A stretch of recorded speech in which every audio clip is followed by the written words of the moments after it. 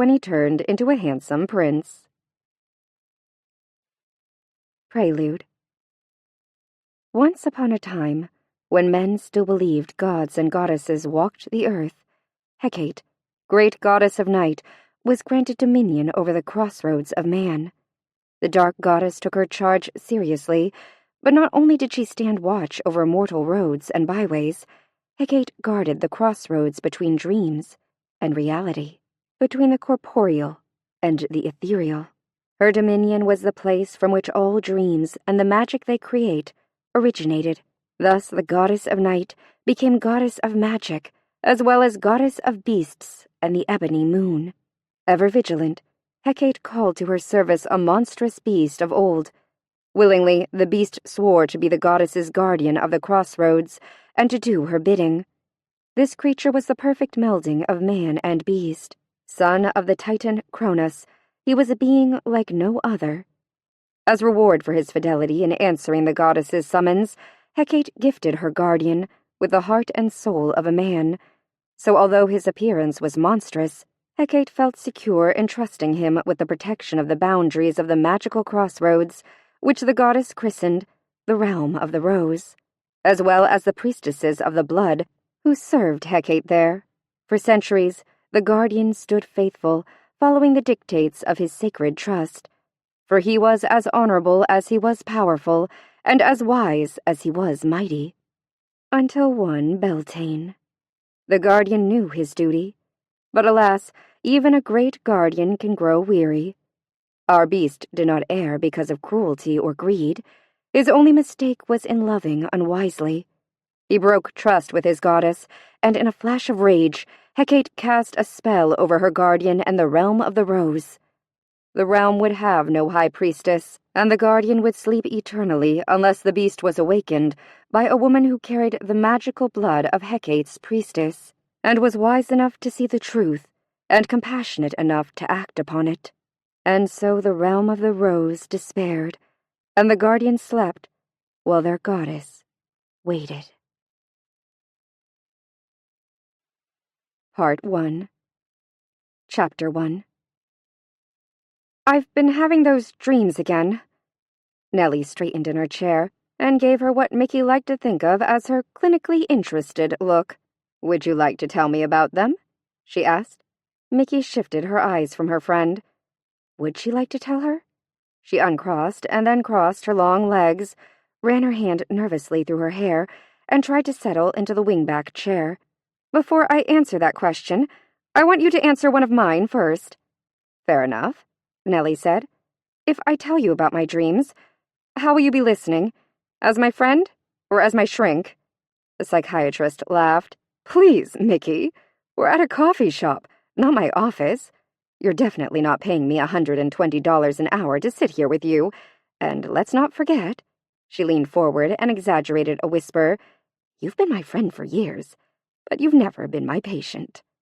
True, but that hasn't been because of my lack of issues. Oh, definitely, Nellie said with purposeful sarcasm. So you gonna tell me?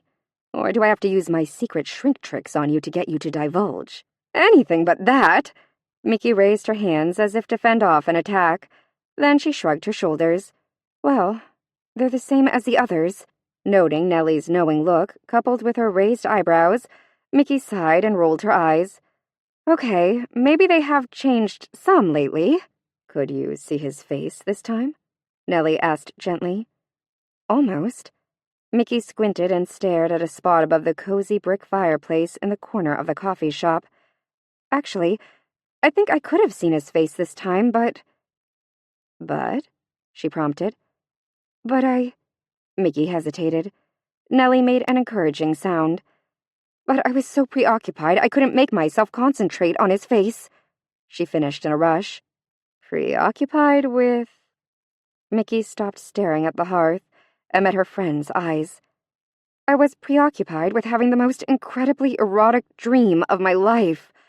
I really didn't give a damn what his face looked like. Wow. She drew out the word. I don't remember you describing sex in the other dreams. Now I really am interested in the rest of the story. That's because they weren't... Or maybe I didn't. Oh, I don't know. For some reason, they're changing. She struggled to describe what was happening to her.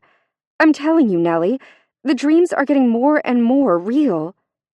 The joking sparkle went out of Nellie's dark eyes, instantly replaced by concern. Talk to me, honey. What's going on? She asked. It's like the more realistic the dreams get, the less real my life is. Tell me about your latest dream, Mickey. Instead of answering her, Mickey twirled an errant strand of thick, copper-colored hair and bought time by sipping her cappuccino. She and Nellie had been friends for years. They'd met at the hospital where they both worked and had been instant girlfriends. On the outside, they had little in common.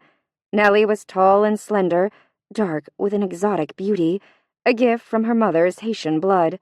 She towered over Mickey's 5'7" frame. Where Nellie was dark, Mickey was fair. Just as where her friend was slender and graceful, Mickey was voluptuous and earthy. But instead of being jealous of or put off by the differences in their exteriors, the two women had, from the moment they'd met, appreciated each other for their uniqueness. It was a solid friendship, founded in trust and mutual respect.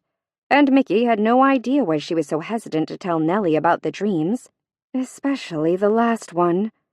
Mickey? I'm thinking of where to start, she prevaricated. Nellie gave her a little half-smile and sipped her own cappuccino before taking a delicate bite from her chocolate biscotti. Take your time. All good shrinks have one thing in common. I know. You're all annoyingly patient. Exactly. Mickey fiddled with her coffee cup. She really did need to get this dream stuff straightened out. It was becoming too weird, in a hypnotic, seductive way. But she was stalling, and not just because she was hesitant about revealing such intimate details aloud, but also because part of her was afraid her friend, who really was an excellent psychiatrist, would have some kind of magic words that would cure her. She wasn't sure she wanted to be cured. Hey, it's just me, Nellie said softly. Mickey gave her a tight, appreciative smile, drew a deep breath, and began. Okay, this one started the same as the others. She picked nervously at her fingernail polish. You mean in the canopy bed? Huge canopy bed, in the enormous bedroom, she corrected, and then nodded. Yeah, it was the same place, only it wasn't as dark as it usually is. This time a little light was coming into the room through a whole wall of windows. I think they're called... Mickey searched for the word. Something or other. Panes of vertical stripes of glass. Know what I mean? Nellie nodded. Mullioned windows. Right, I think. Well, whatever they're called. I noticed them this time because they were letting in some light. Mickey's gaze was trapped by the cheerily burning fire as she relived her dream. It was a soft, pink-tinted light. That must have been dawn, she said dreamily, and then caught herself and continued. Anyway, it woke me. She hesitated, and a small half-laugh escaped her throat. It even seemed odd in the dream, having my dream self wake up to experience another dream. Mickey shrugged her shoulders. But I woke up. I was lying on my stomach, and I could feel someone brushing my hair. It was wonderful. The whoever was using one of those big brushes with soft, wide bristles. Mickey grinned at her friend. You know, there are few things better than having your hair brushed. I'm with you on that one. But hairbrushing is not sex. Okay, it's been a long time, but I'm fully aware that hairbrushing is not sex. I'm not at the sex part yet. I'm just at the why I was so relaxed and happy part, Mickey said, giving Nellie an impatient look. Sorry for interrupting. Just pretend like I'm not here. Is that shrink talk stuff? Nope, it's I want to hear about the sex part stuff. Mickey grinned at her. In that case, I will gladly continue. Let's see. I was so relaxed that I could feel myself drifting. It was bizarre, like my soul had become so light that it lifted from my body. It was then that everything got freaky. Explain freaky. Well, there was a rush of wind. It was like the breeze had all of a sudden picked me up and carried me someplace. But not really me, just my spirit me. Then there was a settling feeling. It startled me, and I opened my eyes. I was back in my body, only now I was standing in the middle of the most incredible rose garden I have ever seen, ever even imagined. Mickey's voice lost any hint of hesitation as she fell into the description of the scene. It was breathtaking. I wanted to drink the air like wine. Roses were all around me, all my favorites: Double Delight, Chrysler Imperial, Cary Grant, Sterling Silver. She sighed happily. Any Mikado roses? Nellie's question brought her back to reality. No, I didn't see any of my namesake roses. She sat up, giving her friend an irritated look. And I really don't think this is happening to me because my mother thought it was clever to name me after her favorite rose. Nellie made a conciliatory gesture with her hand. Hey, you have to admit, Mickey, she said, pronouncing the nickname clearly, as if to erase the word Mikado from the air around them, that it's weird that roses, in some form, appear in every one of your dreams. Why should it be odd? I'm a volunteer at the Tulsa Municipal Rose Gardens. I raise my own roses. Why should something that has been such a big part of my life not figure into my dreams? You're right. Roses are an important part of your life, as they were your mother's, and her mother's before her, and hers before her, Mickey interrupted. Nellie smiled and nodded. You know I think it's a lovely hobby, and I'm completely jealous of your ability to grow such beautiful roses. I'm sorry. I shouldn't be so touchy. I guess I'm running short on sleep. Worry shadowed Nellie's expression. You didn't tell me that you're not sleeping. Oh, no, it's nothing, Mickey said briskly. I've just been taking too many papers home from the office and staying up too late. Please don't ask me any more questions about that, she thought, glancing at Nellie as she hastily stirred and then sipped her cappuccino. She didn't want her to know that her exhaustion had nothing to do with lack of sleep or too much work. All she wanted to do was to escape to her dream world and sleep, and even though she never felt fully rested after she'd been to that fantasy world of dreams, she felt compelled to return night after night. Mickey? Where was I? She floundered. In the beautiful rose garden. That's right. And things were getting freaky. Yeah. Mickey let her eyes fall back to the fireplace. For a while, I just walked among the roses, touching each of them and appreciating their beauty. My guess was right. It was early morning, and the air was fresh and cool. The roses were still sprinkled with dew. Everything looked like it had just been washed. The garden was circular, and the roses and their terraces formed a kind of labyrinth, or maybe a maze. I wandered around and around, just enjoying myself. Mickey's smile wavered, and she paused before beginning the next part of her dream. She could feel her cheeks coloring. Her eyes shifted abruptly to meet her friend's curious gaze. Do not tell me you're embarrassed. Mickey gave her a sheepish grin. Kinda. Please recall that you and I have gotten Brazilian waxes. Together. In the same room. Get over it and give me the details. Plus, if all else fails, remember... She took another big bite of biscotti and continued through a full mouth. I'm a professional. Don't remind me, Mickey mumbled. She took a deep breath. Okay, so I'm in the rose garden, and then I suddenly felt him. I couldn't see him, but I knew he was behind me. She licked her lips. Unconsciously, Mickey's hand moved to her throat. Her fingertips slowly stroked the sensitive skin at the base of her neck as she spoke. I started walking faster, because at first I felt like I should get away from him. But soon, that changed. I could hear him behind me. He was gaining on me. He wasn't being quiet or trying to hide. His noises were feral, dangerous. It was as if I was being hunted by a fierce, masculine animal. Mickey tried to force her breathing back to normal. Her body tingled with a flush of heat. She could feel the drop of sweat that made a hot, wet path between her breasts. You were afraid? Nellie asked. No, Mickey said in a whisper that her friend had to lean forward and strain to hear. That's just it. I wasn't afraid at all. It thrilled me. It excited me. I wanted him to catch me. When I ran, it was only because I could tell it provoked him, and I wanted very much for him to be provoked. Wow, Nellie said on a rush of breath. Sexy. I told you so, and it gets better. Good. Nellie bit into another biscotti. I ran naked and laughing. It felt like the wind was my lover as it rushed over my body. I reveled in every grunt, every huff, every growl made by the man-thing who pursued me, and I wanted to be caught, but not until he was very, very eager to catch me. Well, for God's sake, don't stop there. Did he catch you? Mickey's gaze became introspective, and her eyes moved back to the fireplace. Yes and no. As I said, I was running and he was chasing me. I came to a sharp corner in the labyrinth, and I turned, then stumbled, and fell into a pit. When I hit the bottom, it should have hurt, but it didn't because my fall was cushioned. Mickey's lips twitched, and then curved into a seductive smile. It was cushioned by petals. I had fallen into a pit that had been filled with a bed of rose petals. There must have been thousands of them. Their scent filled the air and caressed my body. Every inch of my naked skin felt alive against their softness. And then his hands replaced the roses. They weren't soft. Instead, they were rough and strong and demanding.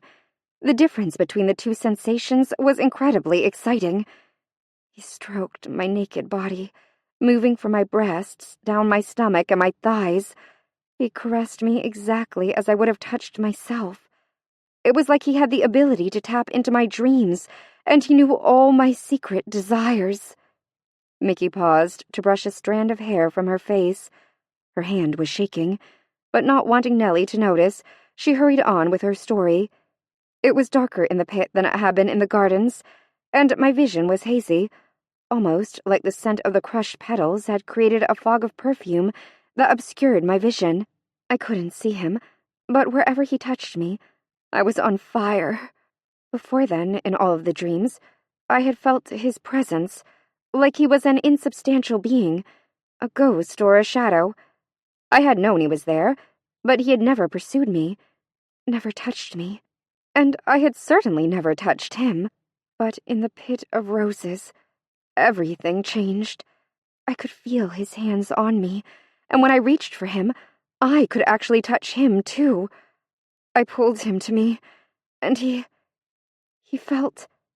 Mickey gulped and closed her eyes tightly in remembrance. He felt thick and strong, and incredibly big. I ran my hands up and down the width of his shoulders and his arms. His muscles were like living stone, and I felt something else. He had... Mickey swallowed around the sudden dryness in her throat. Could she really tell Nellie? Could she tell anyone? Remembering, it was almost as if she was there again, in that pit of sensation and fragrance. Her hands had moved up to bury themselves in the thick mass of his hair. She had intended to turn his face to hers, to open her eyes and to finally see him. Then she had touched them. Horns. The man-creature who was stroking her body into an excitement she had never before experienced had horns. No, she couldn't tell Nellie. It was just too crazy. And her friend definitely knew crazy. Instead, she said in a rush, he had some kind of costume on. It was leather, hard leather, all across his chest, like, she searched for the word, like an old-fashioned breastplate. It was unbelievably erotic, those hard muscles being barely covered by that hard leather. I let my hands feel him, caress him. His face was buried in my hair, right here. Closing her eyes, Mickey's right hand moved slowly up, pulled forward a mass of her reddish curls, and sank her hand into them right near her right ear. This is where his face was, so it was easy for me to hear every sound he made. When I stroked him, he moaned into my ear, except it wasn't really a moan, at least not a moan a human would have made. It was a low, deep growl that went on and on. I know it should have scared me. I should have screamed and fought, or at the very least been petrified, frozen with fear. But I didn't want to be away from him. That horrible, wonderful, beast-like sound, excited me even more. I felt like I would die if I couldn't have him. All of him. Arching up to meet him, I could easily feel his erection. He was grinding it against me. Mickey swallowed again, and then he spoke. His voice was like nothing I've ever heard. A man's, yet not. An animal's, but not really. The power in it rumbled through me, and it was as if I could hear him within my mind, too. When she paused, Nellie prompted breathlessly, "What did he say?" He growled into my ear, "We must not. I cannot. It cannot be allowed to happen." But his words didn't stop me. I could feel his desire in them as surely as I could feel his hardness between my legs. I begged him not to stop as I clutched at his clothes. I wanted them off him. I wanted him naked against me. But it was too late.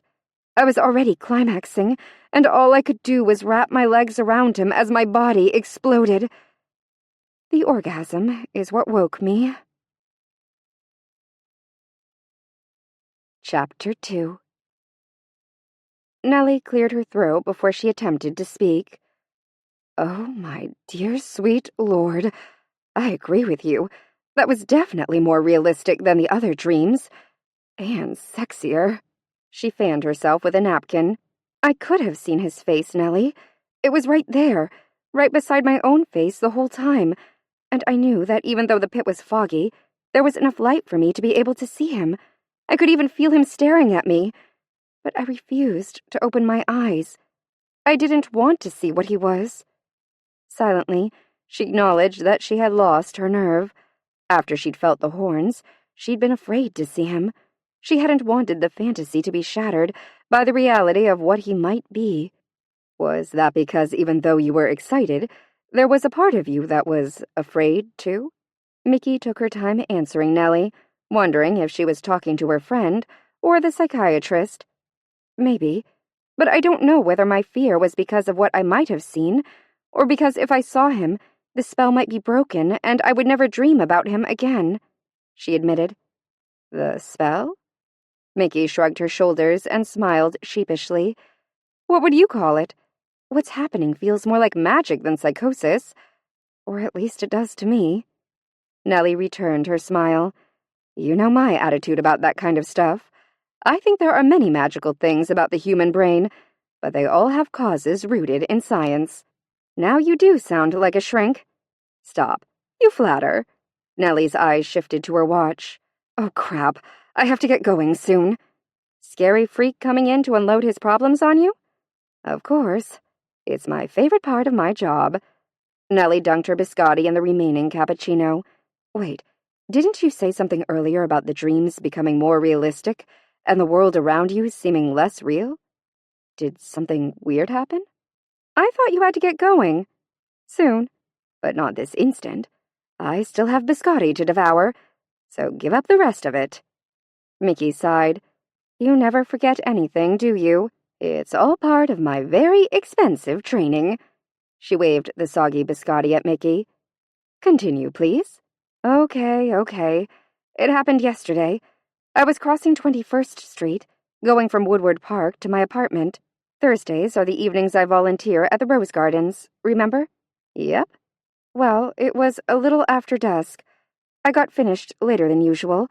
There's just so much to do to get the roses ready for winter, and with the pain-in-the-ass construction in the third tier, well, we're way behind. Anyway, I was crossing the street, and I heard something weird behind me. Mickey paused and squinted her eyes in reflection. Something weird? I know it sounds crazy. Mickey gave a nervous laugh. But who better to tell crazy stuff to than my shrink girlfriend? Nellie narrowed her eyes at her. With a little unconscious gesture of defiance, Mickey tossed back her hair before she continued. Okay, I heard this noise coming from behind me. At first, I thought it had something to do with the play they're rehearsing in the park. Oh yeah, performance in the park runs the first week of November. I'd almost forgotten. What is it they're putting on this year? Medea, Mickey said, slanting a grin at her. So a weird sound coming from that play wouldn't have seemed too surprising. Exactly. Except I heard a roar, and even though I haven't read the play since high school, I don't think there are any wild animals in Medea." "You heard a lion?" "I don't know. It sounded a little like a lion, only different." Mickey paused again. She knew very well how the roar had differed from any normal zoo beast. It had sounded lonely, heart-wrenchingly, totally, horribly lonely, and somehow human, too. But there was no way she was going to admit that to her friend. She wasn't that crazy. At least, not yet. Instead, she hurried on with the rest of her explanation. "Yes, I realize the zoo is way over on the other side of town, and even if the lions or whatever animals were roaring their heads off, there's no way I could hear them at Woodward Park. But I swear to you, I heard a roar. As you can imagine, it surprised me, so as soon as I reached the sidewalk, I turned around. The park was hard to see because the air was filled with waves or thermals or I don't know what the hell to call them. You know, like currents of air rising from a hot blacktop road in the middle of summer. I thought something was wrong with my eyes, so I blinked and rubbed at them, and when I opened them again, the park was gone." Nellie's eyebrows drew together. "What do you mean, it was gone?" "Just that." She shrugged one shoulder. "Gone. Disappeared. Absent. No longer there. Instead, there was a huge forest of trees." "Well, Woodward Park has trees," Nellie said, as if that was explanation enough. Mickey made a scoffing sound through her nose. "Oh, please. I don't mean some attractive, well-manicured trees conveniently spaced around man-made waterfalls and azalea hedges. This was a real forest. The oaks were huge, and it was dense and dark." She shivered.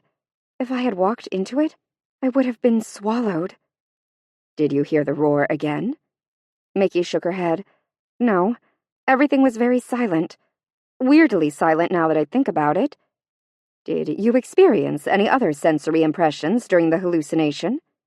"You sound like a shrink when you talk like that. Just answer the damn question." "I smelled roses."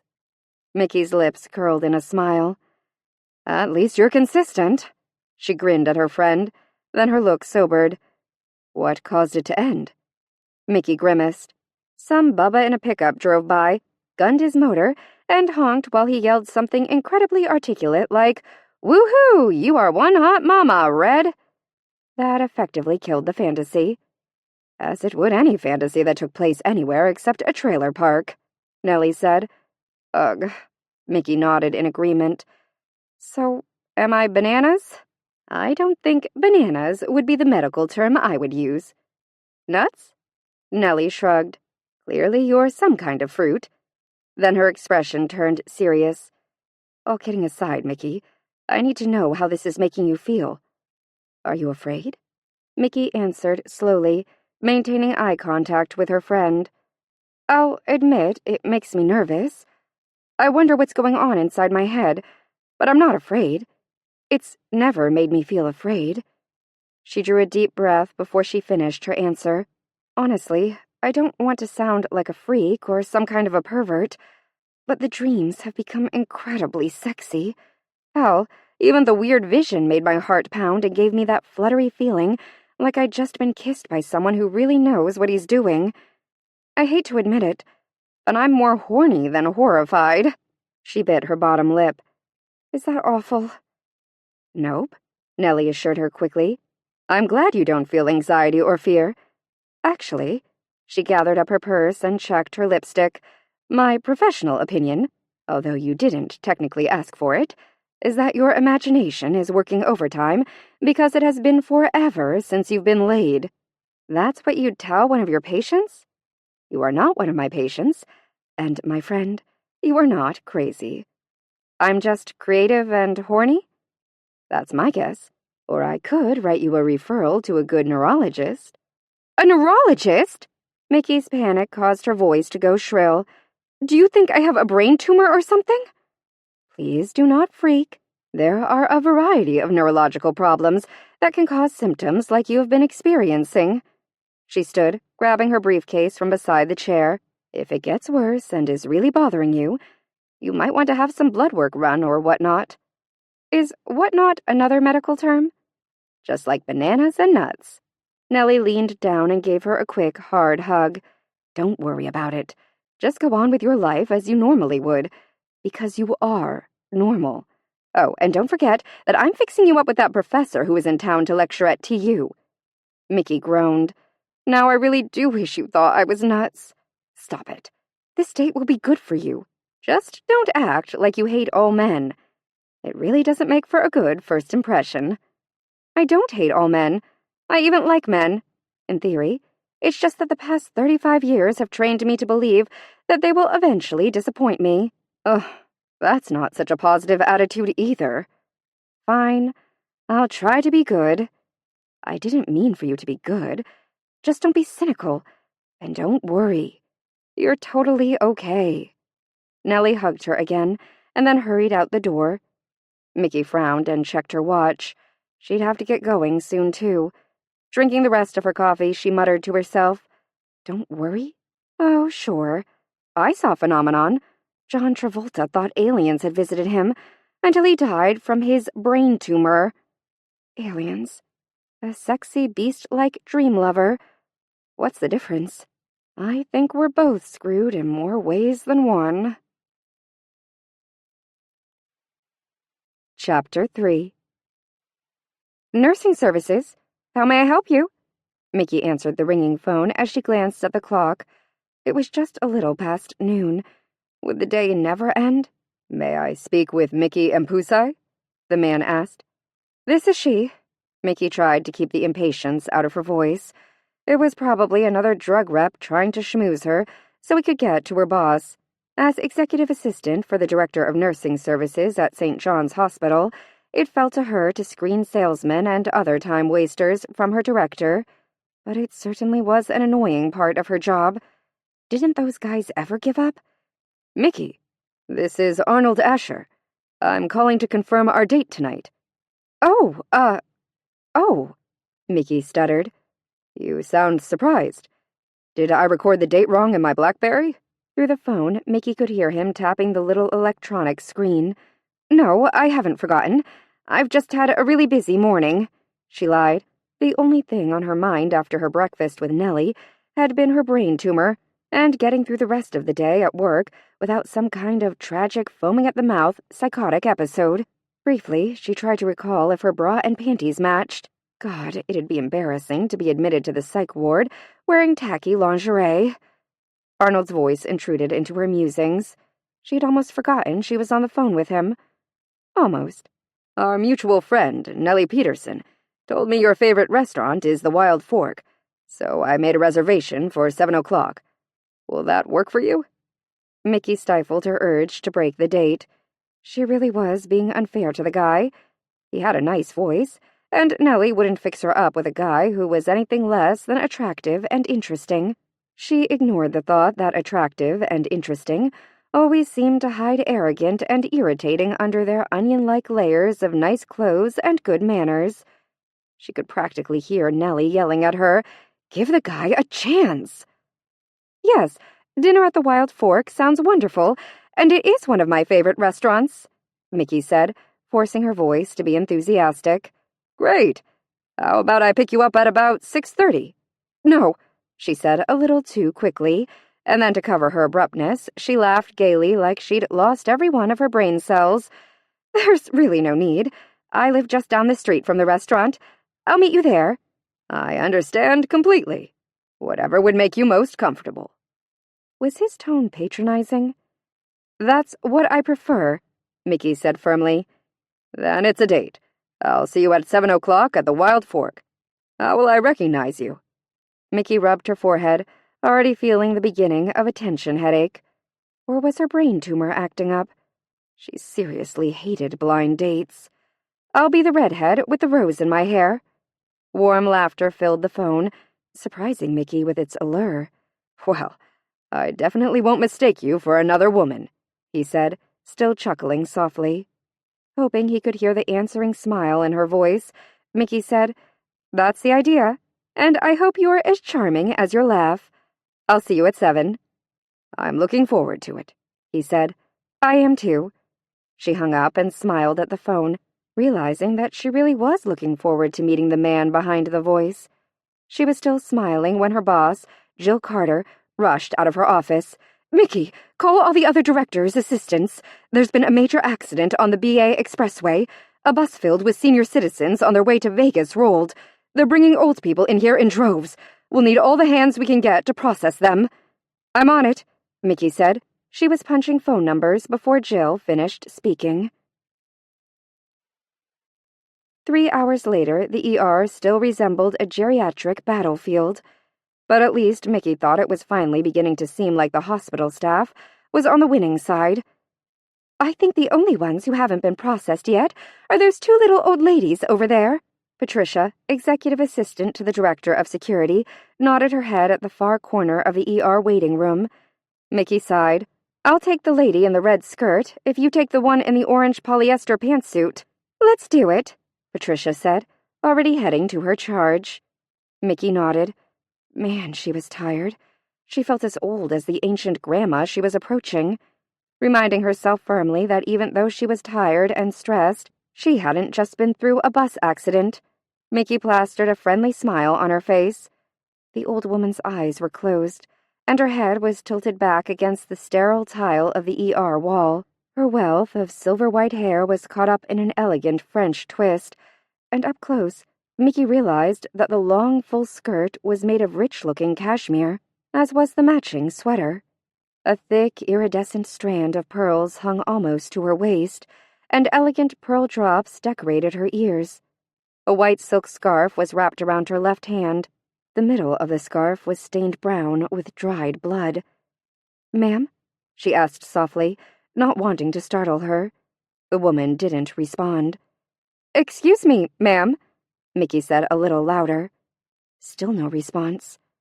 A horrible sinking feeling nested in Mickey's stomach. What if the old lady was dead? Ma'am! Mickey tried unsuccessfully to keep the panic from her voice. I am not dead, young lady. I am simply old. The woman's voice was husky and attractive, rich with a soft, rolling accent. She enunciated the syllables of each word carefully, but she didn't open her eyes. I'm sorry, ma'am. I didn't think you were dead. I just thought you were asleep. It's your turn. I can take your insurance information now. She opened her eyes, and Mickey blinked in surprise. The old woman's eyes were startlingly clear and a vibrant, deep blue. If hope had a color, it would be the blue of the old woman's eyes, and Mickey was struck speechless by their beauty. The deep, soft lines at the edges of the woman's eyes crinkled as she smiled. You should have tried to always tell the truth, my dear. You are a dismal liar. But do not fret. I am most certainly alive. For the moment.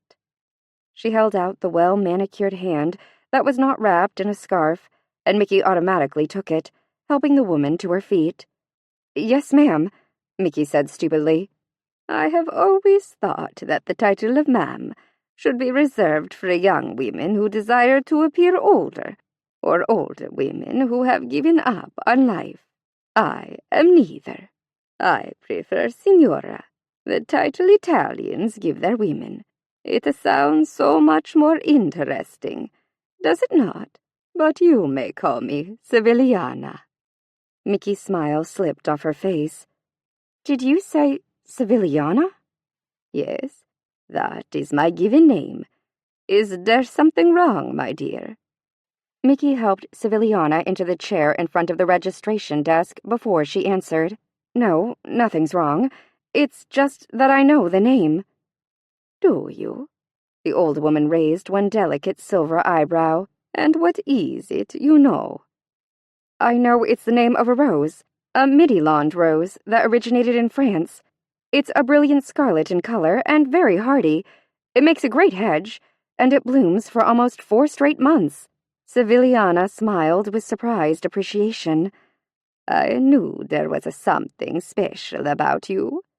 Mickey tried to return her smile, but she was still disconcerted by the odd coincidence of their names. Plenty of roses had been named after people, The JFK Rose, the Dolly Parton, the Princess Di, but she'd never met anyone else who had been named after a rose. Retreating into the familiar, she tapped her computer and pulled up the new patient profile screen. "What is your last name, ma'am? I mean, Signora?" Mickey asked. "Calissa, spelled K-A-L-Y-C-A. She took an insurance card from her purse and handed it to Mickey. "And what is your name, my dear?" Mickey glanced up from the computer screen. Automatically, she opened her mouth to tell Civiliana her nickname, but something in the old woman's knowing gaze made her hesitate. "Mikado," she admitted. The smile that lit Civiliana's face seemed to wash decades from her age. "Oh my, another lady of the roses. What a lovely surprise." "It's certainly unusual," Mickey agreed, with a hint of sarcasm. Civiliana studied Mikado carefully. "As you age, you will learn to appreciate the unusual, no matter in what form you discover it, or it discovers you." Mickey closed her lips on the ready quip that came to her mind. There was something so wise in the old woman's eyes that she felt her normal defenses slip. "Do you really believe that?" Mickey asked suddenly. "Of course, my dear." Civiliana's incredible eyes were sharp. "The unusual is as close as we can get in this world to experiencing real magic. And the magic is the breath of life." Mickey would have liked to have questioned the old woman further, but just then a nurse stepped officiously up to them. "I believe you're my last patient." The RN helped Civiliana to her feet. "Let's take a look at that hand." "It is nothing but a scratch," the old woman said as she let the nurse lead her from the desk. Then, glancing over her shoulder, she met Mickey's eyes and spoke clearly and distinctly. "I have received far worse wounds from pruning my roses without gloves." Her words caused a shock of surprise to explode across Mickey's skin. How did the old woman know? Mickey was still staring thoughtfully at the doorway through which Civiliana had disappeared when her boss squeezed her shoulder, making her jump. "Didn't mean to scare you, Mickey. I just wanted to thank you. I appreciate your help today. It was above and beyond the normal call of duty." "Oh, no problem, Jill. It was a nice change from regular office work." Jill looked at her assistant closely. She noticed the dark circles under her expressive eyes and the unusual paleness of her skin. Mickey had been her assistant for 5 years, and the director had come to depend on the no-nonsense way she kept the nursing services office running smoothly. But lately, her assistant had begun to worry her. She had become increasingly absent-minded, and just 2 days earlier, Jill was almost positive Mickey had been sleeping at her desk. Perhaps it was time her assistant took a vacation, and maybe she needed a raise, too. Jill would hate to lose her to one of their competitor hospitals, and that new heart hospital had just opened on 91st Street. They were probably recruiting heavily for experienced employees. She made a mental note to look into the raise and bring Mickey one of those cruise line catalogs first thing Monday morning. "Why don't you knock off early today? It's been a long week." Mickey smiled in surprise. "Thanks. I do have a big date to get ready for." Jill grinned at her assistant. "I'll keep my fingers crossed." Then she looked around to be sure no one could overhear her before quipping, "You know, a hard man is good to find." Mickey giggled. "This one's a professor." "Well, here's hoping that his—" Jill paused, omitting the word and waggling her eyebrows suggestively. "Is as big as his brain. See you Monday." Then she departed, swinging her hips jauntily in time with her characteristically saucy stride. Mickey was still smiling as she turned off the computer. It was as she clicked the mouse that she noticed the laminated insurance card. "Ah, damn it. I didn't give Civiliana back her card." Mickey grabbed the card and rushed through the door to the inner area of the emergency room. The nurse's station was located in the middle of the large center arena. Mickey recognized the unit secretary who sat behind the tall counter. As usual, the petite brunette was busy typing orders into the computer. "Hey, Brandy, what room is Civiliana Calissa in?" "7. The harried secretary didn't even glance up at her. That's a name that is hard to forget. Thanks. Mickey headed to the door marked 7. Hope it quiets down for you tonight. Fat chance, Brandy muttered. Mickey knocked on the closed door. You may enter, the old woman's distinctive voice called. Mickey opened the door and peeked hesitantly into the room. Civiliana beckoned her in with her good hand. Her left hand was propped up on an aluminum arm that pulled out of the side of the examination bed. Someone had draped the shiny surface with a blue cloth. Mickey could see the laceration that slashed across the meaty part of her palm. It was slowly seeping blood. Come on in, my dear. The nurse has gone to collect some instruments with which to fix this. She nodded at her hand. Apparently, I need stitches. I'm sorry, Mickey said automatically. I hope it doesn't hurt too much. It is a small thing, Mikado. Civiliana gestured to the chair beside the bed. Please, sit. It was kind of you to look in on me. I brought you this. Mickey handed her the insurance card, feeling chagrined that she hadn't really come to check on her. Thank you. I would never have remembered where I left it. Civiliana took the card and smiled warmly at Mickey. Mickey sat. She tried to keep from staring at the old woman's wound, but like a horrible accident passed on a highway, her gaze kept being drawn back to it. And there was something else about Civiliana's palm. Mickey squinted, trying to get a better look at it. Blood is fascinating. Do you not think it's so? Civiliana's voice was hypnotic. The color always reminds me of roses, Mickey said softly. She forced her eyes from Civiliana's injured hand to her face. I don't mean to sound like I'm a blood-crazed ghoul. It's just that freshly blooming roses and new blood share such a unique color. I don't understand why that should have a negative connotation, she finished defensively. Civiliana's amazing blue eyes pierced her. You are wise for one who is so young. For me, it took many years to understand that there is no negative connotation in what you say. Roses and blood do share many of the same traits, which is truly a wondrous thing.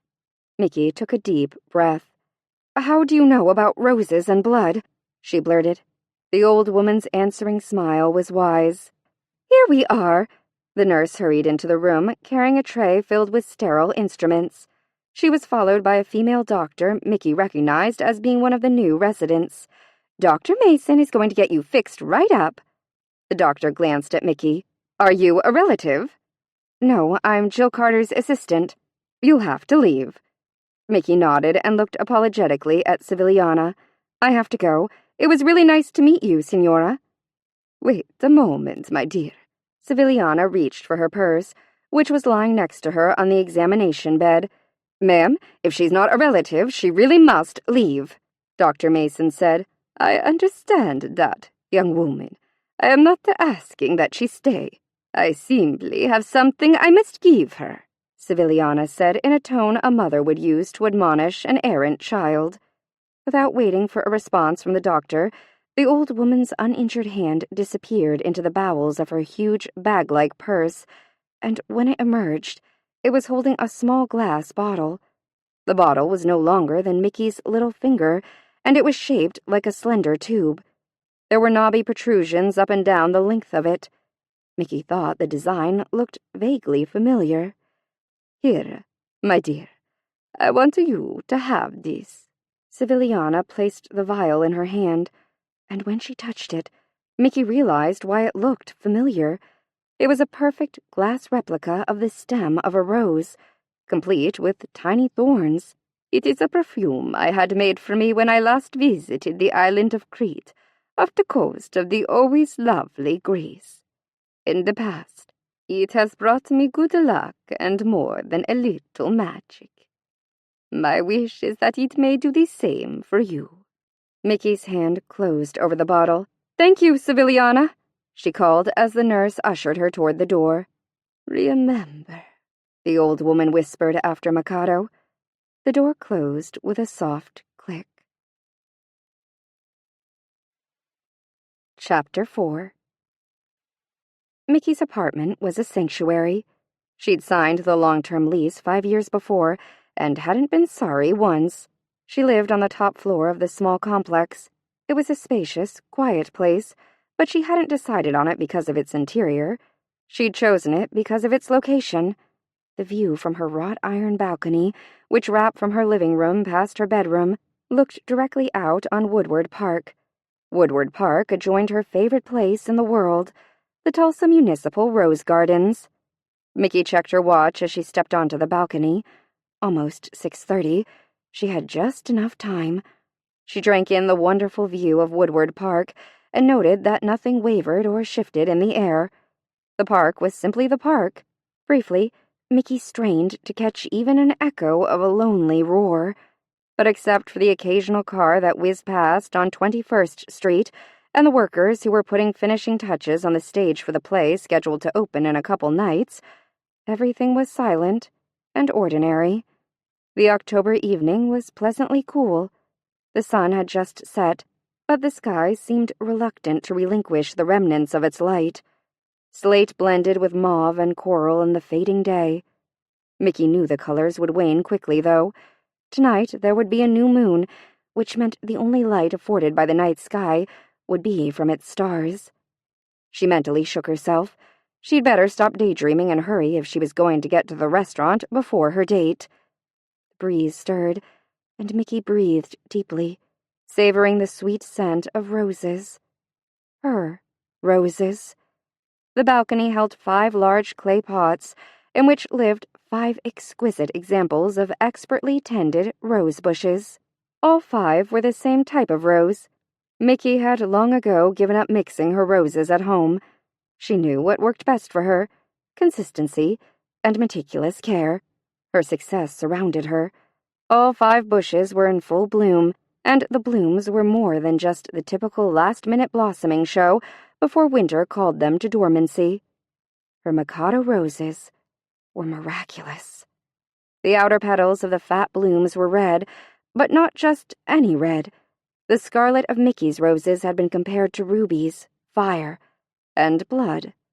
As the blooms unfurled, the brilliant red merged with gold until the base of the rose appeared to have been dipped in a glass of expensive sherry. Mickey had been winning the amateur category of the annual All-American Rose Selections garden show for the past 5 years. Her co-volunteers at the Tulsa Rose Gardens liked to joke that no one could beat her because she had some kind of magic potion she poured on her roses. Each year they would make a big production of begging her to share her secret. Mickey smiled and accepted their praise, but she never joked about having a secret rose potion. Mickey put down the watering bucket and the little toolbox that held her various pruning shears and other rose gardening implements. She approached the first bush. Frowning, she pinched off a small leaf that, to the untrained eye, looked healthy, but to Mickey's experienced gaze spelled a potential problem. "Powdery mildew," she said with disgust. "I knew the last couple nights had been unseasonably cool, but I thought the temperatures during the day would offset any negative effects." She caressed one of the blooms lightly, speaking to the bush as if it were a child. "It's too early in the season. You won't want me to bring you inside yet. I guess I'll have to start covering you at night." Moving from plant to plant, Mickey inspected her charges. She found no more offending leaves, but she made a mental note to check the forecast before she went to bed. If the temperature was going to drop to anywhere around 40 degrees, she would cover the roses. Returning to the toolbox, she selected a medium-sized pair of shears.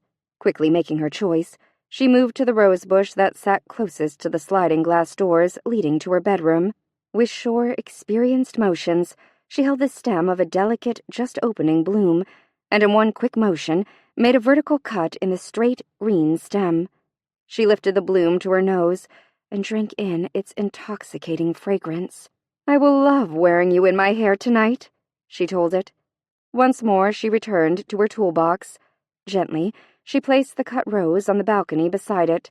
Then she put away the pair of shears and searched through the box for the final tool she would need that evening. She found the pocket knife quickly. It was small, but her toolbox was familiar and well ordered. Nothing could hide within it for long.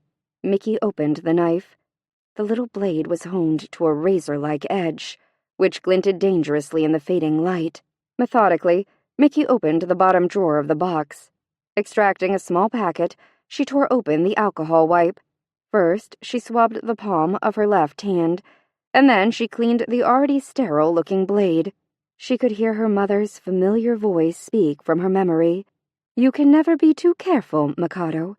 There's no need to get an infection." Satisfied that both surfaces were clean, Mickey discarded the alcohol pad. She glanced around her. Even though her balcony faced a busy street, the apartment's height and the thick foliage of her rose bushes coupled to prevent any passerbys from catching much more than a glimpse of her. But on the evening of the new moon, Mickey wanted to avoid even the possibility of being glimpsed. Nothing was stirring around her except the breeze. Mickey held her left hand in front of her. The skin of her palm was malted with slender white scars. She glanced at the palm of her right hand. Yes, she had remembered correctly. Amidst the little bone-colored lines on that palm was a more recent mark, still pink and newly healed, which assured her that this month it was her left palm she must use. Without further hesitation, Mickey pressed the sharp blade against her left palm, and with a practiced, precise movement, cut herself. Blood welled instantly, and Mickey was suddenly reminded of Civiliana's injury. It had been in exactly the same place, only deeper and wider. And then, with a jolt, she realized what else she had seen on the old woman's palm. Bone-colored scars, slender, well-healed, and familiar. Mickey felt a wave of dizziness and closed her eyes quickly on the spinning balcony. How could the old woman have the same cutting scars as she? It was only the women in Mickey's family who practiced this ritual, and they had done so in strict secrecy for generations. And since her mother had died the year before, Mickey had thought she was the last of her kind, the only person left in the world who knew the secret of blood roses. Mickey had to find out more about her. First thing Monday morning, she would pull Civiliana's patient record and get her address. She must see the old woman again. The vertigo-like feeling faded, and Mickey opened her eyes. Blood was pooling in her palm. Before it could drip onto the balcony, Mickey plunged her hand into the watering bucket. At first, the cut stung, but the coolness of the water quickly turned soothing. Mickey swished her hand around, watching the water blush with her blood. After a few minutes, she pulled her hand from the water, shook it, and wrapped it tightly in a strip of gauze she pulled from the open bottom drawer of the toolbox. She knew the bleeding would stop soon. Leaving a narrow, unobtrusive scab she would cover for the next couple days with a flesh-colored Band-Aid. If the other volunteers at the Rose Gardens noticed it, Mickey would simply smile her way through their admonishments about being more careful when she pruned and making sure she always wore her thick leather gloves. But few people ever noticed such a small, insignificant cut. Carrying the bucket with her uninjured hand, she carefully divided the water among the 5 plants. She poured the blood-tinged liquid slowly over each plant's roots, whispering endearments to them and praising them for their beauty. As always, Mickey thought she could actually see the roses responding to the ritual. The cool breeze filtered through their thick leaves, causing the heavy blooms to nod their heads as if they were saying, "Yes, we are part of you, blood of your blood." And to Mickey, they were more than just plants. They were her legacy and the last vestige of her mother and her family. Without them, she would be alone in the world. When the water was gone, she smiled happily at her charges. "I'd like nothing more than to pull my rocking chair out here, pour myself a glass of that new red I bought yesterday, and spend the evening reading a good book." But she had a date, she reminded herself, with a man who had a nice voice and a charming laugh. Mickey checked the time. It was 6:45.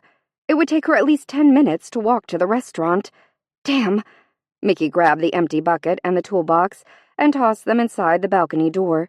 She'd clean up the mess when she got home. Rushing to her bathroom, she gave her makeup and hair one last check. She looked good. The black leather skirt was one of her favorites, and the rust color of the cashmere sweater was a lovely complement to her red gold hair. Quickly, she chose a long, slender strand of antique black glass beads to hang around her neck and dug through her earring drawer until she found a pair of matching chandeliers.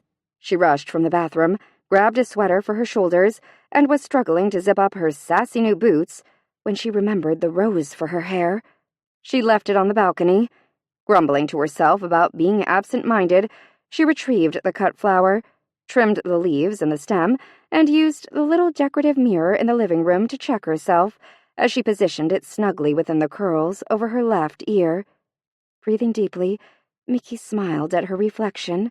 What better perfume could she choose? Perfume. Mickey narrowed her eyes thoughtfully and glanced at her purse. Deciding quickly, she unzipped the little side pocket that usually held only her lipstick, a compact, and her keys. The glass stem was there, nestled among the more familiar items. Well, why not? Mickey asked herself. Seviliana said it brought her luck. Maybe if I wear it tonight, I'll be lucky enough to have a decent date for a change. Mickey pulled open the tiny cork and raised the vial to her nose. She inhaled and blinked in delighted surprise. The perfume was an earthy mixture of roses and spices. Mickey inhaled again. She'd never smelled any perfume like it. Along with the familiar scent of traditional roses, she thought she recognized cinnamon, ginger, and clove, all blended together in a rich, sweet oil. She dabbed the perfume on the pulse points of her neck, throat, and wrists before placing the vial back in her purse. Humming softly to herself, she locked the door behind her and hurried to the sidewalk, loving how the evening breeze mingled the sweetness of her namesake rose and the earthiness of her new perfume. She certainly smelled good, and suddenly she realized that she really was feeling very lucky. Chapter 5.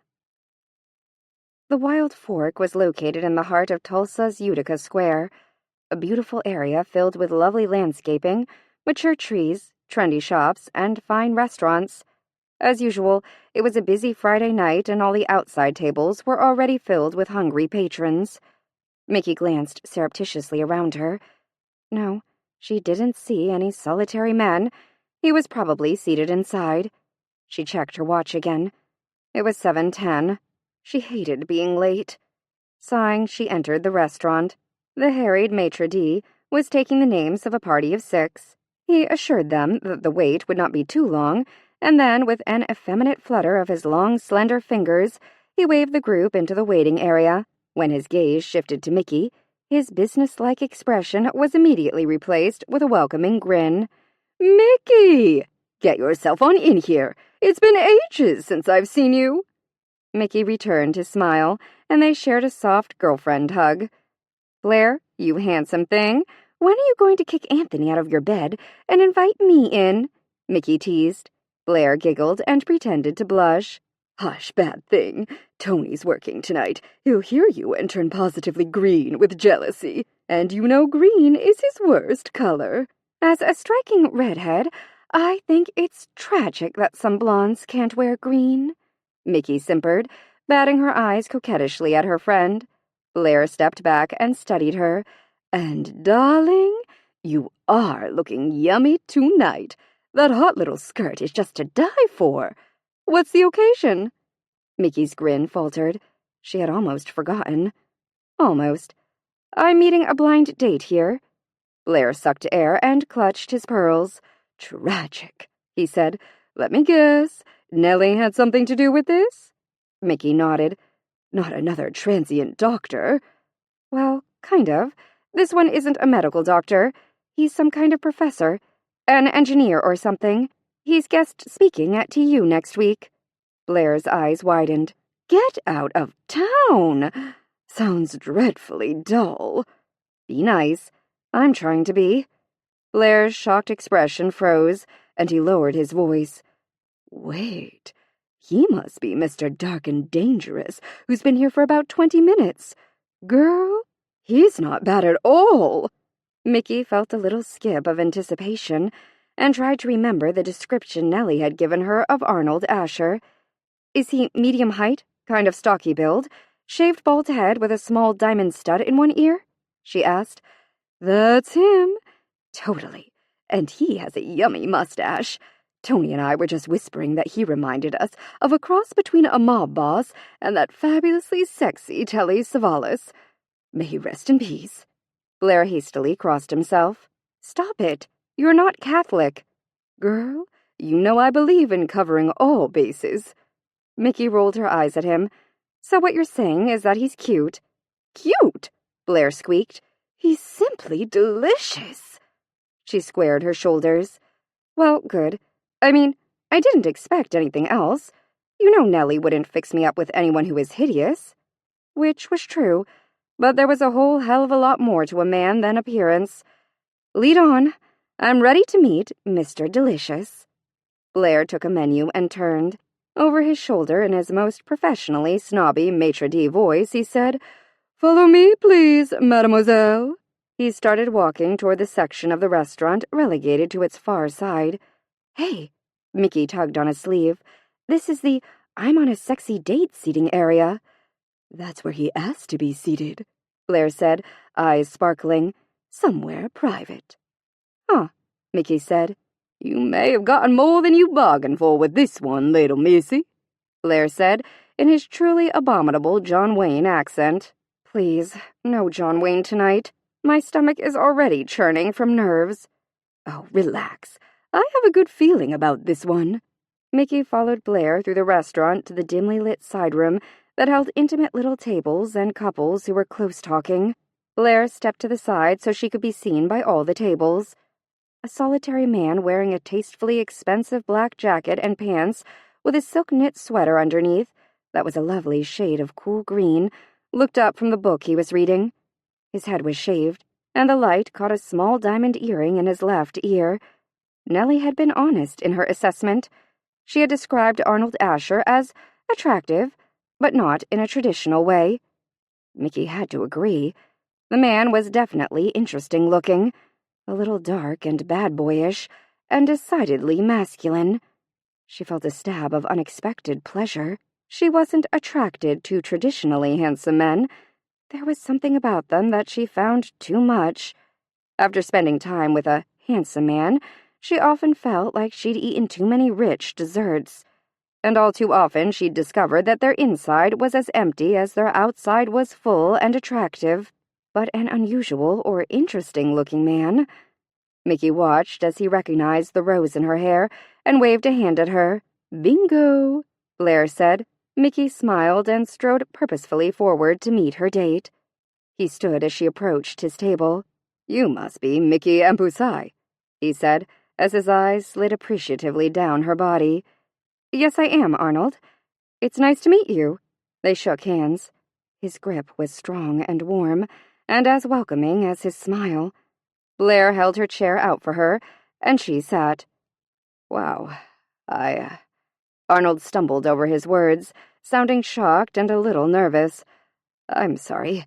I just suddenly had the overwhelming impression that we've met before, even though I know that's not possible. Really? Mickey laughed a little, enjoying the appreciation that was clear in his eyes. Do you usually dabble in the psychic? I don't remember Nellie saying anything about that. His smile stayed warm. I like to call it being intuitive and willing to be open to new possibilities. Feeling her face flush with the obvious interest he was showing in her, Mickey's eyes dropped to the book he had been reading. The title was My Losing Season. Mickey gasped, reaching for the hardback. Pat Conroy! You like Pat Conroy? He's one of my top 10 favorite writers, Arnold said. Mine too. I love him. The Prince of Tides, The Great Santini, The Water is Wide, Beach Music, The Lords of Discipline, he continued for her. I adored beach music. So did I. Almost as much as The Prince of Tides. I hated that it got some bad reviews, he said quickly. I couldn't agree more. Pat Conroy's prose is magic. I cannot understand how anyone could give him a bad review. They sat and smiled in happy surprise at each other, and Mickey felt a rush of something she hadn't felt for a long time on a date. Hope. Blair's romantic and totally exaggerated sigh changed into a contrived cough when Mickey glared at him. "Oh, me God! Excuse me," Blair said. "Something tickled my throat." "Blair, honey, you can bring me a glass of my usual Chianti." She glanced back at the still smiling Arnold. "Are you hungry? I skipped lunch and would love an hors d'oeuvre." "Sounds good to me." "Fantastic. How about the olive bread? It always makes me think of Italy." Arnold nodded, and Blair hurried away. "So you're a Conroy fan," he said. "Which is your favorite?" "Probably The Prince of Tides, but I love them all." Mickey stroked the cover of the book before passing it back across the table. "I haven't read that one yet." "You have to. It gives amazing insight into his life." "I'll be sure to get it." They shared a look of complete understanding, and Mickey felt another lovely flutter of hope. "You said he was one of your top 10 favorite authors. Who were some of the others?" Arnold leaned forward, obviously warming to the subject as only a true book lover could. Mickey studied him as he talked. No, he was not traditionally handsome, and she did tend to prefer her men taller and younger, but there was definitely something about him, something intelligent and experienced and sexy. "It's hard to narrow them down to 10. I suppose with Conroy I'd have to add Herman Wouk." "The Winds of War. What a fabulous book," Mickey said. "And don't forget War and Remembrance." "Couldn't do that." "Then I'd have to go from there to James Clavell," he said. "King Rat, Taipan, and the best, Shogun," she said, barely nodding at Blair as he brought her wine and their olive bread. "I didn't like the miniseries, though." "Richard Chamberlain as Blackthorn? Please. No, no, no. I really hate it when a great book is turned into a cheesy miniseries." "Unlike one of my other top 10 picks, Larry McMurtry's Lonesome Dove." Mickey paused mid-bite of her olive bread. "I loved the book and adored the miniseries." And from there they launched into a lively discussion of the settings depicted by their most beloved authors, from McMurtry's West to Wilbur Smith's Africa and Egypt. Somewhere in the middle of their conversation, they managed to order and eat dinner. Mickey felt like she wanted to pinch herself. She couldn't remember the last time she'd had such a great dinner conversation with a man. With girlfriends, it was the norm to have easy, interesting discussions. With men, it seemed, at least to Mickey, almost impossible. Yet before she knew it, she'd killed 3 glasses of Chianti, eaten an excellent meal, and was just ordering an Irish coffee for dessert instead of the death-by-chocolate cake that had been tempting her. She was nicely buzzed and having a great time, and was completely surprised when she glanced at her watch and saw that almost 2 hours had passed. She sipped her coffee and felt his eyes studying her. The question on his face was so clear, she smiled and said, "What?" "It's just so amazing." "Actually, I was thinking the same thing," she said a little shyly. "I can't believe I found a woman who has actually read and can appreciate more than a trashy romance novel." Mickey felt the beginning of cold water being dashed on her warm, happy buzz. Had he actually said trashy romance novel? As in the wonderful Nora Roberts and the ever-delightful Mary Janice Davidson, Susan Grant, Gina Showalter, Sharon Sela, Merlene Lovelace, and a host of other fabulous women authors who had kept her company on long nights and made her laugh and cry and sigh happily? "What do you mean by that?" Oblivious to her change in tone, he went on enthusiastically. "I mean that it's unusual that an attractive, available woman has read and comprehended some interesting books. I've made it a point to read a wide range of authors and genres. I think it gives an important added perspective to what might be an otherwise narrow view of life," she said carefully, trying to keep her tone neutral. "I was wondering, Arnold, have you ever read any of Anne Tyler's work?" "Tyler? No, I don't think so," he said. "She won a Pulitzer for breathing lessons, you know." "Did she?" He flashed his smile again. "Good for her." Mickey cringed internally at his patronizing tone. "How about The Historian, by Elizabeth Kostova?" "No."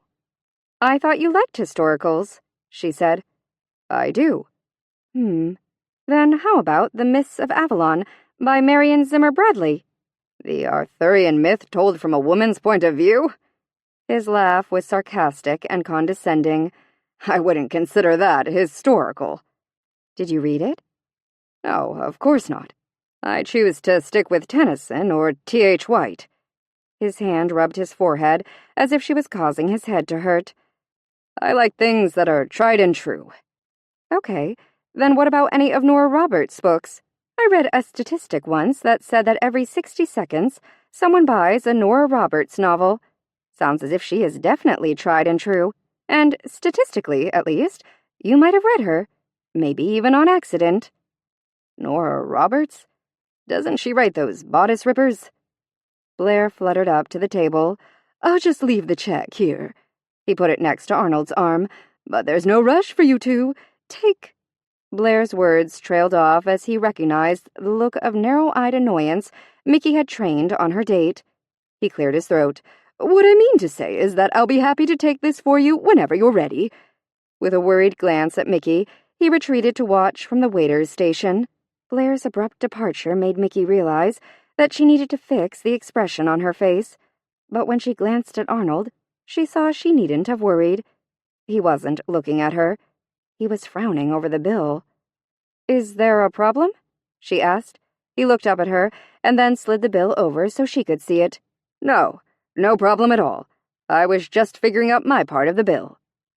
Excuse me? Well, you were the one who ordered the appetizer. You had one more glass of wine than I did, and that Irish coffee certainly wasn't cheap. Disbelieving, Mickey blinked and tried to find her voice.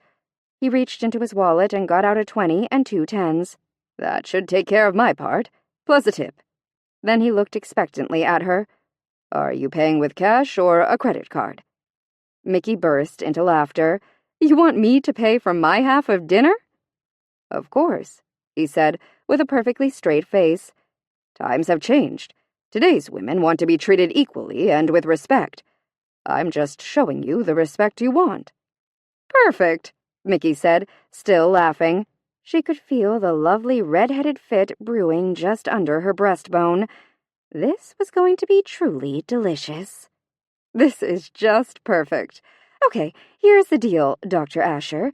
That is how one formally addresses you, isn't it? He nodded, looking vaguely confused. Good. I want to be sure I get this right. Here's the deal, Dr. Asher.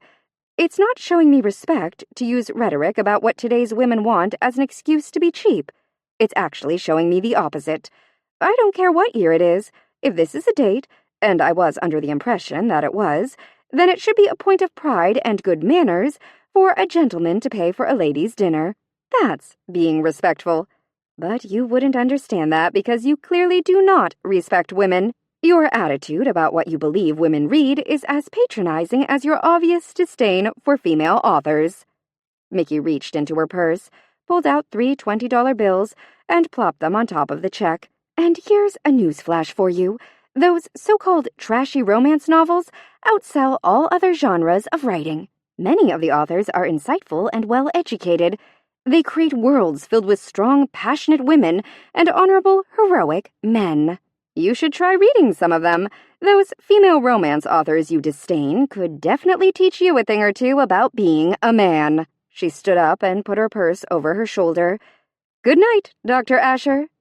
He started to stand, clearly struggling to say something. No, please, don't get up. I want to remember you just like this, confused and speechless. It's a good look for you. It certainly beats patronizing and chauvinistic. Grinning wickedly, she turned and sauntered lazily out of the dimly lit room. She was still grinning as she strolled down the sidewalk. God, she was glad she told him off and walked out. She had never been a wimpy doormat kind of a woman. She had an extraordinarily low bullshit meter. God, didn't it just figure? He had seemed interesting and sexy at first, but like most men, he had turned out to be a disappointment. Whispering through her subconscious was the thought that no man had been able to get close to her because she had never been able to allow herself to share the secret that pulsed through her blood. But the thought was fleeting, and she quickly stifled the stark honesty of it with a tipsy laugh and a little impromptu twirl in the halo of light under a street lamp. She'd never actually walked out on a date before. It was exhilarating. Her steps slowed. Lately, she'd been thinking more and more that maybe she wasn't meant to have a permanent relationship. Maybe tonight had been the final sign she needed. Something like a modern omen. She was different, and it was becoming more and more clear to her that there was no right man for her. He didn't exist. Oddly enough, the thought didn't make her feel sad or lonely. Instead, it made her feel wise, like she had come to a realization that her friends weren't mature enough yet to understand. It gave her a sense of release that was almost overwhelming. Mickey walked past McGill's, a popular local pub, and considered ducking in for a quick drink, but the door opened and a current of noise rolled out, changing her mind. She didn't feel like dealing with shouting above a din of music just to order a drink. Plus, she'd probably had enough. Not that that was a bad thing. She wasn't driving. She was flying. Mickey laughed and walked on, breathing in the cool October air. As she left the business district and got closer to Woodward Park and her apartment, the buildings changed from posh shops and restaurants to the stately old oil mansions that surrounded the park. Mickey loved this part of Tulsa. It made her wish she had lived during the 1920s. She would have been a flapper. She would have cut her hair short, worn loose beaded dresses that shimmied when she moved, had too much to drink, and danced all night. Between parties, she would have crusaded for equal rights for women. Kind of like she'd done tonight, she thought happily. Well, minus the dress, the haircut, and the dancing. She did a happy little skip step under the next light and laughed at herself. Maybe not minus the dancing. She'd have to go back to the restaurant tomorrow night for dinner and get all the gory after-she-left details from Blair and the gang. The sidewalk was interrupted by the road forking in front of her. Mickey was at the juncture of where the mansions gave way to Woodward Park. Here was where she usually crossed the street to her apartment. Hesitating, Mickey looked into the park. She didn't detect any strange shifts in perception that might signal one of her episodes. Actually, until that moment, she'd forgotten about the weirdness that had crept into her life with her recent dreams. "Just goes to prove dumping a man is good for what ails me," she said pleasantly to herself. And everything did look utterly normal.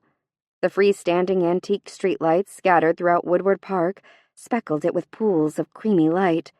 The wind whispered through the well-tended oaks, calling softly the change of seasons, and causing a cascade of leaves to scatter like mini-tornadoes that had been taught to heal. And smack in the middle of it, she could see the soft illumination of the stage lights for the performance in the park rehearsal. Faintly, she could hear the actress speaking her lines. "A little love is a joy in the house. A little fire is a jewel against frost and darkness." She started to cross the street toward home, but hesitated, looking longingly at the park, awash in light and sound. It was so lovely. It looked like a magical oasis in the middle of the night, a special little subcity of her very own. A teasing breeze whisked from the park and twirled around her body, enticing her forward with the cinnamon scent of autumn leaves. Why not? Mickey checked the time. It was only 9. The park and the rose gardens didn't close till 11. Nellie had specifically told her to go on with her normal life. It was definitely normal for her to walk through the park and visit her roses. She'd make her way around the rehearsing actors, and then take a quick stroll through the gardens. She really should check on the roses that surrounded the construction site. She'd been concerned that all the tromping of the workmen's booted feet, with their clumsy comings and goings, was overstressing the roses. Mickey glanced up at the darkening sky, reminding herself that it was the night of the new moon. If the roses needed help, what better time could she choose to give it to them? She'd make one pass through the central tier and be sure the workers had cleaned up their mess and not manhandled the roses. Then she'd go home, pour herself a glass of bedtime wine, and curl up with a good book. By a female author. Or, her errant thoughts whispered enticingly, she could just go to sleep. Wouldn't she rather revisit her dream lover than do anything else? With a supreme effort of will, she steered her mind away from that line of thinking. She couldn't start living her life around her fantasies. Then she really would be crazy. Chapter 6. Mickey stepped into the crossroads between the park and the street, and then onto the sidewalk that twisted past the lovely waterfall-fed ponds that framed the north edge of Woodward Park. At the next fork in the walkway, she headed up and away from the northern street side, walking toward the central area of the park, which was currently abuzz with activity around the raised stage that had only just been erected the night before. Bits and pieces of poetic lines drifted around her, teasing her with snippets of the play. The holy fountains flow up from the earth. The smoke of sacrifice flows up from the earth. The eagle and the wild swan fly up from the earth. Righteousness also has flown up from the earth to the feet of the goddess. Intrigued, she searched her memory for details of Medea's story. She vaguely remembered that the play was an ancient Greek tragedy, and that the plot centered around Medea, who had been jilted by her husband, Jason, for... Mickey scrunched up her face as she tried to sift through the dregs of long-forgotten high school English. But women will never hate their own children. Floating to her on the soft wind, the line jogged her cobwebby memory. Medea had been pissed at Jason because he had dumped her for a younger woman, the daughter of the king of wherever it was they had fled to after she'd betrayed her homeland to save Jason. Figures, she muttered to herself. Just like a man. She slowed as she approached the busy group of people who were rearranging lights and hauling pieces of freshly painted plywood setting here and there. Several actresses were on stage, but they had fallen silent. 3 grouped nervously together on stage left. Another woman was standing by herself opposite them stage right. They were wearing drapey, toga-like outfits, and their hair flowed long and loose down their backs. All of them were looking around, as if they expected someone to materialize from the shadows at the edge of the stage. Mickey stopped to watch, wondering why they seemed so uncomfortable. "Where the hell is Medea?" The voice boomed from a little open-ended tent not far from her, causing Mickey to jump. She said she had to take a break," the lone woman said sheepishly. "That was half an hour ago," the shadowed voice yelled, clearly annoyed. "How are we supposed to finish the sound check without Medea?" Mickey's eyes slid to where the voice was coming from. All she could make out from the interior of the tent was an illuminated soundboard that had lights and switches blinking away on it, in front of which the dark figure of a man stood. "I could wear 2 mics and read her lines as well as mine," one of the 3 women said, shielding her eyes from the spotlights trained on the stage as she peered toward the man who Mickey decided must be the director. "That won't work. We can't get an accurate check that way. God damn it, I'm tired of Katie's theatrics. The little twit thinks she is Medea." The man paused, and Mickey could hear him pacing irritably back and forth over the leafy ground. Then, as if her gaze had drawn it, his head turned in her direction. "Hey, you! Would you mind giving us a hand?" Mickey looked around. No one was near her. The guy was actually talking to her. "Me?" She laughed nervously. "Yeah, it'll just take a few minutes. Could you go up on stage, let them key a mic to you and say a few lines?" "I don't know the lines," Mickey said inanely. "Doesn't matter." The man gestured at a worker who was standing near the stage. "Get the lady a script, and tell CO to mic her." Then he turned back to Mickey. "How about I give you a couple tickets to opening night for helping us out?" Okay," Mickey stammered. What the heck? Nellie loved this kind of stuff. She'd take her. Feeling only a little foolish, she let 2 men lead her to the stage. One thrust an open script into her hand, and the other guy, the one the director had called CO, pushed back her hair, fitting a neat little mini-mic into her hairline. "Hey," CO yelled back at the director. "Her hair's as thick as that wig Katie wears." "Good. It'll give us an accurate test." "There's your mark," CO told her, pointing to a line duct-taped on the floor of the stage. "All you have to do is stand there, and after the Corinthian women say their lines, I'll point to you, and you read Medea's invocation of Hecate." He paused, took a pen from his shirt pocket, and circled a paragraph in the script. "That stanza right there. Face the audience and try to speak as slowly and clearly as possible." "Got it?" Mickey nodded. "Great." He patted her shoulder absently before exiting the stage. "You'll be fine," one of the 3 ladies said, smiling at her. "This is easy peasy." "I don't know," Mickey whispered back at her. "I've never invoked a goddess before." "Hey, don't worry about it. You won't invoke one tonight unless you really are Medea, the friendly-looking woman said, still grinning. Or unless you're one of Hecate's blood priestesses, another lady chimed in. Or have delusions of grandeur and diva yourself into believing you're both. All of the actresses rolled their eyes at the first woman's comment. Clearly, the absent lead actress had let the part go to her head. Ready, ladies? The director called. The 4 women sent her looks of encouragement as Mickey moved center stage to her mark. All right, let's get this done so we can go home. First Corinthian woman, start us out, please. The First Corinthian woman's voice was strong and clear as she repeated the lines Mickey had overheard earlier. The holy fountains flow up from the earth. The smoke of sacrifice flows up from the earth. The eagle and the wild swan fly up from the earth. A little thrill tingled through Mickey's stomach, and her nervousness was suddenly replaced by excitement. The actress's words seemed to fill the space around her, chasing away her trepidation. The second Corinthian woman spoke her lines earnestly to Mickey. Women hate war, but men will wage it again. Women may hate their husbands, and sons their fathers, but women will never hate their own children. Mickey's eyes followed the lines on the script as the first woman's voice trembled with emotion. But as for me, I will do good to my husband. I will love my sons and daughters, and adore the gods. From the edge of the stage, Seal pointed to her, and like a horse goaded by spurs, Mickey plunged into Medea's lines. You will be quiet, you women. You came to see how the barbarian woman endures betrayal.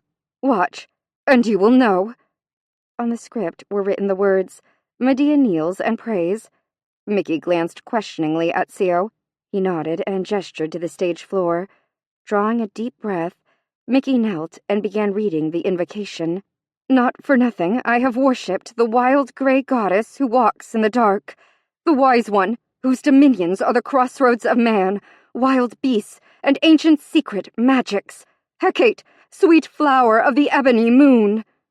As Mickey spoke, her voice gained power, and the small electric thrill that had lodged in her stomach when the first Corinthian woman began to speak swelled throughout her body.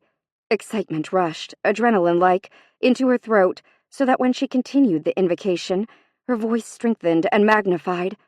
Had she been looking at the director, she would have seen him frantically adjusting switches and turning dials.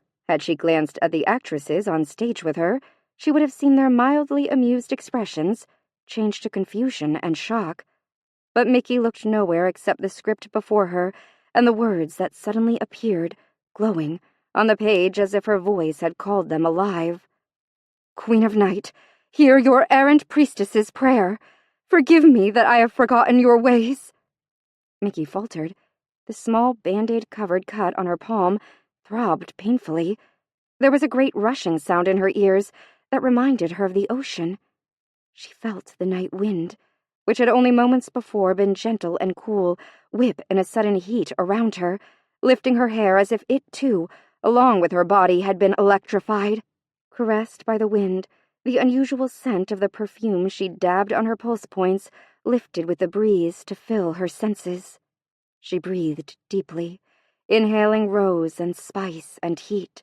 Overwhelmed by the exquisite beauty of the rich oil, the glowing words on the script blurred until Mickey could no longer see them. But it didn't matter. Unbelievably, she heard the lines within her mind, and with a sob, she opened her mouth and cried the words that were echoing through her head.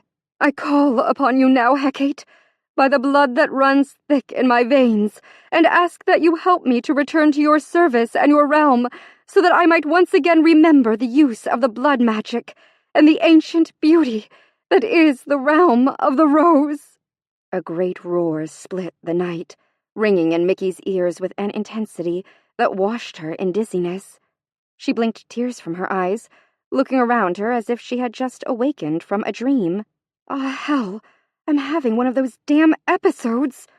Mickey frantically tried to make sense of the bright lights and the women who were staring open-mouthed at her. The play.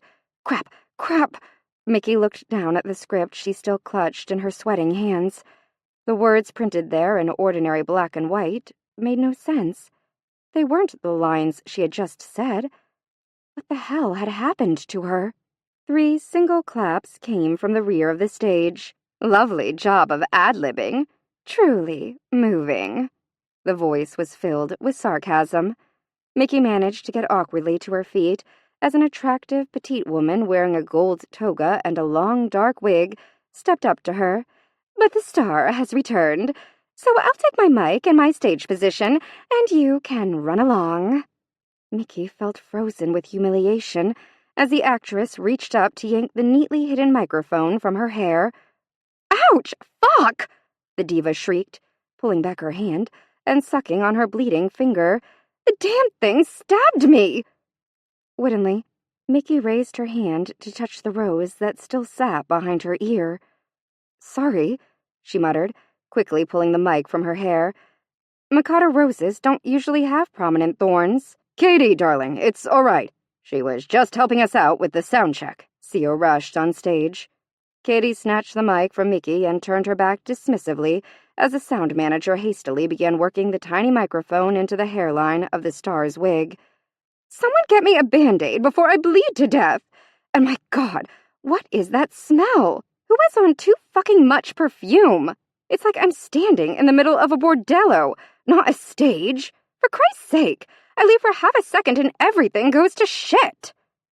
2 more people hurried off stage, and Mickey sidled off, ignoring the director when he called insincere thanks and reminded her that she could pick up her tickets opening night at the Garden Center. Chapter 7. It took several minutes for Mickey's cheeks to cool down. She could easily imagine the blazing red of her blush.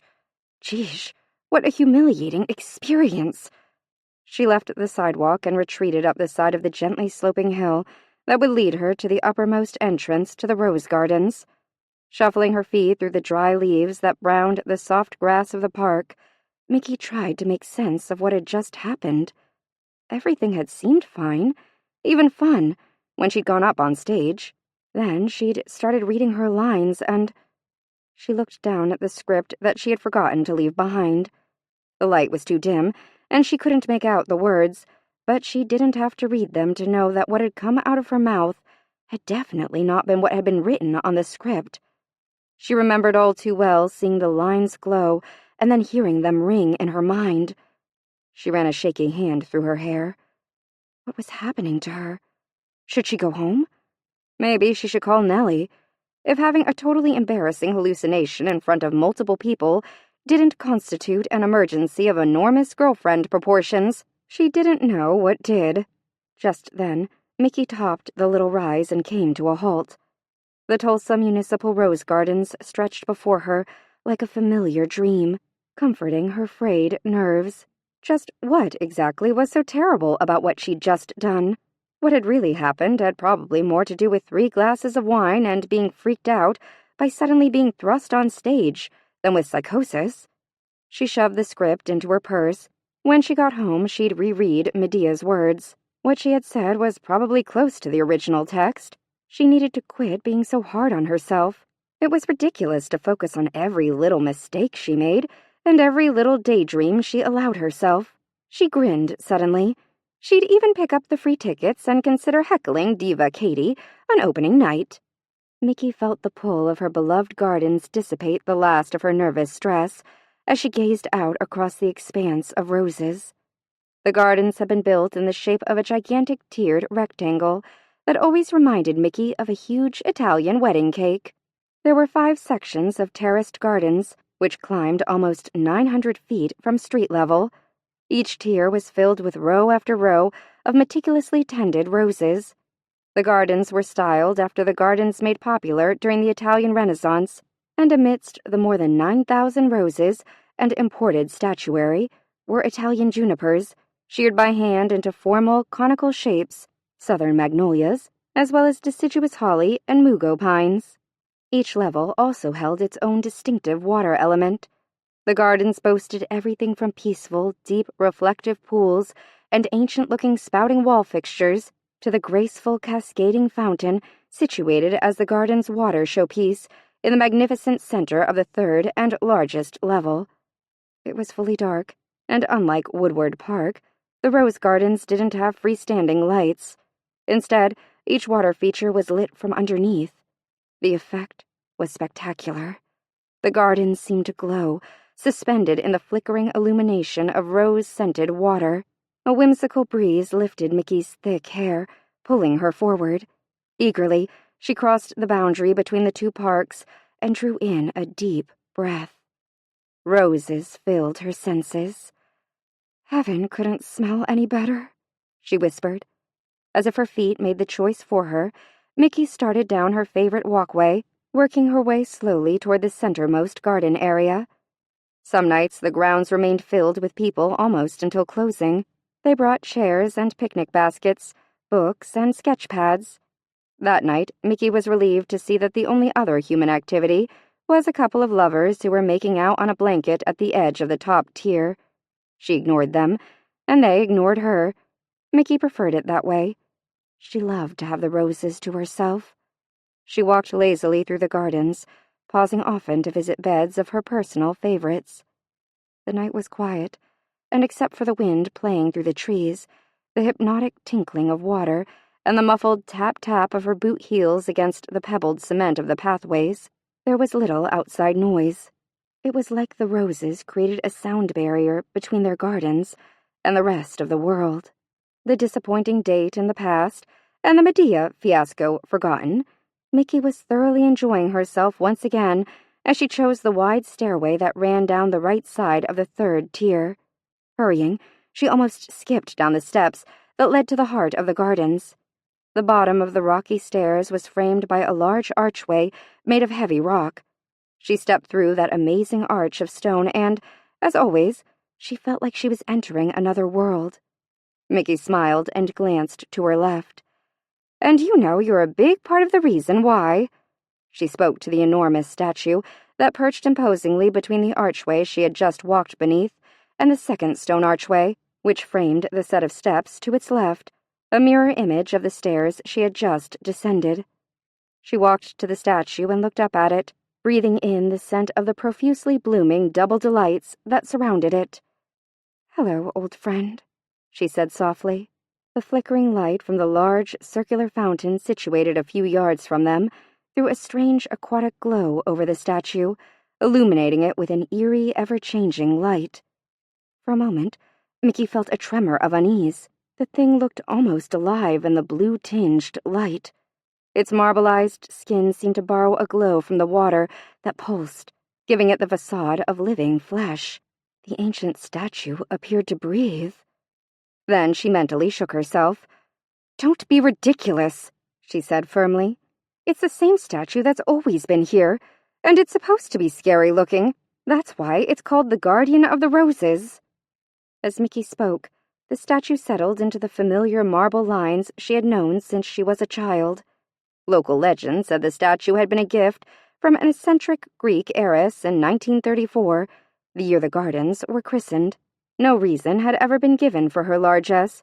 The local assumption was that she had visited and fallen in love with the design of the gardens. Mickey drifted forward and let her fingers play over the raised words of the plaque that proclaimed it, "Feast of the Greek Goddess of Night. This statue is a restored copy of one found in the Parthenon and is thought to have been the inspiration for the Cretan myth of the Minotaur." Mickey's lips twisted in a crooked smile. The beast had never looked like the Minotaur to her. Yes, he had always evoked exotic images of fantasy and myth, reminding her of late, sleepless nights and the shadowy fairy tales her mother used to read to her throughout her childhood. But she just didn't see that much similarity between the statue and the mythological creature who was supposed to have had a man's body and a bull's head. "It's more like you're from another world than ancient mythology," she told the marble creation.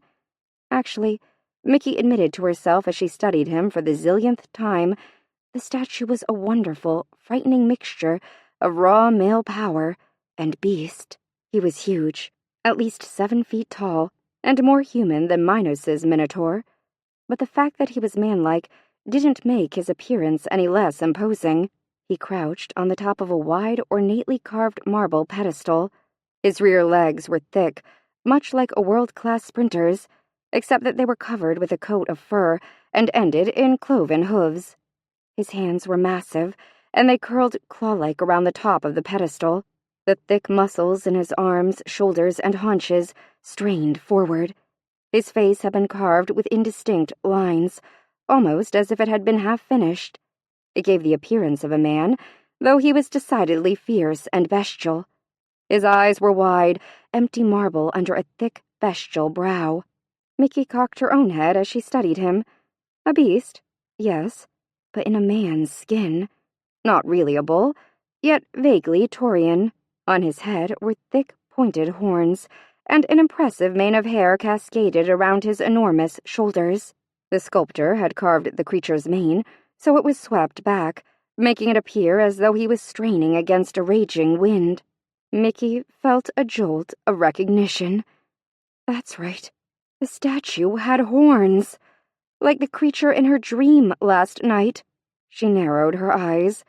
Maybe this was where her fantasy had originated. She wanted to smack herself on the forehead. Talk about too much imagination. Was the answer to her supposed obsession as simple as that? She had always loved the rose gardens, especially this particular tier, and as her mother would have reminded her if she had still been alive, she did have a tendency to be over-imaginative. How many times had her mother admonished her to quit daydreaming and get her room cleaned up, or her homework done, or the dishes washed? Nellie had been right. Again. Her recent dreams were probably nothing more than a reflection of her obsession with roses and all that surrounded them, and the rest of her hallucinations were nothing more than daydreams from a sleepy, daydreaming, and clearly horny, mind. A mind that had no one else to fantasize about, she reminded herself. She'd faced the truth tonight. Her real life was decidedly void of men about whom she wanted to fantasize, so the dreams had just been an elaborate fantasy she had created to amuse herself. Mickey felt a wave of disappointment, which she quickly squelched. Would you rather have a basketball-sized brain tumor? She chided herself as she absently kicked at a loose pebble. And if it wasn't a brain tumor, what did you think? That you were actually having some kind of magical experience? That a fantasy lover was going to step from your dreams into your life? How pathetic. Get a grip, girl, and try to remember why you're here. Mickey turned her back on the statue and marched toward the roped-off construction area, shaking her head in self-disgust. Already annoyed, she approached the construction site with determined steps. That particular part of the terrace wall had begun to crumble, so masons had been hired to repair it, with explicit instructions not to mess up the roses that had lived happily in the beds around the wall for decades. Mickey let out her breath in a huff of disgust. Just as she'd suspected, litter had been left all over. She bent under the yellow construction tape and entered the rosebed, picking up the garbage that dotted the otherwise neat rows of bushes and shoving it into an empty plastic bag she'd untangled from the thorny trap of 2 rose bushes. When she found the small plastic cooler lying on its side in the middle of the bed, she felt her temper snap. "This is just bullshit!" she exploded. Tomorrow was Saturday, so the master gardener wouldn't be on the premises, but first thing Monday morning, Mickey would call her and make a full report about the workmen's negligence. And tomorrow she would be sure she was there all day to supervise those Neanderthals and keep them from creating any further havoc. She finished picking up the trash and then focused her attention on the roses themselves. Oh, no! She felt her stomach clench as she examined the stressed-out bushes. She had thought that they had looked wilted yesterday, but she had hoped it was just her overprotective nature rearing its maternal head. Today, she knew she had been right to worry. The normally thick, shiny foliage looked markedly dull, even in the subdued light from the fountain, and the blooms were in bad shape. The blossoms were limp, and prematurely loose rose petals sprinkled the ground, like sad feathers from dying birds. Mickey shook her head slowly. "What incredibly bad timing," she told the damaged bushes. "After all this, you won't be strong enough to fend off much cold weather. If the winter is too harsh, we could lose this entire bed." Mickey clucked and fussed with the bushes like an irate kindergarten teacher. The possible loss of the bushes tugged at her heart. Mickey understood most people wouldn't understand her love of roses. Her girlfriends had certainly told her enough times that they were only plants, not people or even pets. But whenever Mickey touched a rose or breathed in the heady fragrance of the gardens, she was reminded of her mother and her grandmother. Through the roses, if only for a moment, she could feel their love again. Mickey was tired of losing those she loved. She had to do something. She stopped and looked around her. The tier was empty. Nothing stirred except the water and the wind. Absently, Mickey picked at her already chipped fingernail polish. "Just do it," she told herself. "No one will know." The empty cooler beckoned. Mickey made her decision. "Okay," she said to the nearest wilting bush. "Just don't tell anyone." She grabbed the cooler, ducked back under the construction tape, and walked quickly to the fountain. She dipped the empty cooler in the water, and with a grunt, pulled it out. Filled with water, it was heavy, and she had to strain to lift it. Water sloshed around her feet when she set it awkwardly on the ground beside her. It only took a second for her to work the Band-Aid free from her left palm. The cut was already scabbing over, but her flesh was still pink and tender from the knife wound. Mickey rested her right thumbnail against the little slash line. Holding her breath, she closed her eyes and pressed her nail into the wound, forcing it open again. Mickey sucked her breath in at the sudden pain, but when she opened her eyes, she was relieved to see the darkness of fresh blood flowing into her palm. With a grimace, she dunked her hand into the pool of water held by the cooler. She certainly had a lot of disinfecting to do when she got home.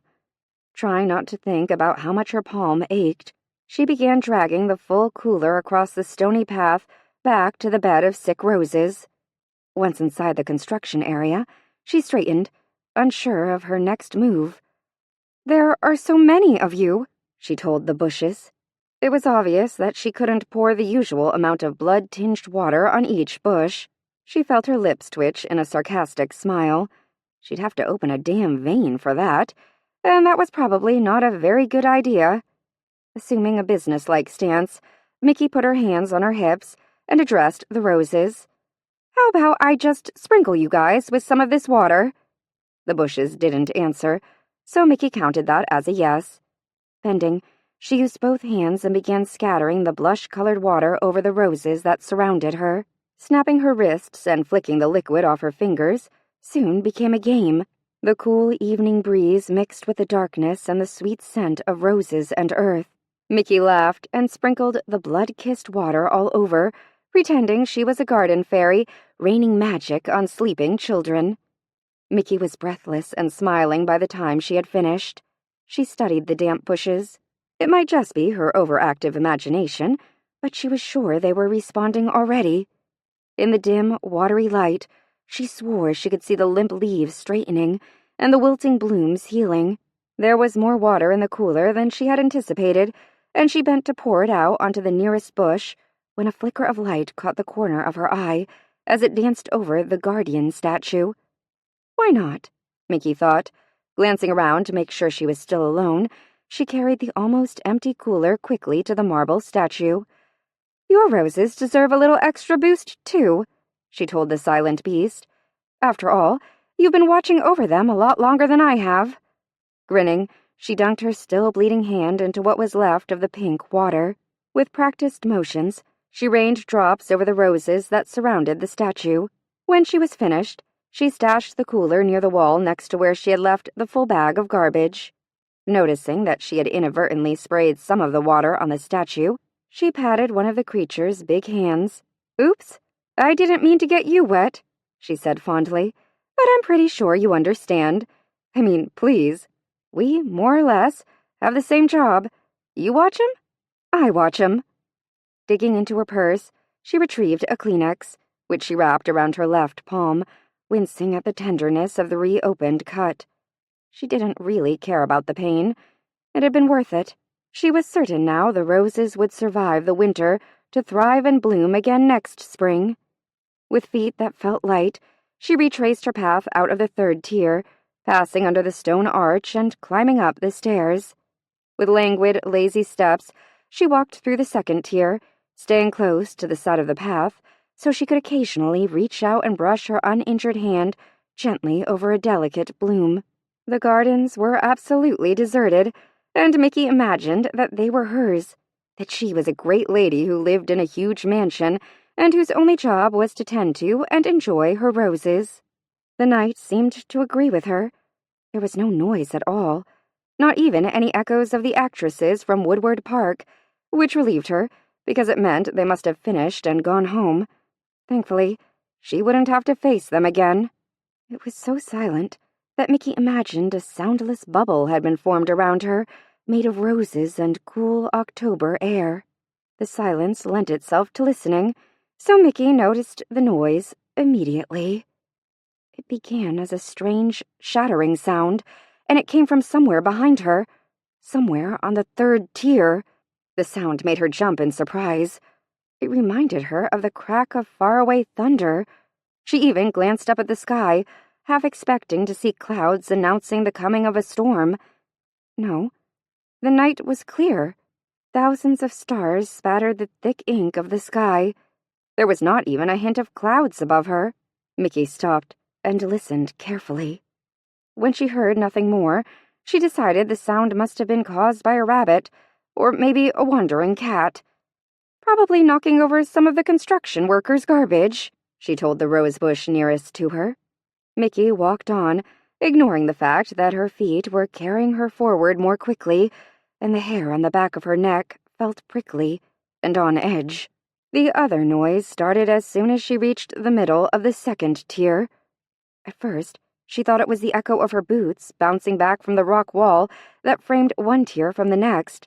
2 more steps forward were enough to assure her that she wasn't hearing an echo. She was hearing independent footsteps.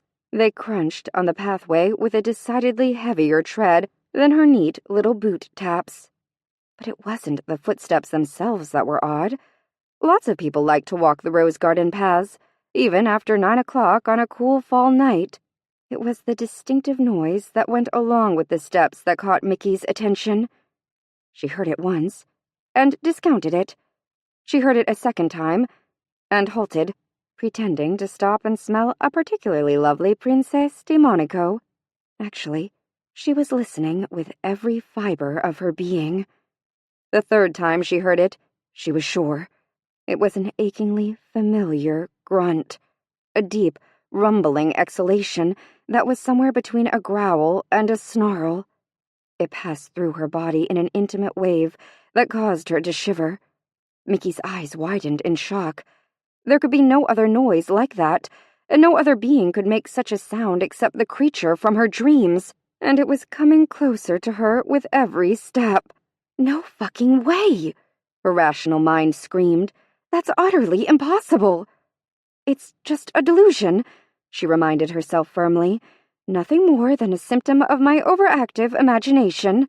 But no matter what common sense told her, Mickey knew that what she was hearing was real.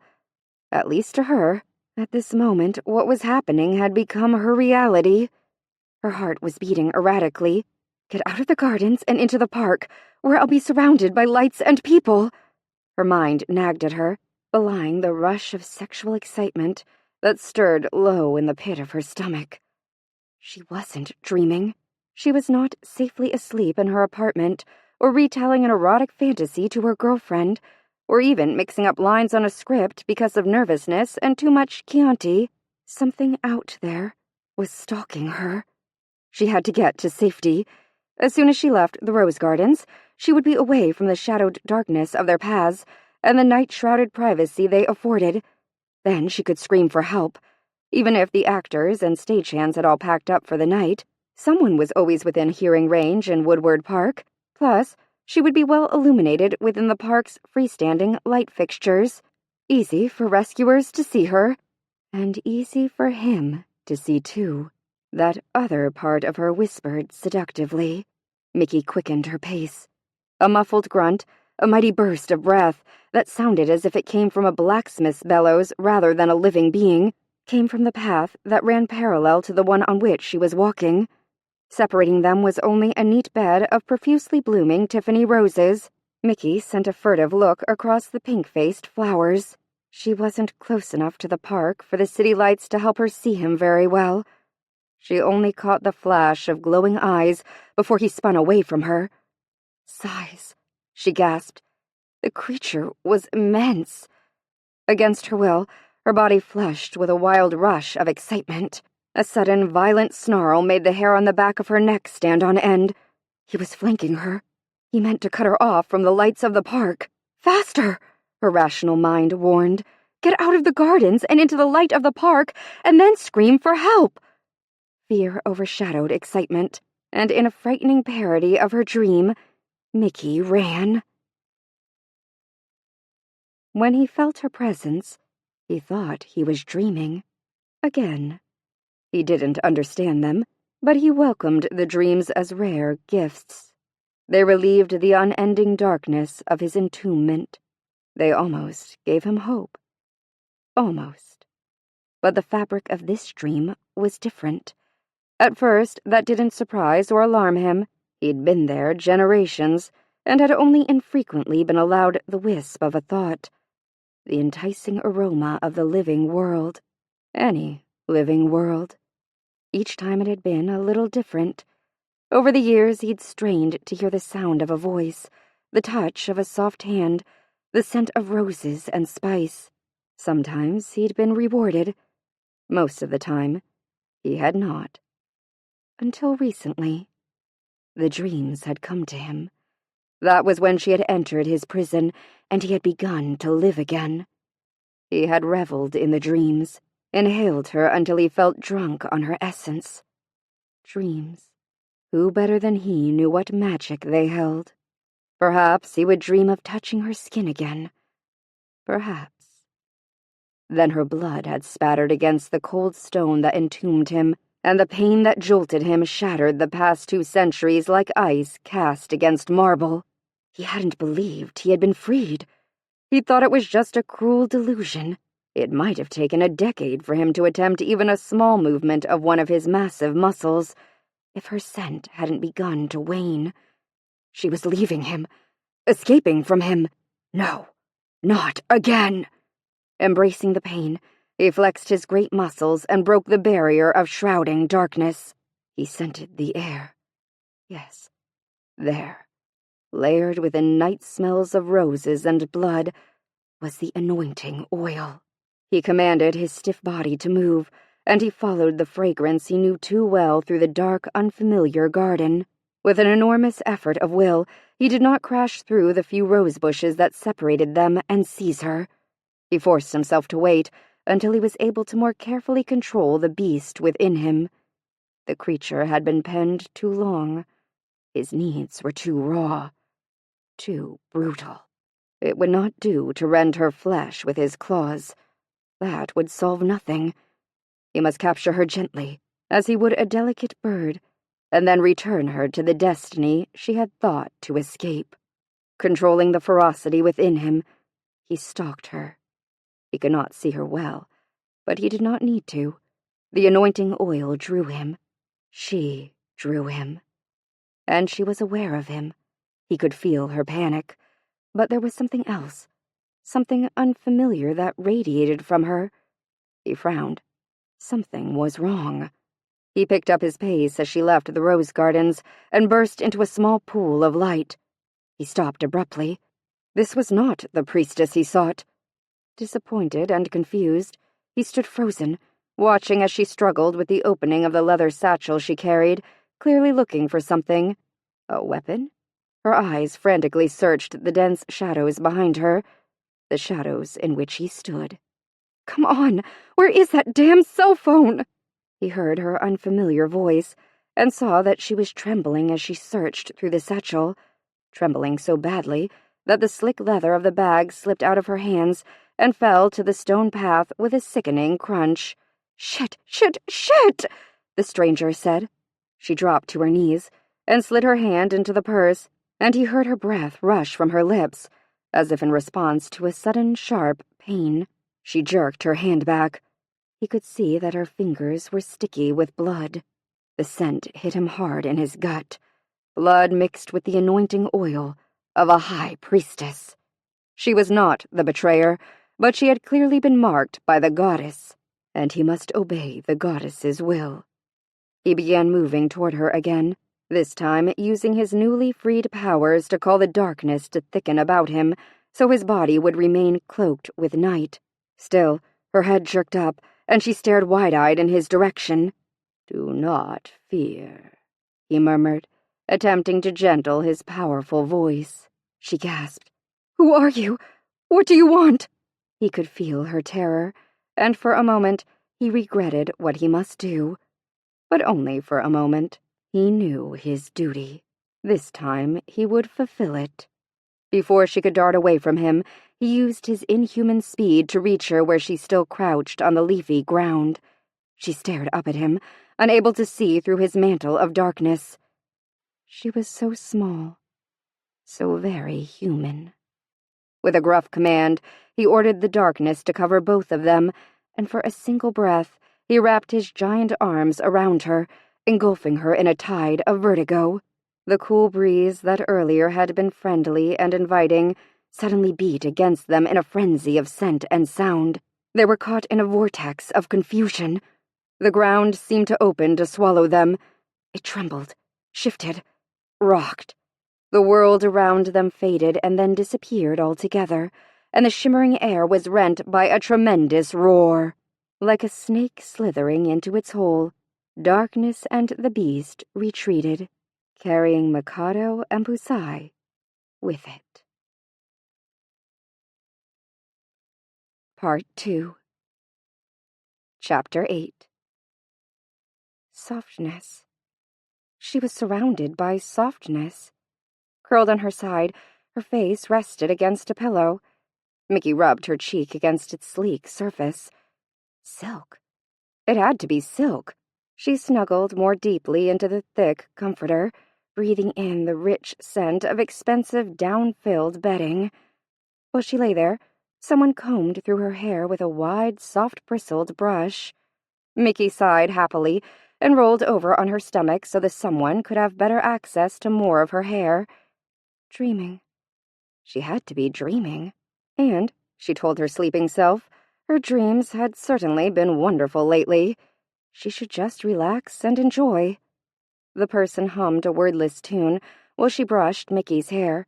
Her voice was a gentle waterfall of notes that blended with the soft strokes of the brush, lulling Mickey into an almost hypnotically relaxed state.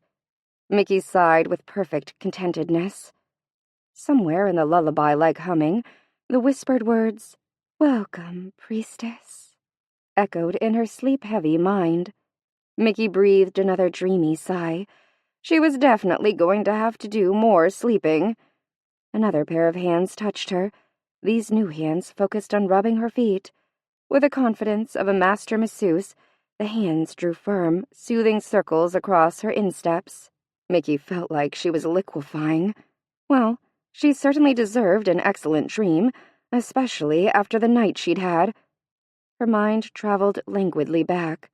The crappy blind date, humiliating herself by screwing up the lines of that play, then being stalked by some terrible imaginary beast through the rose gardens, cutting her fingers on the broken perfume bottle, the deafening roar, and the horrible sense of suffocation.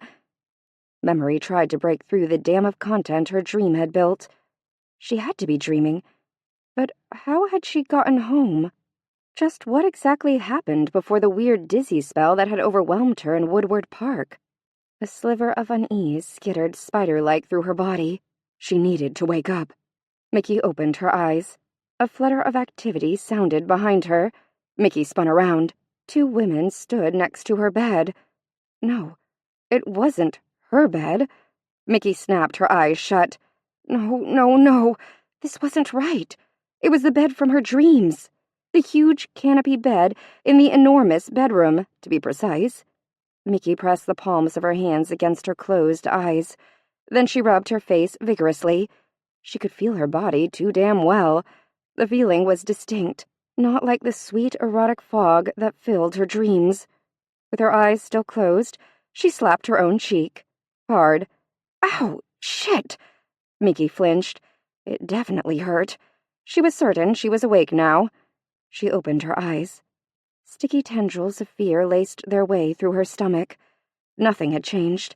The bed was still there, as was the bedroom and the two women. They were wearing long, shimmering robes that wrapped toga-like around their bodies and brushed the lushly carpeted floor. They were young and beautiful, especially silhouetted against the wall of mullioned windows behind them. "Shit on a shingle!" Mickey automatically used her favorite curse as her breath left her body and her heart slammed against her chest. "Who the hell are you?" she squeaked. Fear clenched her. Had she been attacked in the park and killed? "Am I dead? Are you ghosts?" she blurted. The women's eyes widened, and the brunette held out a delicate hand in a gesture that was probably meant to have been reassuring, but the fact that she was there at all, and that she could respond to Mickey's question, was definitely not comforting. Mickey immediately shot backward, crab-like, over the bed until she was pressed firmly against the headboard. "My lady, we are of the living. You have nothing to fear." Her voice was soft and melodic, and Mickey recognized it instantly as the one that had recently been humming the lullaby to her. "We are here to welcome and to serve you, priestess." The other woman, the one with the lion's mane of wheat-colored hair, nodded in agreement. "Yes, priestess, we're all very much alive." Clutching the comforter to her chest, Mickey tried to control the shaking in her voice. "Where am I?" "You are home, priestess." The brunette smiled magnanimously. "And just exactly where is home?" Mickey asked, feeling numb around her mouth, like she'd eaten a popsicle too fast and was having a hard time making her lips work. "You are in the realm of the rose," the blonde assured her. "I have finally done it," Mickey moaned. "I have finally gone stark raving totally fucking crazy." She buried her face in her hands. Instantly, the two women rushed to her, patting her shoulders and stroking her hair. Mickey jerked back from them. "Don't touch me!" she yelled. "You're only making it worse. I can damn sure feel you when you touch me, even though I should be sleeping and this should all be a dream and—" She broke off her babble. Breathing hard, she just shook her head at the women. "No, stay back. You're just giving me more proof of how kooky I am." The women took nervous little half-steps away from her. Obviously the leader, the brunette, spoke quickly. "Let me assure you, priestess, you are of your right mind. We are not imaginings, nor are we deranged fantasies." Her smile was hesitant but sweet. "I know this must seem very odd to you." She glanced at her partner, who mirrored her smile. "But you truly are in the realm of the rose, and we are your handmaidens." The blonde nodded her head, the waves of her hair bouncing in perky agreement. Mickey felt her right eye begin to twitch. "Maybe I'm drunk," she muttered, trying to remember how much she'd had to drink before she'd dumped her date. 3, or had it been 4 glasses of that fabulous Chianti? Oh, Lord. "We would be happy to bring you wine, priestess," the blonde chirped. "Oh, be quiet and let me think," Mickey snapped. "And stop calling me priestess. It's not my name, nor is it my job title." Then she rolled her eyes at herself. What a totally moronic thing to say. Not her job title? Being a kook was bad enough. Being a stupid kook would be completely humiliating. But the handmaidens seemed oblivious to her idiocy. They were busy exchanging startled glances. "But," the brunette began hesitantly, "you must be our priestess. You awoke the guardian." Mickey made an exasperated sound in her throat. "The only thing I must be, right now, is crazy." The women went on talking to each other as if she had not spoken. "She is beautiful," the blonde said, studying her carefully. She sniffed in Mickey's direction. "And she has been properly anointed." The brunette squinted at Mickey. "But she is not as young as the other priestesses who were chosen." Her partner nodded silently, her brow wrinkling in concern. "Perhaps that is for the best." Her voice dropped to a whisper, and Mickey had to strain to catch her words. "You know how badly the last one turned out." "Silence!" the brunette snapped. The blonde paled and clamped her lips together. "You are a maiden, are you not?" the brunette asked Mickey matter-of-factly. "That's it!" Mickey swung her legs over the side of the bed and stood up so abruptly that the two women each took a startled step back. It's bad enough that I'm having some kind of psychotic break with reality, but I really have to draw the line with my delusions being talking about my age and questioning my sexual history. Mickey made little shooing motions at them. Go on. I prefer to sink into psychosis by myself.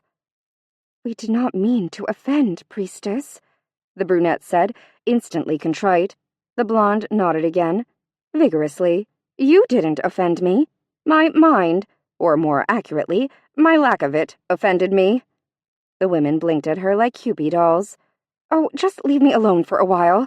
I have a lot of thinking to do. You have only to call for us if there is anything you desire, said the brunette. Of course, priestess, we will return when the sun has set to prepare you for the goddess's evening ritual. We all hope that once again— Mickey's raised hand cut off her gushing words. No, nothing else right now. To quote an idiot accountant I once had the misfortune to date, my bucket is too damn full right now to deal with anything else. Just leave. At their hurt looks, she added, Please. They were fabrications of her mind, but, as she was sure her mother would have reminded her, there was really no reason to hurt their feelings and be impolite. They couldn't help her kookiness. Reluctantly, they walked gracefully across the room. Mickey expected them to pass through the wall like proper figments of imaginations, but the blonde opened the large, ornately carved door, which clicked closed softly behind them. Even her hallucinations didn't behave properly. Insane, Mickey said firmly. You are completely insane. Her legs felt weak, and abruptly Mickey sat back down on the bed. The thick down comforters billowed around her like clouds of hand-spun gold. Unable to help herself, she ran her hand over the rich silk surface of the duvet. Unbelievable, she muttered. The bedding was sumptuous and incredibly beautiful, richer than even the linens from the Blue Dolphin, the expensive boutique she liked to browse through at Utica Square. And browse was the key word. She could never have afforded to buy her bedding there. Now she was surrounded by material that made the Blue Dolphin look like Kmart. At least she was having an expensive delusion. Actually, expensive didn't begin to describe the room. It was more like obscenely rich. Definitely spelled with capital letters. The stuff of fairy tales, her mind prodded. Mickey ignored her mind, which had already proven totally untrustworthy, and looked around. She knew the room. Her fantastic dreams always began in this very room, but the images her sleeping mind had retained had been fleeting. Typically, when Mickey awoke, she could only remember that she had been in the room again, and that the room had given her a sense of comfort, setting a pleasurable stage for the rest of her dream experiences. What was it the brunette had said? You are home, priestess. Impossible. Home was a nice little apartment in a great location, not a room fit for a princess. Mickey's admiring gaze took in her surroundings. Princess? Hell, the room had been made for a goddess. The light from the wall of windows was dim, but 3 huge crystal chandeliers hung suspended from the ceiling on golden chains. Their many candles mixed with the freestanding candelabrum that perfectly accented the corners of the room, as well as the enormous fireplace in which a fire crackled and popped cheerily. The entire effect was to cast the chamber in the warm glow of living flame. The gold and scarlet color scheme of the bed linens was reflected in the rest of the room. The carpet was plush, incredibly soft, and the color of untouched snow. The marbled walls were the color of clouds, streaked through with delicate veins of gold and hung with ornate tapestries. Their intricate designs were all— Mickey grinned in pleased surprise. Roses. Each tapestry was a woven marvel.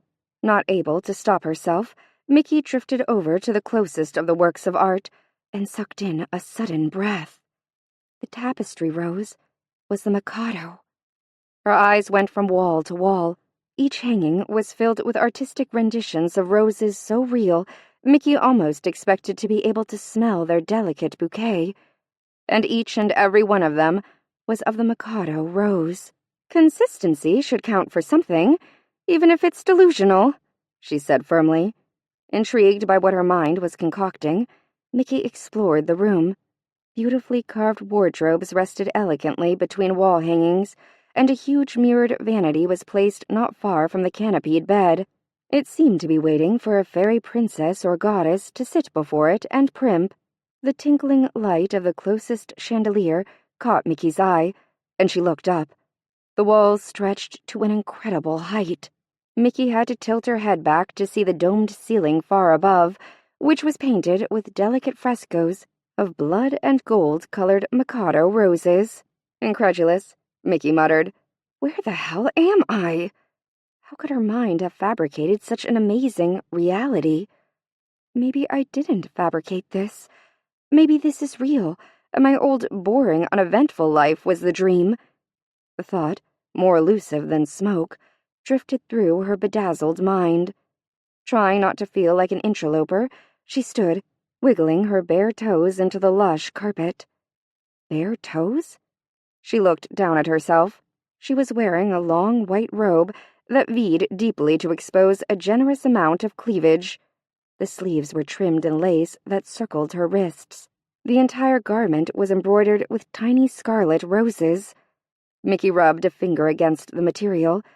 She had never felt anything like it. It wasn't exactly silk, but it was too soft and slick to be cotton. Expensive linen? Whatever it was certainly flattering. It flowed in a diaphanous wave down her body, showing just enough flesh to be seductive without being sluttish. Mickey swung one long leg out in front of her, loving the richness of the fabric against her naked skin. Naked? She froze. Then, holding the top of the dress away from her chest, she peered down at her body. "Very naked," she whispered, feeling her cheeks warm. How had she gotten that way? Or more to the point, who had gotten her that way? Probably the little handmaidens, she told herself. Please, oh please. Her mind shying away from the memory of the beast that had so doggedly pursued her. Even though they were strangers, they were definitely female. Having talked herself into feeling relieved, she let one hand absently caress her sleeve. The tangible touch of the fabric soothed her frayed nerves.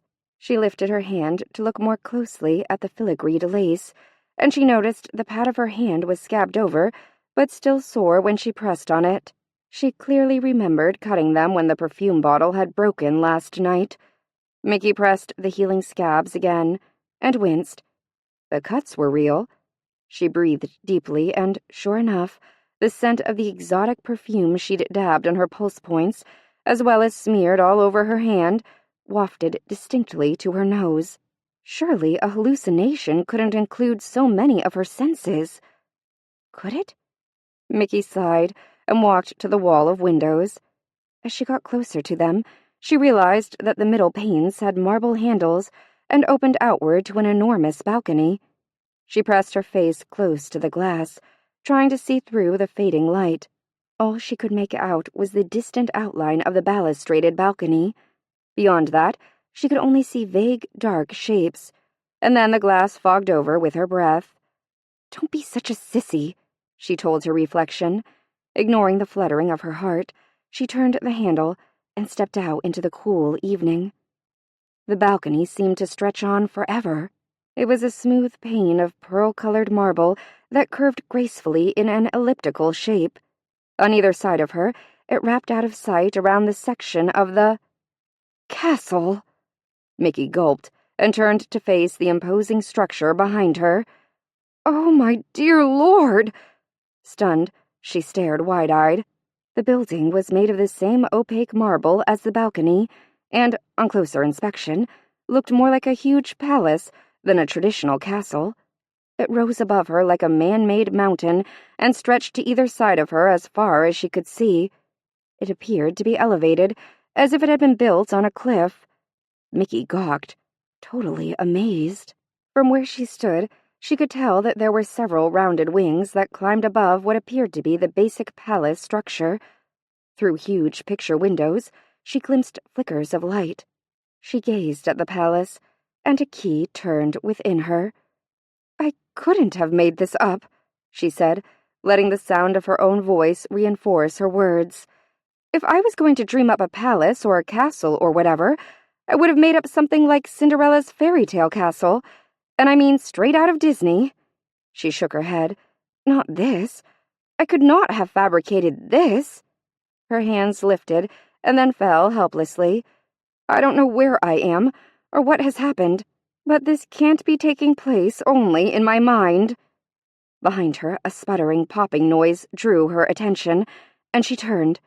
Past the edge of the balcony, lights flickered. Swallowing hard, she started forward. It took her more than 30 steps to reach the carved balustrades that supported the balcony's edge. The flat marble top reached just above the level of her waist, and with a catch in her breath, she leaned against it as she gazed down upon the grounds. "Roses!" Mickey cried in delight. The palace was surrounded by an enormous circle of maze-like rose beds, intermingled with ornate trees, hedges, fountains, and statuary. In the heart of the gardens, she thought she saw the dark outline of another structure, but fading day had not left enough light for her to distinguish anything clearly, even though sprinkled throughout the grounds were winking sconces of open flame that were either suspended from branches of trees or held by thick torches that sprang from the ground. The muffled sputtering noise sounded again, and Mickey watched as the wispy outline of a silk-draped girl lit one of the torches. Soon, Mickey noticed many such girls moving soundlessly along the garden paths and, comet-like, leaving flickering tails of flame in their wake. Staring out at the unbelievable sight, she felt a rush of nausea. "See?" Mickey waved her hand in a frustrated gesture, fighting back the dizzying sickness. "There's another thing I don't think I could have made up. Little nymph-like servants lighting tiki torches." "You are not fabricating what you are seeing, nor are you going mad, Mikado Empusai." Mickey sucked in a breath and jumped as a woman's strong, throaty voice surprised her. Shock chased away the weird vertigo feeling that had gripped her. She turned quickly to a woman who had suddenly materialized, and who no doubt reigned supreme over them all. Overwhelmed, Mickey couldn't find her voice. She could only stare at the woman like an awestruck child. She was tall and wide-shouldered, with a statuesque, appealing body and a strong, intelligent face. Her lips were full and crimson, and her wide, watchful eyes were a startling, piercing gray. She wore a gown that was layer upon layer of shining black silk, draped to flowing perfection around her body. The curve of her waist was girdled with a chain of silver roses linked together by stems of rubies. Through a slit in the shimmery gown, Mickey could see part of her long, slender leg, so perfect it appeared to be carved from living marble. Her feet were covered with golden sandals, and beside them reclined two of the most enormous dogs Mickey had ever seen. The black creatures unblinkingly met her gaze with eyes that glowed an unearthly red, and Mickey hastily looked away, her startled gaze skipping from the flaming torch the woman held in one hand to the gleaming headdress that was wrapped around her head. Nestling in her dark, intricately braided hair was a waterfall of shining pinpoints of light. They twinkled like miniature stars in the night of her hair. Then the woman spoke again, and the power that filled her voice sent a thrill of fear through Mickey. "I am the goddess Hecate, and I welcome you to the realm of the rose." Chapter 9. Hecate? Mickey's mouth felt numb again. There was something unnameable about the woman that caused her knees to go to liquid as she automatically moved back until she was pressed against the marble railing. "Medea's Hecate?" she rasped, her voice barely above a whisper. "Indeed, I am Medea's goddess." Hecate spoke in hard, sharp words. "If you faint like a typically weak woman, I will be very displeased, Mikado." "I've never fainted before," Mickey blurted the first thing that came to her amazed mind. "Do not start, now," the goddess said. Mickey could only nod with a jerky motion of her head. Hecate studied Mickey silently. Her strong face was inscrutable, and Mickey had a childish, nerve-filled desire to wring her hands and fidget, but she forced her arms to her side and stood still, even though the goddess's gaze was so sharp she imagined she could feel its touch. "I am not simply Medea's goddess," Hecate broke the silence suddenly. "I am the goddess of beasts, magic, and the ebony moon. I have dominion over the dark of night, dreams, and the crossroads between the known and unknown." The goddess's words rang with authority, and Mickey felt the power of them slide over her skin like hungry, searching snakes. Then Hecate's voice lowered dangerously, and Mickey had to work hard not to cringe away from her in fear. "I knew your mother, Mikado, and her mother before her, and hers before that. For generations I have watched the women of your family. I continue to watch and stay faithful to them, even after the women all but forgot me." Complete surprise had Mickey crying, "My mother? My grandmother? How? I don't understand any of this." Almost imperceptibly, the goddess's expression softened. "Have you never wondered at the origin of the gifts you've been given, Mikado?" "Gifts?" "Yes, think," the goddess snapped. The dogs at her feet growled restlessly. "Do not stand there stupidly as if you are a man and can think with naught but the flesh that hangs between your legs. Acknowledge your gifts, Empusa." Mickey responded automatically to the goddess's command, with a voice that shook only a little. "My blood makes roses grow. I mix my blood with water, and during the new moon—" She paused, eyes widening as she realized what the title, Goddess of the Ebony Moon, implied. "During the new moon, I feed my roses with my blood." "And your roses always grow," the goddess finished for her. "Always," Mickey whispered. "That is one gift. The other is also something the women in your family have carried with them from generation to generation," Hecate said. Thinking, Mickey frowned. Then her face cleared. "My last name. All the women in my family always keep their last name, Empusai. We never change it, no matter what. It's tradition, an unwritten rule that we've followed for generation after generation, even when it was unheard of for a woman to insist that she keep her own name and not automatically take her husband's. The Empusai women stuck to their tradition. Trust funds have been set up and whole wills have been written under the strict provision that the Empusai women always retain their name. My mother told me stories about Empusai brides who broke off engagements when men refused to follow the tradition." Mickey clamped her mouth shut suddenly, certain that she was babbling like a hysterical fool. Hecate dipped her head in brief acknowledgement. "That is because within the veins of the women of your family runs the rich blood of the Empusa, my most cherished priestesses.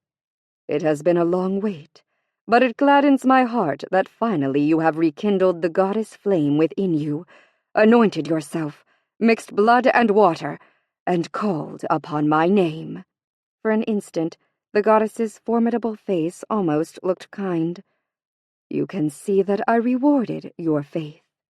You awakened my guardian, and you have returned to the realm of the rose." "But it was an accident. I didn't do any of it on purpose." Mickey felt like sobbing. "Explain yourself. How could you possibly have anointed yourself and invoked me accidentally?" The goddess spat the word like it had a foul taste. The marble of the balcony railing felt like cold iron as it pressed through the back of Mickey's sheer nightdress. The huge dogs at the goddess's feet pricked their ears at her, as if they too were curious about her answer. Mickey wondered, semi-hysterically, if Hecate would command them to eat her when she found out that this whole thing had been nothing but an insane mix-up. Mickey drew a deep breath and met the goddess's icy gray eyes. "You say I anointed myself. By that, I assume you mean the perfume I'm wearing." Hecate raised both brows. "Perfume? Indeed. And how did you manage to acquire a perfume that is the exact fragrance of my high priestess's ceremonial oil?" "It was given to me by an old woman I met earlier today." She paused. Had it been earlier today? Or had several days, or for that matter years gone by? She couldn't think about that now. It really didn't matter. The only thing that mattered was that Hecate understand that she didn't belong here. Or none of this mattered at all, because she was wrong about this place being her new reality, and she had really gone stark raving mad and was curled up in a fetal position in the middle of the Tulsa rose gardens, drooling on herself. I told you before that you are not suffering from hallucinations or delusions, Mikado. Nor are you mad, Hecate said firmly. Can you read my mind? I always know the deepest fears and the most passionate desires of my Empusa. Now, priestess, continue to explain this accident to your goddess. Your goddess. An unimaginable thrill shocked through Mickey's body when Hecate spoke those two simple words. It was as if a memory, long forgotten, had begun to stir, restless with the possibility of new life. Your heart remembers, Empusa, as does your blood. The goddess did not speak, but the echo of Hecate's voice whispered through Mickey's mind. A voice in her mind? Mickey shook her head, suddenly afraid again. She spoke quickly, hoping the sound of her voice recounting events she knew had happened in the real world would anchor her shifting sense of reality. An old woman gave me the perfume. She and I hit it off, because she had been named after a rose, too. And what was this crone's name?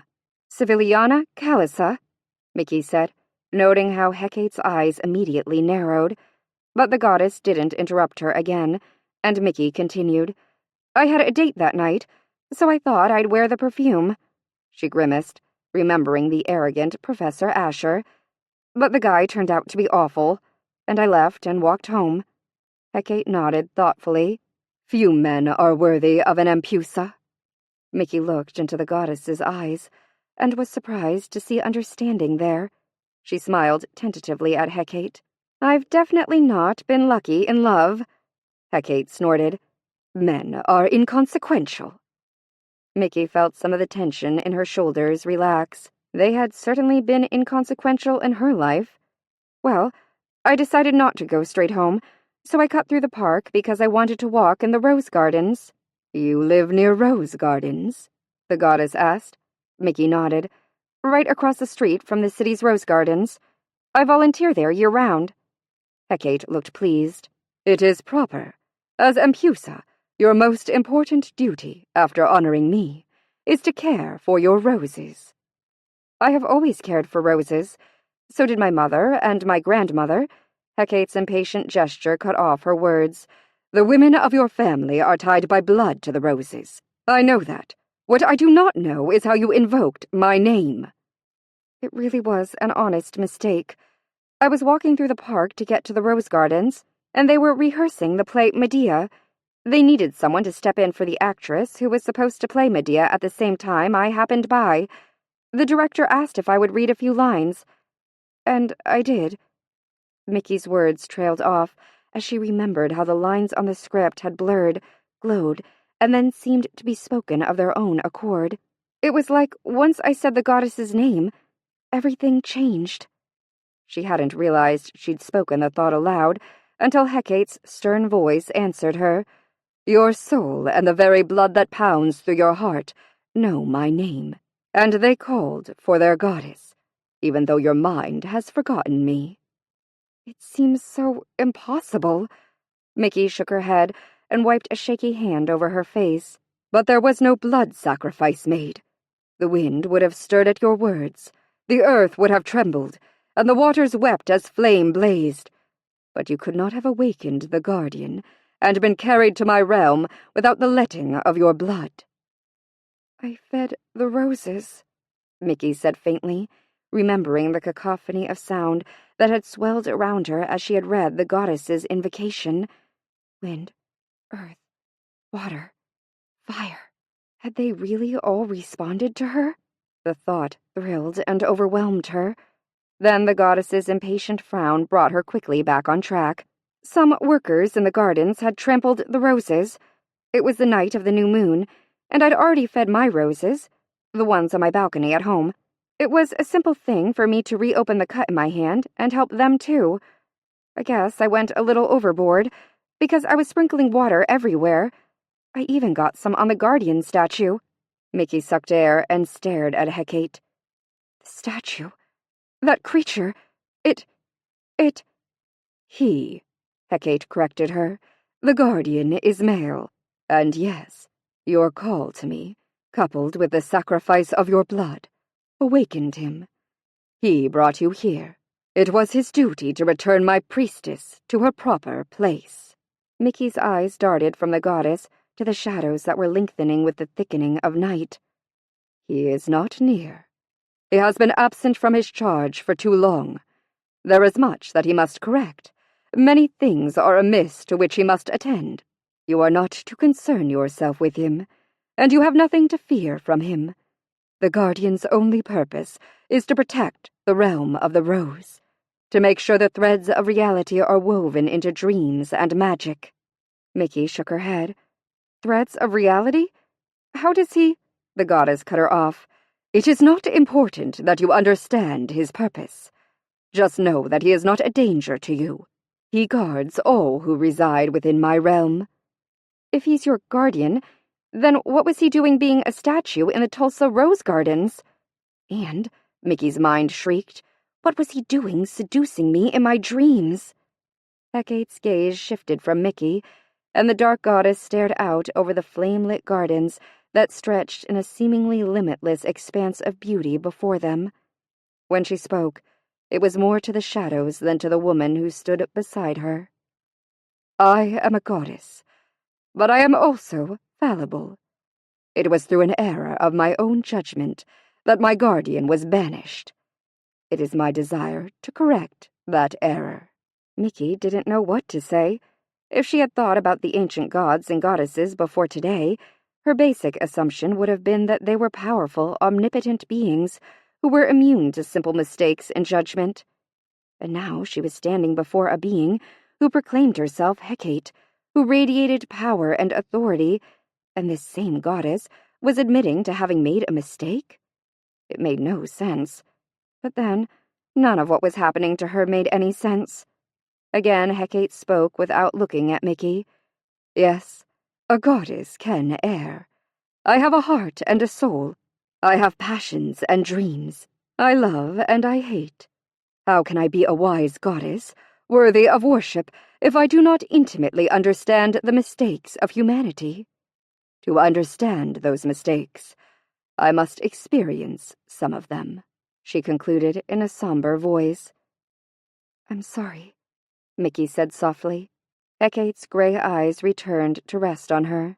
"I have missed the presence of my Empusa in the realm of the Rose, even though your return appears accidental." This time she added a touch of humor to her voice when she said the word.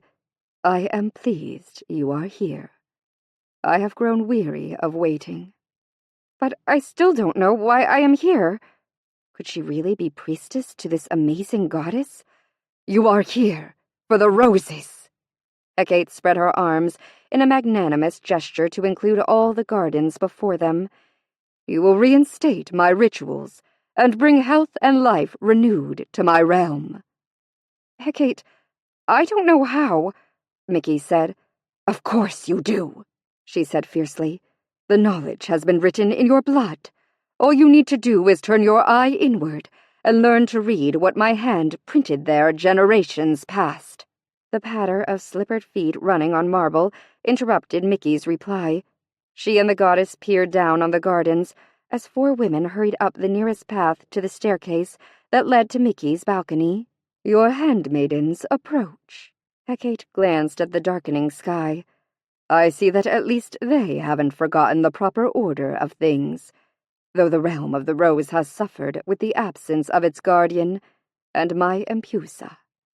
Like a wave lapping eagerly on a thirsty beach, the 4 women rushed as one onto the balcony and instantly fell into deep, graceful curtsies, heads bowed, with their long, unbound hair falling forward to shade their bright faces. The handmaiden, who wore buttercup yellow silks, a perfect complement to her golden hair, spoke first. She lifted her face to the goddess and cried in a voice filled with gladness, "Hail, Hecate, great goddess of the ebony moon!" Next spoke the girl dressed in brilliant red, whose fall of glossy scarlet hair blazed like fire. "Hail, Hecate, wise goddess of beasts!" Mickey realized that she recognized the two remaining girls when the handmaiden dressed in sapphire blue with the waves of seafoam-colored hair lifted her head. "Hail, Hecate, beautiful goddess of magic!" Before the sound of her sweet voice had faded, the brunette, who was tonight dressed in moss-green silks the color of her large, dark-lashed eyes, lifted her head, face glowing with obvious joy. "Hail, Hecate, goddess of the crossroads between reality and dreams, and mighty protectress of the realm of the rose. Rise, daughters. Come, kiss my hand. I have missed you." The handmaidens rushed to Hecate. Mickey realized that they were much younger than she had at first thought. Really, they looked little older than teenagers, especially as each of them pressed her lips to the goddess's hand, giggling and cooing like happy children. Hecate touched their heads and greeted them, clearly pleased to see the youths. The enormous dogs at her feet wriggled, totally and shockingly puppy-like, sniffing enthusiastically at the girls, accepting kisses and caresses from each, as was their due. Then Hecate raised her torch high, and the handmaidens fell instantly silent. "Handmaidens of Hecate, I bid you welcome the return of my Empusa." At her proclamation, the torch blazed, sending a cascade of sparks falling in a whirlwind around the goddess. The handmaidens gasped, whispering excitedly to one another as they curtsied to Mickey. She was sure she heard the brunette hiss a clear, "I told you she had returned," to the others. Hecate raised her hands for silence. "Go within. There you will prepare the Empusa for the self-initiation ritual, which will be performed in the heart of my realm." Once again, Hecate lifted her torch, only this time she faced outward, looking over the vast gardens. "Let the temple of Hecate be lit once more!" At the goddess's command, lights suddenly blazed from deep in the gardens. The handmaidens reacted with exclamations of excitement and joy. Wide-eyed, Mickey watched the silhouette of a columned temple suddenly illuminate. "Go now," Hecate told the handmaidens gently. "The priestess will join you shortly." The girls curtsied deeply to the goddess, and then scampered across the wide balcony and into the bedroom in which Mickey had awakened. "You must do two things tonight, Mikado," Hecate told her sternly. "First, cast a sacred circle. The handmaidens will aid you in this until you learn to listen to the knowledge that sleeps within your blood. Second, you will perform a self-initiation ritual. In that ritual, you will dedicate yourself to a new life as my Empusa, a priestess of the blood of Hecate." "But I don't know how to perform an initiation ritual. I don't know how to perform any ritual," Mickey said, exasperated at how inept she felt. "Mikado!" Hecate's gray eyes pierced her. "You invoked my presence. You awakened my guardian. There lives within your blood the knowledge of generations of my priestesses. If you do not have the courage to partake of that knowledge, cast the sacred circle and then choose to step from within it. I give you my oath that the moment you leave the circle, you will return to the life you left in that mundane world at the far side of my crossroads." The goddess's lip curled in disgust, and the flesh on Mickey's arm prickled in response as Hecate's divine anger sizzled around her. "Perhaps you shall marry. Perhaps you shall not. Doubtless, you will produce a daughter, another Empusai, as you have come to call yourselves. You will live and die an ordinary life, and I will look to other generations for the return of my priestess. But if you do not break the sacred circle, and instead choose to complete the ritual, know that as surely as your heart beats and your lifeblood flows, you will forever after be my high priestess, Empusa in the realm of the rose." Hecate lifted her blazing torch once again. "Decide tonight, Mikado Empusai. and know you will never receive another chance at changing your destiny." Sparks showered from the torch, and with a great roar of wind, Hecate disappeared. Chapter 10. Thoroughly confused, Mickey stood alone, blinking away the bright spots of the goddess's light from her eyes. She was supposed to cast a circle? Wasn't that witch stuff? And if she managed to bumble her way through that, without being struck by lightning or swallowed up by Satan or whatever, she was supposed to listen to her blood to know how to perform a self-initiation ritual because she was an Empusa, a priestess of Hecate. How? What the heck was she going to do? Girlish laughter drifted from the open doors of her room. Mickey sighed. She was also supposed to be getting dressed and deciding on her destiny. Damn, my head hurts. She rubbed at her throbbing forehead. The newly illuminated temple tugged at her gaze, and she found herself staring across the dimly lit gardens at the domed building. A little rush of excitement fluttered through her stomach. If this was real, if all this was actually happening, then she was being offered the opportunity to be high priestess of a powerful goddess, a goddess who had watched over the women in her family for generations. Mickey couldn't deny that the possibility fascinated her. And if none of this was real, if she had fabricated all this and the world and the goddess were nothing more than figments of her delusion? If that were true, then it didn't matter whether she chose to stay or return. Either way, she was screwed, figuratively speaking. So why not ride it out? Why not choose to become High Priestess of Hecate over being a psych patient? She thought about the goddess. Hecate was powerful and intimidating.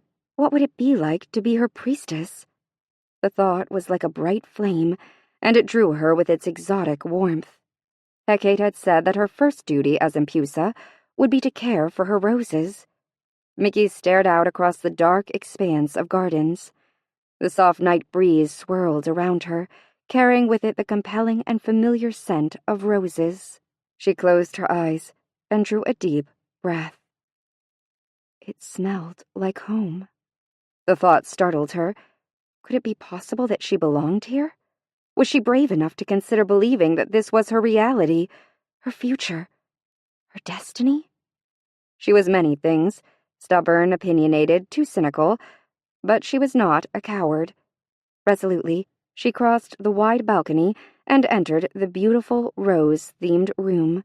Like a small school of exotic silk-finned fish, the young women turned to her and bobbed down and up in quick curtsies.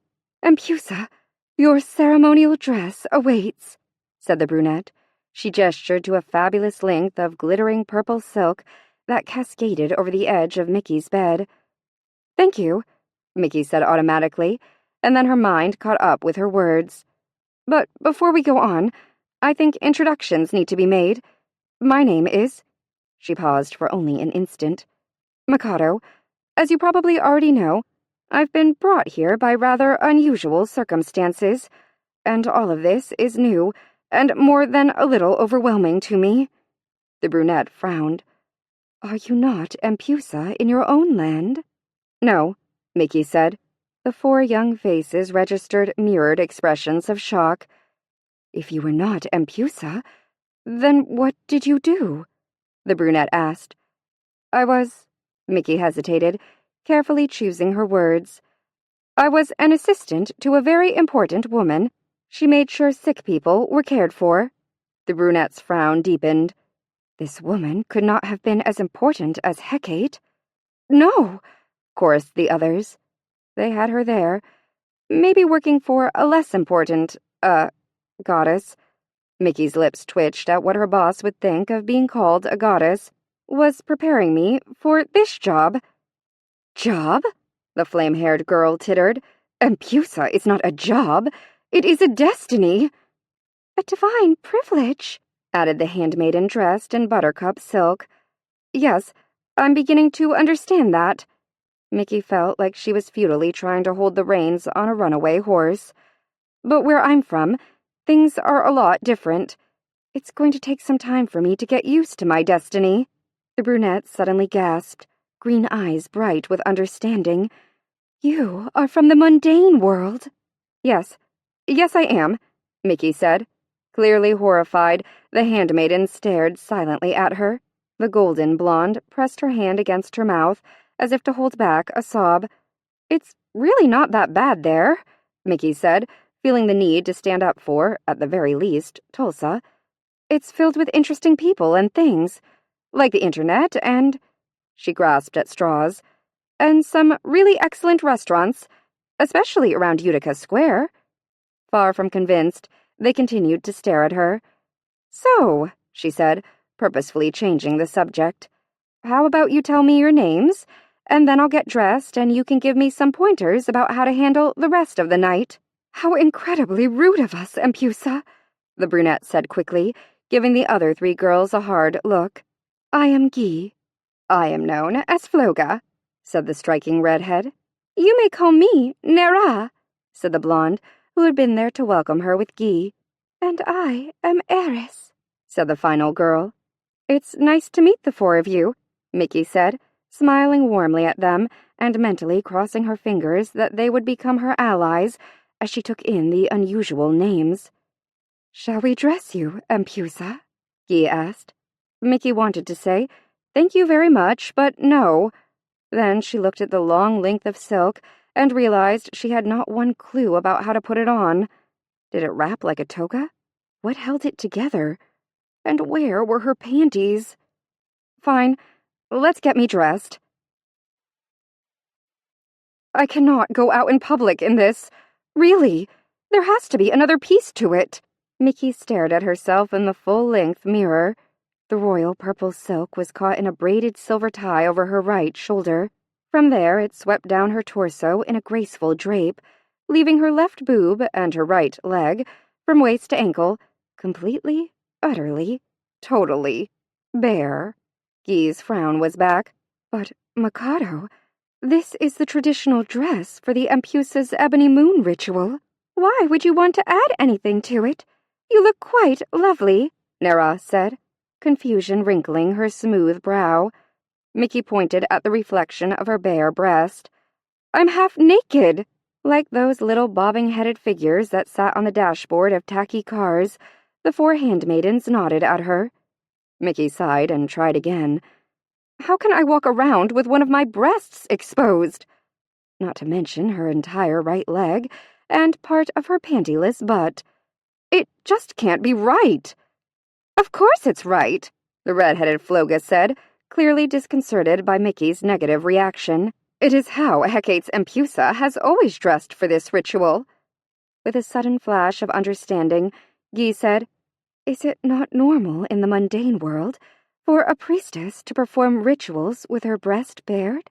Actually, in the mundane world, it's very abnormal to be seen in public with a bare breast, at least in my part of the world. Guy shook her head sadly. Women must be horribly restricted in your old world. Mickey opened her mouth to set Guy straight, to tell her that women in modern, albeit mundane, America had equal rights with men, and... But the image of the last rape victim she'd read about in the Tulsa world surfaced in her memory. The girl had been young, only 21 or 22, and she had been attacked while she had been clubbing downtown. The newspaper report had made several slanted references to the seductive way she had been dressed, vaguely implying that she had caused her own rape. Hot on that memory came the voice of the newscaster she'd listened to as she'd dressed for work that morning. Seems a serial molester had attacked yet another Tulsa woman. As in the other instances, he'd come in through the woman's open bedroom window. Police and the media advised the public, the female public, to be more careful about locking their doors and windows. Mickey felt the stir of anger low in her gut. Women had been lectured, judged, and warned. Neither of the men had been condemned as the animals they clearly were. She met Guy's gaze. I think you might be right, even though on the surface it doesn't appear that way. Like hidden thoughts, it is the world beneath the easily seen one that most often controls us, Guy said. Mickey nodded slowly. Then she turned back to her reflection in the mirror, straightened her shoulders, and lifted her chin. The woman who stared back at her looked exotic and incredibly feminine, draped in liquid purple, with her hair hanging free around her shoulders and her bare skin flushed a delicate blushing peach in the flickering candlelight. On an impulse, she swung out her bare leg, pointing her naked toes. The soft material of the ceremonial dress fluttered attractively in response. Sexy. She was definitely sexy, and that 10 pounds or so she always seemed to battle with only added to her sensuous look. She was curvy and full-bodied, and more beautiful than she had ever thought possible. "I'm ready," she said firmly, more to herself than the 4 women who were watching her so intently. Guy's smile was instantaneous. She grabbed Mickey's hand and tugged gently toward the open doors to the balcony.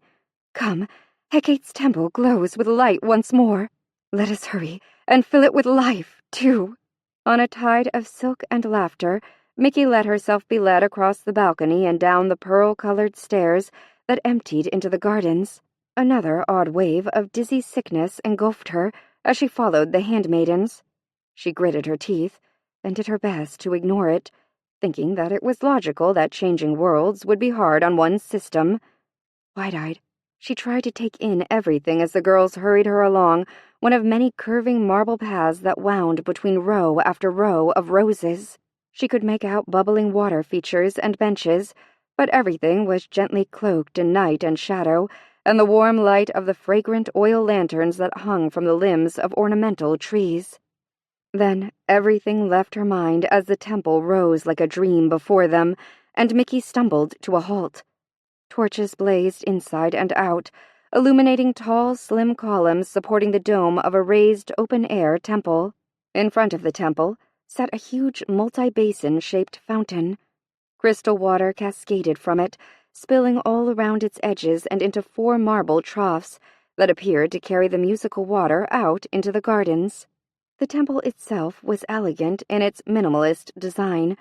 There was nothing inside the building except a single flame that burned brightly from the center of a broad, circular expanse of slick marble floor. "Hecate's torch has been lit," Floga said, in a voice choked with emotion. The beautiful, scarlet-clad handmaiden was the first to ascend the stairs and enter the temple. "I felt it in my soul, but to see it once again makes my heart leap with gladness." And then, to Mickey's astonishment, Floga walked straight to the fire and caressed the flame as if it was a beloved child. Instead of burning her, the fire appeared to rejuvenate her. Her hands glowed where it touched her, and her red hair crackled around her as if it was alive. "She's touching the fire!" Mickey gasped. "But it doesn't burn her." "Of course it doesn't burn her," Guy said. "She is flame." With an effort, Mickey pulled her gaze from the scarlet handmaiden, turning her attention fully to Guy. "What do you mean, she is flame?" Guy studied her carefully. "Empusa, do you not recognize your own handmaidens? I know you did not act as if you understood who we were when Nera and I welcomed you, but surely you know who we are now that you have seen the 4 of us together." "Guy, I've never had handmaidens before. How could I recognize you?" "You truly don't know us?" Nera said sadly. Mickey had the sudden urge to shout that she didn't even know herself anymore. How the hell could she know 4 women who were total strangers? But the hurt in their eyes made her check her words. "In my old world, I didn't worship any goddess." Mickey carefully met each young woman's eyes. In the silence that followed her words, she heard Floga approach. Without speaking, the handmaiden rejoined her friends. Mickey continued, slowly and distinctly. "I have never cast a circle. I have never performed any ritual. I had no idea I was a priestess of Hecate until the goddess told me so herself. So it's not just that I don't recognize the 4 of you. It's that I don't recognize anything in this world." The women stared at her, wide-eyed and shocked. "There are no goddesses in the mundane world," Guy finally said, in a hushed voice. Mickey considered her words carefully before answering. She remembered that Hecate had told her she had been watching over the women of her family for generations, and there was no doubt that the Empusai women had a magical something in their blood. Goddess touched. The thought flitted through her mind. The women in her family were goddess touched, which means that, acknowledged or not, goddesses must exist, even in Tulsa, Oklahoma. I think goddesses exist in my old world, Mickey said, thinking of the women in her family and letting instinct guide her words. But most people, most women, have learned to live without them. How terrible, Eris whispered. So if you don't want to call me Empusa, I won't blame you, Mickey said. I don't really deserve the title. Hecate named you her Empusa. It is the goddess's right to do so, and only she can remove the title, he said. If the goddess acknowledges you as such, then so shall we. The other three women nodded, but Mickey thought they did so less than enthusiastically. And do not forget, he added, looking sternly at the other handmaidens, Mikado awakened the guardian. That is something only Hecate's Empusa has the power in her blood to do. At the mention of the guardian, Mickey felt a chill move across her skin. She'd almost forgotten about it. Him, she corrected herself. The statue. Only he wasn't a statue anymore. He was out there somewhere, alive again because her blood had touched him. What part did he play in all of this? Why had he visited her dreams? And suddenly, she was truly sick of unanswered questions. Guy, you said Floga didn't get burned by the fire because she is flame. Please tell me what you meant by that. But Floga didn't give Guy a chance to answer her. Instead, the fire-haired handmaiden stepped forward so she stood beside Mickey.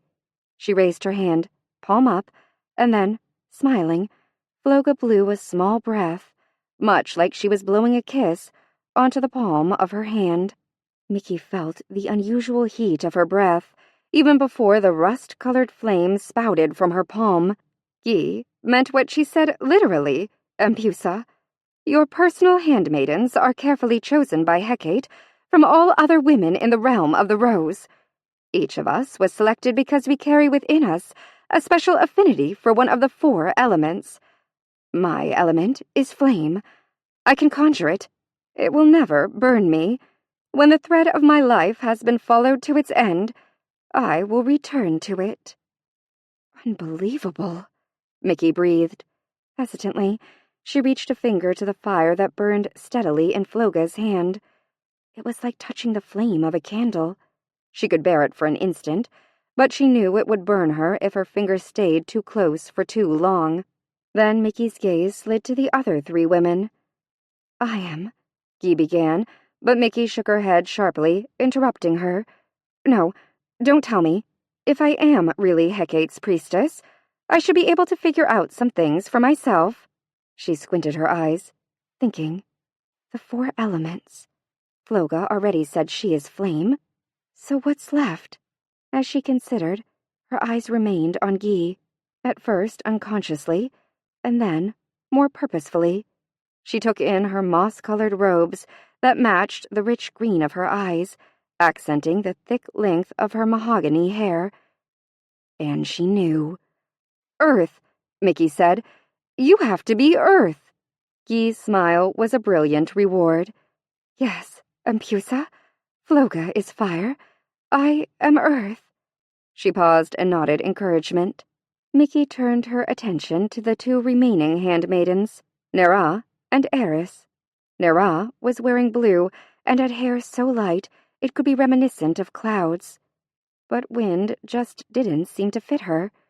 Nera was too voluptuous. Her body was lush. The blue silk lapped around her like translucent waves. Petite Eris wore butter-yellow robes that seemed to move gracefully around her in time to a secret breeze of their own. Her long, straight hair was the golden color of summer's sunlight. Nera is water, and Eris is wind. The handmaidens clapped their hands happily, making Mickey feel inordinately proud of herself. You see, Empusa, Guy said. You did recognize your handmaidens. With your help, I did. Now, with your help, maybe I can figure out how to cast a circle, too. You have everything here you need to cast the sacred circle, Empusa, Gi said. You have the spirits of the 4 elements, and you have your own affinity. My own affinity? But there are only 4 elements. What could I represent? You represent the heart of the circle. Its spirit, Gi said. That is why you wear sacred purple. It is the color of spirit, and that is why your position will be in the center of the circle. We will show you, Empusa, Eris said, skipping up the stairs into the temple. We each have our positions. Mickey squared her shoulders and moved with the handmaidens into the temple. Eris walked purposefully to a place a few feet away from the ever-burning flame, which was in the center of the temple. She turned to face Mickey. Wind is always positioned in the east. Floga moved around an invisible circle to Eris's left. Flame is allied with the south. Water prefers the west, Nera said, taking the position directly across from Eris. Earth's place is always in the north, Gi said, completing the circle. And your place, Spirit's position, is in the center of the circle, near the heart of the goddess's flame. Not giving herself time to hesitate, Mickey moved into the center of the circle, made by the elements personified, and stood beside Hecate's flame. Then, feeling a little lost and a lot foolish, she moved her shoulders restlessly. I don't know what to do next. She whispered the words, but her voice carried eerily in the stillness of the temple. It is a simple thing, really, Gi said gently. A natural thing, Nera added. A wondrous thing, Floga said, with barely suppressed excitement. You always begin with me, Eris said, smiling brightly. Greet me, and call wind to you, welcoming my element. Then move Diosil around the circle, and call the other elements to you. Diosil? This way, Floga said, moving her hand in a clockwise motion. Mickey nodded. Okay, I've got that. As you call each element, think of the energy you beckon forth to protect and support you, Empusa, Gi said. Will a circle really appear? Mickey asked tentatively. That depends on you, Empusa, Gi said. Mickey's stomach fluttered with nervousness. Just do it, she told herself. Mikado Empusai lifted her chin and approached Eris. Chapter 11. Hello, Eris. Empusa? The handmaiden sank to the marble floor in a graceful curtsy, and Mickey's mind frantically searched for something, anything to say. She was supposed to focus on the elemental power, as she called it. She drew another breath to calm herself. She drew a breath. Air, which was really wind. I call to the circle the element wind, she said, mentally crossing her fingers that she wasn't totally messing up. It is what we breathe in when we are born. Without it, we would all die. As Mickey had begun speaking, Eris had risen from her deep curtsy.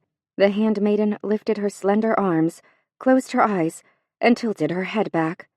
Mickey swallowed around the nervous dryness in her throat, and continued. When I think of wind, I think of movement and invisible power. It is a contradiction, a paradox. It cannot be contained, but it can be harnessed. It can gently fill a newborn's lungs, and it can destroy cities. Suddenly, the ethereal yellow silk that clothed Eris began to lift and stir, and then, in a rush of white sound, wind whipped around the handmaiden like she stood in the vortex of a magic tornado. Wind moved against Mickey's skin, too, but not as violently. It felt caressing, causing her bare nipple to harden in response. Surprisingly, Mickey didn't feel embarrassed or exposed. Instead, the nakedness of her body seemed natural, and the fact that the element had come at her call and touched her body so lovingly bolstered her confidence.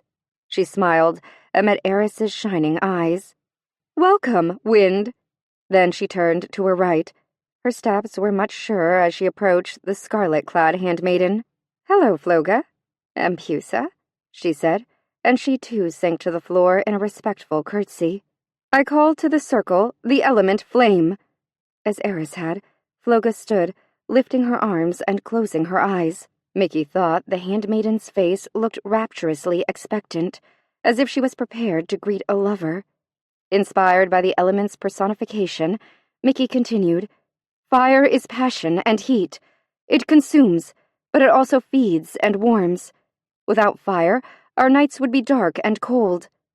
Floga's glossy scarlet hair began to lift, and in a whirl of heat, the girl's body became outlined by a luminous glow.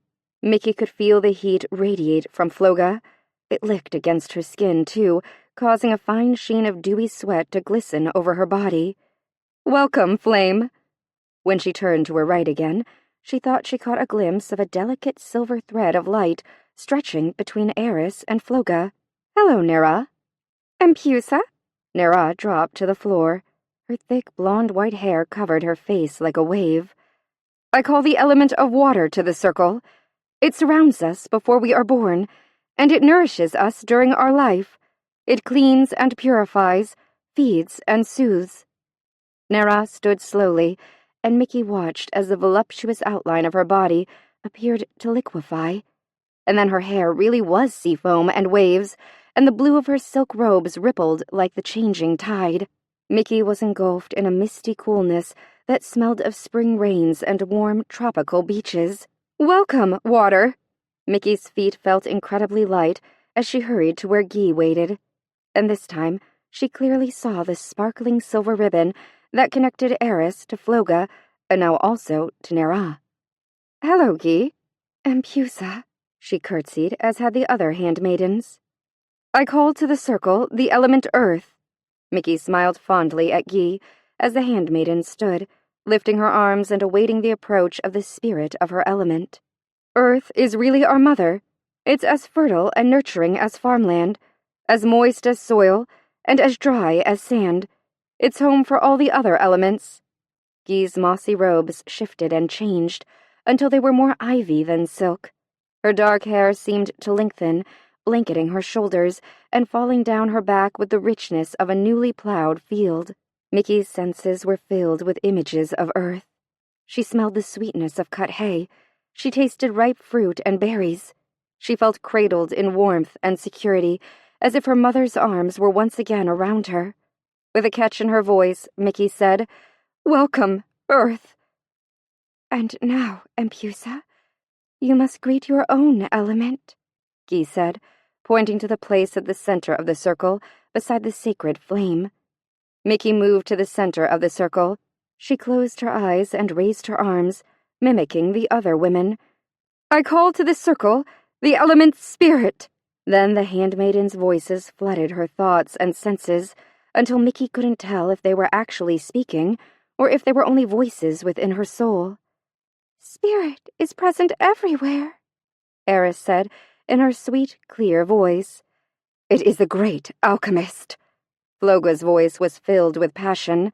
"Spirit is the element that unites all others." Nera spoke with the sound of a cascading stream. "It has the power to shape the very nature of all things," said Guy, in a loving mother's voice. "Welcome, Spirit!" Mickey cried. There was a crackling snap, and the air within the temple sizzled with energy. Mickey opened her eyes to see that she stood in the middle of a circle, ringed by 4 women who were bound together by dazzling gossamer threads of silver, woven to create a boundary that pulsed with light and power. The flame burning beside her had taken on a lovely violet tint. "Wow! It worked!" The handmaidens laughed, filling the temple with sounds of feminine happiness. Their laughter was like music, and Mickey wanted to twirl and dance. "Dance, Empusa." The silent words settled into Mickey's mind like a remembered dream. She didn't stop to question her next impulse, or hesitate until she could second-guess herself. Mickey danced. Within the circle, she twirled and swayed. The handmaidens shook up the tempo of her movements and began humming a seductive melody. She felt beautiful and powerful and utterly joyous, and she knew what her decision for the rest of her life would be. She would choose this world, this magical life, and not because she was afraid of snapping out of it and finding out she was crazy. She chose this life because it had awakened a joy deep within her that she had never before experienced. Reality be damned. This was real enough for her. "Speak the words that will bind you to me, Empusa," commanded the voice within her head. Automatically, Mickey answered the goddess. As she spoke, her own voice grew stronger and more confident. "Hecate, goddess of crossroads, beasts, and the ebony moon, I have cast your sacred circle and been given a chance at a new life, a new destiny. I stand on the threshold between my old life and my new." Mickey hesitated, but only long enough for her to turn to face the violet-tinged flame. "My decision is that I am willing to become your Empusa."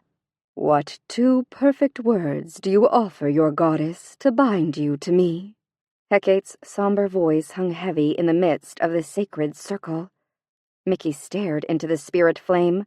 She had no idea what words to speak. What could bind her to Hecate? What did her instincts tell her?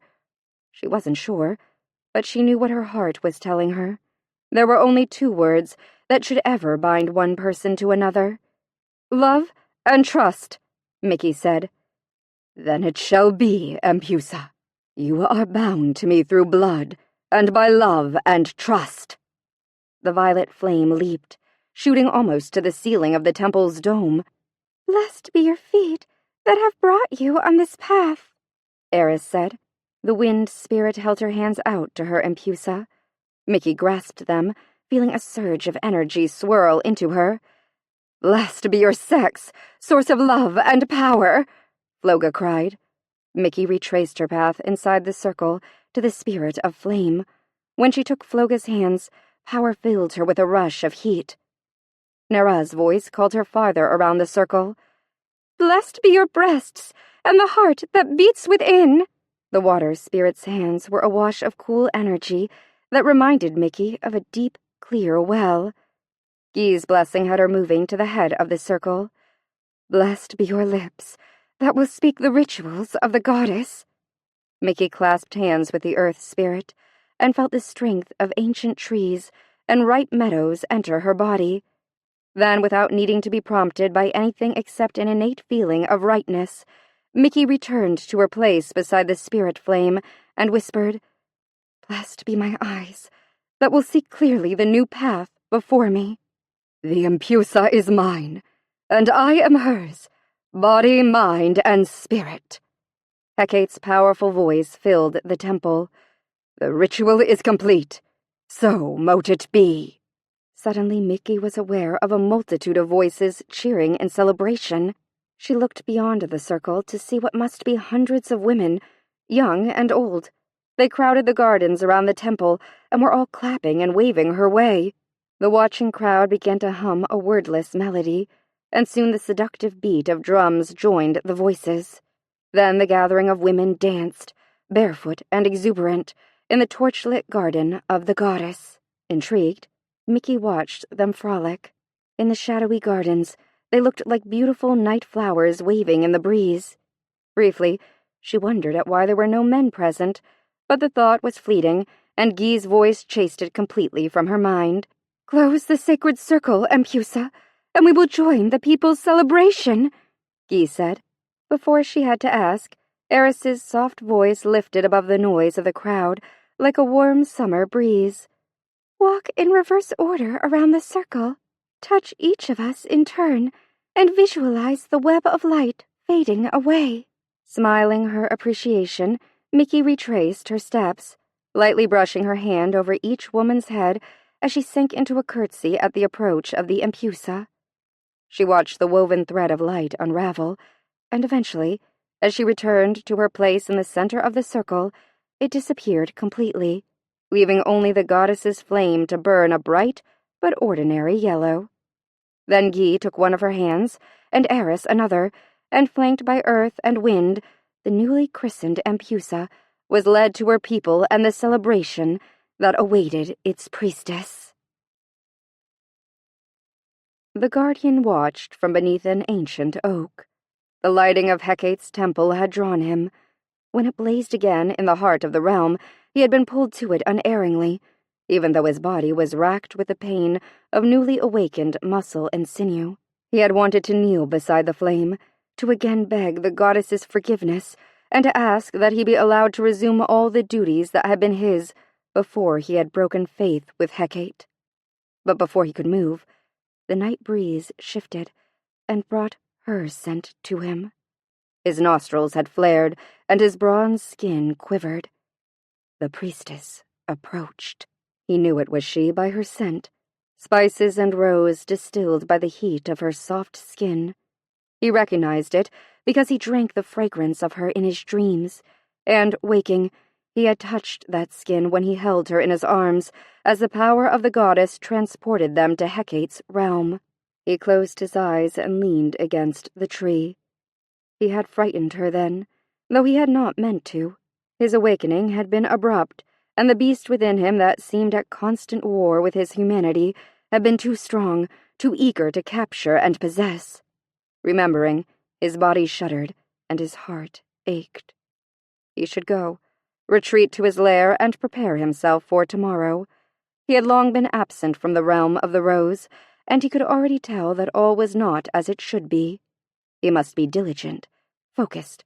He must resume guardianship of the realm as was his duty, and, if the goddess was merciful, he would also be allowed to use all his magical gifts again.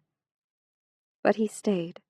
When his keen hearing detected the light tread of her feet, he spoke a command in a language long dead, and the lanterns that hung from the massive tree's limbs instantly extinguished, wrapping him in shadow.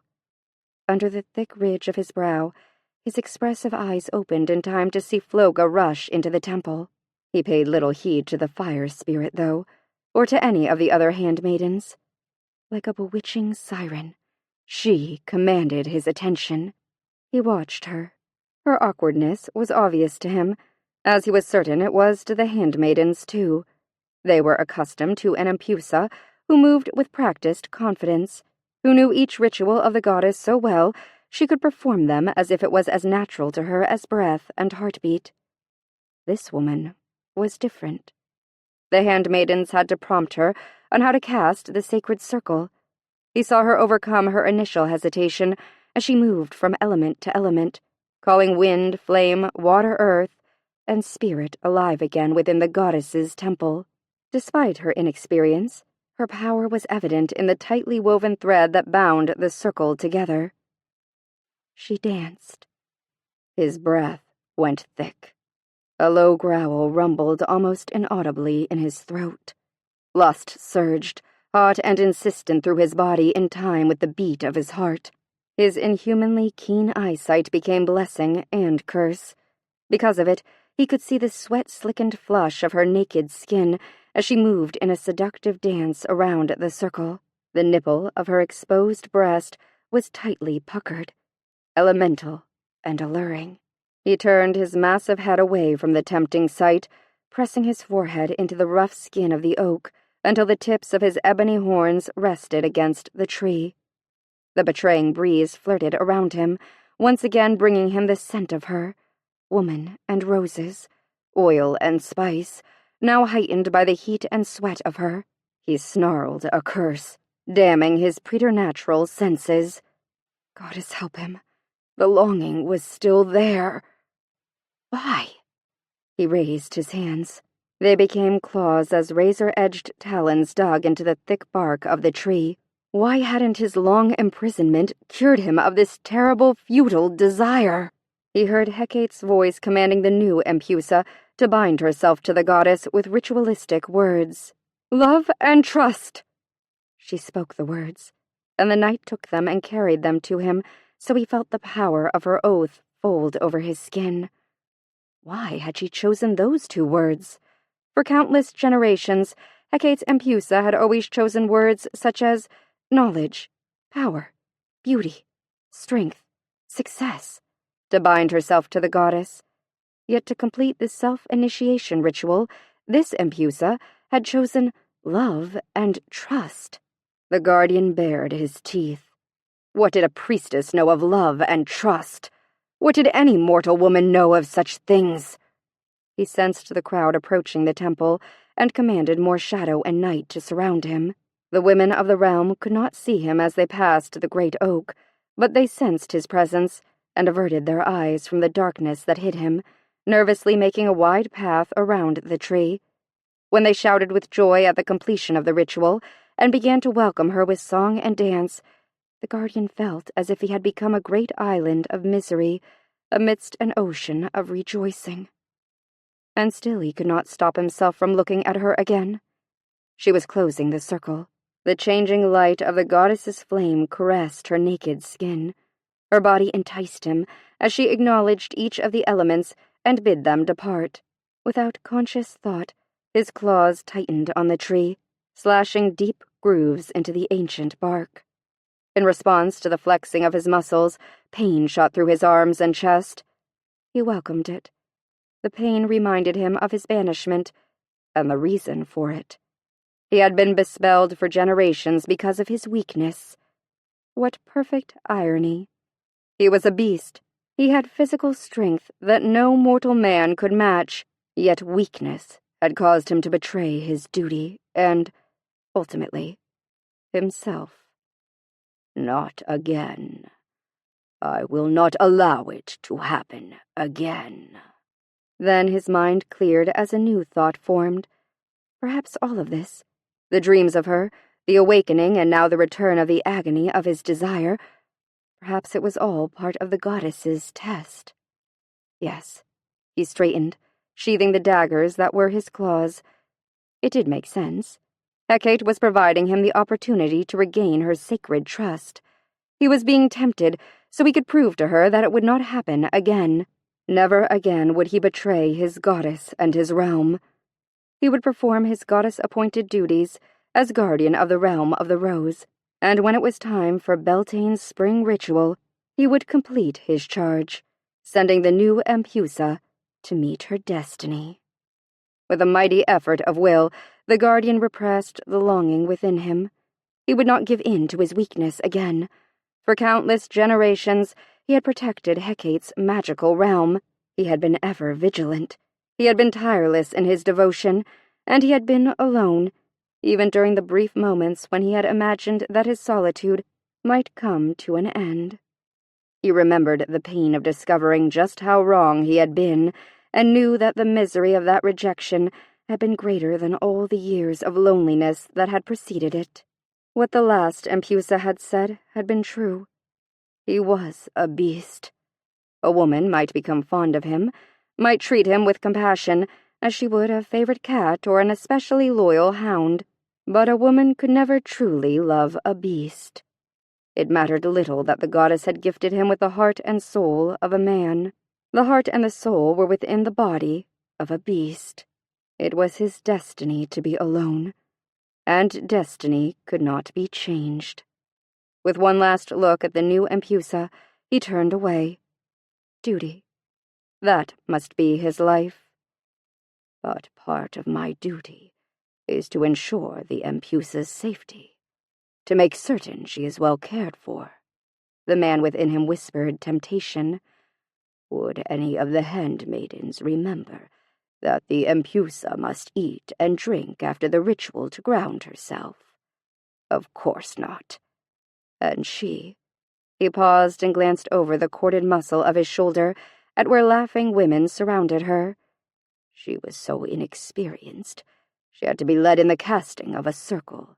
She would not know that she must ground herself and use food and drink to replenish her strength.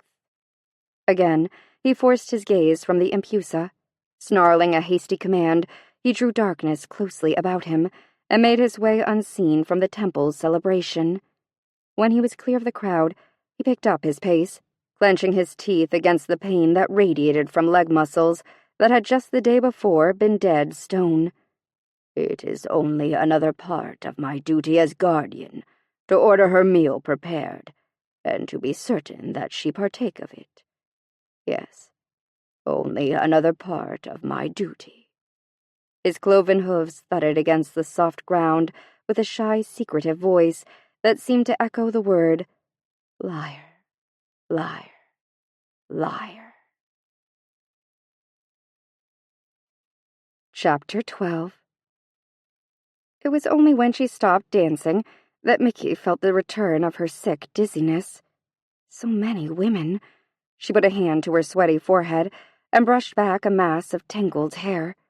Every one of them had a word of welcome for her, just as they each wanted to dance and twirl and laugh with her. She was breathing hard, and her legs felt wobbly. She was definitely all danced out. "Empusa?" Nera peered into her face. "Are you well?" "I'm just tired. It's been a long day." "Come with me." Guy was suddenly beside her, tucking a steadying hand into her elbow. The handmaiden began to lead her in a weaving path between the revelers, heading back in the direction of the palace. "Do you wish the other handmaidens to accompany you, Empusa?" Guy asked, when Nera, Floga, and Eris noticed they were leaving and paused in their celebration. "No," Mickey said hastily, gesturing at the young women to stay. The last thing she wanted right now was to be fussed over. Actually, solitude and something to drink sounded perfect. "And you don't have to leave either, Guy. I'm sure I can find my way back to my bedroom." "It is my honor to accompany you," Guy said firmly.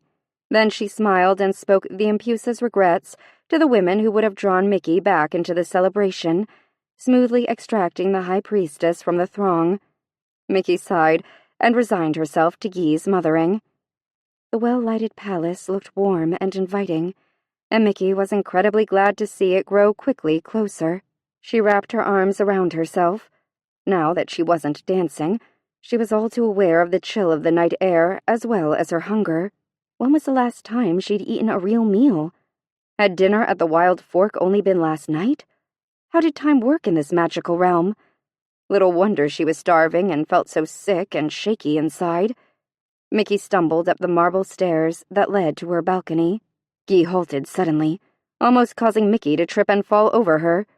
The handmaiden was staring at a lovely little table someone had placed near the open doors leading to her room. It sat invitingly in a pool of light on the otherwise dark balcony. A thick blanket was draped over the back of the single wrought-iron chair, and a pair of slippers was placed strategically in front of it. The table was, blessedly, laden with food. "Oh, man! Whoever did this is my new hero!" Ignoring Guy's reticence, Mickey hurried across the dark balcony to slide her cold feet into the slippers. Then she groaned aloud with the pleasure of a woman who truly loves her food. There were several platters on the table, each filled with delicacies. Aromatic cheeses, olives, thin slices of meat, and a loaf of bread that was still warm from the oven. Before she fell into the food like a starving fool, she remembered Guy, who was still standing near the entrance to the stairs. Oddly enough, it appeared that the handmaiden had forgotten her. Guy's attention was focused on the deepest of shadows that nested at the far side of the balcony. Mickey cleared her throat to get the girl's attention. The handmaiden jerked, as if Mickey had startled her, and, though she was too far away for Mickey to be sure, she thought Guy looked almost frightened when their eyes met. She smiled at the handmaiden, wondering what was bothering her. Had she committed some kind of cultural faux pas by rushing to the food without inviting Guy to join her? She certainly hadn't meant to be rude to the person who had shown her the most kindness in this world. So even though she preferred to be left alone to eat and relax, she gestured to the table. "I know there's only one chair, but we can pull another out here for my room." Her mouth already watering, Mickey looked back at the table. "And there's plenty for two. Why don't you join me?" Slanting one more nervous glance at the shadows, Guy returned her smile, but shook her head. "No, Empusa. You are weary. It is best that you are given the privacy to eat, and then sleep." The handmaiden started to depart. Then, changing her mind, she turned back and took a few hurried steps toward Mickey, until her delicate face was more clearly visible. "Mikado, please forgive my impertinence, but I cannot remain silent." "What is it, Guy?" The young handmaiden closed the distance between them and knelt beside Mickey, taking her hands in her own. Though her voice was hardly louder than a whisper, she spoke with quiet intensity that demanded Mickey's attention. "Your destiny and that of this realm are now woven unalterably together. The choices you make affect more than you know."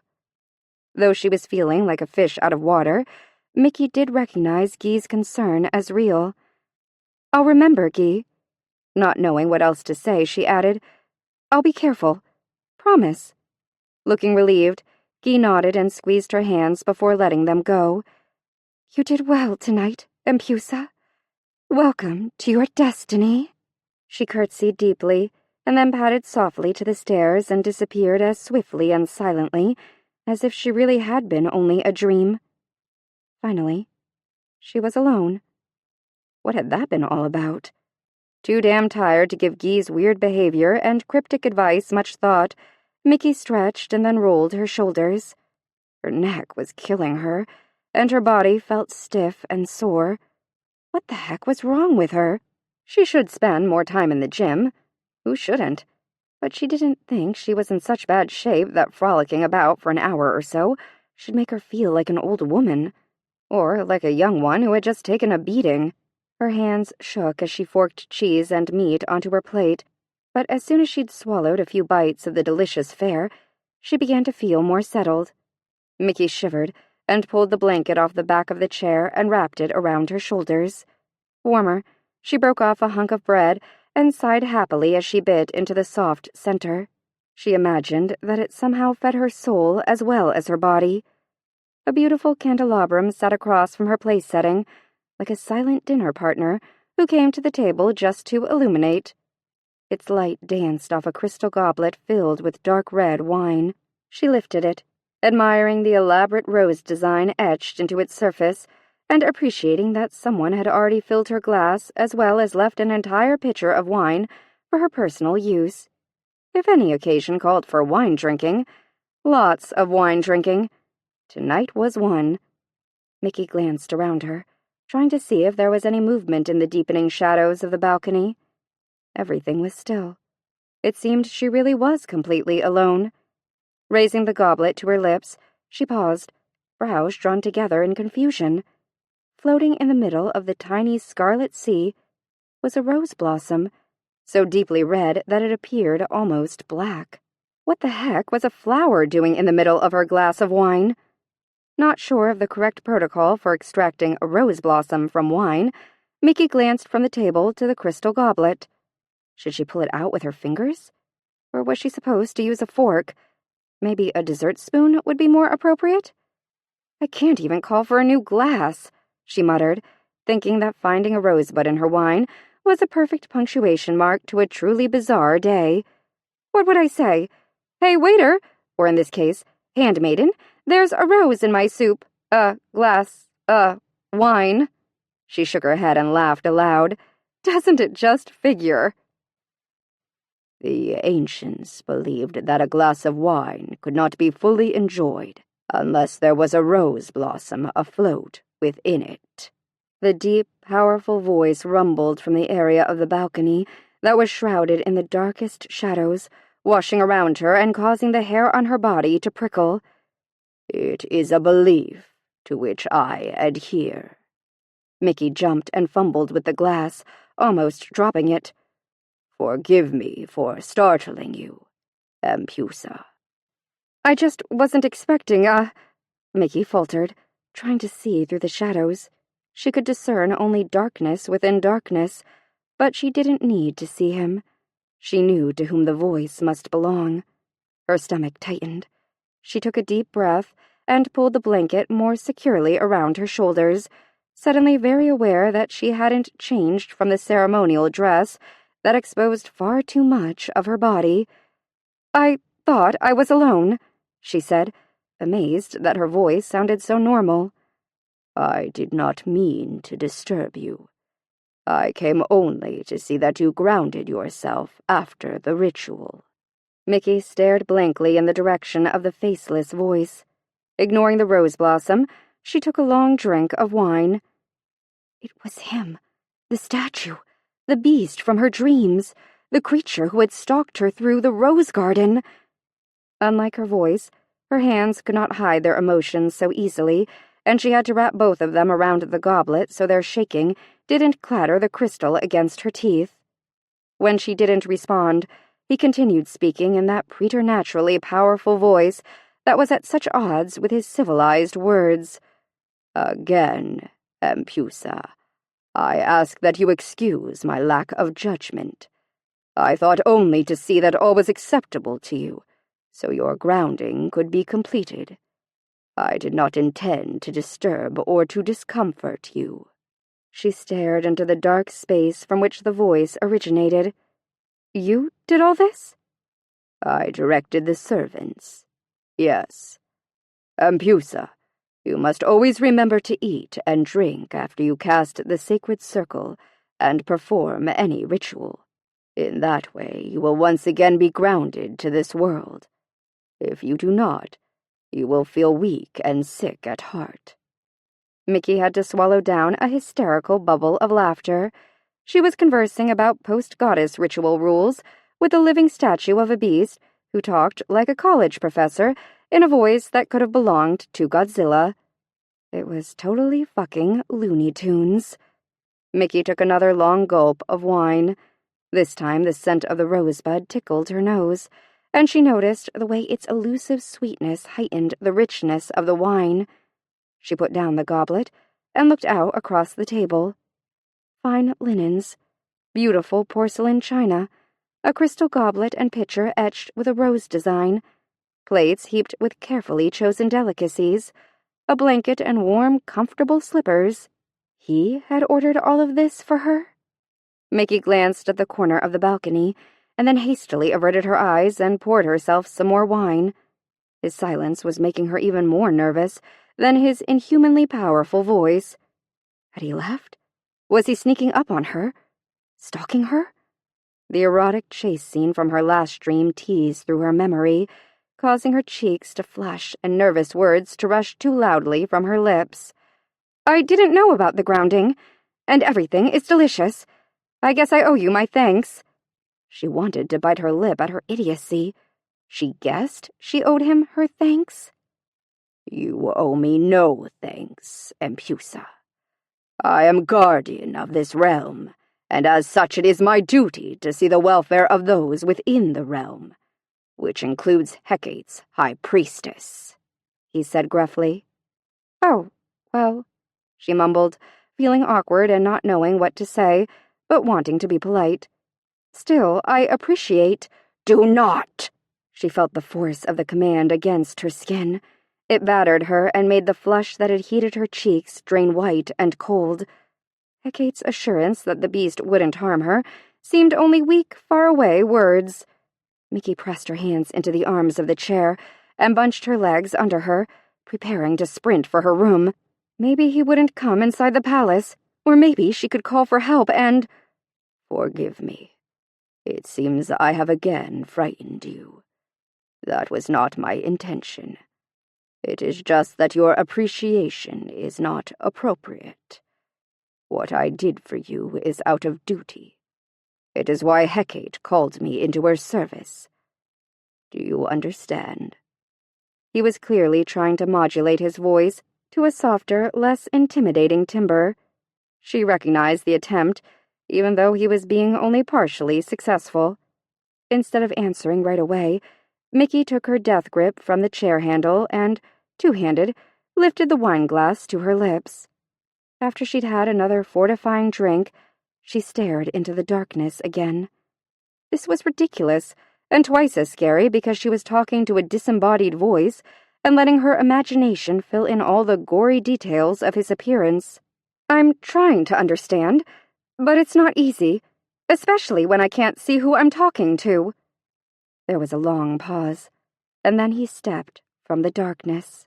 The crystal goblet slid from between her numb fingers and shattered against the marble floor. He made a movement like he was going to approach her, and with a rush of adrenaline, Mickey surged to her feet, knocking over her chair with jerky, panic-laced haste. Shards of broken crystal crunched under her feet. Instantly he halted. "Have care where you step. The glass can cut through the soles of your slippers." The words were meant to be gentle, but the voice that spoke them rumbled with an inhumanly thunderous warning. Mickey couldn't breathe. She couldn't make her vocal cords work. She could only stare at the creature. Then he sighed, and it was in that lonely, wordless sound that she heard the echo of a familiar roar. That one small thing pushed through her panic, allowing her to draw a gasping breath. I did not come to you tonight to harm you. You have my oath that you are in no danger. Her lips felt cold and numb, but she forced herself to speak. You're the statue, the one from the rose gardens. He nodded his massive head. Yes, you have known me only as I was in your world, entombed in marble amidst the roses. Now that I have awakened, I have resumed my rightful position as guardian of the realm of the rose. Mickey brushed a shaking hand across her forehead, trying to clear her mind. The creature took a step closer to her, his hooves thudding inhumanly against the silent balcony. No, she blurted, blood pounding in her ears. Stay away! As if to show that he meant no harm, he raised one huge hand toward her, palm up. Except for its size, it appeared normal, but Mickey was sure she caught a flash of the candlelight glinting off something sharp and deadly. She stared at his hand without blinking.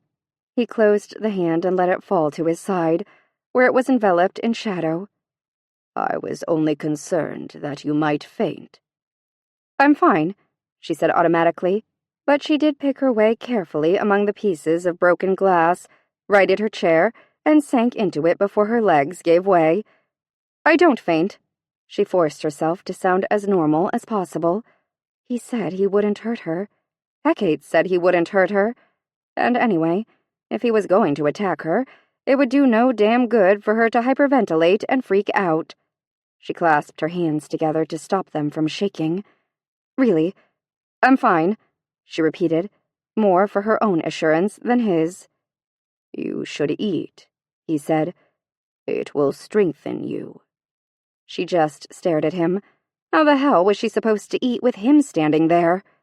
She was surprised to easily recognize comprehension on a face that was so alien, and at the same time she recognized something else, something that clouded his powerful voice like fog. Sadness. Did he really sound sad, or was she just imagining it? I should leave you to your meal. First, allow me to. He broke off and spoke a sharp, unintelligible command. He held out one large hand, and instantly a crystal goblet, identical to the one she had broken, appeared in mid-air. His hand closed around it. A noise, somewhere between a sob and a scream, squeaked from Mickey's lips. Did you not desire another glass? He asked. Mickey could only nod. Her swarming thoughts semi-hysterically said that what she really wanted was a Valium to go with the wine. He was watching her closely, and she thought his expression might have softened, but his face was so fierce that it was hard to tell. May I bring this glass to you? She hesitated, and then nodded again with a quick, slight movement. Slowly, he stalked forward with an athletic grace that was as powerful as it was feral. His ebony hooves echoing against marble sounded unnaturally loud in the silence of the balcony. Mickey couldn't look away from him. As he moved closer to her, she couldn't help pushing herself against the back of her chair, where she sat rigid and unmoving. Her heart was pounding hot and loud in her ears, and for a moment she thought she might make a liar out of herself and actually faint. Would he catch her if she did? The thought of him touching her shivered through her body. When he reached the broken glass, he made a dismissive gesture with one hand and muttered a word under his breath. The shards instantly obeyed him, blowing off the balcony in a tiny crystal tornado. Then he stood beside the table.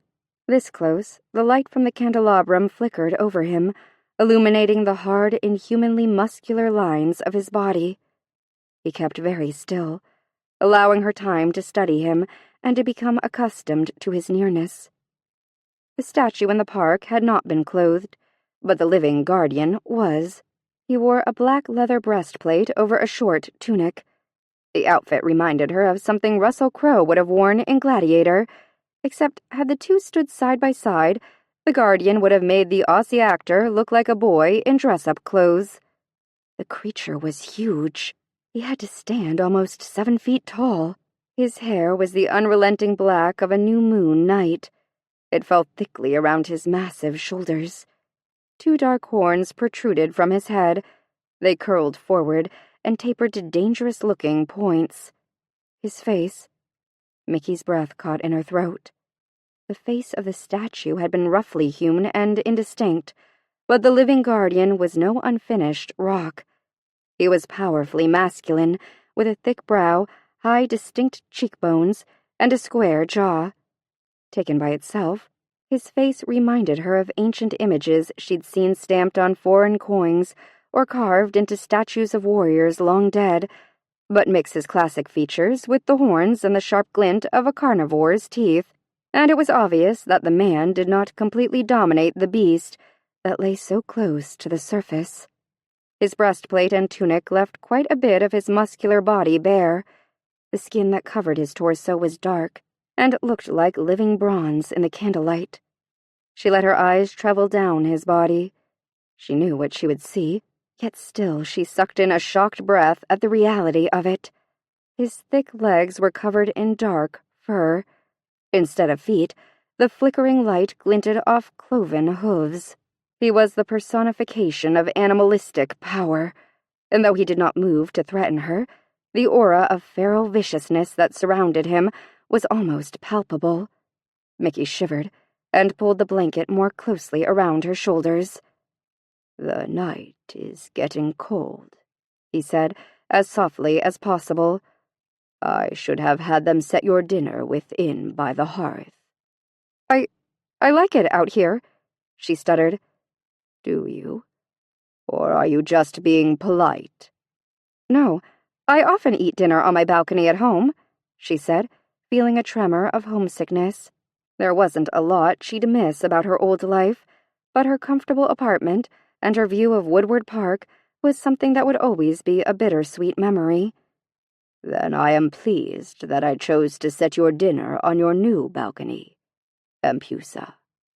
Slowly he placed the goblet on the table and, with a gentlemanly gesture that was in direct contradiction to his bestial appearance, he poured her another glass of wine.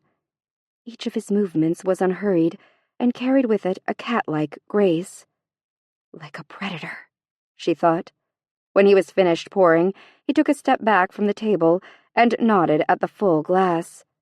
"Drink. It will soothe you." Mickey did as she was told, barely tasting the excellent red. Her body felt detached and unreal, but the wine warmed her and helped anchor her senses. She drank deeply, for the moment not caring if it made her tipsy or muddled her thoughts. Her thoughts, after all, were highly suspect. Perhaps they could use some muddling. "I dreamed of you. Back there, in your old world. At your old home. I dreamed of you often." His words jolted through her, and she put down the goblet before it, too, broke. Mickey raised her eyes to his. They were almond-shaped and as dark and bottomless as a quarry. "I know," she whispered. "I dreamed of you, too."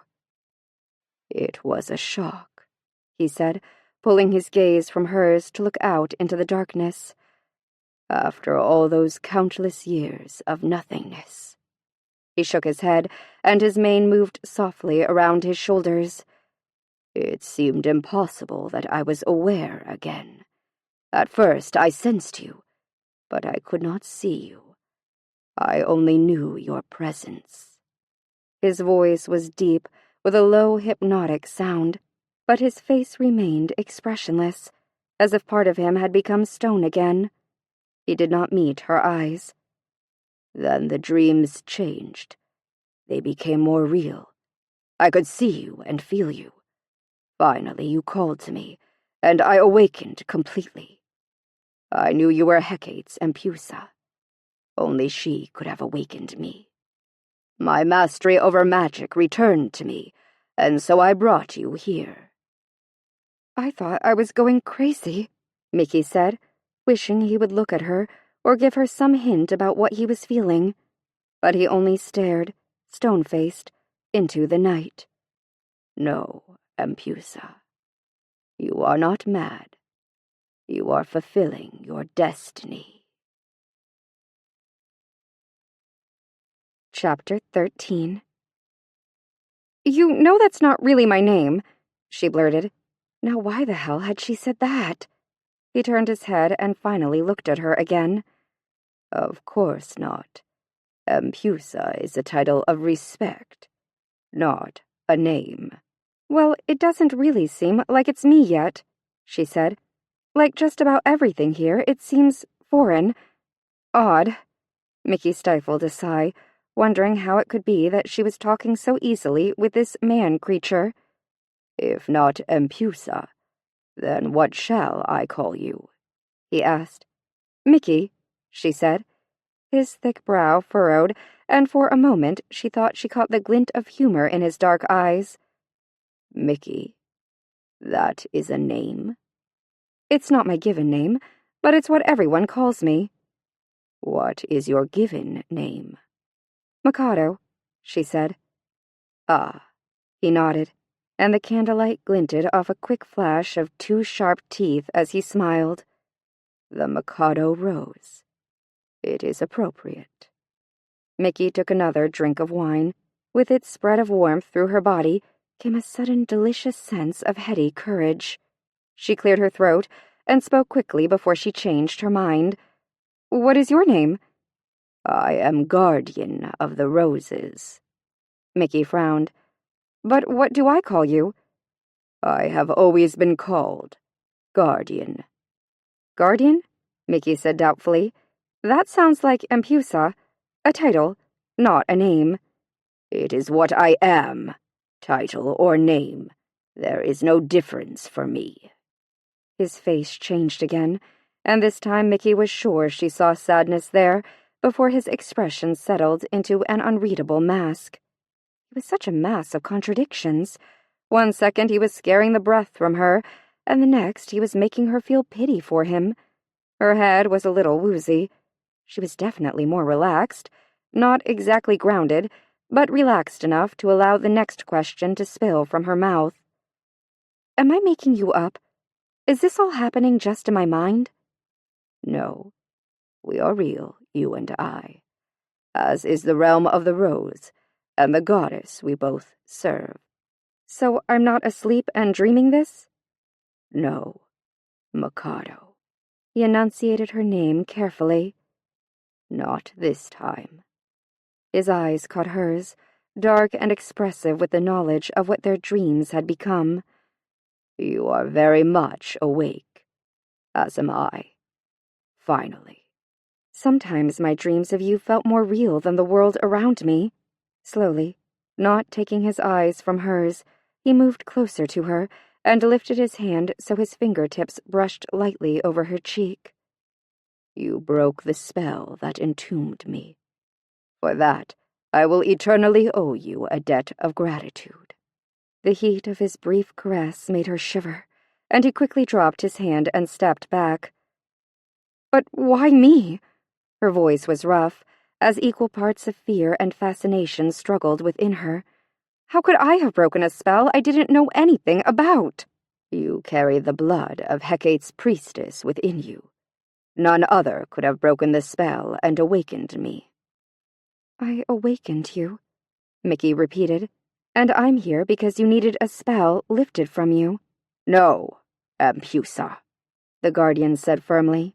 His words were stone, and the power that he had been keeping in check roiled between them once more. You are not here for me. You are here for the roses. Inadvertently, she cringed away from the force of his voice, once again fearful of the monstrous creature who stood before her. The guardian sighed wearily. When he spoke, he had tamed his voice so it was no longer overpowering. I will leave you to finish your meal in peace. If you have need of anything, simply call and your handmaidens will attend you. I bid you good night. He bowed neatly to her, turned and blended back into the shadows from which he had emerged. When she was sure he was gone, she unclenched her hands and wiped them across her face. "Breathe. Be calm. Breathe. Be calm." She let the words sink from her mind into her body. Instead of reaching for the wine glass, she began to methodically eat meat and cheese. She needed to be able to think clearly. Food made her feel more normal, so she ate and let this simple act of refueling her body rejuvenate her mind. She didn't take another drink or think more about the impossible conversation she had just had until the edge of her hunger was gone and the woozy feeling in her head had cleared. Mickey slowed her eating and sipped the wine. The food worked exactly as he had told her it would. She was full, and she felt normal again, if she could use the word normal to refer to anything she was experiencing in this fantasy world. The creature. How could anything so terrible and powerful walk and speak like a man? As a statue, she had always thought of him as more man than beast, but seeing him alive, hearing him speak, had made her understand all too well that he was not, could not, be only a man. "You are not here for me. You are here for the roses." The words seemed to echo on the empty balcony, accusing and mocking her. She remembered the sadness that had shadowed his face. Did beasts feel sadness? Would a beast think to have a sumptuous table set for a woman and then float a rosebud in her wine? Could a beast enter a woman's dreams and fantasies? And why would a beast touch her face with such gentleness? He was not, could not, be only a beast either. Mickey tried to wrap her mind around the things he had said.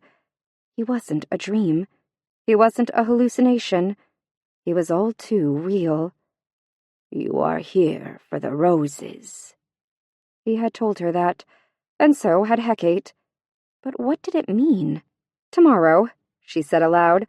"Tomorrow I'll find out." She drank the last of the wine, and then with a groan of protest at her stiff muscles, she dragged herself from the balcony and into her bedroom. While she had been busy circle-casting and conversing with a living statue, someone had blown out the chandeliers, and all but one candelabrum. The fire was banked, but the room was pleasantly warm after the coolness of the night. The thick bed linens were pulled back in preparation for her, and a nightgown, a twin of the one she had been wearing earlier, lay across the foot of the bed. Before she changed into it, Mickey nervously closed the doors to the balcony and drew the thick velvet drapes. Then she hastily peeled off her scanty ritual dress and gracefully slid on the soft nightgown. As she curled up in the middle of the opulent down comforters, she thought about how much she'd like a warm soak and a bath. Man, her body was stiff. She sighed. She could tell she'd be sore as hell tomorrow. Her eyelids felt weighted. It was impossible to keep them open. Her final thought before she slipped into sleep was to wonder if he would visit her dreams that night. The guardian paced back and forth across his lair's sleeping chamber. He should be pleased. He should be celebrating his release. At last, after all those silent, frozen years, he lived and breathed again. And she was here. It mattered little that she was inexperienced, or that she was from the mundane world where he had been entombed for so many centuries. She had Hecate's blessing. Mikado was the new Empusa. The realm of the rose would, once more, be set aright. He remembered the fear in her eyes when he had stepped from the shadows, but he had watched as that fear had changed, as it had become tempered with fascination, even while his power had intimidated her.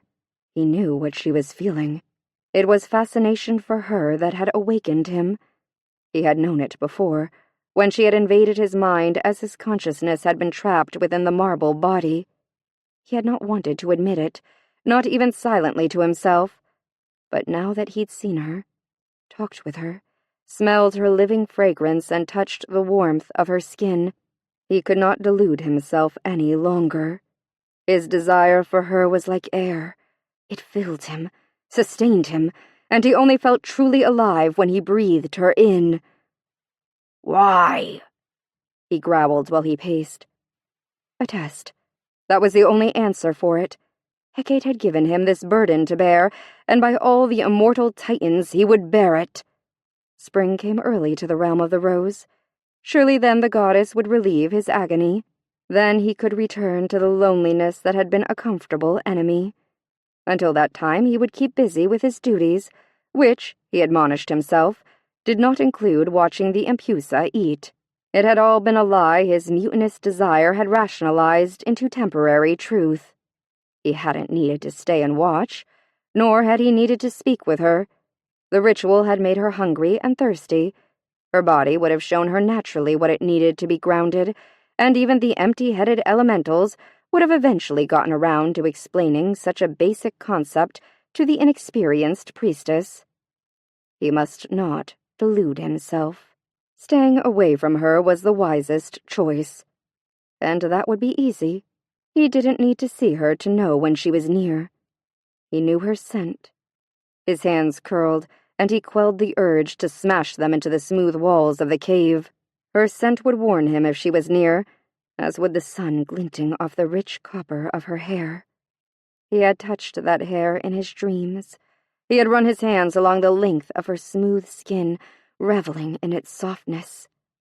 And she had touched him in return, stroking his body as if they were lovers. He had seen the memory of that touch reflected clearly in her eyes. He had longed to respond to it, just as he had longed to respond to her body as it had shuddered beneath him in the last dream. "No!" he roared. He could not allow it to happen again. He had one chance to right his past wrong. He must not love her. He could not. And this time he would not delude himself into believing that there was any chance she could love him in return, though in reality her feelings mattered little. She was Hecate's Empusa. Therefore, she must die. The guardian sank down on the thick pallet of furs on which he slept and buried his face in his hands. He wanted to weep, but he felt empty of everything except pain and despair. There were no comforting tears within him. "Are you sorry that I allowed her to awaken you?" The guardian's head snapped up, and he beheld his goddess in her full regalia, headdress of stars, cloaked in the veil of night, with her torch blazing in one hand and the other resting on the head of one of her massive hounds. He fell to his knees before her, supplicating himself with his head bowed so low that his horns touched the ground at her feet. "Great goddess, I rejoice that I am in your presence once again." "Arise, guardian," Hecate said. "I cannot, goddess. Not until I beg you to forgive my crime." "You did not commit a crime. You simply succumbed to the humanity I placed within you. I was mistaken when I punished you so harshly for a weakness that I was ultimately responsible for gifting you." His shoulders shook with the effort it took for him to maintain control of his turbulent emotions. "Then I beg that you forgive my weakness, great goddess." Hecate bent and touched his bowed head. "I demonstrated that forgiveness when I allowed my new Empusa to awaken you. Now arise, guardian." Slowly he stood. "Thank you, goddess. I will not disappoint you again." "I know that. We will not speak again of a past which is dead. You have finally returned to me. The realm has felt your absence keenly, as have I. I am prepared to resume my full duties, goddess, if you will grant it so." "I do." Hecate scooped her hand through the air, gathering invisible power until her hand glowed. Then, with a quick throwing motion, she tossed the brilliant pile of light on him and said, "I hereby return to you dominion over the threads of reality." The guardian's head bowed again as the magical power resettled into his body, filling him with its familiar warmth. When he was able, he met his goddess's gray eyes. "Thank you, Hecate." "There is no need to thank me. I return to you what is yours. In all the time you were gone, the handmaids never got the knack of it. Not even the elementals were as adept at turning reality into the threads that bind the garment of mortal dreams as you. I am eager to begin again, goddess, he said. I expect no less of you. But tonight I command that you rest. Tomorrow is soon enough to begin. Yes, great goddess, he said. He bowed his head again, expecting that she would disappear as she normally did in a shower of stars. When she didn't, he glanced up, curious as to her hesitation. Goddess. As you know, my Empusa has returned. Silently, he nodded his head. She is... Hecate paused, choosing her words carefully. She is not like the other Empusa. She is, of course, from the mundane world. This realm is strange and new to her. And she is older than the other priestesses, he said. Hecate's quick, knowing gaze made him silently curse himself for speaking at all. That is true. It is also true that she is inexperienced in the duties of my high priestess. Keep a watchful eye on her, guardian. She has much to learn, and very little time in which to learn it. Beltane is not far away. He bowed his head. I will do your will, goddess. When she glanced up at him, her gray eyes were piercing. This time I have taken steps to ensure that you will not be so easily tempted to err. With the return of your power over the threads of reality, I have given you a... She paused, and her lips tilted up in a humorless smile. Let us call it a special thread of reality of your own. I know your body burned for my Empusa, and that she used that desire against you as you sought the impossible. So you will never be tempted to betray yourself for lust again. Know that I have made it impossible for you to consummate your desire for a woman, unless that woman loves and accepts you for the beast you are, as well as the man who lurks within the creature's skin. Henceforth, you will be safe from your own impossible dreams. Do you understand, guardian? Awash in shame, he bowed his head again. I do, great goddess. Her voice softened. I do not do this to be cruel. I do this as protection for you, as well as the realm. For what mortal woman could ever truly love a beast? Awaiting no response from him, Hecate raised her torch and disappeared in a whirlwind of light, leaving her guardian as he was before, alone and filled with despair. Chapter 14. Unlike the first time, there was no confusion or lingering sense of displacement when she woke up. Mickey knew exactly where she was. She opened her eyes to the perky light of full morning shining in a golden wave through the wall of windows. Someone had drawn back the curtains, and she could see that the table she'd eaten dinner at the night before had been reset for breakfast. Had he directed that breakfast be prepared for her? Was he out there again, watching? Mickey's stomach gave a sickening lurch as she wondered what it would be like to see him in the full light of day. Last night he had belonged to the darkness, like the boogie monster or a nightmare creature. Or, her imagination murmured, a forbidden lover. Get a grip on yourself! Mickey sat up, shaking her head as if the physical movement would clear the ridiculous thoughts from it, and she was struck again by the beauty of the room that was now hers. Pushing the guardian from her mind, she intended to leap out of bed and glide gracefully to her balcony, as should any woman lucky enough to live in a room this incredible. But the leap turned into a stagger, and the glide became a stiff limp accompanied by a groan when she made her body straighten fully. Oh, baby, she was sore. She hobbled to the door. When the handmaidens had first met her, they had seemed to think she was unusually old for an Empusa. Maybe that was because it took a damn teenager to withstand the hidden torture of casting a circle and dancing around with a gaggle of women. Who knew? Even her hair hurt. She sniffed at herself. And she needed a bath. A long, hot one. She opened the door and was met by a cool, rose-scented breeze. It pulled her away from the waiting breakfast, her sore muscles, and the mysterious guardian, and drew her across the wide balcony so she could look out over the vast gardens. Mickey was awestruck. The land that stretched before her was filled with bed after bed of roses. They blazed clouds of color in the green sky of their branches. White marble paths circled labyrinthine around the beds, connecting them to trees and shrubs and an occasional water feature. She could see the creamy marble of the domed roof of Hecate's temple and the dancing reflection of the sun of the great central fountain that stood near it. It was so beautiful that it weakened the disbelief and cynicism she had learned from a very young age to carry as her shield. She could be happy here. She could belong. "It is your charge, Empusa." This morning, Hecate's presence did not startle her. The goddess materializing beside her felt comforting, a reinforcement of the miracle that lay before her.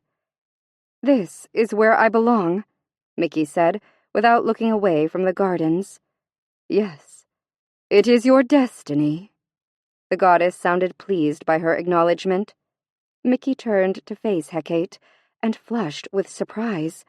Last night, the goddess had appeared an indeterminate age, anywhere from 30-something to 50-something. This morning, Hecate wore the same night-colored robes and star-studded headdress. The gigantic dogs lounged by her feet, as they had the night before. But the goddess had shed decades. She had the fresh face and tight figure of a teenager. Her smooth cheeks were kissed with the blush of youthful peach. Hecate frowned and raised gracefully arched brows.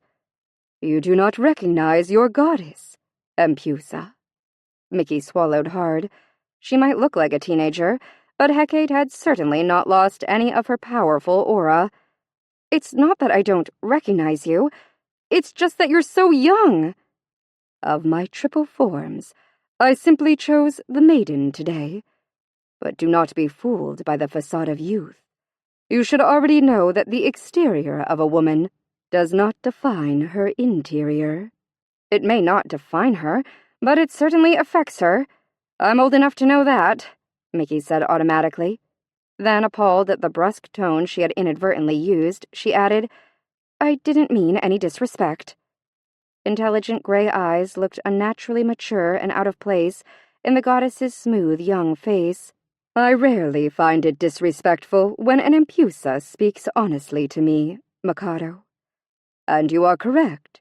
Too often our exterior is what we are judged by, especially in your old world, one that has largely forgotten the lessons of the goddesses." Hecate shrugged her smooth shoulders. "Even in my realm, where a woman's appearance should not be the basis on which she is judged, my daughters too often forget the lessons of the three-faced goddess." Hecate's wise gray eyes sparkled. "For instance, some would say that an Empusa of your advanced years is too old to assume the role of my high priestess. They would not say it in my presence, but they would say it. And how would you answer their impertinence, Mikado?" Mickey ignored the stiffness in her back and her sore muscles and met the goddess's steady gaze. "I'd say that I may be older, but that also means I've lived through more experiences, so I suggest they watch their silly young selves. Age and treachery usually triumph over youth and exuberance." Hecate laughed, and as she did so, her appearance shifted so she was, once again, the beautiful middle-aged woman Mickey had met the night before. "I will tell you a secret, my Empusa. Of the three, this is the form I prefer. Youth is often overrated." "Especially by the young," Mickey agreed. The two smiled at one another, and for a moment they were not goddess and mortal. They were just two women in perfect agreement. After a short, compatible silence, the goddess said, "I imagine this." She gestured with one hand to take in the gardens and the palace. "All seems quite unusual to you." Encouraged by the goddess's approachability, Mickey smiled crookedly. "It is strange and unusual, as well as more than a little overwhelming, but I do feel drawn to everything here," she hurried on, not wanting Hecate to know included in that everything was her cloven-hoofed late-night visitor. "When I cast the circle and performed the initiation ritual, I felt more beautiful and powerful and right than I've ever felt in my life." Hecate nodded. "The Empusa blood runs thick in your veins, Mikado. You could not have felt true belonging in the mundane world. Part of you longed to take your proper place in my realm. I suspect even your mother, and her mothers before her, knew the unease of not quite fitting in." Mickey thought about her mother, remembering how she had always seemed to prefer to be alone, or to spend time working in her garden with her roses, than to socialize, how she hadn't ever seemed to miss her father's presence, and when Mickey asked about him, she only said that he had been an indulgence of her youth, but that she would always be grateful to him for giving her the most important gift in her life, her daughter. Her grandmother, too, had not been a woman who had many friends outside her daughter and her granddaughter. She rarely spoke of the man who was her grandfather, except to smile surreptitiously and say that they had had 2 different viewpoints on marriage. He had enjoyed it. She hadn't. Men had not been important in either her mother's or her grandmother's life. Not that either of them hadn't been wonderful, loving women. They had been, and Mickey missed them both desperately. Her grandmother had died of an unexpected heart attack 5 years ago, and breast cancer had stolen her mother 4 years after that. Mickey thought of both women as beautiful and ageless, like they'd stepped out of one of the fairy tales her mother used to read to Mickey when she was a young girl. They had been otherworldly. "They are at peace now, Mikado. Even from the mundane world across the far edges of my crossroads, their souls were able to find the paradise of the Elysian fields, and, finally, true belonging. You need not weep for them." Mickey reached up, surprised to feel the tears wetting her cheeks. She looked at Hecate. "They belong here, too. That's why they didn't really fit in back there." "Part of them belonged here, but the magic in their blood was not as strong as the magic within you. If it had been, they would have awakened the Guardian and returned." Mickey wiped her cheeks dry. "The Guardian? I met him last night." The goddess cocked her head, studying her priestess. "And what was your reaction to him?" "He scared me," she said quickly, and then more slowly she added, "and he made me sad." "Sad?" Hecate's brows lifted into her dark hair. Mickey moved her shoulders restlessly. "I don't know. There's something about him that feels so alone." "There is no other creature like him in existence, so by his very nature he is alone. Ages ago, when I took dominion over this realm, I knew I needed a guardian to stand watch over it. This is the realm from whence all the dreams and magic originate. It must be protected. So I called upon the great beasts of old, the immortal offspring of the Titans. Though I am goddess of the beasts, I do not hold dominion over them. Even I could not force one of their kind into my service. The creature you met last night bound himself willingly to me. He took up this eternal burden when it was not his own. I have gifted him with some powers that are unique to this realm, but the Guardian has an ancient magic of his own. He ties the threads of reality to that of this realm." "Has he always been as he is now?" Hecate's sharp gaze seemed to look within her. "The Guardian has never been a man, nor will he ever be. Do not ever make the mistake of believing otherwise." With effort, Mickey didn't flinch at the goddess's anger, but she quickly changed the direction of her questioning. "He's called the Guardian, and you said he is needed to protect the realm. From what does it need protection?" "Dream stealers, and those who desire to possess the fashioning of magic for themselves. Dreams and magic belong to all of mankind, even those who live in the mundane world. No one has the right to steal such things for himself." Mickey didn't really understand what the goddess was talking about, but she was damn tired of sounding like a blundering idiot. As she had implied to Hecate, she was old enough to figure things out for herself, so she'd keep her eyes open and learn, and she wouldn't ask too many personal questions about the Guardian. Clearly that made the goddess angry, and a pissed-off goddess couldn't possibly be a good thing. But there was one question she needed to ask, whether it made her look moronic or not. Where do the roses fit into all this? Hecate smiled as she gazed out at the expanse of dream-colored flowers. Roses are beauty, and beauty is at the heart of all dreams and magic. It is its foundation, its support. Without beauty, the mind cannot reach beyond the corporeal to grasp the ethereal. Mickey's brow furrowed as she frowned, but hadn't the goddess just talked about the exterior not defining the interior? Now she was saying that beauty was everything. Hecate laughed softly. There is more than one kind of beauty, Empusa. Mickey said the first thing that came into her mind. Well, you wouldn't know it by the tastes of the majority of the men in my old world. Why would you sound so cynical? Your form and face are pleasing, Mikado. That's just it. I'm pretty. I have good hair, nice boobs, and decent legs. And that's all men see. They don't bother to look deeper. Her conscience reminded her that she hadn't often given any man the opportunity to look deeper, to discover her secrets, the truth of which only made her scowl harder. I think there is much you can teach this realm, Mikado, and it has much it can teach you in return. It will be an adventure for you, as well as your destiny. Mickey sighed softly. She'd only been here for a day, and already she was sick of mysteries.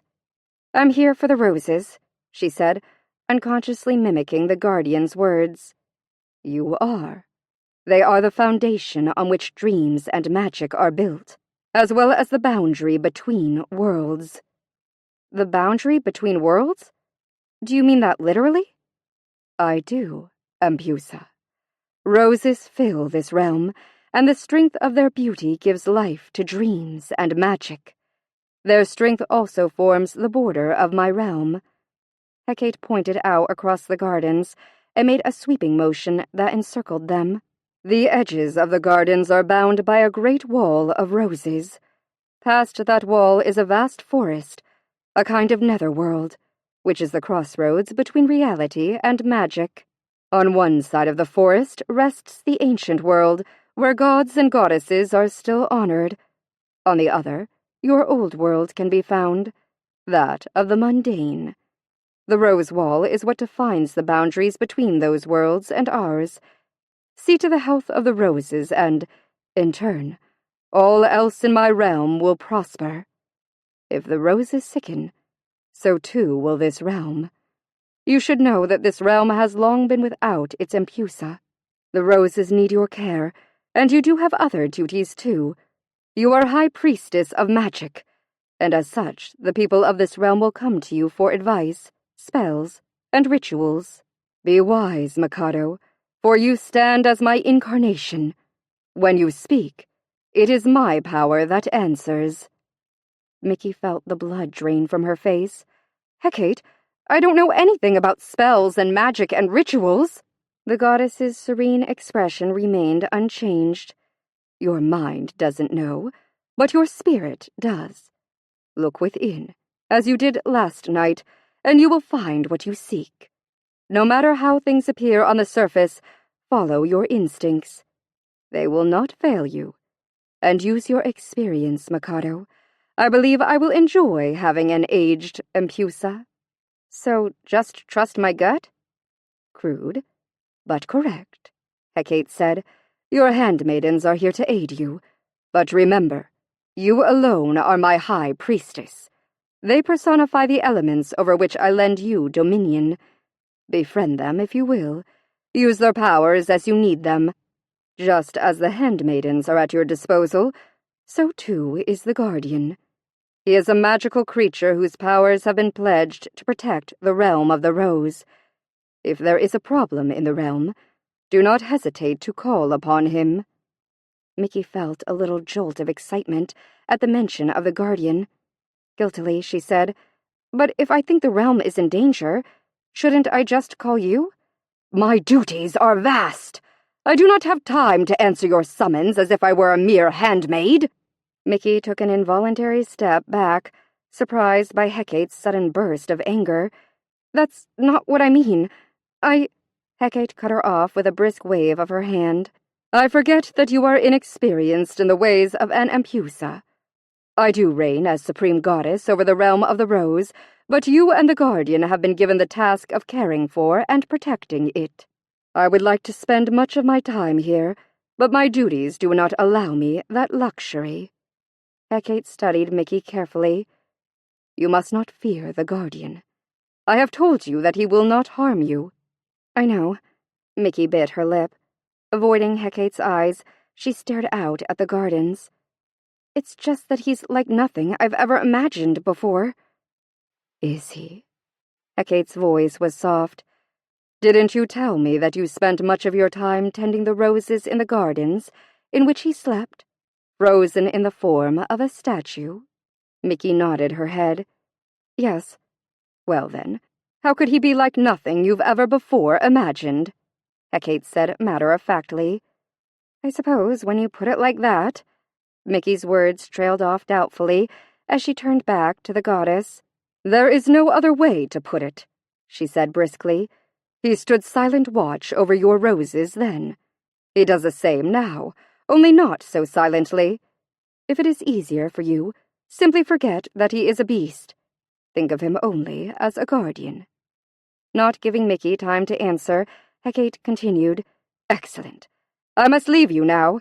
Break your fast, and then call the handmaidens to you, so you can be dressed and begin the day's duties. The roses have gone too long without the touch of an Empusa. They are in need of your care. Remember, follow your instincts, Mikado. Allow your spirit and the knowledge held in your blood to guide you, and you will do well." The goddess raised one elegant hand, and she and the dogs disappeared in a shower of star-colored sparks. Shaking her head, Mickey walked to the table that was laden with fruit and bread and cheese. "It might be easier if I really was kooky," she muttered. Pouring herself fragrant, rose-spiced tea from a steeping pot, she wished desperately for a couple aspirins and some Bengay. Chapter 15. The food really was delicious, especially the cheese. Mickey took one last bite of a creamy white cheese she'd spread on a slice of chewy bread.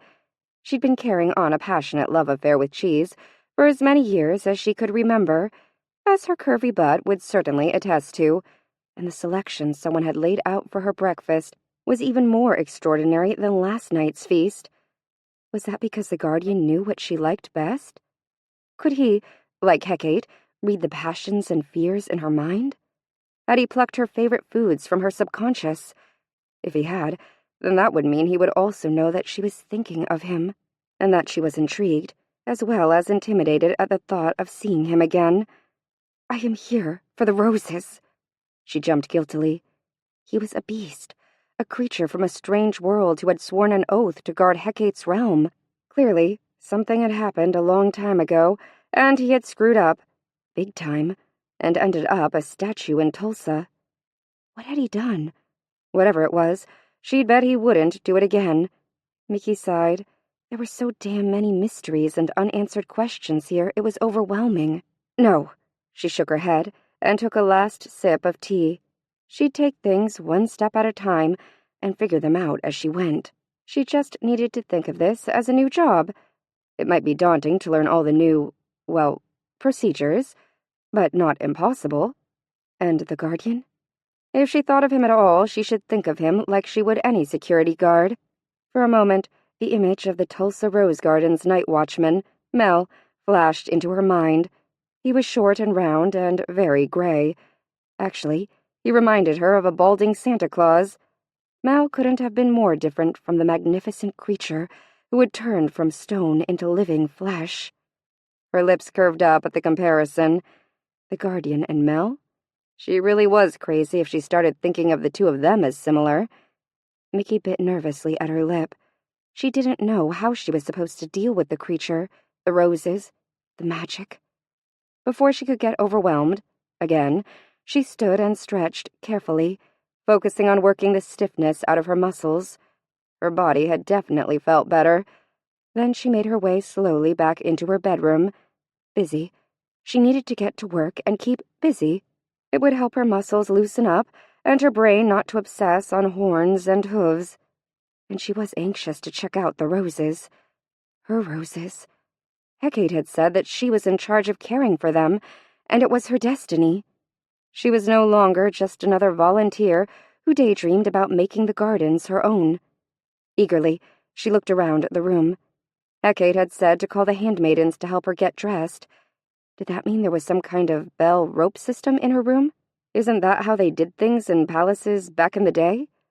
But this wasn't a scene from some old English movie with castles and such. This was a realm of myth and magic, something her personal life experiences hadn't exactly prepared her for. Maybe I should try calling a messenger owl. Talk about Hogwarts, she grumbled to herself. Okay, you're being ridiculous. Mickey put her hands on her hips. It can't be that hard. Hecate said to call them. So I'll call them. Actually, she thought she'd just call Guy. She felt the most connection with her, and quite frankly, all four of the girls at once were a little more than she wanted to deal with so early. She cleared her throat. Guy, she said tentatively, and then a little louder. Guy, could you come here, please? I could use your help. Nothing. Nada. Zip. The handmaiden didn't suddenly materialize. No pitter-patter of little feet were heard rushing across her balcony. Okay, there must be another way to do this. Mickey paced while she thought. She was supposed to call the handmaidens. She came to an abrupt stop. The handmaidens were really the personification of their element. She'd called each of their elements into the circle last night. Maybe she could do something like that now. She closed her eyes and thought about Guy, the element earth. Last night, the element's presence was preceded by scents that invoked the fertility of the earth and the harvest, the sweetness of newly cut hay, the ripeness of fruit and berries. Mickey could almost smell and taste the riches of a green and growing earth. Guy, she said softly, come to me. Almost instantly, 2 quick knocks sounded on the far wall of her room. Mickey opened her eyes in time to see a door open seamlessly into the opulent bedroom, giving Mickey just a glimpse of a wide, moon-colored hallway as Guy hurried in. The handmaiden's arms were filled with several links of amber and cream and gold cloth. Good morning, Empusa, she curtsied gracefully. I did it, Mickey grinned. I called and you came. Guy's smile was warm. Gladly, Empusa. It is a true pleasure to once again have Hecate's high priestess within our realm. We have been idle too long. She paused and looked around her. Did you not call the other handmaidens as well? Actually, since I'm not used to having any handmaidens, I'd like to start with just you for today. Is that okay with you? Whatever you wish, Empusa. It is an honor to be chosen to serve you. The young woman's exuberance made Mickey feel a lot less nervous about not knowing what the hell she was doing. She was where she belonged. Everything else would fall into place. She nodded at Guy's laden arms. I was going to say I needed you to help me find something to wear, but it looks like you already have that taken care of. Mentally, Mickey crossed her fingers that today's outfit would cover both of her breasts. Naturally, Empusa. I knew you would be eager to oversee your gardens. When you summoned me, I made certain that I was prepared. Guy began helping Mickey out of her nightdress, and with the words, your gardens, echoing delightfully in her imagination, Mickey shrugged her way out of her clothes and held very still as the handmaiden took the long, rectangular length of gold fabric and wrapped it once around her body. With gold pins that appeared from the voluminous folds of her own robe, Guy fastened it at the shoulders. Thankfully, it formed a full bodice, covering both of her breasts. Then she unwound one of the elaborately braided belts from around her own waist and hung it low on Mickey's hips. Guy, I don't mean to complain, And I think this—" She hesitated, trying to think of the right word for the rectangle that had become a flowing toga-like garment.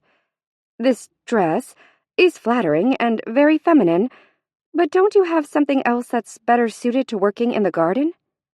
Guy straightened and gave Mickey a confused smile. How could any garment be better suited than a chiton? "Well, it's an awful lot of material. Won't this—" She pointed at the length of golden fabric that hung gracefully to her feet. "Just get in the way?" "Not if you tuck it here and here." Guy demonstrated tucking her own lovely mint-colored chiton up into her belt, so her long, strong legs were left mostly bare. The earth elemental held out her arms. "Our arms are not hindered by cumbersome sleeves, but if you feel chilled, you can easily wrap your palla around your shoulders." "Palla?" Guy wrinkled her forehead at her high priestess. "Empusa, have you never before worn a chiton with a palla?" With an effort, Mickey didn't shriek her frustration. "Guy, I explained to you last night that my old world is totally different. There, I didn't know about priestesses or goddesses, and we don't dress anything like this. If I was going to work in the garden, I would wear jeans." Here she mimicked stepping into a pair of pants. "And a short t-shirt that I'd pull over my head, and it would cover the top half of my body." Guy looked horrified. "I do not mean to speak ill of your old world, priestess, but it sounds barbaric. Why would a priestess, or any woman, choose to dress in such an unflattering, uncomfortable manner?" Mickey meant to say that she'd never thought of jeans as unflattering or uncomfortable, but her eyes were caught by her reflection in the full-length mirror, and the words stopped before she could form them. She looked like a queen from an ancient world. She walked slowly forward, studying herself carefully. The fabric was soft and unbinding, feminine and alluring. She had nothing on under it to crawl up her butt or to bite into her shoulders and leave red marks at the end of the day.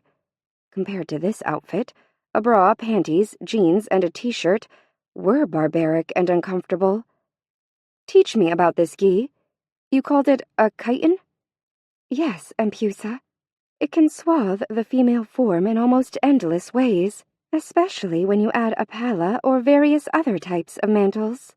Taking a wide, soft brush from the vanity dresser, Guy fussed with Mickey's hair as she spoke, brushing it back and then tying it in place with a gold thread. "We believe our clothing should idealize a woman's body, rather than attempting to conceal its natural shape, or bind it unnecessarily. There's no doubt it's beautiful, but can I work in it?" "Shall we see, Empusa?" Mickey took the amber-colored palla from where it lay, like a spilled treasure across the end of her bed, and wrapped it around her shoulders. "Absolutely."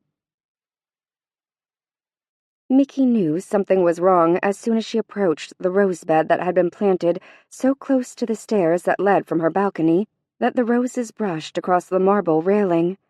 It was the same sick feeling she'd had the night before, only this morning it was far stronger. Her stomach clenched, and she had to fight a bizarre impulse to be sick. The smile that had lit her face when she recognized the old garden rose, blush noisette, faded along with the color in her cheeks. The bed was large and the plants well-spaced, but the closer she got to them, the more obvious it was that they were not as healthy as they had appeared to be from above. She hurried down the rest of the steps. She ignored the sick feeling that had hit her as soon as she approached the roses and left the marble path, plowing directly into the bed, muttering under her breath while she touched leaves and lifted canes to get a better look at the heart of the plants. "Empusa?" "They look terrible," Mickey said without pausing in her inspection. "The leaves are yellow and limp. The canes are spindly. The blossoms, which seem fine from a distance, are really undersized, and several don't look like they're going to open at all. When's the last time they were fertilized?" Mickey didn't look up from the roses until she realized that Guy wasn't answering her. The handmaiden was staring uncomfortably at her tightly clasped hands. "Guy, what's the problem? I just asked when was the last time the roses were fertilized. It's something that should be done regularly enough that—" Mickey's words trailed off, as she realized that Guy was becoming more and more obviously upset. "The Empusa cares for the roses," Guy blurted, without looking at Mickey. "Are you telling me that for the entire time you've been without an Empusa, no one's taking care of these roses?" Guy finally lifted liquid eyes to Mickey. "It is the Empusa's sacred trust to care for the roses. Without their Empusa, Hecate bespelled them. They slept. Just like the Guardian." Mickey's mind whirred. Nausea rose in her throat again, and she was hardly able to concentrate on what else Guy was saying. "There was nothing we could do for them.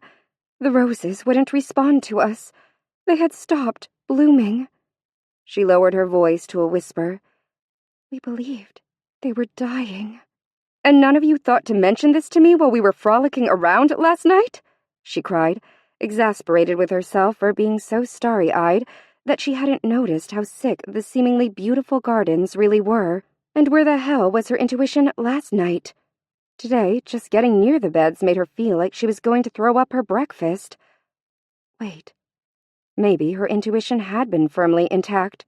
Last night, she had just attributed it to nerves and lack of food, but she'd definitely been lightheaded. Her stomach had clenched, and she'd felt sick. And then this morning, she'd felt like she'd been beat up. It hadn't been because she was having a nervous breakdown or because she danced too much. Her body was reacting to the sickness in the roses. Why hadn't Hecate warned her about the sorry state of her roses? Mickey frowned. What was it the goddess had said? "You should know that this realm has long been without its Empusa. The roses will need your care." Need her care? Mickey let her eyes sweep over the beds nearest to her, recognizing more old garden varieties. Eglantine and La Ville de Bruxelles. She narrowed her eyes at them. They looked sickly as hell, too. They definitely needed a lot more than a little of her care. "We thought all would be well now that you are here.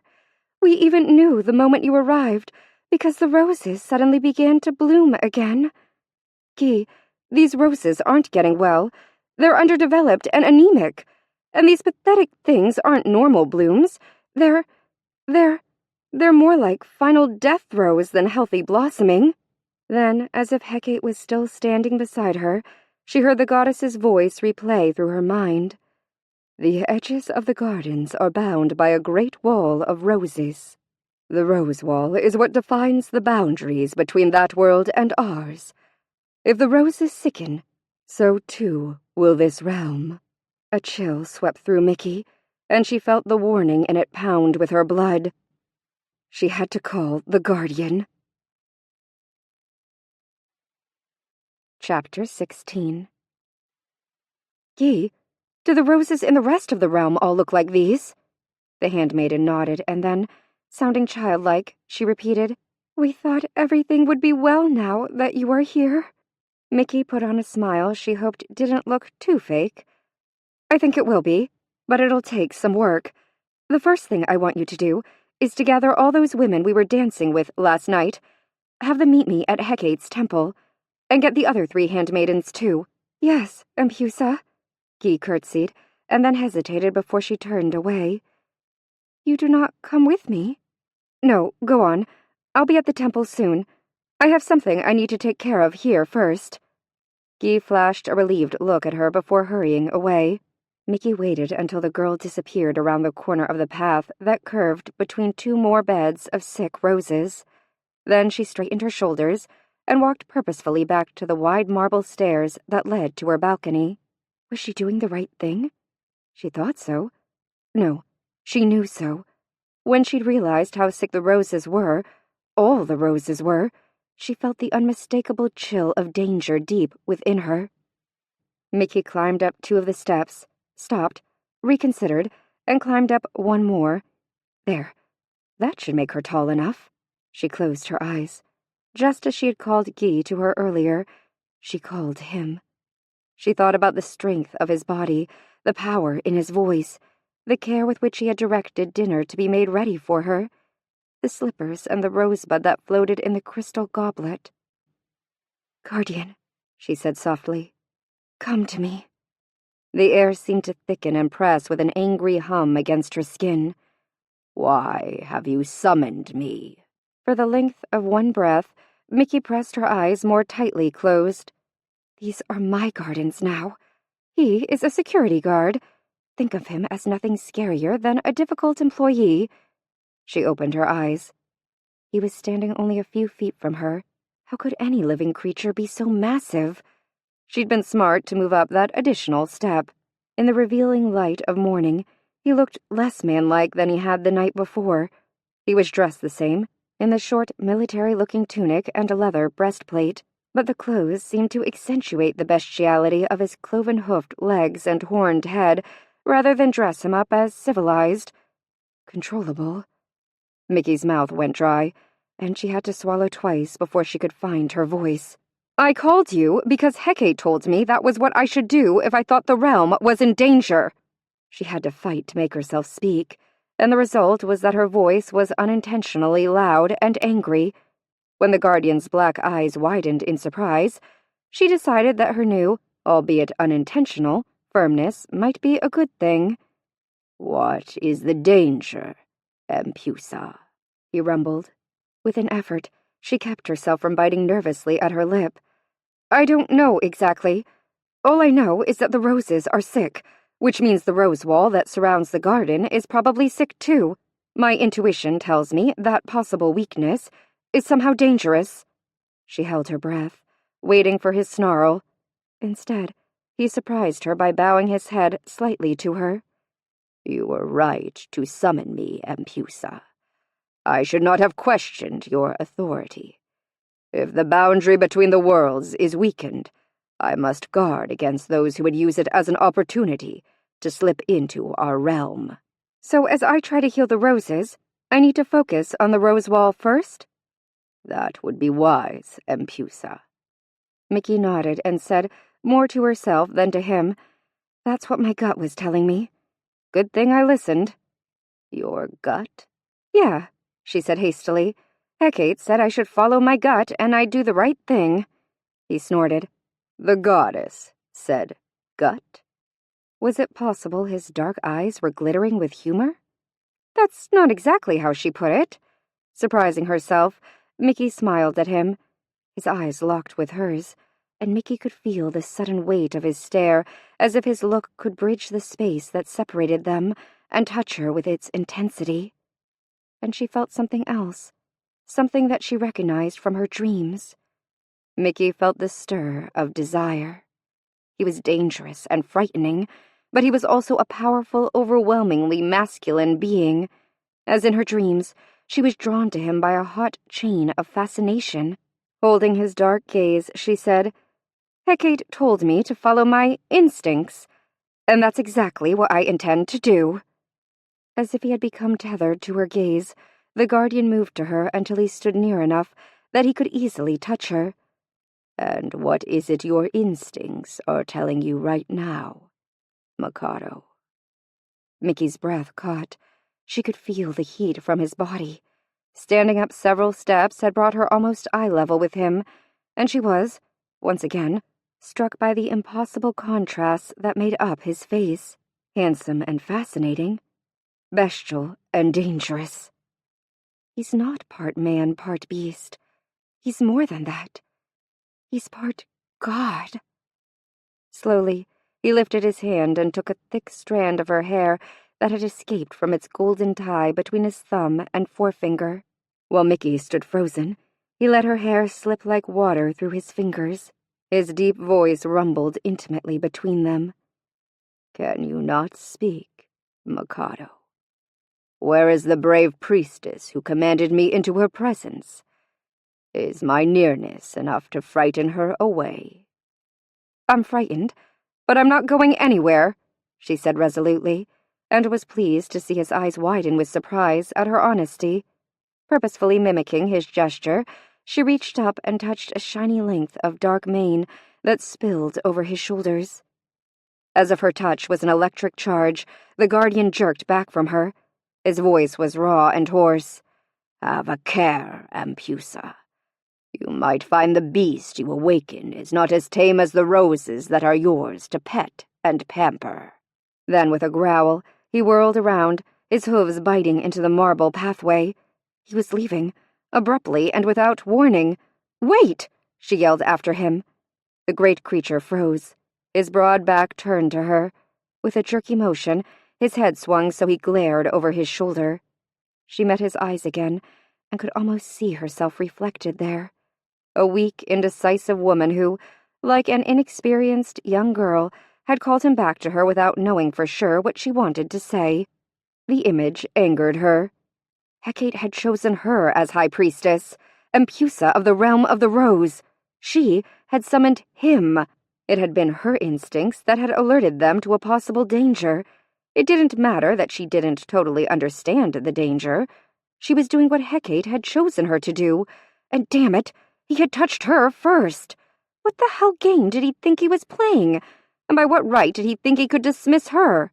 She was no girl dressed up in the robes of power. She was a grown woman, independent and intelligent. She didn't tolerate patronizing men, with or without hooves and horns. Mickey slitted her eyes at him, and spoke slowly and distinctly. "There are things I need to know before you run away." "I do not run." "No," she shouted the word, ignoring the warning in his voice. "I speak with Hecate's authority. This time it's your turn to listen and answer." His face was alien in its mixture of man and beast, but she was certain she saw approval register in his dark eyes. "What is it you wish to know, Empusa?" he said. Turning, he walked the few paces back to her. She felt his approach as if he changed the pattern of the air around them. She swallowed hard, careful to keep her voice businesslike and her mind from wandering. "I need to know if there is one area of the rose wall that is more easily penetrated than the rest of it. Maybe a place where there is a break in the roses, like around a door or a gate." He considered, then nodded, his shaggy mane spilling over his broad shoulders with the movement. "Yes, there is a gate in the roses, and it makes sense that that is where the barrier might be most easily breached." "Do the handmaidens know about this gate?" He nodded again. "Yes, Empusa." "Then I'll have them show me where it is after I have them collect fertilizer." His thick brows shot up. "You expect the handmaidens to tend the roses?" She looked at him like he was totally nuts. "How do you expect me, all by myself, to tend this many roses? They need to be fertilized, pruned, and deadheaded, and that's just for a start. I'd kill myself trying to do all that alone, not to mention that I wouldn't get it all done. That's not smart or productive." His face had hardened again into an unreadable mask. She blew out a burst of frustrated breath. "Are you telling me that the other Empusas did all that by themselves?" "I do not recall an Empusa commanding the women to do anything to the roses, except to cut bouquets to decorate her room." "What about the fertilizing and pest control and the general care roses always need?" "These roses have never before needed that kind of care. They simply require the presence of the Empusa to thrive." "They've never been sick before?" "Never." "And before the, time you spent as a statue, you'd been here a long time?" "I have been here since Hecate claimed dominion over the realm." Which, Mickey guessed, had been a damn long time ago. So for literally eons, the roses had been healthy, without needing any care except for the presence of Hecate's High Priestess. Until now, when she had suddenly become Empusa. Great. The news just kept getting better and better. "Well, it looks like times have changed, or I'm a different type of Empusa, because the roses need care now. I can't do it on my own, so the women are going to have to help me." He looked at her silently for what felt to Mickey like a long time before saying, "I believe you are a different type of High Priestess." "Is that good or bad?" "Neither," he said gruffly. "It is simply a fact." "I think it's good," she said firmly, determined to be undaunted by his cynical attitude. She knew from her personal propensity for cynicism that the attitude usually hid feelings that were too painful to let the world see. Her cynicism had hidden the fact that she never felt like she truly belonged. She wondered what he was covering. Did it have something to do with what he had done to cause Hecate to turn him to stone and banish him? She realized she had been standing there gawking at him, and she hastily continued, "But I suppose changing worlds has made me more likely to think different is good." "Odd," he said, his deep voice edged with sarcasm. "It did not have the same effect upon me." I imagine if I'd been turned to stone, I wouldn't be so willing to think different was synonymous with good, either. But at least you know I can't cause you to turn into a statue, she said, and wanted to cover her flapping mouth with her hand and stop her stupid words as she watched his face go rigid with tension. "Is that all you wish to ask me, Empusa? I should go to the Rose Wall and inspect the boundary." "Yes, I'll get the women and meet you at the gate." Mickey had to shout the last part of her sentence at his swiftly departing back. "You're welcome," she muttered. God, he was confusing. One second he was all smoky-eyed and erotically dangerous. Talk about the classic bad boy. And the next second he was withdrawn and cynical. It was like he was two people. What the hell am I thinking? She shook her head at herself. He's not two people. He's a person and an animal. And I need to quit having delusions of a young Marlon Brando with horns and remember he is not human. Interracial dating was fine. Interspecies dating? Please, Mikado, just please, relocate your common sense and take care of the roses. With a sigh, she started down the path Guy had taken to the center of the gardens, heading into what she was sure would be the continuation of a vastly difficult day. The gathered women parted like a sea of delicately colored flowers to make a path for Mickey to join the 4 handmaidens who were standing within Hecate's temple. Many of the women called greetings to her, but they were decidedly more subdued than they had been the night before. Mickey hoped they were in the mood to work. She climbed the temple steps, smiled a quick hello to the elementals, and then turned to face the crowd.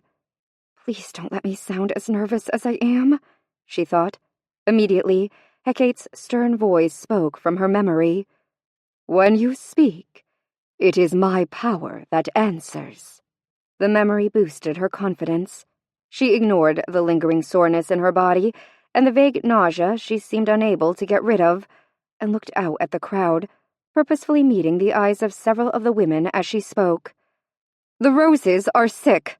Frightened murmurs ran through the group, and Mickey had to raise her hand to silence them. "But that's why I'm here. I understand roses. I know what they need, and with your help, we can make them healthy again." Mickey was pleased at the attentive expressions of the listening women. "The first thing we must do is fertilize them, so I need you to gather things that roses need to thrive." She paused, ordering the thoughts in her head. She'd already realized the obvious, that she would have to depend on wholly organic methods of fertilizing and pest and disease control, and that wasn't all bad. Many times the natural ways were the best.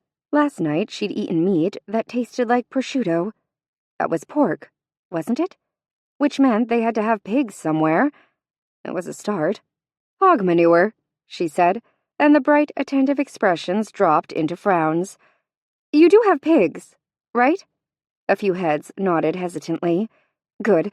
I want you to fill baskets with pig manure." Hardly taking a breath, she turned to Nera. The water elemental was watching her with large, round eyes.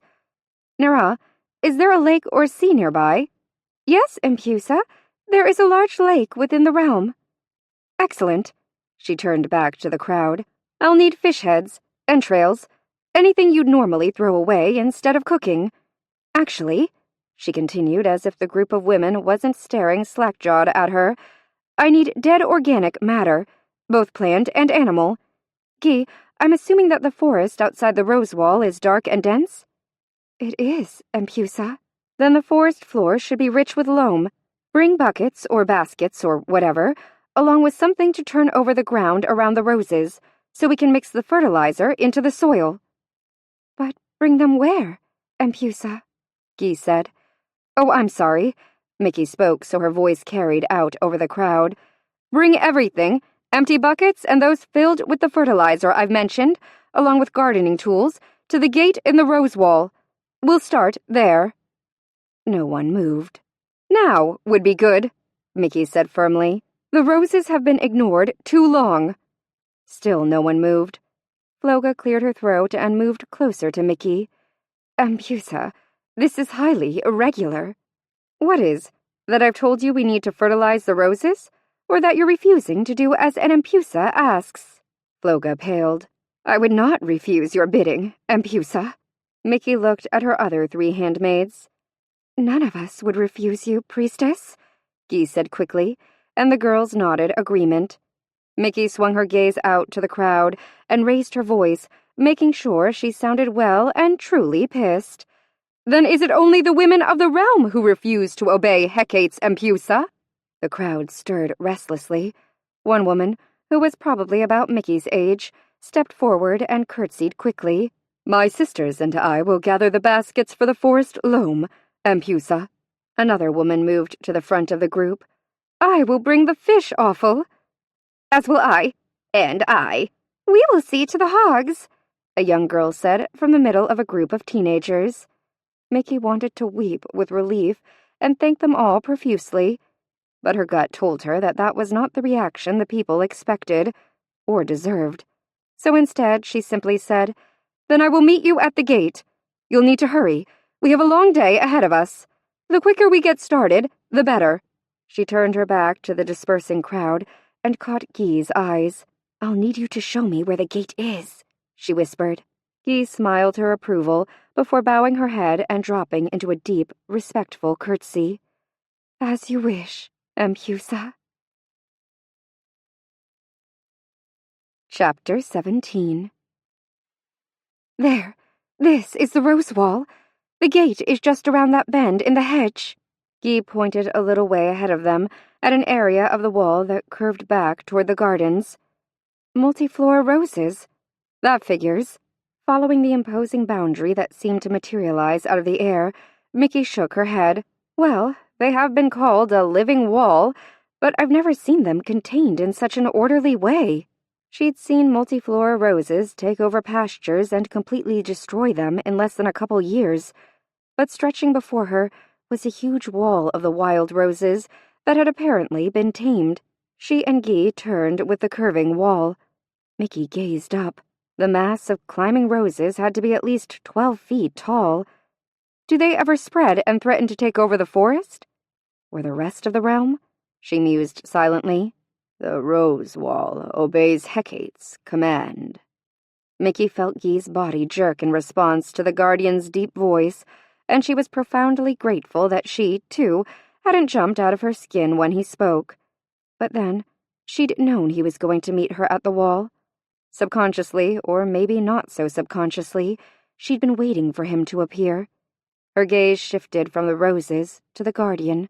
He was standing on the other end of the curve they had been following, framed by what looked like an immense gate made entirely of multiflora roses. As per usual, his strong face was somber and his expression unreadable. But his eyes seared her. "He is not going to intimidate me. He's a security guard, a big, grumpy security guard. I'm Empusa, which would translate, at the very least, to his supervisor." Mickey smiled pleasantly. "I know more than a few ranchers in my old world who would pay just about anything to have Hecate command roses like these to behave themselves." He frowned. "Hecate is not a merchant who can be—" "I didn't mean that literally. I was just kidding," Mickey interrupted, working hard not to roll her eyes. She glanced at Guy. The elemental had her lips pressed tightly together in a thin white line, and her eyes darted nervously back and forth from the guardian to Mickey. I guess no one kids with the guardian. Or maybe the Empusa has never had a sense of humor before. The others were probably too young to have acquired one.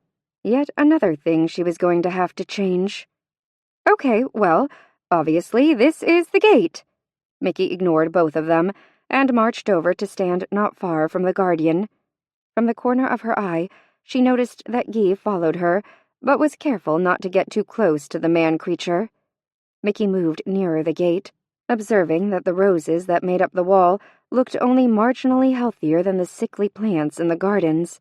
The leaves of the multiflora roses were still mostly green, but there was a disturbing amount of yellowed foliage mixed in with healthy growth. There were a few half-hearted, light pink buds, but none of the blooms had opened. She touched leaves, turning them over, and looking in amidst the mass of plant that made up the body of the hedge, checking automatically for black spots and insects. I don't see anything specifically wrong with them. No obvious disease or insect infestation. She sighed and chewed her lip. Like the rest of the roses in the gardens, they just look sick. The guardian moved closer to her. He too was studying the rose wall. Can you make them well? Of course, Mickey said, with much more confidence than she felt. I've never met a rose that didn't like me. Of course, she'd also never met a wall of multiflora roses that listened to the commands of an ancient goddess either, but she thought it'd be counterproductive to mention that. We'll just start at the beginning and work our way forward from there. Step 1. Make sure the roses are well fertilized. It doesn't get much more basic than that. At that moment, a little breeze carried to them the sound of chattering women. The guardian cocked his head and drew a deep breath.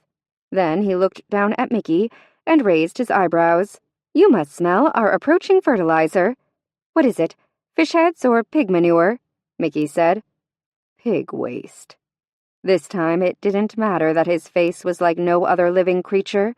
Mickey easily recognized the glint of humor in his eyes. Good, she said brightly. You are indeed an unusual empusa, if pig waste causes you happiness. She grinned. I am, and it does. Now it's time we get to work. He flashed a smile that showed very white, very sharp teeth. Then he bowed to her. I am yours to command, priestess. Ignoring Guy's sudden surprised intake of breath, Mickey tilted her head in what she liked to think was a goddess's acknowledgement of his goodwill before turning to begin giving directions to the approaching women. They weren't doing a half-bad job for women who had never worked with roses. Mickey stood and stretched, carefully circling her shoulders to try and relieve the tension that always found a way to rest between her shoulder blades. She wiped her hands on the outside of one of the tucked-up edges of her chiton and surveyed her surroundings. The women were spread out along the rose wall for as far as she could see. Those she had stationed at the wall had 3 jobs. One group dug shallow trenches up and down the area near the roots of the roses. Another group covered the fertilizer with the freshly dug dirt after yet another group of women dumped the baskets of organic matter into the trenches. A steady stream of women carried baskets back and forth from wherever the pig poo and fish guts came from to the hedge. There was also a chain of women who passed baskets filled with the loam of the forest floor from outside the rose gate back through to the women waiting to mound it snugly around the base of the living wall. Mickey glanced toward the open gate. Sure enough, she had only to wait a couple seconds to see the guardian. All morning he had paced restlessly back and forth on the forest side of the gate. The playful goodwill that had begun to exist between them had dissipated when Mickey had insisted that the women be allowed to go into the forest to pile the rich loam into the baskets. The guardian had been, quite simply, thoroughly pissed at her. It is not wise that the gate be left open, he'd growled when she'd explained how she intended to fill the empty baskets. The roses need the nutrients that are found in the organic matter that makes up the forest floor, so the gate has to be open because the women need to go into the forest, she told him, in a clear, unafraid voice, right in front of all the women. The forest is not safe, he'd said stubbornly. Isn't that why you're here? He growled something unintelligible at her that made her skin prickle, but she'd refused to look away from him, just like she'd refused to back down in her insistence that the women go into the forest. She knew what the roses needed, and some of it could be found out there. Mr. Grumpy would just have to deal with it. He wasn't going to scare her out of what she knew was the right thing to do. And anyway, what could he do to her in front of the women in the realm? Eat her? Bite her? Pick her up and shake her? Please. She was empusa. He was supposed to make sure she was safe.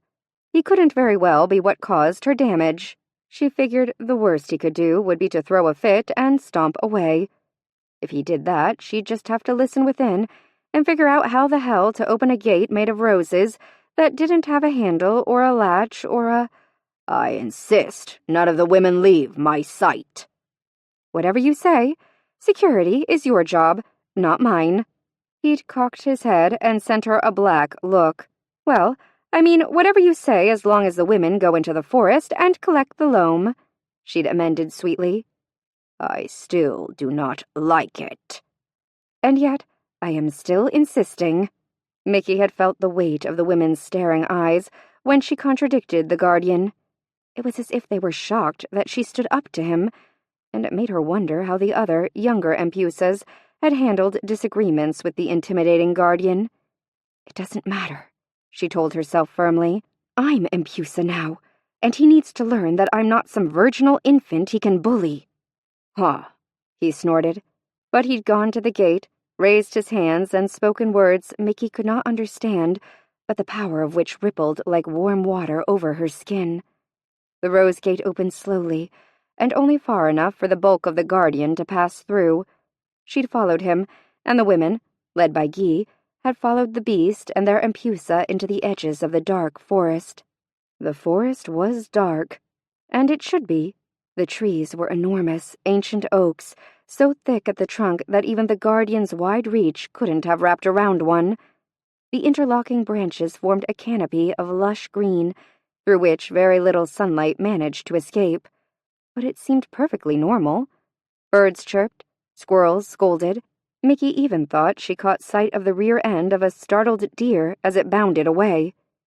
The women who scooped the leafy loam from the forest floor and into the baskets were unusually silent, and none of them wandered very far apart, but no boogeymen or monsters jumped out at them, and all the while the guardian paced, his sharp eyes focused past the women and into the depths of the forest. Guy's sweet voice interrupted Mickey's musings. "It is midday, Empusa," the earth elemental said after delicately wiping the sweat from her brow. She pointed to a line of women who were approaching from a different direction than the chain of fertilizer had arrived. "I see that women from the palace come bearing food." "So late already?" Mickey hastily took her gaze from the guardian's ever-vigilant form and smiled at the handmaiden. "Yes, Empusa, and several of your rose workers must eat, and then be allowed to change places with the dream weavers within the palace." "Dream weavers? I forget that you are new to this realm and its ways, especially today, after watching you work so easily with—" Guy paused, and her gaze slid to the open gate and the grim guardian who stood beyond it. "The roses," she finished. Mickey ignored her reference to the guardian because she was not sure what to make of it. She was dying to ask questions about him and about the high priestesses who had come before her. For instance, where were they now? Did the women retire? If so, couldn't one of them be called out of retirement temporarily to, well, train her properly? But intuition told her that asking a bunch of personal questions about the guardian and the previous Empusas would make her look even more inexperienced and insecure than she already was. She'd gained a measure of respect from the women today. She didn't want to lose ground. And there was something else, too. Something in the way the women averted their eyes from him and avoided standing too near him. "May I, Empusa?" Guy was saying. "Oh, I'm sorry, Guy. Yes, it is time we took a break. Then I'd like to hear more about these dream weavers," which, she decided, should at least be a safe topic. As Guy sent a couple young women who were working closely by to inform the other 3 elementals that it was time to break and refresh with the midday meal, Mickey retreated to one of the many marble benches placed in lovely rose alcoves all around the gardens. She sat, realizing how tired her achy muscles were now that she'd stopped moving, and was sincerely grateful that Guy was so capable and able to quickly call the women to order. They broke into little groups, clustering around benches and fountains, and the soft sound of their conversation mixed with the ever-present scent of roses, creating an atmosphere that Mickey found soothing, despite her tired muscles and the general feeling of sickness that clung to her. She breathed deeply, thinking how wonderful the gardens would be when they were healthy again. Letting her mind wander with her eyes, she imagined the beds and the rose wall in full magnificent bloom. Her daydreamy interlude was interrupted when her gaze landed on the frowning guardian as he ushered the last of the women back through the rose gate. He looked so damn serious and gloomy. Why? What was it about the forest that made him so uptight? Hell, maybe he was always uptight. No. She remembered the glint of humor in his eyes and the touch of his hand on her hair. Clearly, he wasn't always uptight. Still, she needed to have a frank talk with him. No mysteries, no evasions. If the forest was that dangerous, she needed to know the specifics. The guardian spoke a terse command, and the wall closed seamlessly. Mickey yawned and stretched, and tried not to be obvious about watching him. One of the palace servants approached him and offered him a basket of food. He ignored it, but he did accept a floppy skin, which he raised to his mouth and drank deeply from. He handed it back to the woman, and she hurried away. Then he paced over to a tree that grew near the rose wall and seemed to disappear within the shadow of its trunk. Guy hurried up with a basket of her own, which was filled with tempting smells, and sat beside Mickey, placing the basket between them. "Is the food not to your liking, Empusa?" she said, when Mickey made no move to begin eating. Mickey hastily looked away from the shadow under the tree. "No, everything is wonderful." She broke off a piece of bread from the long, thin loaf and added a slice of cheese to it. Nonchalantly, she said, "I was just wondering why he doesn't eat." Fixing her own sandwich, Guy said, "I have never seen him eat." The earth elemental shrugged. "Not that he doesn't. He must. The food that is left at the mouth of his lair disappears and must be replaced." "Lair?" Mickey sputtered, almost choking on the piece of cheese she'd just swallowed. "Yes, his lair." Guy paused, looking confused at Mickey's surprise. "The place in which he sleeps, where he goes when he is not out amongst the roses." "I guess I assumed he lived in the palace, like I do." "Oh no, Empusa, he is a beast." Guy sounded appalled. "It would not be proper for him to live in the palace." Mickey studied Guy, trying to read the handmaiden's face as well as her words.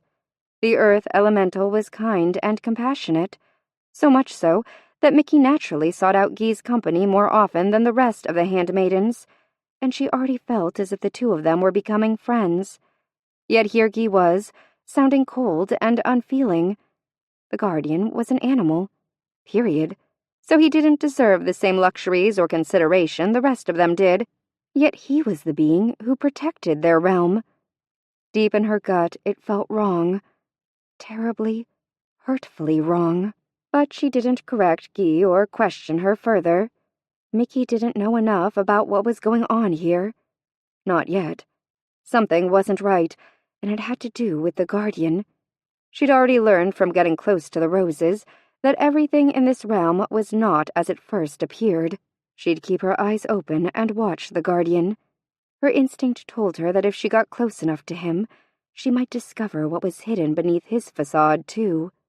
That is, if he let her. Or if she dared. Until then, she would watch and learn, and follow her gut. "Tell me about what did you call them?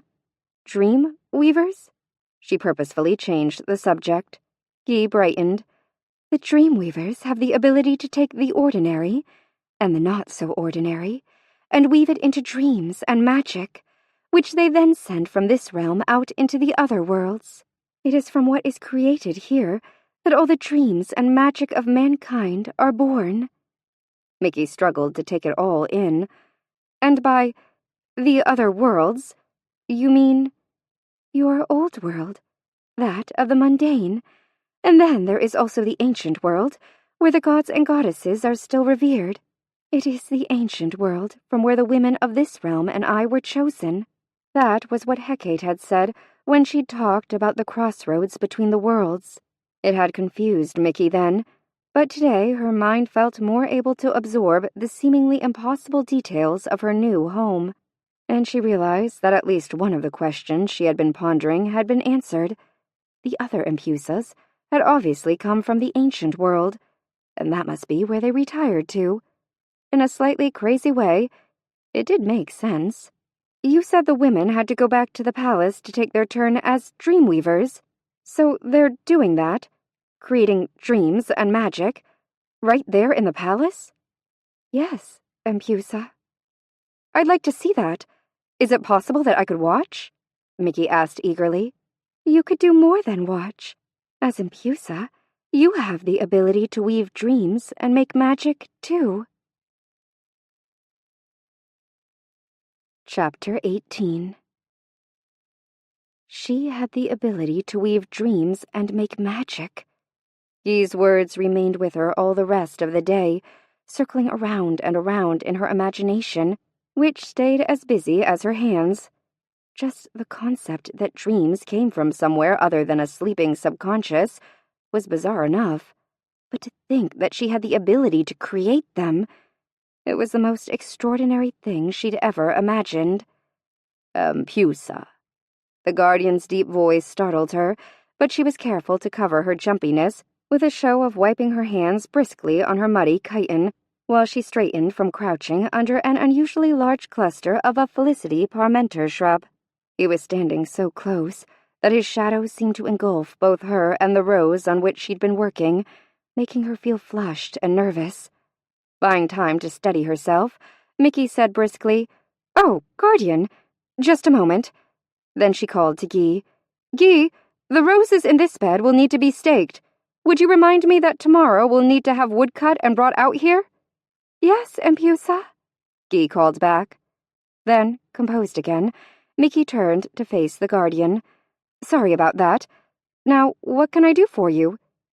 Dusk approaches. The women cannot be in the forest after dark. Mickey squinted over his shoulder at the sun that was, indeed, beginning to settle into the massive canopy of the forest. "I've really lost track of time today. I keep being surprised at how late it is. You're right. It is time we stop."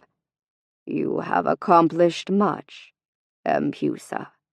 Mickey smiled softly. It looked like he'd gotten over being pissed at her. "That sounds like a compliment." He bowed his head in slight acknowledgement. Indeed. Since he seemed to be in an agreeable mood again, Mickey said, "It would really be a help if you would check out the rest of the rose wall and let me know if there are any other parts of it that look weak. The thing is huge. It seems to stretch on forever. I want to make sure it's fertilized, but I also feel like it's important that we begin working on the roses in the gardens." "It is logical. The garden must have your care, too. I will inspect the wall at first light." She tried not to stare at the way the setting sun glinted red off the gleaming tips of his dark horns. "Thank you. That would definitely save me time." Then, since he showed no sign of leaving, she added, "I was thinking that it would be smart to have Guy or someone draw me up a map of the gardens, and then I'd divide the area up into fourths, north, south, east, west, and have each of the elementals take their direction and a group of women, and that would be the section of the gardens they'd be responsible for fertilizing and anything else I can see they need. I'll still go from section to section supervising, but at least dividing up the area might help organize things." "The idea has merit." He seemed about to say more, and then looked away as if he changed his mind. "What is it? Hey, I'll take any advice I can get about this. Don't worry about stepping on my toes." His broad brow wrinkled as he looked from his thick cloven hooves to her slippered feet. Mickey burst into laughter, calling curious looks from several of the women. "No, I didn't mean that literally. It's just a saying. Stepping on my toes would be you offending me because you're giving me advice when I didn't ask for it." "Oh," he snorted. And then, amazingly, the beast laughed. It was a full, rich sound that had the women of the realm staring openly at him. "You're not laughing because you're actually considering stepping on my toes, are you?" "Not now that you agreed the women should leave the forest." A joke? Was he actually kidding around with her? Well, wonders would never cease. "Guy," she called, not taking her gaze from his. "Would you please tell the women that we are done for the day? Be sure you call the women in from the forest first. The guardian would like to close the gate as soon as possible." "Yes, Empusa," Guy said, sending the guardian a nervous, sideways glance. "Thank you, Mikado. I can never consider the realm safe while the gate remains open," he said. Wondering if this was the right time to ask him about the specifics of the dangers in the forest, Mickey bent to reach a pair of shears she had been deadheading roses with, and the slim shoulder strap of her chiton slipped down her arm. Before she could shrug it back into place, she felt a prickle of heat run the length of her arm. As if in slow motion, the beast tilted his great head and deftly hooked the tip of one slender ebony horn beneath the linen strap, and then lifted it back to its proper place over her shoulder. Their eyes met and held. I'm not used to wearing a chiton yet," she stuttered. "It becomes you." Thank you," she said breathlessly. Though her voice was little more than a whisper, the intensity of his dark, sensuous eyes compelled her to ask, "Is that just more of you being the guardian and doing your duty?" His face, which had seemed so readable just a moment before, suddenly closed down. As if remembering himself, he took a quick step away from her. His voice was clipped, and he didn't look at her when he spoke. "My duty. Yes. Caring for you is my duty." Mickey frowned. What the hell was up with him? His mood swings were wearing her out.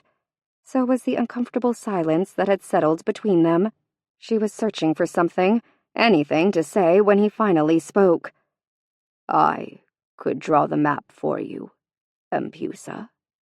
His voice was deep and as unreadable as his expression, but he looked at her and then quickly away, as if he had become suddenly inexplicably nervous. "A map?" she said stupidly, and then she remembered. "Oh, a map of the garden so I could divide the area up among the elementals.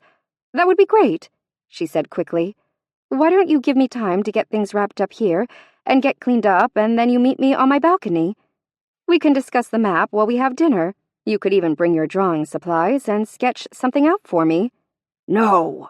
The word rumbled from him, causing several heads to turn in their direction again. He lowered his powerful voice. "No," he repeated.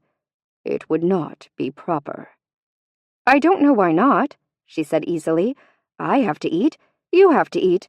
We need to talk about this, and the sooner the better so I can give the new directions to the handmaidens first thing in the morning." She wondered briefly at the certainty with which she felt she must push him. Did it have something to do with the callous way Guy had talked about him earlier? "It's time I stopped questioning myself and followed my gut," she told herself firmly. "But if you really don't want to come to my balcony, which I don't understand at all because you were just there last night, I could always have dinner brought to wherever you live. We could eat there while we "I will come to your balcony," he said hastily. Good. She was careful not to show the rush of exhilaration she felt when he gave in.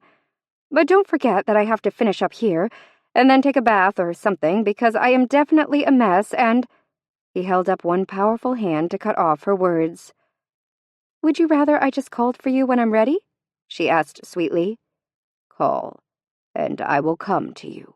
Then he turned and stalked back to the gate. "I think that went well," she told the Felicity Parmenter shrub. "I would give just about anything for a long hot soak and a whirlpool bath," Mickey said to no one in particular as the 4 tired handmaidens walked slowly back to the palace with her. "Empusa, can you describe what you mean by whirlpool bath?" Nera asked. "Absolutely. And you'll like this because it definitely has to do with water." She grinned at the water elemental, who giggled in response. "A whirlpool bath is a large tub of water that bubbles around you and almost magically soothes dirty, tired muscles." Mickey sighed wistfully. "It's possible through technology, which is my old world's version of magic." "I believe your new world can do better." Guy smiled knowingly at the other handmaidens. Nera added, "We can certainly provide more for our Empusa than a tub of bubbling water." "It's true," said Eris. "And if you would like it hotter than merely warm, I can arrange that," the fire elemental said mischievously. Yi took one of her hands and Nera the other. With renewed energy, the handmaidens hurried Mickey around the side of the palace that held her chamber and the curving balcony. They walked on a path that led between two rows of ornamental shrubs that had been trimmed into cones. The path turned and almost immediately fell away to reveal a wide staircase that spiraled gently to the right. Before they had reached the bottom, Mickey felt the temperature of the air get warmer, and she smelled something that was vaguely familiar. The stairs emptied onto a wide marble landing. Mickey stepped out onto it and gasped in pleasure. "It's a hot spring!" But it was like no hot spring Mickey had ever seen. It was 2 levels. The first held the smallest pools, 5 of them, Mickey quickly counted. Each was roughly double the size of a modern whirlpool bathtub, and it was like each one had been hollowed out of the lumpy white rock by a giant ice cream scoop. They were filled with lazily bubbling water so blue it was turquoise. From the lip of the tier, streaming water cascaded down to a larger pool. Mickey walked over to the edge and peeked down. The pool was deep and ringed by more of the white rock, and she could easily see through the clear water to the white sand of the pool's bottom. "The upper baths are hotter than the large pool below," Nera said. "They should be perfect for soaking away your aches." "Amazing." She breathed the word on a sigh. "The only thing that would make it more perfect would be soap, clean clothes, and lots of wine." The words had no more left her mouth than the patter of feet were heard on the stairs behind them. Wordlessly, Mickey watched several young women hurry onto the landing. Some of them were carrying trays of goblets and pitchers of wine. Others' arms were filled with clean links of fine linen, and still others had baskets packed with delicate glass bottles, soft sponges, and brushes. Guy laughed at Mickey's expression. "Empusa, if you wish for a thing, it will appear. These women are palace servants whose sole responsibility is to be certain that Hecate's Empusa is well cared for." "Like magic," Mickey whispered. "Not like magic. It is magic. Your magic," he said, gently unpinning the brooches that held her dirty chitin precariously at her shoulders. "So my wishes are actually commands?" Mickey asked, feeling numb with shock as the servants placed their treasures on the landing, curtsied, and disappeared back up the stairs. "They are," Guy said. "Good Lord! What if I wish for something inappropriate?" Guy looked searchingly into her eyes. "I believe you are too wise for that, Empusa." She certainly hoped so. Good thing she'd be busy with hard physical labor for some time to come. Wishing for a triple fudge cake late at night might not be classified as dangerously inappropriate, but without exercise, it would definitely be unwise. Lost in thought, Mickey let the earth elemental unwind her from her chitin and, with a moan of pleasure, she slipped naked into one of the bubbling pools. Nera, Eris, and Floga had already poured 5 goblets to the rim with white wine, the color of sunlight, and dragged baskets filled with bottles and sponges over to within reach of each of the pools. Guy passed Mickey a goblet before she began to take off her own clothes. "I'm so glad you chose this cold white instead of a red," Floga said, from the pool on Mickey's left. "I was dreaming of this very wine all afternoon." "But I didn't," Mickey began, and then closed her mouth as she realized that yes, she had been picturing in her mind a cold, refreshing white wine when she'd spoken. Unbelievable. The icy wine was a wonderful contrast to the hot, bubbly water, and Mickey shivered in pleasure. She rested back against the smooth side of the pool and gazed at the beauty that spread before her. The springs were situated on the rear of the cliff on which the palace had been built. The view was spectacular. Mickey looked out across an area of the gardens filled with what appeared to be all the same type of rose. They had been planted in beds that each formed a spiraling circle, And even though Mickey knew that they too had to be sick, it seemed that these roses were greener and healthier than those in the rest of the realm. Beyond the beds of roses, she could see the thick multiflora hedge, and past it, the forest. The sun had already sunk beneath the leafy horizon, but the sky still held its dying colors. Mickey sipped her wine and let her eyes linger on the circular rose beds, appreciating the symmetry and style of the unique beds. She could just make out the hint of some blossoms, and it even seemed that a few of them had bloomed. They were scarlet, with a touch of gold at the base. Mickey sat straight up, causing water to slosh over the smooth white rocks around the pool. "I wondered when you would notice," Guy said softly. "Have these beds always been filled with the Mikado rose?" "No, they change with each new empusa. This area of the gardens is sacred to Hecate's high priestesses. If you look carefully, you will see that in the middle of the central bed there is a small temple. It is your private shrine, a place in which you will never be disturbed." A sudden thought drifted through Mickey's mind like smoke, and almost without meaning to, she asked the question, "Where is the Guardian's lair?" "The entrance is beneath these springs. Hecate fashioned it there, so his protection would never be far from her empusa." Mickey could hear the frown in Guy's voice, and she turned to look at the handmaiden. "You don't like him." "It is illogical to like or dislike him. He is a beast.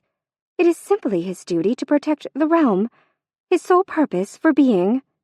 Guy sounded unusually terse.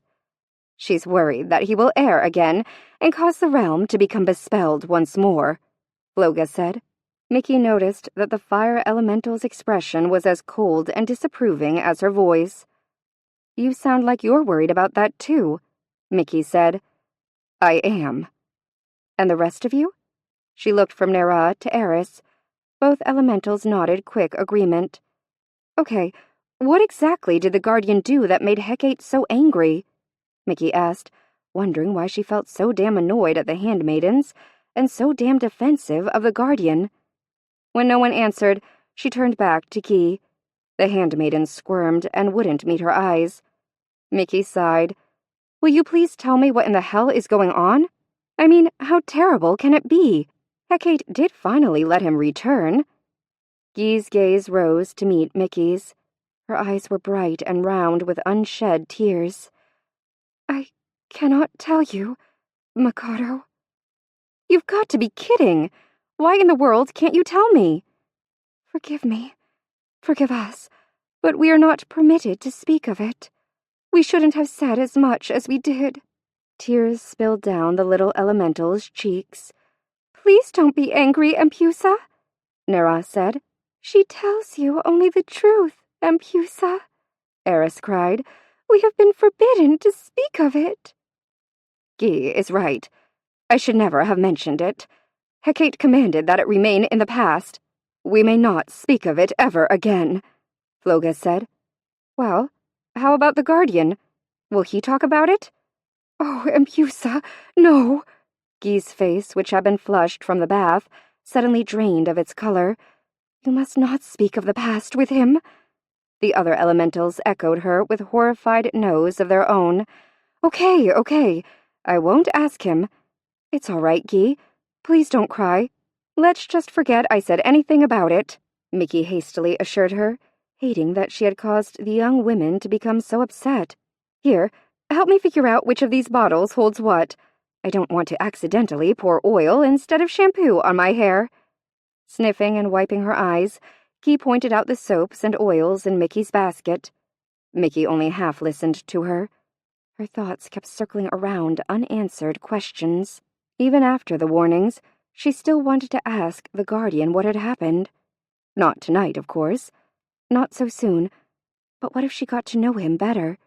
Today he had actually smiled and joked with her. And touched her. She shivered, remembering how his horn had prickled the skin of her arm, and how his eyes had seemed to see into her soul. "Admit it. He totally intrigues you." It was true, but she squelched the thought, pulling her mind from the beast to the mystery that surrounded the realm he guarded. Hecate couldn't honestly expect her to live here and not want to find out what had happened that caused the sequence of events that led to her becoming the goddess's Empusa. Maybe the truth was that Hecate didn't want her to hear about it secondhand, like common gossip, and that was why she had forbidden the handmaidens to talk about it. Guy hadn't specifically said that the guardian had been forbidden too. She'd just freaked out and said not to ask him about the past. Well, it was obvious that the handmaidens, as well as the other women in the realm, tiptoed around the guardian, facilitating between treating him like a rabid dog and a god. She didn't think of him as either. Mickey uncapped the cork from the bottle Guy had said was shampoo and poured a generous amount of it into her hair. As the night cooled, steam from the pools lifted in thickening waves, veiling each bather in warm mist. In a world of her own, Mickey inhaled deeply, noting that the soap was the same fragrance as the exotic perfume the old woman had given her. She finished washing and rinsing her hair and uncapped the other bottles, too. All of it, the soap, shampoo, and oil, were the same rich fragrance.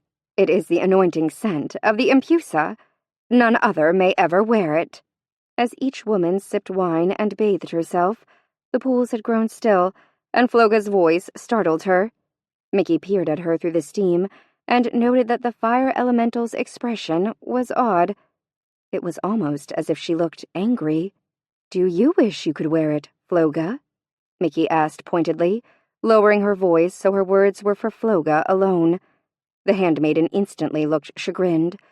"No, Empusa, of course not," she whispered. But as the handmaiden turned away, avoiding her eyes, Mickey wondered. Chapter 19. "No, thank you, Guy. I'll be fine. I'm going to eat a quick dinner and go straight to bed. I'm totally exhausted, and tomorrow will be another busy day." Mickey smiled brightly, telling herself she wasn't really lying to Guy. She was just failing to tell her everything. "But, Empusa, are you quite sure you wouldn't like me to help you into your nightdress?" "No need." Mickey glanced down at the simple yet elegant butter-colored dress. "I think I'm finally getting the hang of the way these chitons wrap." Guy smiled. "Did it serve as proper work attire for you today?" Actually, it did, and Mickey meant it. After some initial awkwardness at getting used to tucking in the trailing skirts, she found that the outfit was comfortable and easy to work in, even if it had required some help from the guardian to stay on straight.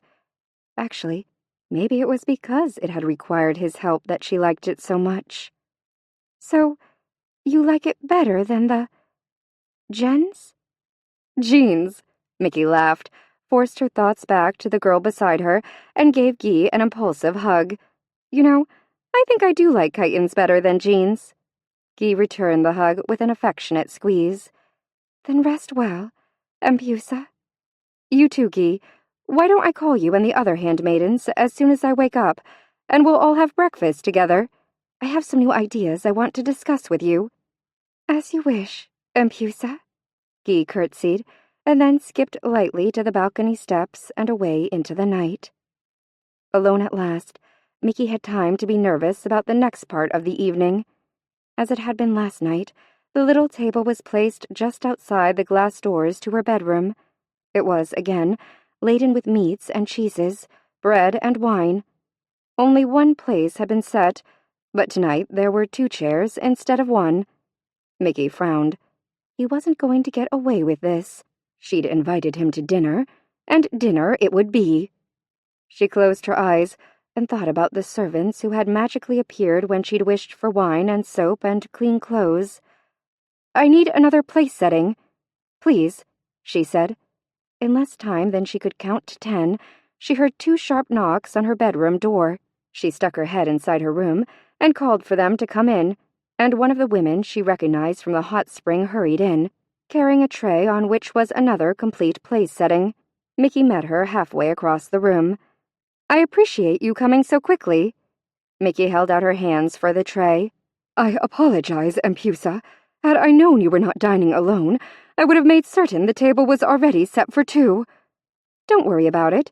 Actually, these are last-minute plans." Mickey said quickly, hoping the servants could just tell when she wanted something, and not when she was lying. "I'll take it from here." The woman looked confused, but she nodded. "Of course, Empusa. Shall we bring you more food and wine?" "No, there's plenty. No need to bother." "It is never a bother to serve you, Empusa." Mickey reminded herself not to sigh.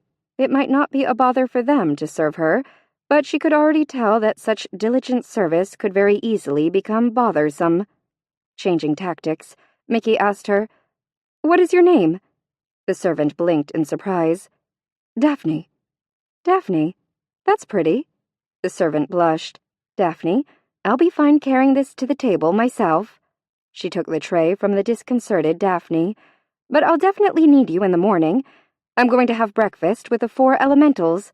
Could you be sure to bring enough for all of us?" "Yes, Empusa." "Wonderful. Now you and, the rest of the women can relax tonight. I won't need anything else." Daphne opened her mouth for what Mickey felt sure would be a protest, so she added firmly, "Good night, Daphne.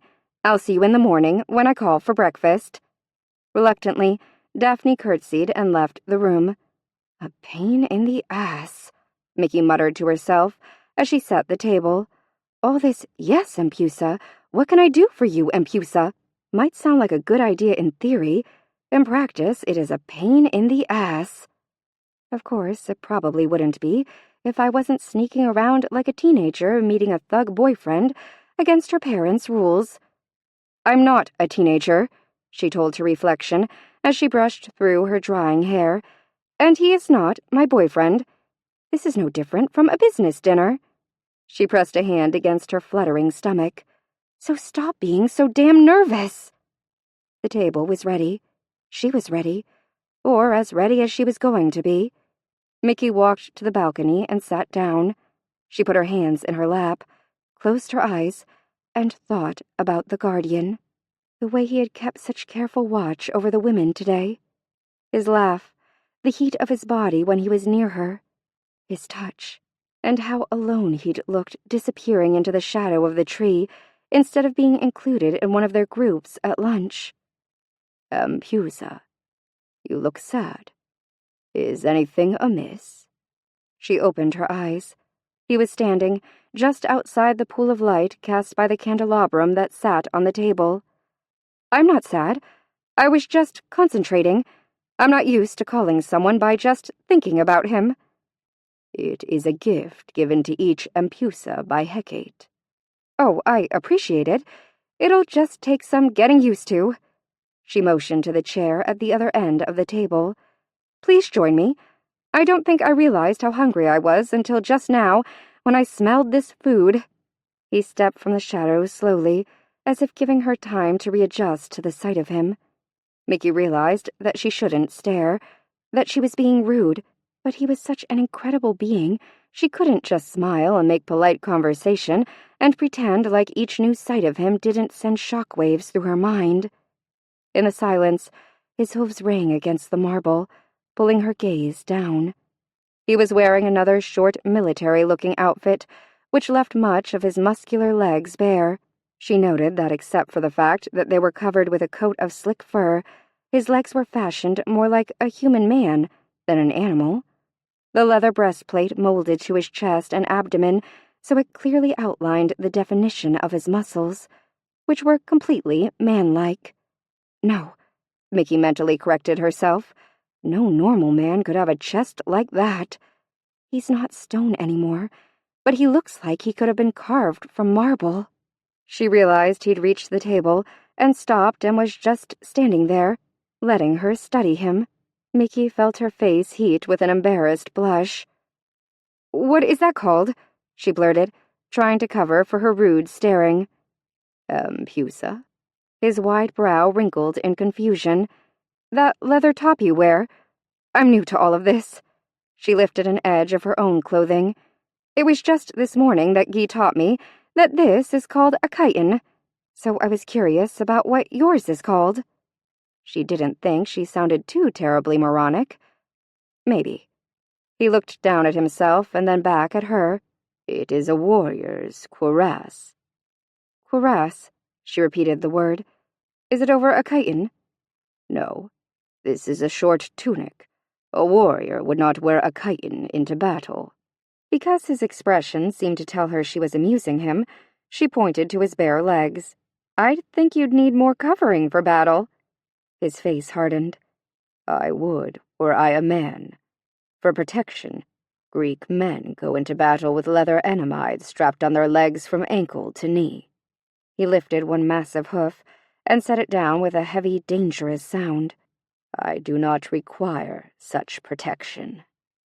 A little tremor that was fear mixed with fascination shivered over her skin. She looked into his dark eyes and was immensely proud that her voice sounded perfectly normal. Huh, built-in protection like that must come in handy in your line of work. Being Hecate's guardian is not my work. It is my life. Mickey forced a little nonchalant laugh and started to lift a slice of cold meat onto her plate. You have no idea how many men in my old world say that about their jobs. I am not a man, he growled. This time Mickey did sigh. Deliberately, she put down her fork and met his gaze. I'm well aware of that, just like I imagine that you, as well as the rest of the inhabitants of this realm, are well aware that I'm not like any other Empusa. But am I all prickly about it? No. Do I feel the need to constantly remind you that I'm probably a good 20 years older than the norm, and that I'm totally confused by almost everything surrounding me? No. For two reasons. One, because it's annoying, and two, because bemoaning the fact won't change a damn thing. I mean, I could complain constantly about wanting to be taller or thinner, but that wouldn't ever change the fact that I'm 5'7" and weigh...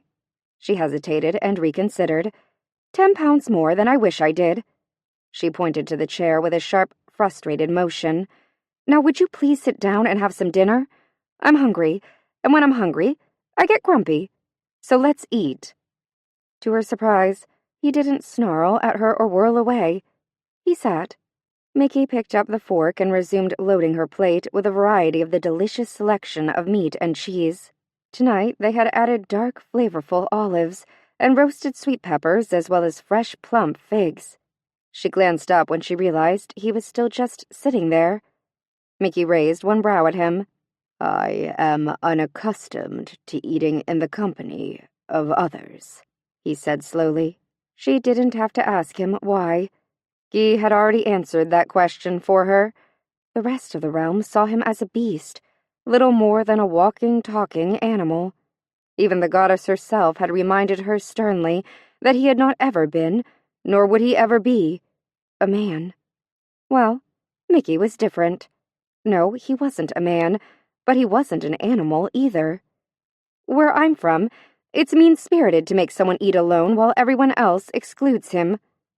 And you are not mean-spirited, Mikado. He didn't phrase it as a question, but she answered anyway. No, sometimes I'm selfish and stubborn, and even cynical, but I can promise you that I've never been mean-spirited. As she spoke, something in his face changed. It was like she had somehow peeled away a protective layer that he kept wrapped around himself, leaving him terribly, unexpectedly, vulnerable. She remembered that awful, lonely roar she'd heard echoing from a dead statue all the way through a modern world and into her dreams. Mickey wanted to reach out and touch him, to tell him that everything would be okay. But she was suddenly afraid, and not of the fantastic beast who sat so awkwardly across the table from her. Mickey was afraid of herself. She looked away from the raw emotion revealed in his eyes and busied herself arranging the food on her plate. Mickey filled her goblet with the cold white wine that was beating its pitcher and was pleased that it was the same excellent wine she'd had earlier at the springs. She glanced up at the guardian. Wine? He nodded, and she poured. Then she lifted her own goblet and smiled. To the roses, she said. The guardian hesitated. He made a small gesture with his hand and spoke a single word under his breath. Then he too raised his goblet. His powerful hand engulfed the delicate crystal, and he held it awkwardly, as if he was afraid of crushing it. To our new Empusa, he said. When she lifted the glass to her lips, she saw the perfect white rose blossom floating in the sea of wine. It hadn't been there before. He'd made it appear. For her. Mickey closed her eyes and drank, inhaling the sweet perfume that was the perfect accompaniment to the crispness of the liquid. Later, she would remember it as the moment she began to fall in love with the beast. Chapter 20. She'd wanted dinner to be easy and casual, but in truth, there were several awkward moments. The guardian was silent and clearly self-conscious and uncomfortable, which made total sense. He always ate alone. The entire realm considered him an animal, an outsider. How was he supposed to know anything about polite dinner conversation? She was careful not to stare at him, because whenever she looked his way, he quit eating. Trying to make him more comfortable, she dispensed with the niceties of using knife and fork and picked up the meat and cheese with her fingers, purposefully chewing more noisily than was her norm. Still, he sat stiff and silent, eating little and drinking only when her attention was elsewhere. Mickey glanced across the table and awkwardly met his eyes, then looked away quickly, for what seemed like the 1000th time. Too bad they didn't have a TV they could sit in front of, or, at the very least, other diners they could eavesdrop on. He needed something to get his mind off the fact that he was sitting at dinner with her. And then she had it. "The map of the gardens," she said. "While we're eating, you could sketch one for me." Her mind was racing. I'll bet those little servants who bring dinner and such could scare up some paper and a pencil. She'd stand by the door and not let them come in her room. They wouldn't even know he was here. "I created it while I awaited your call." He held out one massive hand and spoke a word that sounded like a growl mixed with vowels, and a rolled-up parchment burst into being in his hand. He offered it to Mickey, and she took it from him gingerly, half afraid it would disappear at her touch. "You know, it's amazing the way you can make things appear like that." She cleared her throat and, only half kidding, added, "Could you teach me to do it?" It didn't seem possible, but in this world, who knew? "I'm afraid you must be born the child of a Titan to have the ability to conjure inanimate objects." "That's too bad. It'd come in handy to be able to conjure up a hoe or pruning shears whenever I needed them instead of lugging them around." His lips tilted up in the hint of a smile. "But I do not have the ability to call the elements to me, or to cast Hecate's sacred circle." She smiled. "There are definitely good things about being Empusa." "Agreed." He lifted his wineglass to her again, and this time seemed more at ease holding the crystal goblet. Mickey pushed some of the dishes to the edge of the table, making room for the wide parchment paper. She unrolled the Guardian's map and placed 4 of the smaller plates at each of its corners so she could study it. It was all done in what looked like quill and ink. He had drawn a thick, wide, spherically shaped circle, which clearly represented the rose wall boundary. Within the boundary, created with amazing attention to detail, was the garden's blueprint. The palace was placed in the north. He'd even sketched in the southern-facing balcony on which they sat, as well as a cliff behind the palace where the springs were located, and the unique beds of roses it looked out on, which were Mickey's private gardens. Hecate's temple was drawn in as a domed shape, with the enormous fountain beside it, which Mickey could see was, indeed, situated in the geographical center of the gardens. Spiraling out, like spokes on a wheel, he'd drawn bed after bed of roses nestling within a labyrinthine series of interwoven pathways. She had expected the crude map equivalent of a stick figure drawing, but he'd created something filled with detail and rich with beauty. Completely caught off guard, she looked from the map to the creature who had drawn it with such obvious care and unexpected talent. "Guardian, this map is wonderful! Not only does it have everything on it, so I can easily divide it into fourths and show the handmaidens exactly which area of the Guardians I want each of them to be responsible for, but it's a great resource for me. Now I don't have to worry about not knowing my way around." She couldn't help looking at his hands, which more closely resembled massive paws than an artist's delicate tools. "How did you do it?" For a moment, he didn't answer, and then, slowly, he lifted his left hand. It was man-shaped, but bigger, with thicker, more powerful fingers than even what she imagined would be normal for a pro football linebacker. "They're really more dexterous than they look," he said. "I have spent centuries learning to wield them." Spreading his fingers, his hand quivered, and from each fingernail bed a long, pointed, talon-like claw extended. "Shit on a shingle!" she gasped. He barked a rough laugh. "Is that a curse?" She drew her spine up straight. "Yes, a very bad one. I should watch my language, but you—" Her words ran out, and she could only gaze at the 5 dangerous knives his fingers had become. "I frightened you," he finished for her. "No," she said quickly. "You didn't scare me. You just surprised me." She met his eyes. "May I touch them?" "Yes." The word rumbled from deep within his chest. She touched one of the gleaming claws. "You're like Wolverine." "I'm like a small, mean-tempered animal." No. Fascinated, she stared at the claw. It felt cold and hard against the pad of her finger. "It's the name of a fictional character who was created for something called comic books in my old world. Actually, he probably was named after the animal. He's a man who has special abilities, one of which is that he can make claws come out of his hands, like you can." The Guardian didn't take his eyes from his hands, where she was still tracing his claw with the soft warmth of her finger. "And is this Wolverine a demon, shunned and rejected by the rest of the comic book characters?" "He seems to get himself in more than his share of trouble, but he's really a man with a good heart, who tries hard to do the right thing." She finally raised her eyes to his. "After you get to know him, you understand that the only demon within him is the one he imagines in his own imperfections." Mickey couldn't look away from him.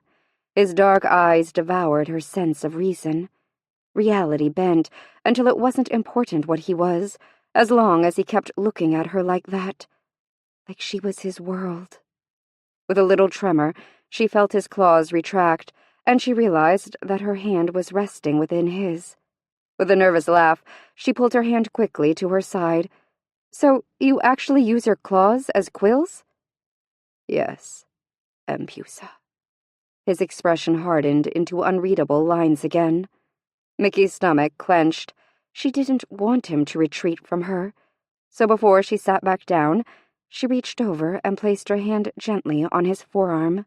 His eyes shot to hers, but he didn't speak, nor did he pull away from her touch. "Thank you for this beautiful map. It is exactly what I need to organize the women tomorrow." "You are most welcome, Empusa." She smiled, and then returned to her chair. "I wish you would call me Mickey. I like being High Priestess, but there are times when I just want to be me." "If you would not mind," his deep voice rumbled between them, "I would prefer to call you Mikado. It is a lovely rose, and I find that it reminds me of you." She felt a thrill of pleasure at his compliment. "I don't mind. I like the way my name sounds when you say it. Like there's some kind of secret hidden within the word." "Perhaps there is," he said. "Perhaps," she said. She was falling into his gaze again, losing herself. "I should go," he said abruptly, breaking their gaze and beginning to stand. "Not yet!" Leaning forward, she caught his hand and felt the jolt that went through him when their flesh touched. "Stay a little longer, and have one more glass of wine with me." When he relaxed back into his chair, she reluctantly released his hand and then busied herself refilling both of their wine goblets. "I know I should be exhausted, and my body is, but my mind keeps going around and around with all the things I need to do tomorrow, and all the things I should have gotten done today." "You accomplished much today. You should be pleased." "I am. I'm just impatient to get to work on the rest of the gardens." He nodded. "It is important that the roses heal and thrive. They are the foundation of our realm and its strength. It is dangerous for them to be unwell." "Can you tell me what it is in the forest that you're so worried about?" she asked quietly. Dream stealers. That's what Hecate called them too, but I have no idea what that means. All I know is that you and she, and by the way the women who went into the forest stayed quiet and frightened-looking, everyone in this realm believes they're dangerous. I get that, but I don't get what they are. Dream stealers take different forms, depending upon their victim. That is one reason they are so dangerous. The face they would show you would be different from the one they would show one of your handmaidens. So they're physical beings? They can take physical forms, yes. He paused and studied her carefully. In your old world, there must have been dream stealers. She thought about the young gang members who were regulars in the ER, until they inevitably ended up in the morgue or the state penitentiary. About the statistics that reported Oklahoma as one of the states with the largest number of teen pregnancies, as well as reports of child abuse, and about the ridiculously high number of Oklahoma women who lived in poverty. You're right. There are dream stealers in my old world. Young men throw away their lives. Girls repeat cycles of abuse until they can see no way out. Terrible things happen every day. And what causes those things to happen? What is at the heart of those tragedies? Hatred, ignorance, apathy, she said. Exactly. And those are just some of the dream stealers that lurk in the forest of the crossroads between worlds. If they would enter our realm, they would be able to not simply destroy people's lives, but the dreams on which generations survive. You'll keep them out, won't you? I have sworn a life oath to do so. You should have told me all this earlier. Mickey shivered, feeling sick at the thought that she'd insisted he open the gate and let the women go into the forest. No, it's not your fault. You tried to tell me that it was dangerous. I should have listened to you. You did what you believed was best for the roses. No harm was done. I was there to guard the gate. I will always be there to guard the gate. But if those things are in the forest, why is there a gate at all? Shouldn't we seal it up and be sure it's never opened again? We cannot. Mikado, not everything in the forest is evil. You should know that even dreams must be tempered with reality from time to time. Our reality comes from the forest, and the threads of reality that drift there from the worlds beyond.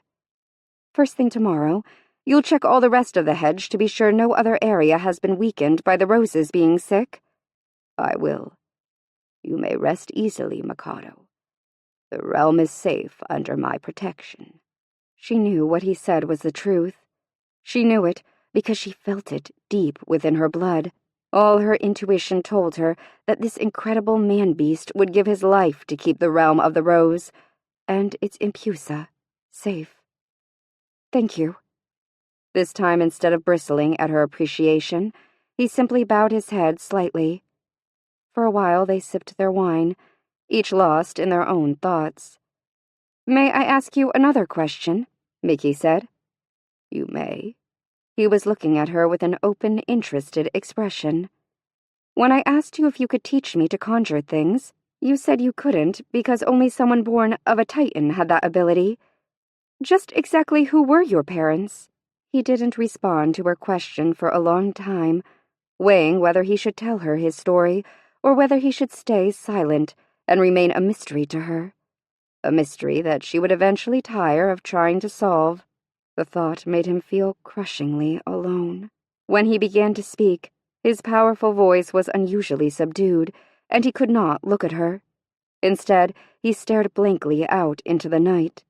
My father is the Titan Cronus. One day he visited the ancient island of Crete, and was struck by more than the beauty of the land amidst sea. He saw and instantly fell in love with the fair Pasiphae. But she was no mindless maiden. Pasiphae knew that mortals who became lovers of the gods usually came to tragic endings, so she refused the Titan. Cronus was not dissuaded by her rejection. He waited and watched when Minos, king of Crete, chose Pasiphae as his bride. My father saw his opportunity. On Minos's wedding night, he drugged the king and took his likeness, as well as his bride's virginity. Minos was fooled, as was Pasiphae, but Cronus's wife, Rhea, was not. She suspected her husband's infidelity and confronted Cronus. He denied loving Pasiphae, and in truth, he did not lie. Once he'd sated his desire for the mortal woman, his love faded. Still, Rhea was not satisfied. She watched Pasiphae, discovering that the new bride was pregnant. In a fit of jealous anger, Rhea cursed Pasiphae's child. If indeed it was the son of a Titan, the child would be born not man or god, but an abomination, a creature like none other in the ancient world. That is how I came into being. You are what the myth of the Minotaur was based on. Bottomless and empty, his eyes found hers. That is the name Minos gave me. He loathed me from the moment I was born. And your mother? Pasiphae was kinder than her husband. She even used to secretly visit me. And I remember when I was young, she sometimes sang me to sleep. He paused, struggling to control his emotions. Your mother loved you. He flinched and felt as if her words physically hurt him. I like to believe that she tried to love me. She named me Asteria, refusing to call me by the name Minos had given me. But even in her kindness, she could not forget that I was a beast. She knew that because of my monstrous form, Cronus had somehow been successful in entering her bed, the very thought of which was abhorrent to her. The sight of me was a constant reminder that the Titan had tricked her and invaded her body. So she persuaded Minos to build an enormous labyrinth, saying that in the center of it was where he should hide the fortunes of Crete, and that I would guard it for him. The labyrinth on Crete is where I lived, away from my mother's eyes and those who would hunt me for sport. It is where I would still be today, if not for Hecate. My God, they tell stories about you. Stories that say maidens and boys were sacrificed to you. The stunned expression on her face made him feel hot and cold at the same time. You should know that I have not always been as I am now. Before I answered Hecate's summons, I was as Rhea cursed me to be. An abomination, of both body and soul. When I pledged myself to the goddess, she lifted Rhea's curse and gave me the heart and soul of a man, though there was nothing even the great goddess could do to alter my physical form. His hand was resting on the table near the open map. The Empusa reached out and put hers on top of his. He looked down at her hand. I don't see an abomination when I look at you, Mickey told him. Perhaps you should look deeper. There is still a beast within me. I'd like to believe in the man, if you'll let me, Asteria. The man. His words were barely audible. He looked from her hand into her eyes. The man hears you, Mikado, even if it seems your voice is speaking from his dreams. Maybe I am, she smiled softly. You and I have been in each other's dreams before. He turned her hand over in his and let his thumb trace the delicate lifeline that bisected her palm, following it until it met the pulse point at her wrist. Then, with a caress softer than the brush of a butterfly's wings, he smoothed his thumb in sensuous circles over her pulse. I can feel the beat of your heart, he murmured. Can you feel that it's beating faster? He lifted his eyes to hers. I can. Her face was so close to his that he could feel the warmth of her breath on his skin. Her eyes had gone soft and her lips were parted. He wanted to taste her. He wanted to drink her in and lose himself in her sweetness. With a low growl, he bent his head, replacing his thumb with his lips. He could feel her life's blood pulsing, and he tasted the salt of her skin. She shivered under his touch, and he let his lips move to the delicate indentation of her elbow. Then he lifted his head. Her breathing had deepened, and she was staring at him with wide, liquid eyes. Before reason and common sense could make him change his mind, he leaned forward and touched his lips to hers.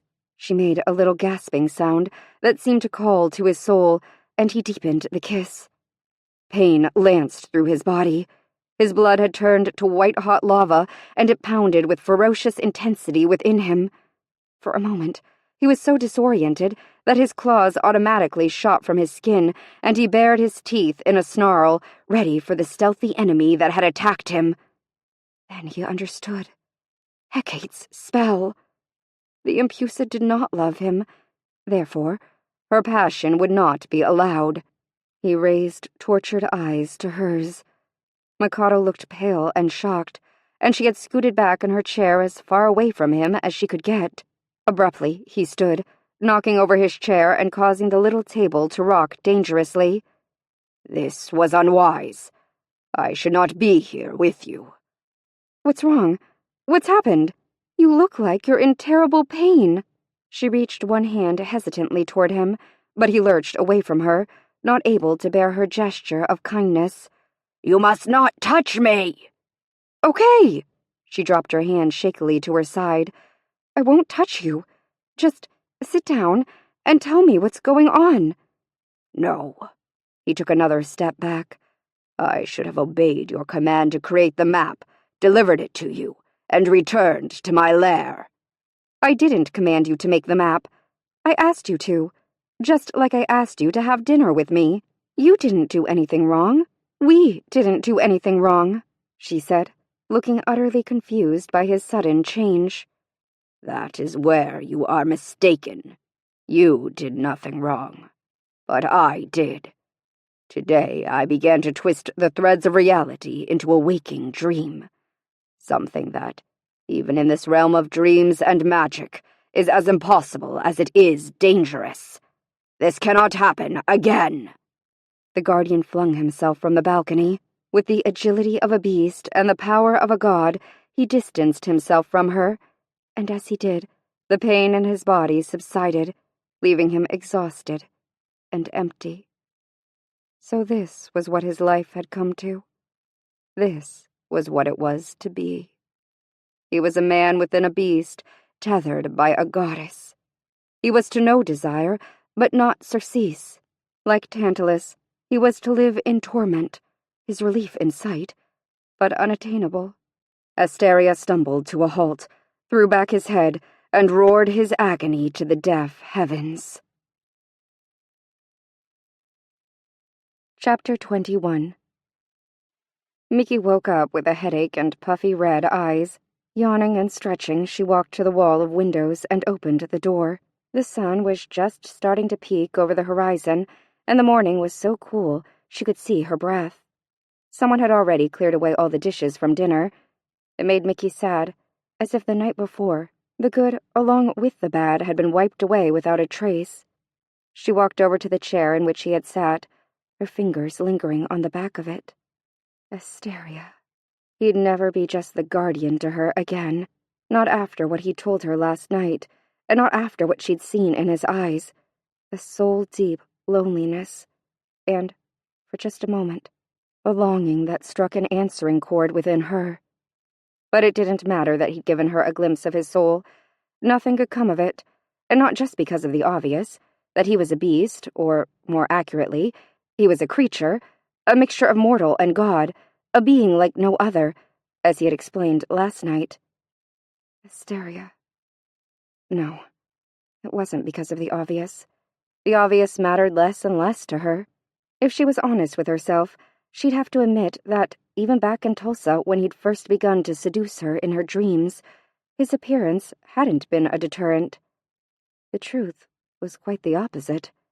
His appearance had been a fascination from the beginning.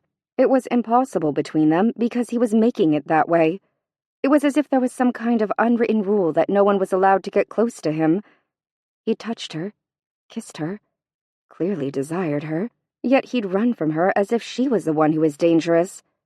His behavior was confusing and just plain annoying. Mickey rubbed at her eyes again.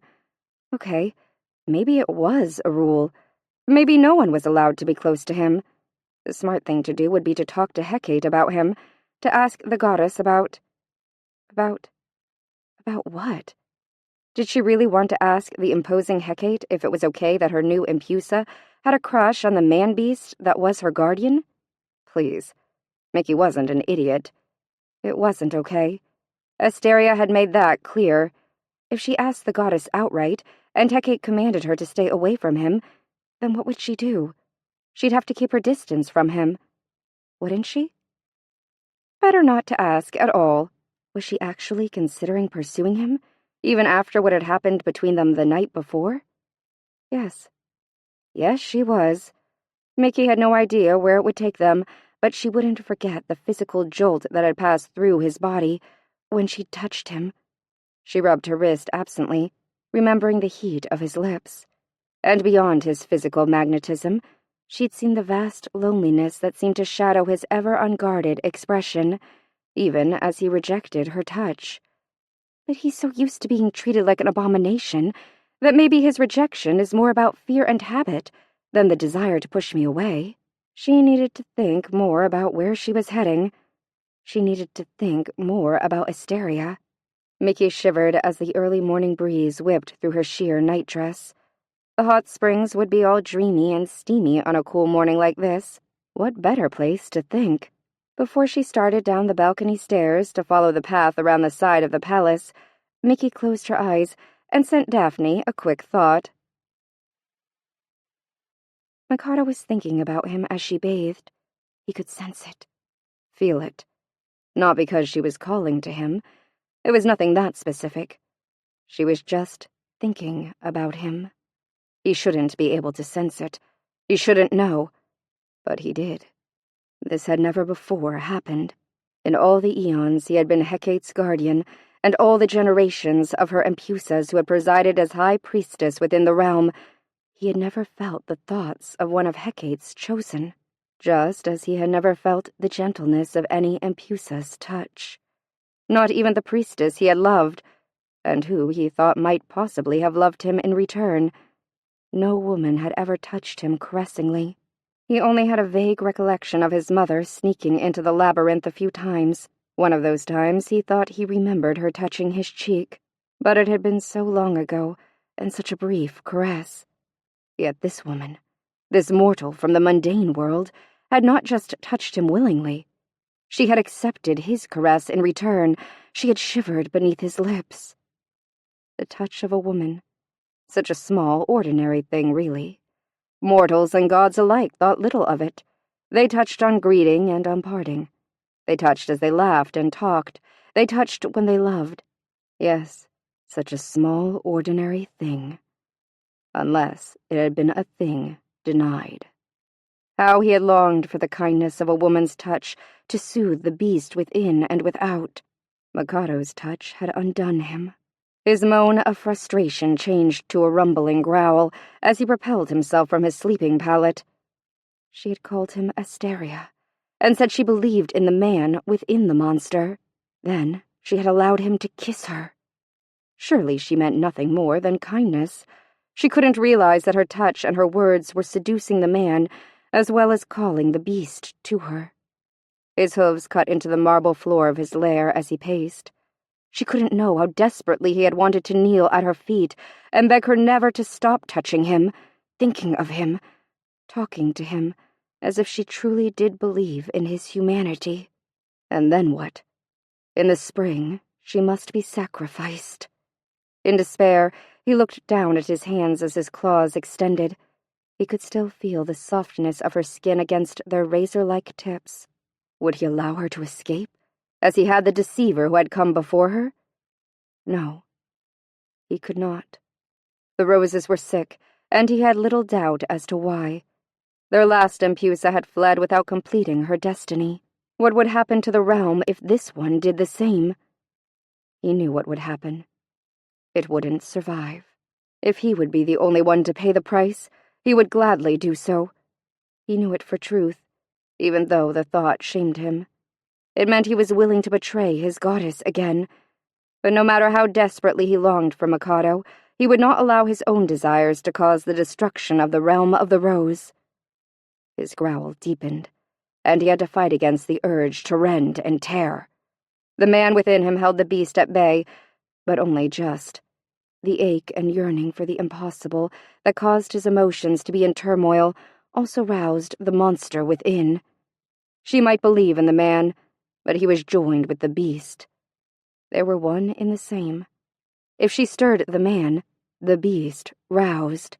He had to remember that no matter how sweetly she may speak his true name, or how sweetly she might touch him and let him touch her, she would be imagining the man. What would happen when she realized that she was seducing the beast, too? She would reject him. Anything else was only a dream, and he, of all creatures, knew how insubstantial dreams really were. He must forget the dream and deal in reality, which was what he did best. And none of this mattered. He could not love her. He could barely touch her without feeling the raging pain of Hecate's spell. Asteria's head suddenly lifted, and his eyes widened. That was it. He didn't have to hold the beast at bay. The goddess had tethered the monster for him. He could stay as close to Mikado as she would allow. The goddess's spell would ensure that he never went too far. All he need do would be to bear some pain. When it became too much, too unendurable, he remembered the feel of her skin against his lips, and her small hand within his. Yes, he could endure a taste of the goddess's punishment for the miracle that was the touch of Mikado's skin. If she allowed him near her again, he resumed his frustrated pacing. After the way he'd left her last night, it would be understandable if she avoided his company completely. But perhaps she would not always avoid him. She was so different, so unlike any of the other women. She had asked him if he would seal the gate. No other Empusa would ever have asked such a thing. Of course, she didn't know her fate. Didn't know that her only escape from it was through the Rose Gate and back to the world of the mundane that lay beyond the forest. Part of his mind whispered that even if she knew, she might still choose to stay for the roses. For him. He went to the mouth of his lair. The sun was calling the sky awake with young tendrils of light. He could feel Mikado's thoughts slide away from him as she left the baths, and then he could no longer feel her at all. He imagined that she was preparing to summon the elementals and begin her day. He, too, must begin his. She had asked him to inspect the rose wall, and her request had been a wise one. He left his lonely lair and began his solitary trek along the boundary between worlds. Choosing to remain invisible, Hecate watched her guardian. His powerful stride was weary, and she clearly saw the strain of conflicted emotions in his dark, expressive eyes. The goddess smiled and let her hand absently caress the head of one of her great hounds. "It goes well," she whispered. "See how I've divided the gardens into fourths?" Mickey had hated to tamper at all with Asteria's map, but it was necessary that everything be clear for the elementals, so she'd had Daphne bring her a quill and some ink, and she'd drawn her own considerably less attractive lines to quarter the blueprint. "As I said before, each of you will take the area that corresponds to the direction of your element. Nera, you'll be west. Eris, east. Guy and Floga will, of course, be north and south. You'll each have your own group of women. Start by fertilizing the beds, like I showed you yesterday. I'll make my way through each area, checking to see if the roses need any other special attention. Do you have any questions about your areas?" Mickey asked the 4 elementals. As she'd done the night before, she'd pushed the dishes aside and spread Asteria's map out on the dining table. The handmaidens were gazing at it raptly. "This is a lovely map, Empusa," Guy said, touching the delicate sketch that represented the realm's central fountain. "And accurate, too," Eris said.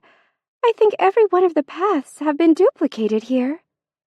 "Your baths are even drawn in," Nera said, obviously delighted with the squiggly water lines that represented her element. "Who did this for you, Empusa?" Floga asked. Mickey lifted her gaze from her own contemplation of the map to meet the fire elemental's sharp gaze. "The guardian drew it for me," Mickey said, careful to keep her voice casual, her expression placid. "The Guardian?" Guy exclaimed. "But how could he have—" "She commanded it," Floga interrupted the Earth Elemental. "He would do whatever she commanded." Unruffled by her odd tone, Mickey said, "Actually, I didn't command him. I just asked." She lifted a shoulder. "That's all. Apparently, it wasn't that big of a deal. He has claws that he can extend and use as built-in quills, and he's been here for ages. No wonder he knows all the nooks and crannies of the realm." She gave Floga a tight smile. "But thank you for reminding me. I do need to command him to come here.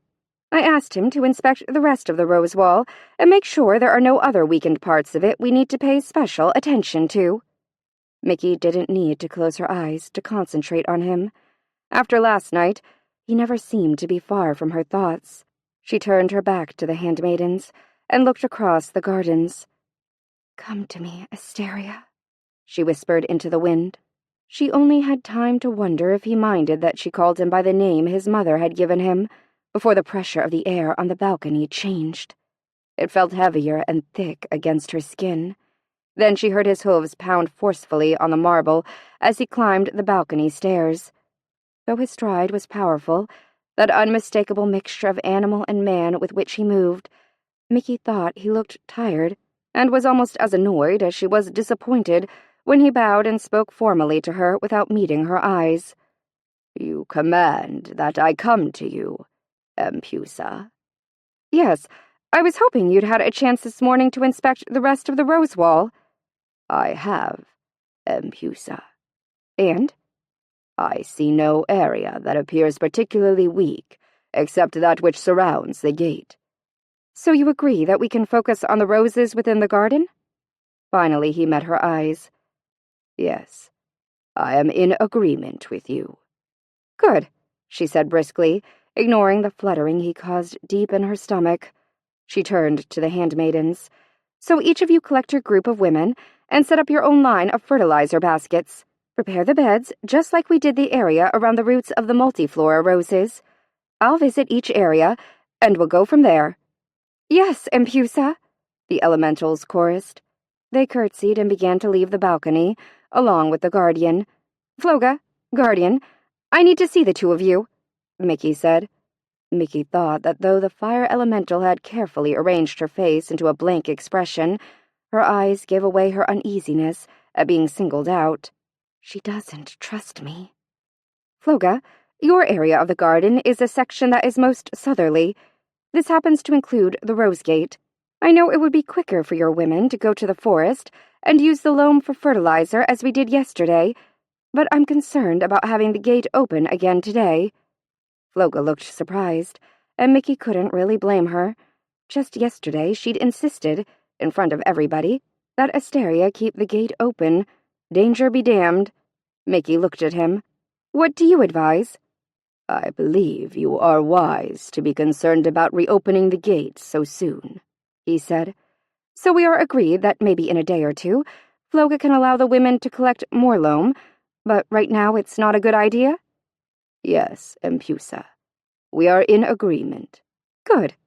She knew the smile she gave him was obvious in its warmth, and she could feel the handmaiden's eyes watching her every expression. But she didn't care.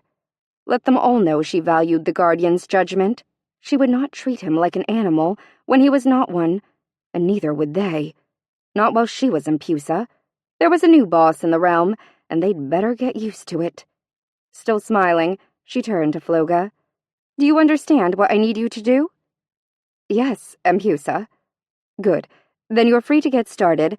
The Guardian and I will be along shortly." Floga's eyes widened, but she said nothing as she curtsied and then hurried from the balcony, leaving the priestess and the beast alone. "Good morning, Asteria," Mickey said softly. And that was it. The sound of his true name on his lips undid him.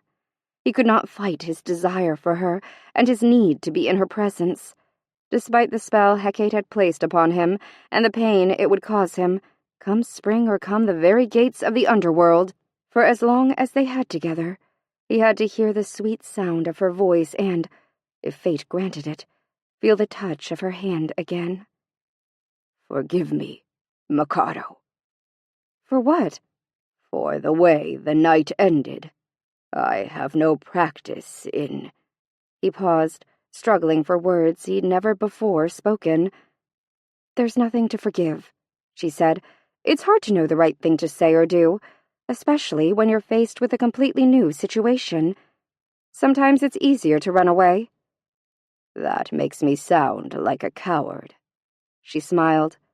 "No, it makes you sound human."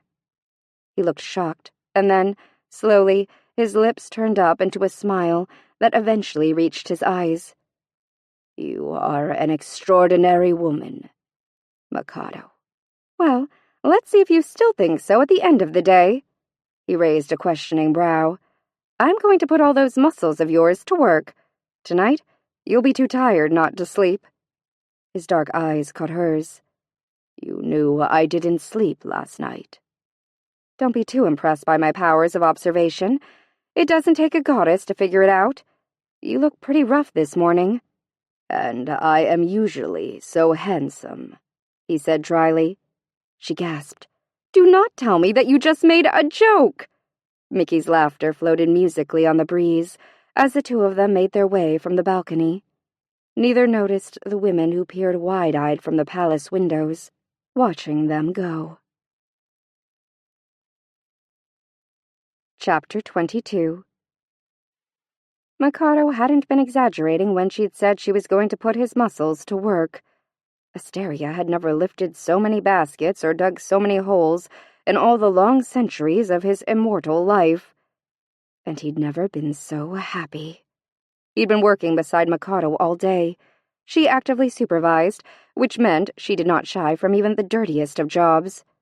He could tell that the women of the realm were not pleased with the messy, tiring tasks she had given them, but they were visibly pleased that their Empusa was right in the middle of the mess with them. She worked twice as hard as they did. She seemed to be everywhere at once. And perhaps most surprisingly, she was cheerful about the work. The High Priestess appeared to actually enjoy getting her hands in the dirt as she demonstrated exactly how the earth needed to be worked around the roots of the bushes. She didn't shy away from the rank fertilizer. She did the opposite. The Empusa helped scoop it into the dirt and even laughed and made jokes about the irony that such a horrid smell could make sweet roses thrive. He ignored the looks the women gave him. He was used to it. No matter how often he walked amongst them, the women of the realm were always uncomfortable around him. More so now than ever before. They all knew what he had done, and the rage his actions had evoked from their goddess. They too had paid for his error. They hadn't been encased in stone and banished from the realm as he had. They had only to wait, without aging, without changing, unable to do more than watch time pass around them for all the centuries he slept. He could only imagine how disturbing it must be for them to see him beside their new Empusa, especially when she made it clear that she appreciated his opinion and she treated him like— Mikado treated him as if he were a man. What a true and wondrous miracle she was. And she did stay in his presence, or rather, he stayed in hers. She began the inspection of the roses in the east, and after thoroughly examining all of the beds, with Eris promising to follow each of her directions, she had moved to the south.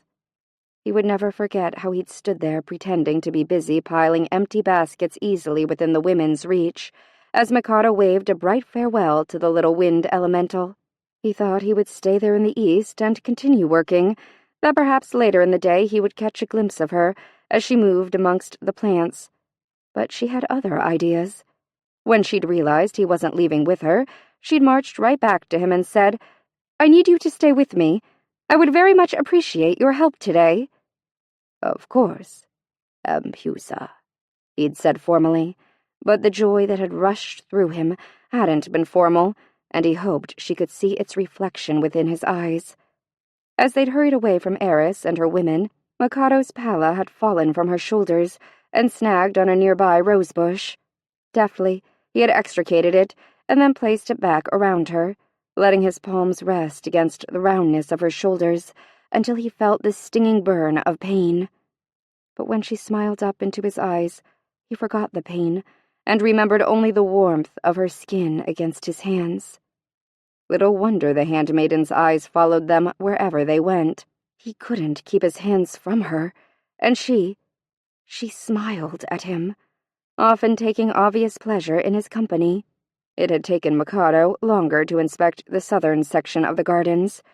The roses were more ill there, though he didn't need to look at the plants to know that. Watching Mikado become grim-faced and pale told him more than inspecting the rose bushes ever could.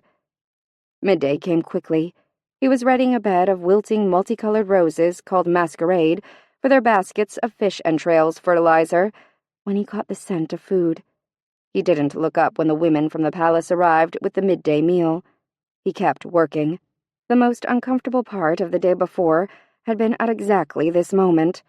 The women had separated into their little groups to talk and laugh and eat together, things that were denied him. He could guard them, but he would not be accepted by them, not enough to share a simple meal with them.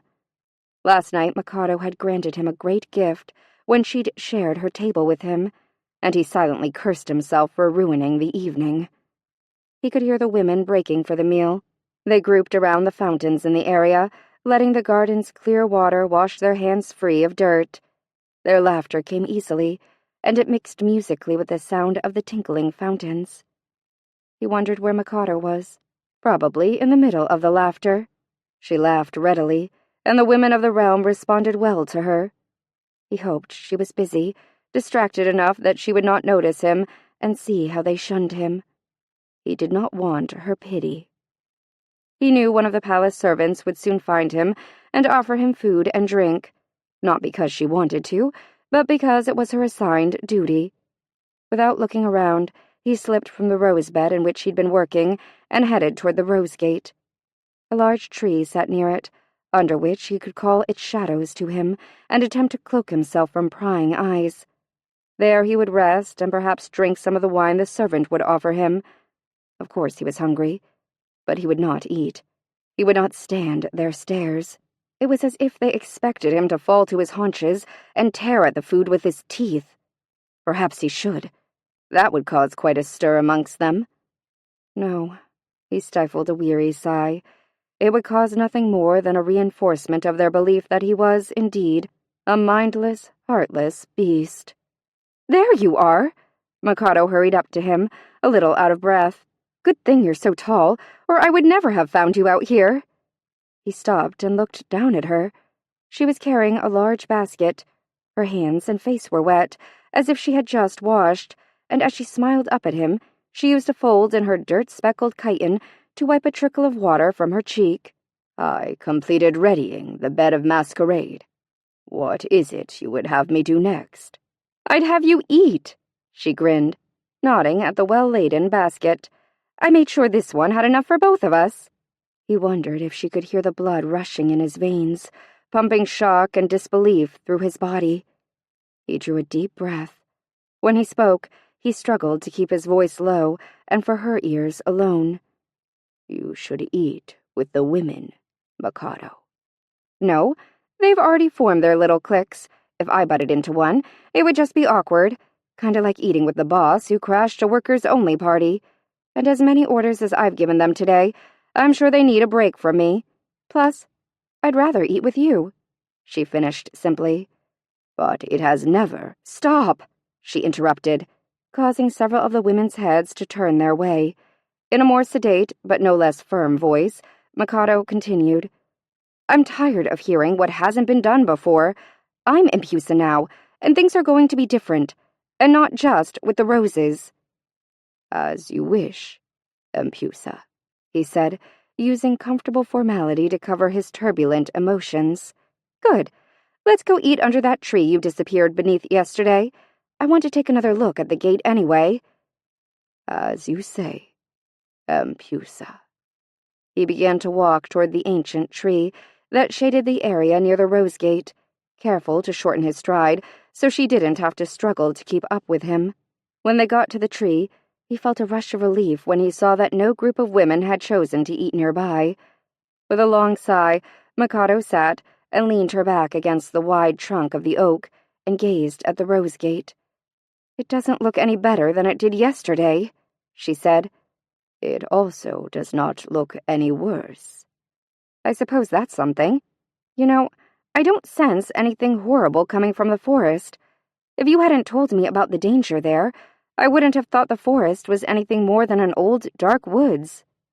Dream stealers choose their time carefully to appear. Remember to be on your guard always when you are near the gate or in the forest itself. But you'll be with me, won't you? I mean, I can't open the gate. He raised a brow at her. Of course you can, Empusa. Her eyes widened as she looked from him to the gate and back to him again. I'll be careful, she said. Then she turned her attention to the basket of food.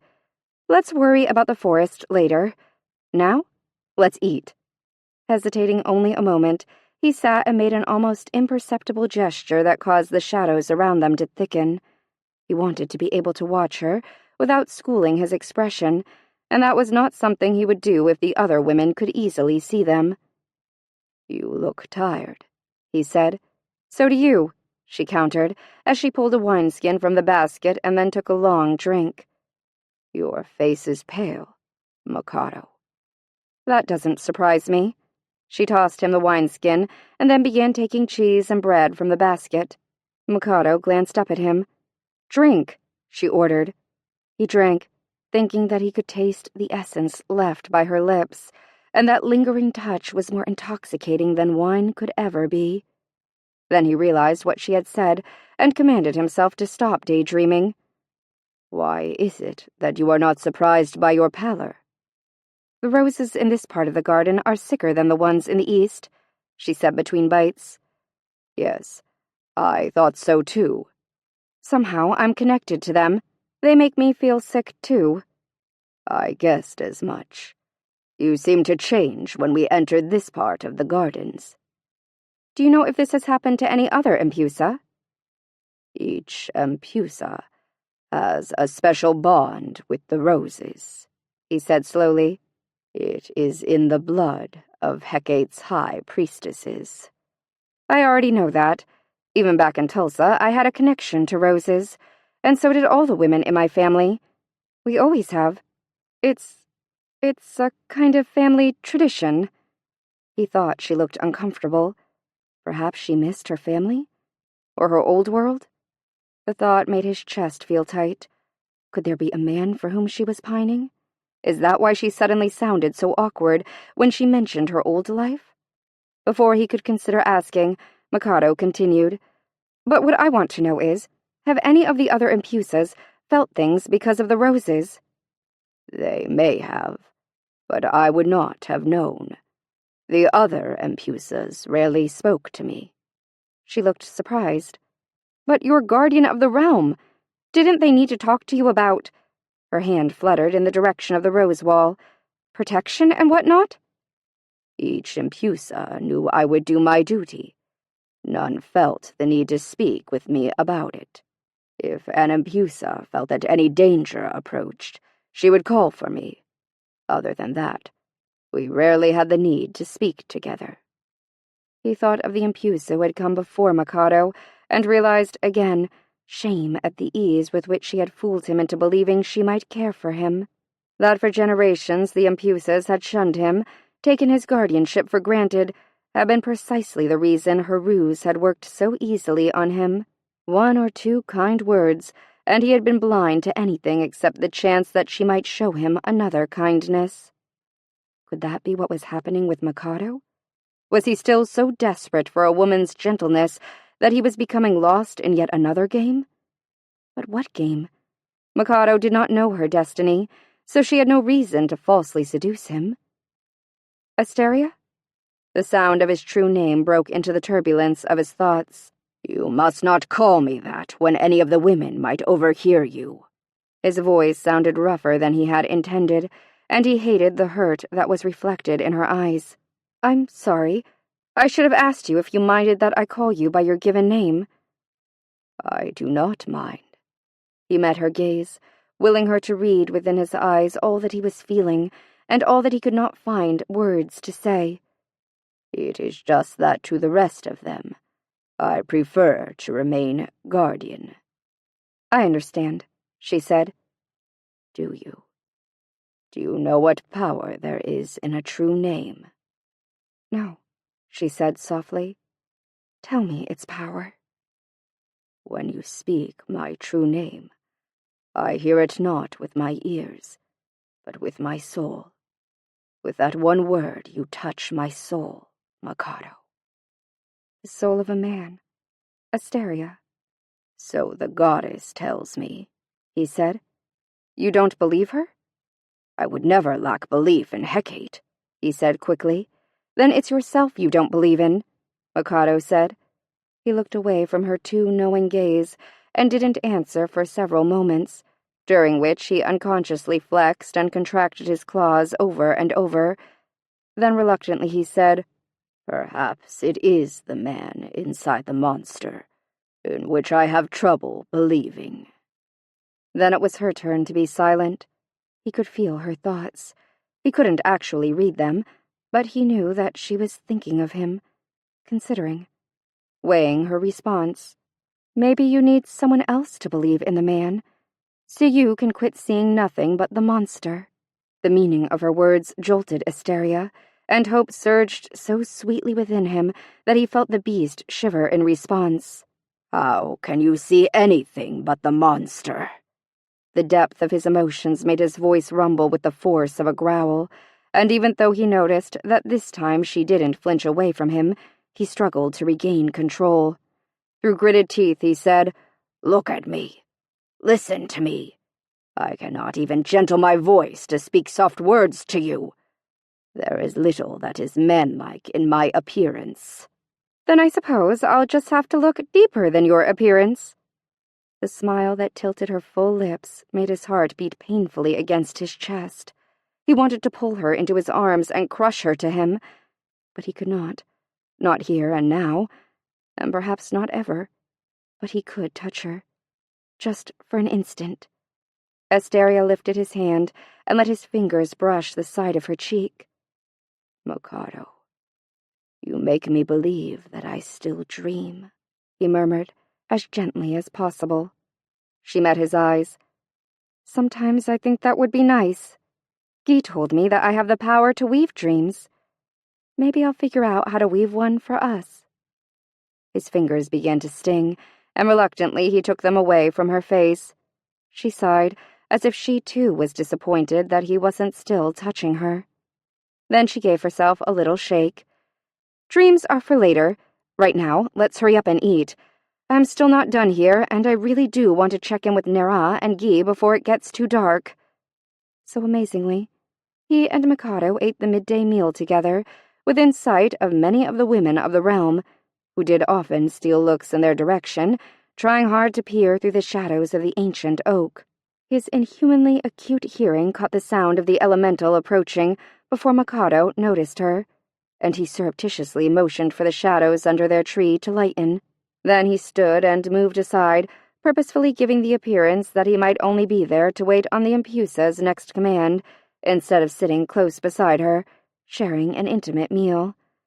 "Empusa, the women have finished their meal," Floga said, after sliding a narrowed glance at the guardian. "Good. We're done here too." Then, very deliberately, Mikado held out her hand to him. Asteria hesitated only an instant before taking it in his own and helping the priestess to her feet. She smiled and thanked him as if he were a man accustomed to the touch of a woman's hand. Then she turned to the staring fire elemental. "Let's get back to work." Chapter 23. I'm glad the palace is situated in the north, so Guy and her group of women are in charge of the roses surrounding it, Mickey told Asteria, as they watched the earth elemental pass the word to her women that they were done for the day. "It's obvious that you and she are becoming friends," Asteria said. "Yes, we are," she said, thinking that it was just as obvious that the elemental was uncomfortable with her Empusa's familiarity with the guardian. "It's not surprising that the two of you are compatible. Earth and roses fit naturally together." "You're right. They do." Guy would just have to get used to having Asteria around. Mickey didn't think it would be too tough for the elemental to do that. All she needed to do was to quit thinking of him as a beast, and she'd soon see what Mickey saw. The man within. It hadn't been that hard for her. How difficult could it be for the rest of them? I should go now, Mikado. The handmaidens will want time alone with you, and there are duties to which I must attend. She looked up at him, surprised that she could be sad to part from him after spending the whole day in his company. She usually got sick of being around a man in less than half that time. Will you come back? Mickey watched his eyes darken, and he said, If you call for me, I will come to you. Then I'll call, she said. He bowed formally to her, just as the 4 handmaidens approached them. Mickey noted how each of them looked obviously relieved when Asteria turned and disappeared into the shadows of the darkening garden. She pushed down the annoyance she felt. They had worked hard today. They were all tired, and it really would be unreasonable for her to expect the women to change the way they felt about Asteria in just a couple days. The other Impuses had treated their guardian like an animal. It was logical, then. That was how the women of the realm would treat him. Mickey would just have to lead by example. They were smart girls. They'd catch on. Are you 4 as ready for a long soak as I am? This evening was even cooler than the one before, and steam from the baths veiled everything in a warm, damp mist. Mickey leaned back against the smooth side of her private bath and fed herself another grape. She was pleasantly full and a little tipsy from the wine. She hadn't planned on having dinner with the women. She'd planned on taking a quick bath and then retreating to her room and another private dinner with Asteria. But the women had been hungry, and after all, who could bathe quickly when the tub was this spectacular and the company was so enjoyable? And Mickey was sincerely enjoying the company. The handmaidens were tired after another long day, but they didn't whine or complain. Instead, they talked about the work they'd done in their separate areas and asked Mickey countless questions about rose care. Already, plans for tomorrow were discussed. The fertilizing would continue, but some women would begin deadheading old blooms or blossoms that looked like they were too far gone to ever open. Mickey agreed to show the elementals examples of both in the morning. I think we've conquered the hardest part of what we need to do, to coax the roses into recovery. Most of the fertilizing will be finished tomorrow. Then we'll focus on the deadheading and cutting off any useless canes. After that, we'll just keep an eye on them and wait. How long before they begin recovering? Guy asked.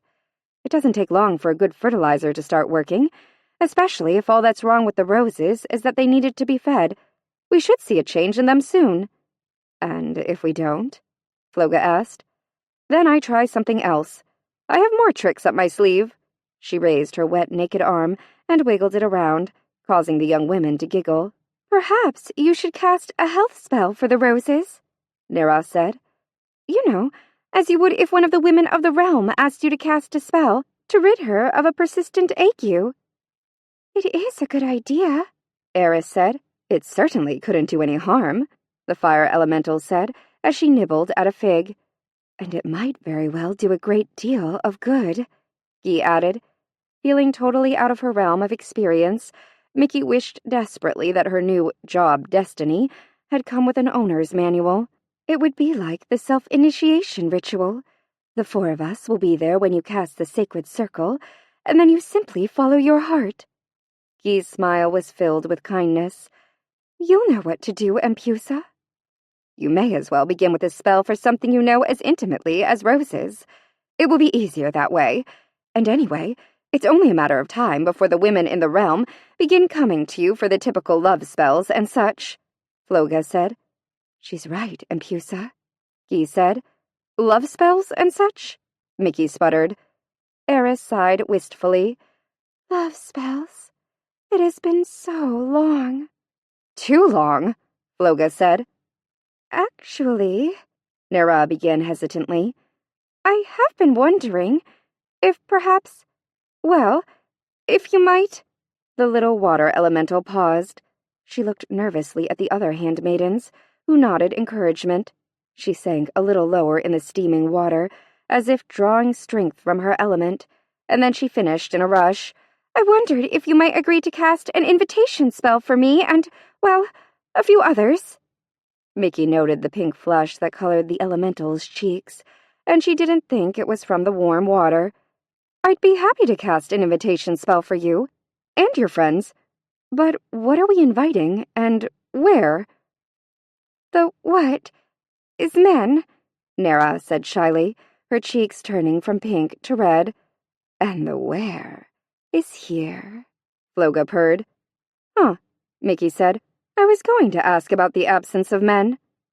There are no men in the realm of the rose, Guy said. You mean, except for the Guardian, Mickey said. Guy frowned. The Guardian is not a man. He is a beast. Mickey opened her mouth to protest, but Floga was already speaking. There are no men in the realm, because they can only come here if the Impusa sends an invitation spell to the ancient world. There has been no Impusa in the realm, hence no men have been invited. Mickey stared at the fire elemental. Are you telling me that for as long as the Guardian was banished, and the Impusa gone, you have been here without any men? Yes, the 4 elementals said together. How long has it been? For a moment, no one answered her.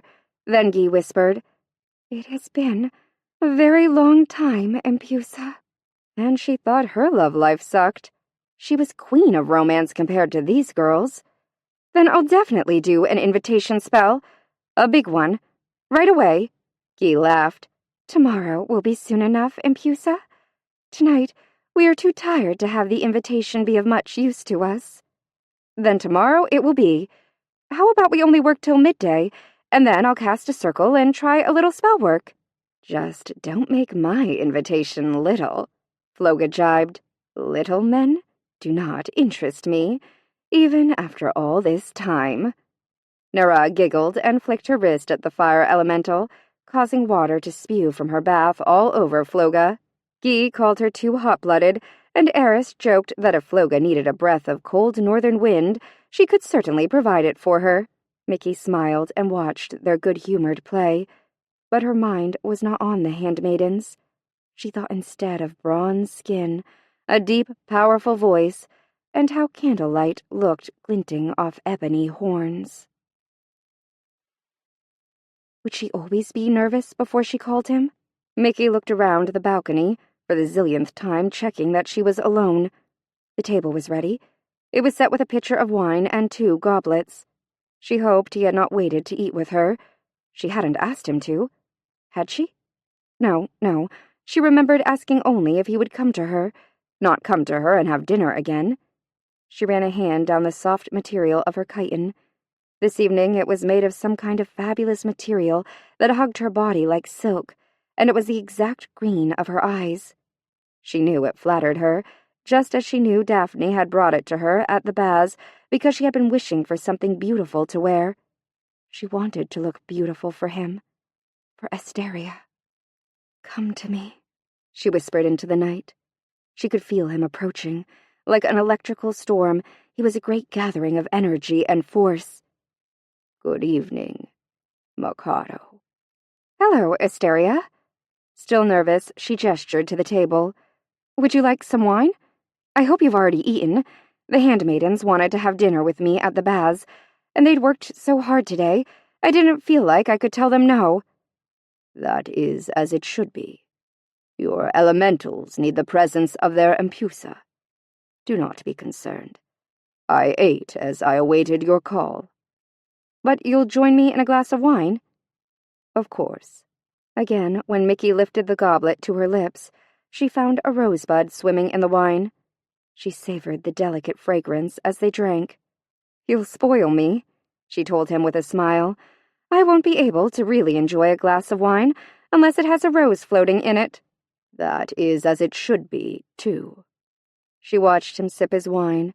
Tonight he seemed more relaxed than the night before, and she was able to look at him openly.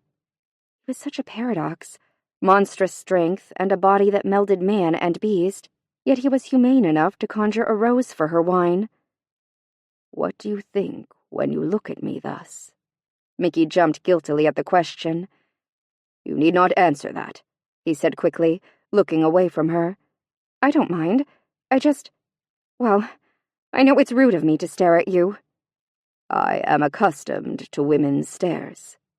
She felt a rush of anger for the kind of stares he'd had to endure. Then I will tell you what I was thinking. I was thinking that it's amazing that you're so powerful, and at the same time so kind. Kind? Oh, don't sound shocked. Of course you're kind. Who ordered my dinner the first night I was here? And you told them to put a blanket and slippers out here for me, not to mention the rose blossoms you never forget to add to my wine. That doesn't make me kind. That just shows that I'm fulfilling my duty in caring for the Empusa. She snorted. Please, you're not just kind to me. You're like that with all the women. I watched you today. Even though they act weird and skittish around you, you're completely patient with them. Mikado, that is my duty. Nothing more. Are you telling me that you never get frustrated or annoyed at them? I do, he said. Then why don't you show it? That would be dishonorable, and it would. He stopped suddenly, realizing he was saying too much. It would what? She prompted. It would be wrong, he said. Would it be wrong, or would it be proving that what they say about you is true? His dark eyes found hers, and she read her answer there.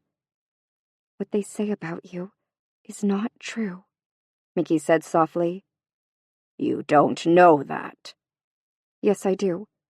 I know it here. She pressed a hand to her heart. And I know it here. She reached across the small table and placed her hand gently on the leather breastplate that molded to his chest. Through the pliable leather, she felt the strong beating of his heart and the way his breathing deepened at her touch. They stared at each other. Mickey wished he would return her touch, cover her hand with his own, do something that told her it was okay for her to touch him. But his only movement was the pounding of his heart and the drawing of his breath. Reluctantly, she took her hand from his chest. It went well today, Mikado. His voice sounded unnaturally loud in the stillness that had settled between them. I think so too. Tomorrow we're just going to work until midday. Then I'm going to try some spell work. His lips tilted up. That should prove interesting. Especially because I have no idea what I'm doing. You will. Just listen within. And remember, the elementals are there to assist you. When you cast a spell, you can call anything within their power to aid you with the spell. Mickey perked up. For instance? He sipped his wine and considered. For instance, let us say a maiden comes to you because she has been cursed with terrible pains in her head. She asks for a spell to cure this pain. Lavender has long been associated with health, peace, and relaxation, so you command Guy to provide you fresh lavender, and Eris to fill the breeze surrounding the maiden with the scent of the herb.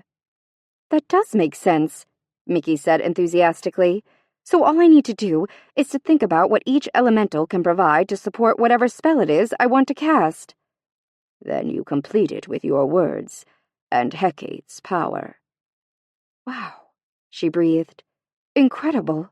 And you'll find very effective. Hecate's high priestess wields great power.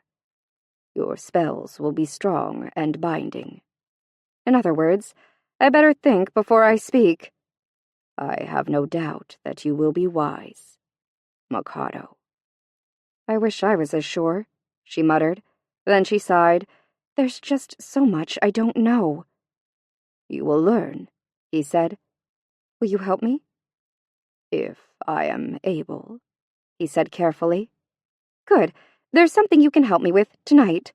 She ignored the way he instantly retreated behind his all-too-familiar, expressionless mask. It's a little like drawing the map for me last night. That seemed to reassure him, and when he nodded slightly, she said, You know the gardens so well.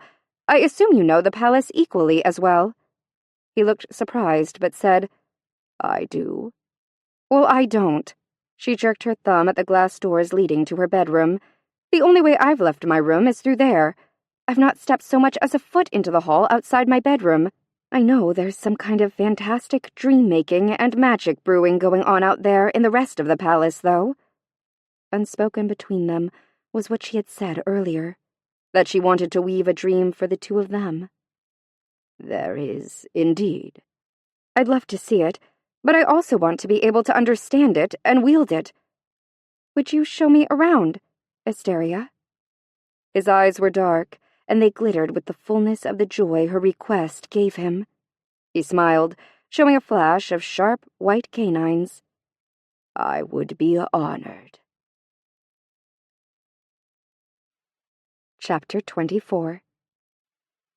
Walking through her bedroom with him was an oddly intimate experience. Mickey saw his eyes go to her opulent bed.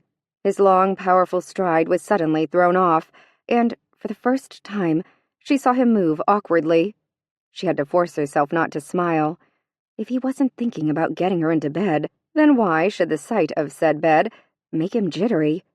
She thought it was an excellent sign. Then he opened the door and stepped aside so she could go through, and all bedroom thoughts fled her mind. Her room was the last in the hall, and her balcony wrapped all the way around the side of her bedroom, which also was the eastern end of the palace. To her left, the vast main hallway of the palace stretched on and on. The hall was wide, the ceiling incredibly high. Huge mullioned windows faced the south, showing a nighttime view of the torchlit gardens. The north side of the hall held door after door, each ornately carved with mystic symbols and designs, and stretching as far as she could see. Torches blazed from wall sconces on either side of each door, as well as up and down the hall on both sides. Mickey's eyes were drawn to the long marble boxes that covered the area between the doors. The boxes were filled with flowers that were, amazingly enough, not roses. The air in the hallway was filled with a sweet, delicate fragrance that reminded her of daylilies. Actually, the flowers did look a little like daylilies, only their leaves were too big and round, even though the huge, trumpet-like white blossoms were lily-like. But the blossoms were weird. She walked closer. They were surrounded by a glittering haze like mist that had been sprinkled with glitter. What the? Then something about those blossoms pricked her memory. They're moonflowers. We have them in Oklahoma. They only open up like this at night. During the day, their blooms close tight and droop down so they look almost dead. Yes, we call them moonflowers here, too. But what is the foggy stuff that looks like it's coming out of the blossoms? It's not coming out. It's being drawn in. It's being drawn in? What is it? The essence of dreams. Every night, the moonflowers capture the essence of dreams and draw them into the rooms beyond, where the women of the realm take that essence and fashion it anew to send back into the world, to create the magic that is born of dreams. All that's happening behind those doors? It is. He smiled at her look of innocent wonder. The smile she flashed him in return was brilliant, and when she squeezed his arm, he thought his heart would burst from his chest, and he had to remind himself that it was the magic of the realm that had excited her thus, not his presence. But no matter. Her happiness pleased him, whatever its source, and he was determined to enjoy it, as well as the joy being in Mikado's presence brought him, for as long as her destiny allowed. Lead on, Mikado, and I will follow you into the rooms of dreams. She nodded, drew in a deep breath, and touched the knob of the first door. It swung inward. Mickey moved into the room and blinked, trying to make sense of what she was seeing. The room was misty with the sweet scent of moonflowers. All the women were blowing glass bubbles. That wasn't hard to understand. It was warmer there than in the hallway, though not as hot as the open ovens that stood in each corner of the room should have made it. The women looked up from their tasks when she and the guardian entered. They ignored Asteria, but dropped quick curtsies to her and greeted her cheerfully. "Don't let me interrupt. Keep doing, whatever it is you're doing," Mickey said hastily. They are creating dream bubbles. Asteria was standing very close to her, and his low voice rumbled into her ear, causing the skin on her neck to prickle. See how As each bubble grows, so too does the dream within it? She nodded, watching raptly as the women blew into long, slender tubes, turning and fashioning until the molten lumps at the ends of the tubes were formed into bubbles that looked like delicate iridescent glass globes of all different colors. As the bubbles got bigger and bigger, Mickey could see that there was something inside them. She moved closer and realized that she was looking at fantastic scenes. In one bubble, a young girl leaped off a cliff, but instead of falling, the child floated through a violet-colored sky singing to birds that looked like flying penguins. In another bubble, 2 knights jousted while scantily dressed women cheered them on. In yet another, an old woman was looking into a handheld mirror, and within the mirror, her face grew younger and younger, until she was a tight-skinned teenager. You're seeing the essence of dreams reworked. So these are actual dreams that people will have? She whispered. Yes. How do they get from here to the people's minds? Like that. He lifted his chin toward a woman whose bubble had reached the size of a grapefruit. She stopped blowing into the tube and lifted the bubble to eye level. In the scene taking place inside, Mickey could see a woman dancing through a knee-deep sea of blue grass as the sky rained flowers all around her. The palace worker tapped the bubble once with her fingernail, and it broke off neatly from the tube. But it didn't fall to the ground and break, as Mickey expected it to. Instead, it floated. The worker blew one last breath of air on it, and the bubble lifted, eventually disappearing into the ceiling. Would you like to create a dream, Empusa? Mickey jumped as the woman who had just sent the bubble through the ceiling offered her the newly emptied tube. Oh, thank you, but no. Tonight I'm just watching. As you wish, Empusa. The woman smiled at her and went back to work. Mickey grabbed Asteria's hand and pulled him toward the door. I want to see more. As you wish, Empusa. He tried to sound formal and aloof for the benefit of the women who were watching and listening, but the small hand that nestled so easily within his was a treasure beyond price, and he could not conceal the happiness that lit his face when she touched him so easily. He didn't care that they were watching. He didn't care that pain sluiced through his arm. All that mattered was that she did not take her hand from his until they reached the next door, which she touched open. He followed her in, smiling at her little gasp of pleasure. This room was much cooler and smelled like moonflowers and spring rain. A clear stream bubbled through the center of the room, coming from nowhere and disappearing into nothingness. On one side of the stream, women lounged on puffy cushions the color of blushes, talking and laughing while their hands trailed into the water.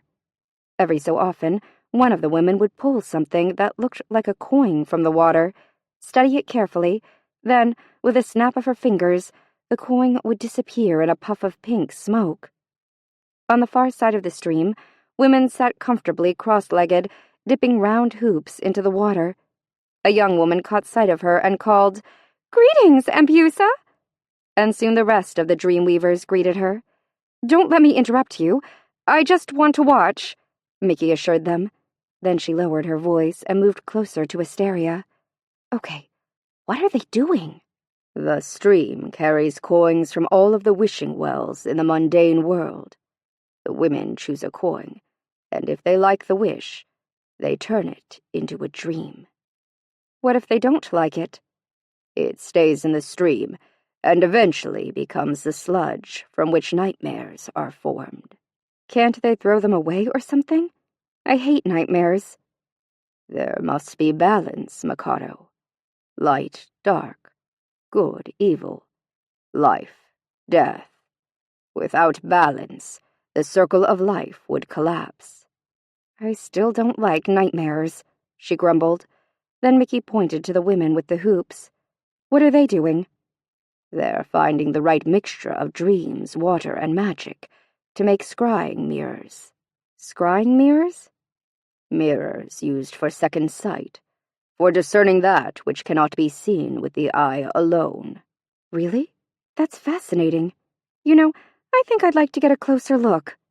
Mickey marched over to one of the women fishing for coins. I would be honored if you would join me, Empusa. She smiled warmly at Mickey and scooted over to make room for her on the cushion. Mickey sat and looked down into the water. It was clear, tumbling hurriedly over the white sand that formed the bottom of the magical stream. Then a circle of silver rolled into view, and without letting herself think too much, she plunged her hand in after it.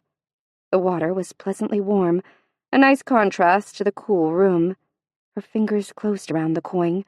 Smiling triumphantly, she lifted it, dripping. "Well done, Empusa." Asteria's deep voice rumbled from beside her. "Now look into it, and see if the wish is a dream you will grant." Mickey narrowed her eyes and stared at the coin. With a little shock, she realized she was holding a quarter. The mint date stamped on it was 1995. It was just a plain, ordinary quarter, no different than the ones she'd been seeing and spending her entire life. How could there be any magic within? The skin of the coin rippled, and she almost dropped it. She looked closer. It was like putting her eyes to one of those old Viewmasters, only the scene within the coin moved like a video. A man and a woman lay on a sheepskin rug in front of a crackling fireplace. They were naked and making love.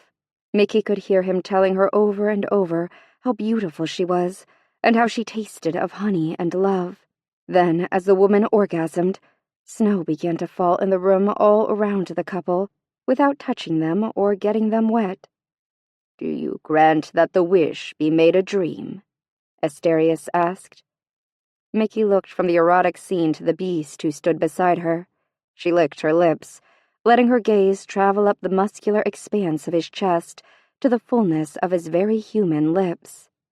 "Yes, I grant it," she said. Without having to be told what to do next, she snapped her fingers, and the coin exploded in a puff of pink smoke, which drifted lazily up and then through the ceiling. "Will you choose another, Empusa?" the woman sitting beside her asked. "I'd like to, but I want to visit more of the other rooms tonight." For the second time that day, Mickey held her hand out to Asterius. This time there was no hesitation before he took it and helped her to her feet. When she stood, he let go of her hand, but she didn't move away from him. Instead, she placed her hand in the crook of his arm as if he was an old-time Southern gentleman escorting her from the room. "Let's go see some of the other rooms." "As you wish, Empusa." His words were still formal, but there was no mistaking the way his expression softened when he spoke to her, and how they leaned their bodies toward one another, sharing intimate smiles and whispers. They walked from the room, neither paying any attention to the shocked stares of the Dreamweavers. Chapter 25. Mickey's mind was a whirlwind, filled with the unbelievable beauty she'd witnessed in the dream-weaving rooms. Just when she thought she'd seen something so incredible it couldn't be topped, Asterius would lead her to another room, and she would be amazed all over again. She wished her mother and grandmother could be here with her. Her mother, in particular, would love the room where women were painting tiny porcelain animals, which came alive as they floated up through the ceiling. Her grandmother would probably most like the dream weaving that had been devoted to magic, like the room where brightly colored scenes were painted on long rolls of parchment so fine it was see-through. When the scenes were finished, the filmy paper suddenly broke apart and, like dove's wings, fluttered up out of sight. Asteria had explained that the women had been creating the essence of tarot cards. And then there was the room they'd entered, where women had been using shining silver hooks to crochet diaphanous blankets, ranging in color from buttercup to smoke. Moon veils, used for drawing down the moon, he had named them, and she realized that they were, indeed, all the colors of the different phases of the moon. But her favorite room was the candle room. It had been filled tier after tier with thick, cream-colored pillar candles, on which women carved into the soft wax fantastic dream scenes. When a scene was finished, the candle was lit. As it burned, the dream scene was released, and then carried to the waiting world on fragrant, snow-colored smoke. "One more room," Asteria said sternly, as they left the candle room. Before she could protest, he shook his head. "No, there are shadows beneath your eyes. You can continue your exploration tomorrow night. Is this more of your duty to care for me, or are you tired of me dragging you from room to room? Neither, he said quietly as they approached the door to the next room. He cupped her face within his hands and let his thumbs trace the shadows under her eyes. It is only that I do not like to see you looking weary, even though, if I could choose, this evening would never end. Mickey looked up at him, surprised and pleased at his words and the gentleness of his touch. She wanted to say she was sorry she had misunderstood, or thank him, or, hell, tell she was having a wonderful time too, but he was already opening the ornate door. Her eager attention shifted to the new room and the wonders it held. Everything within the room looked normal. Women sat around in front of large frames of cloth, their needles flashing in and out as they created exquisite tapestries. As usual, the women greeted her, but this time they did not ignore Asteria. "Guardian, did you bring more thread?"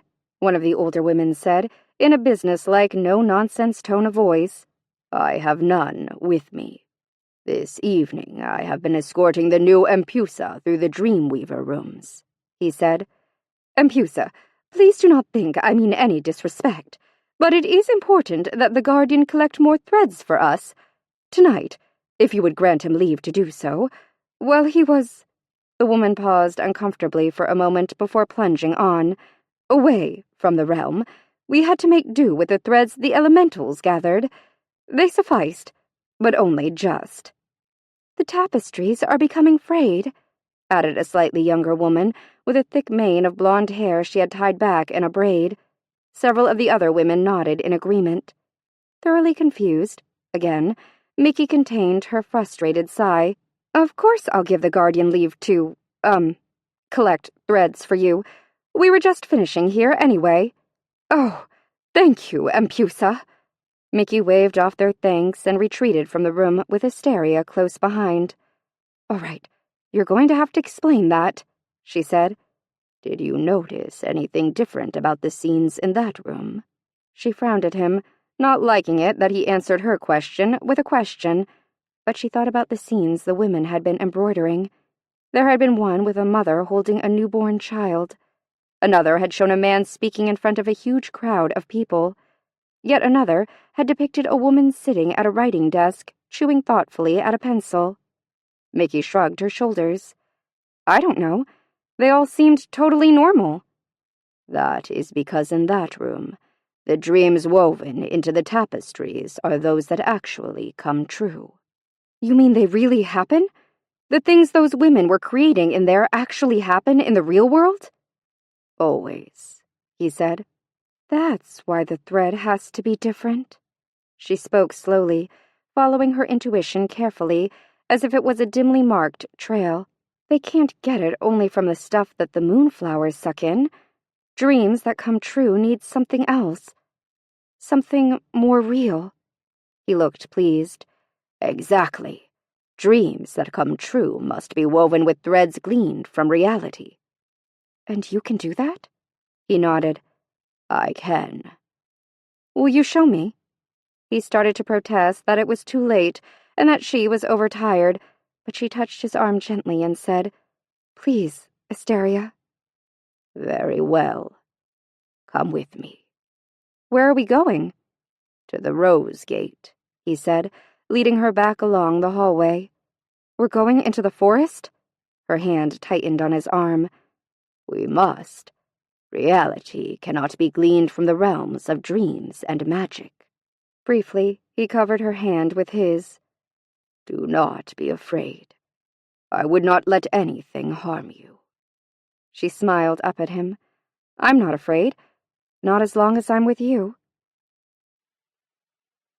Mickey thought the huge gate made of roses looked damn creepy at night.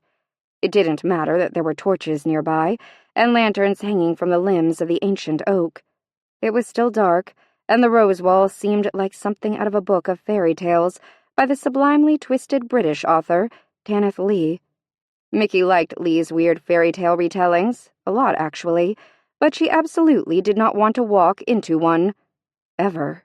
"You could stay here," I'll go into the forest, gather the threads, and then return as quickly as I am able," he said. "No, I'm not staying here by myself. I'm coming with you." With Mickey's hand wrapped tightly within the crook of his arm, he took the torch planted in the ground near the gate. After speaking the command that opened the gate, the two of them walked out of the realm of the rose. Mickey shivered. "It's colder out here," he barked another command, and a royal purple palla materialized around her shoulders. "You're really handy to have around," Mickey said, trying to cover her nerves with a smile. Then she nodded toward the dark depth of the forest. "We're going in there?" "Do not be afraid," he told her. "Easy for you to say. You have the claws," she muttered.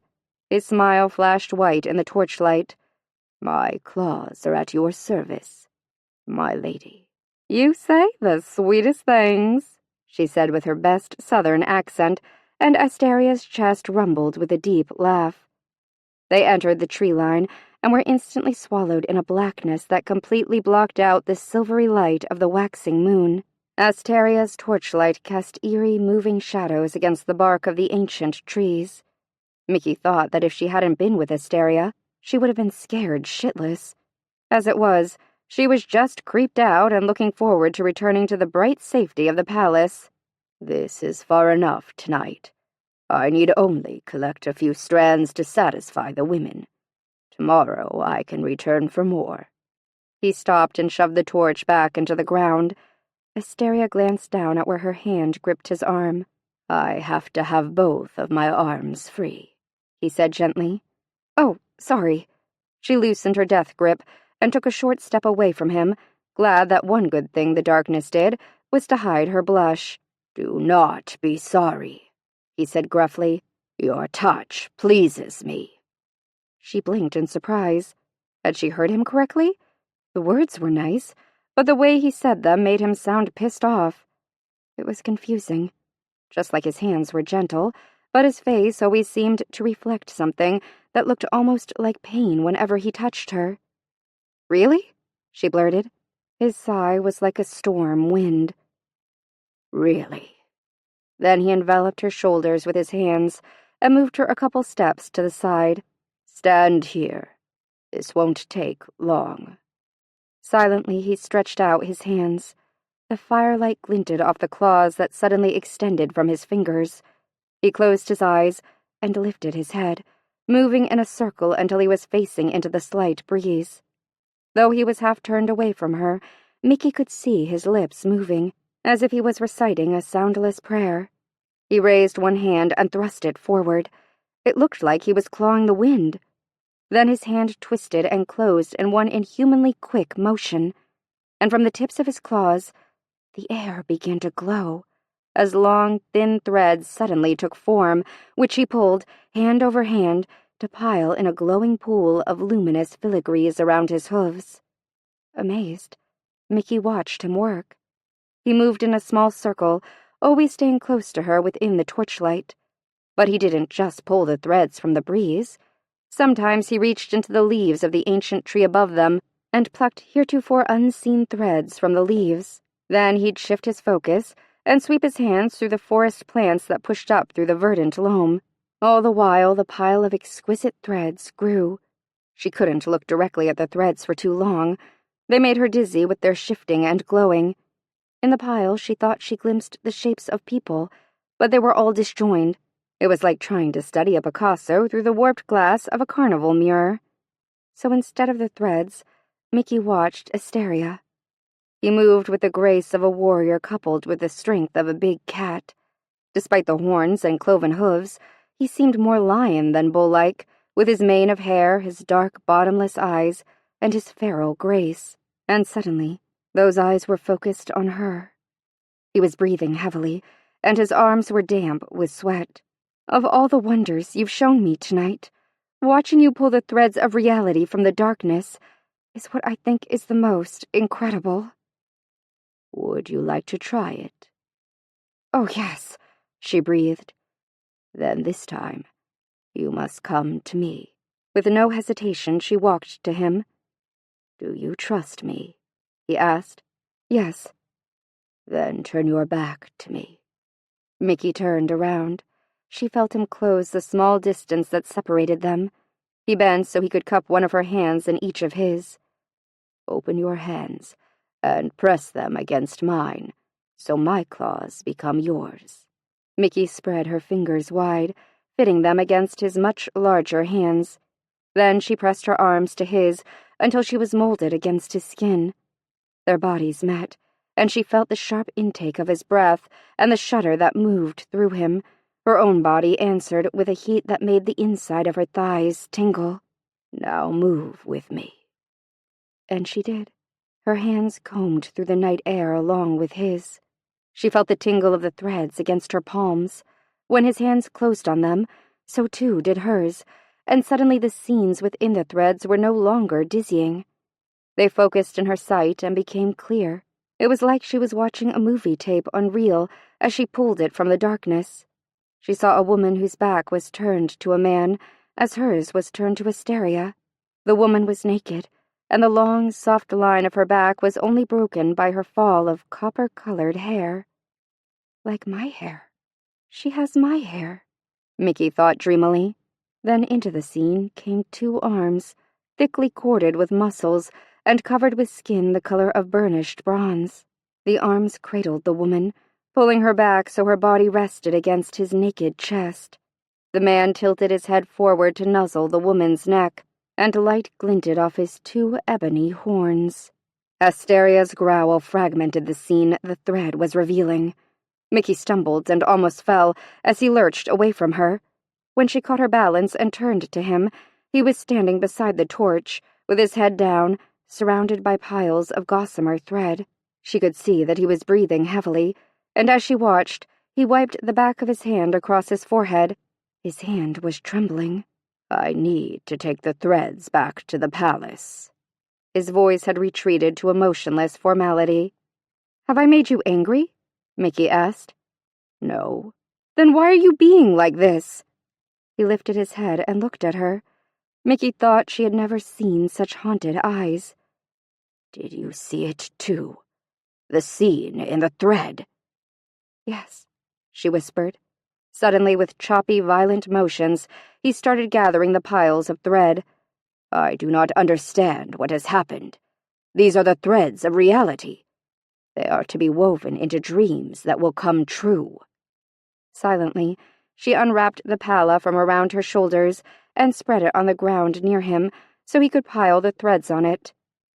And? She prompted when he didn't go on.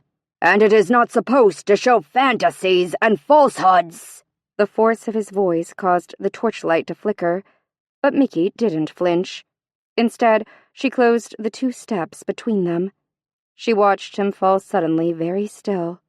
She reached up and let the tips of her fingers briefly caress the side of his face. He quivered under her hand, but he did not pull away from her. Do you dislike it when I touch you? She asked him. No. Do you want to touch me too? Yes, he snarled through his teeth. Then I don't understand why you say the scene we just saw is a fantasy and a falsehood. Because I am a beast, and you are a mortal woman. Stop it, she glared at him.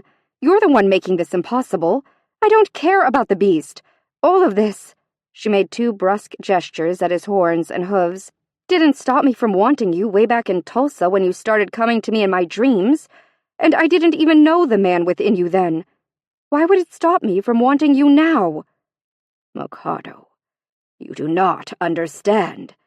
There is more here at stake than what may or may not happen between the two of us. You are only here for the roses. Damn it, Asteria. I know that. Do you think I'm incapable of doing my job and loving you too? Sheesh, the people in this realm have said some ugly things about my old world, and some of it is even true. But I'm beginning to wonder about the priestesses who came before me. Were they not able to multitask? Please, I beg you not to say things to me you do not mean. Mickey thought he sounded as if his heart had been rubbed raw. What are you talking about? I'm being completely honest with you. A mortal woman cannot love a beast. Who told you that? He quickly looked away from her. Mickey walked to his side and let her fingers brush his cheek again. He closed his eyes as if her touch pained him. Was it the last Empusa? The one who caused Hecate to get angry at you? His eyes shot open. Who spoke of her to you? No one. No one would. But I'm not stupid. You made Hecate angry. The Empusa's gone. The roses are sick. I'm here, and it's you who brought me. Come on, it's just not that tough to figure out that something happened between the two of you. I am forbidden to speak of the past. I get that.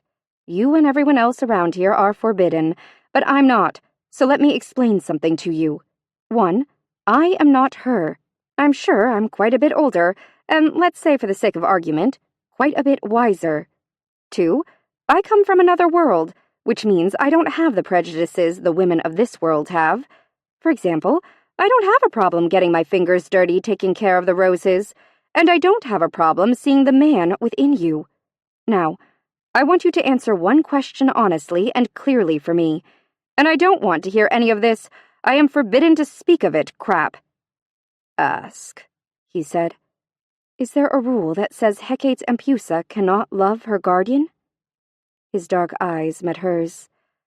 I know of no such rule, but there has never been any need for one. Mickey held her breath and said, There is now. Mikado, you say you see the man within me. His voice was strained. Actually, what I'm saying is that I might be falling in love with the man within you. I think I have been since you came to my dreams.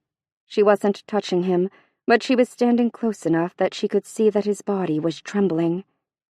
That may be, and just hearing you say those words is a rare and wondrous gift, one I have never before been given. But you must understand that though I have the heart and soul of a man, I also have the passions of a beast. I force the beast to submit to me, but he is always present, and he is as ravenous as the man for love. Mickey felt a rush of emotion that made her heartbeat increase, but she wasn't afraid. She was fascinated. She took his hand and slowly raised it to her lips. I could not love the man without accepting the beast. Does it not make you fear me? His deep voice growled. She rested her cheek against his hand.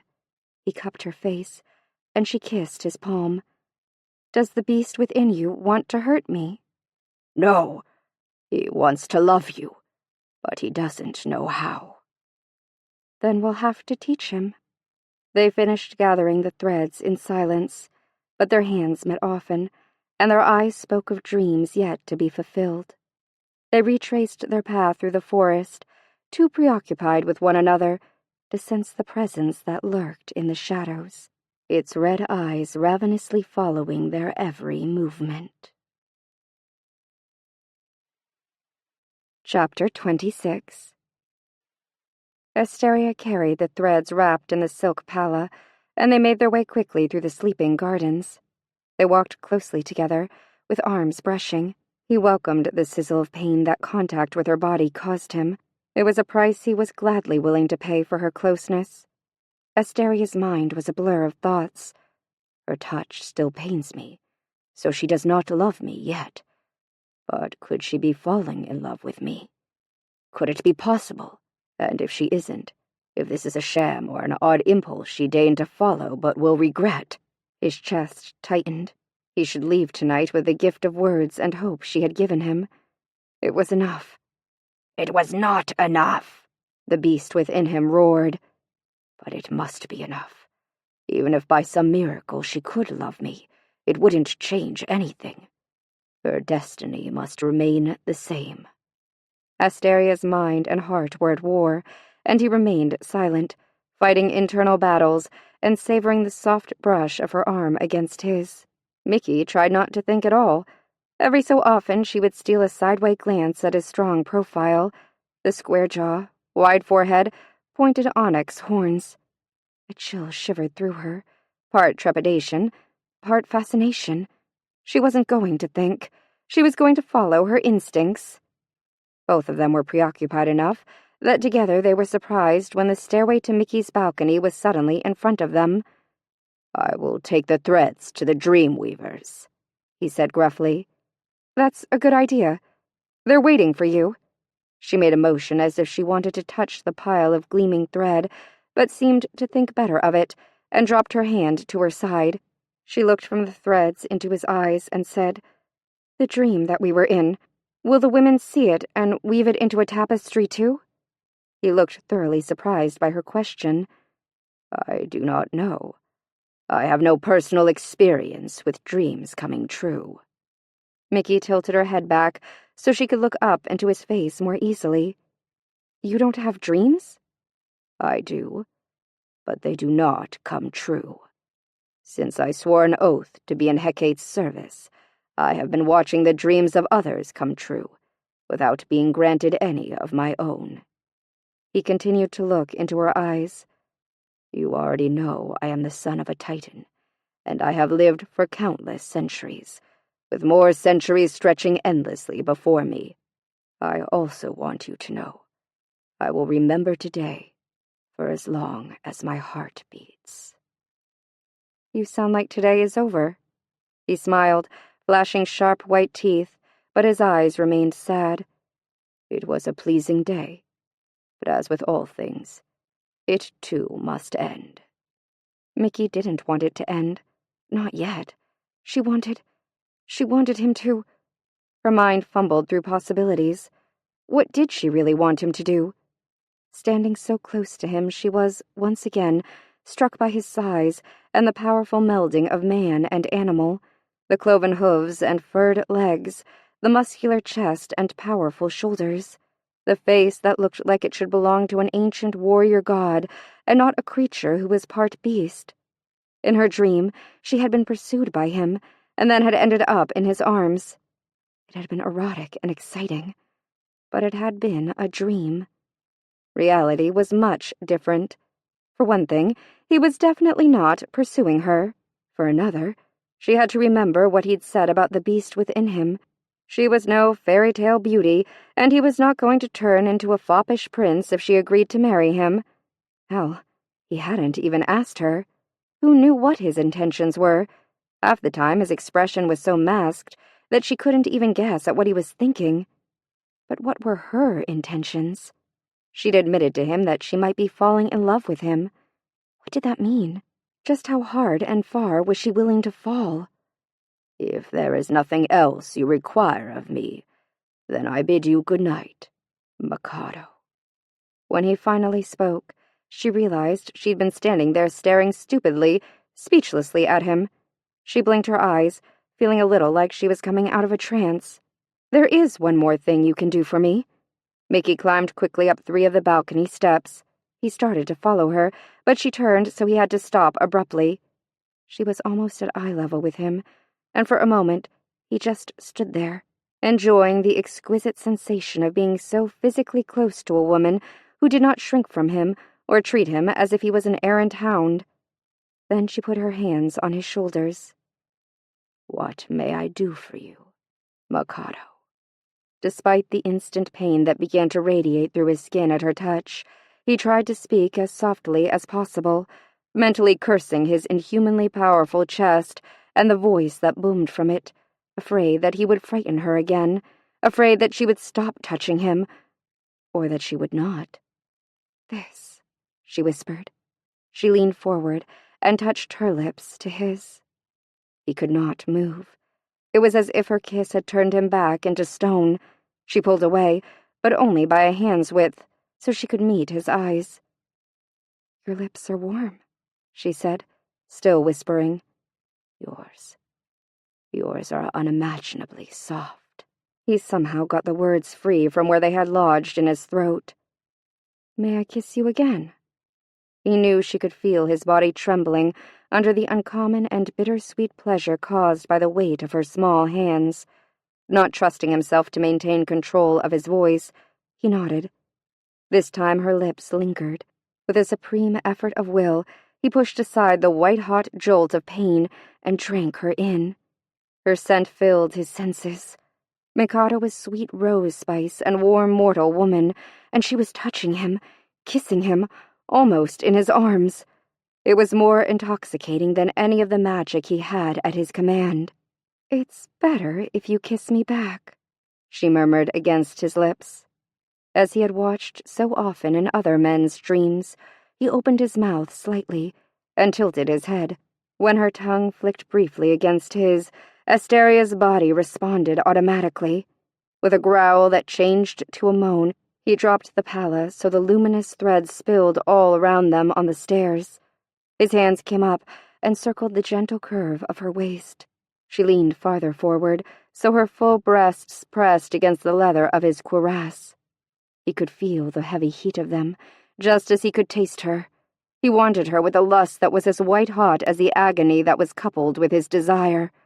His pulse pounded in his temples as his blood surged in streams of liquid fire through his body. There was nothing in the world except Mikado, her touch, her taste, her heat. He had to have her. Even if the pain destroyed him, he had to have her.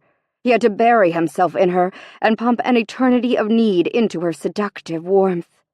His arms went around his shoulders, and the kiss deepened. He slid one hand up the smooth line of her back as the other dropped down to cup her irresistibly round ass and bring her closer, holding her tightly against his throbbing length. Ah, goddess! He'd never felt anything like the delicious pain of having her body pressed against his. His pain-filled and lust-fogged mind didn't register her first cry. He only heard the second, because she had begun to struggle to get away from him. Breathing hard, he forced himself to lift his mouth from hers. Then he smelled blood. Her blood. He stared at her lips. They looked swollen, bruised. One was cut and bleeding. Her eyes were wide, and she too was panting for breath. "No!" he growled, releasing her. He staggered back a step. She took a shaky step back too, so her body pressed against the banister. When her back touched the marble, she winced. "What have I done?" he rasped. "Your claws," she began, her voice sounding unnaturally shrill. "You must have scratched me." He looked down at his hands. His claws were fully extended. His eyes shot to her. "Oh, goddess, please no. Please don't let me have harmed her." "Let me see your back," he said, but when he started to move toward her, she jerked back another step away from him. He stopped, as if she had driven a stake through him, impaling him into place. "It's fine. I'm sure I'm fine." Mikado's eyes were filled with fear. And something else. Something he was sure he recognized. Loathing. He knew the look too well. He'd seen it the night the other Empusa had rejected him. Her eyes, too, had told him she feared and loathed the beast. Slowly, making no further move to touch her, he collected the spilled threads, gathering them into the palla. Then he straightened and walked down the staircase before allowing himself to look at her again. She was still standing with her back pressed to the banister, watching him with wide, stunned eyes. "I did not mean to hurt you. I do not ask you to forgive me, because I know that is not possible. But I do ask you to try to believe that I did not want to hurt you. I would never want to hurt you." With a choked growl, he turned and fled into the night.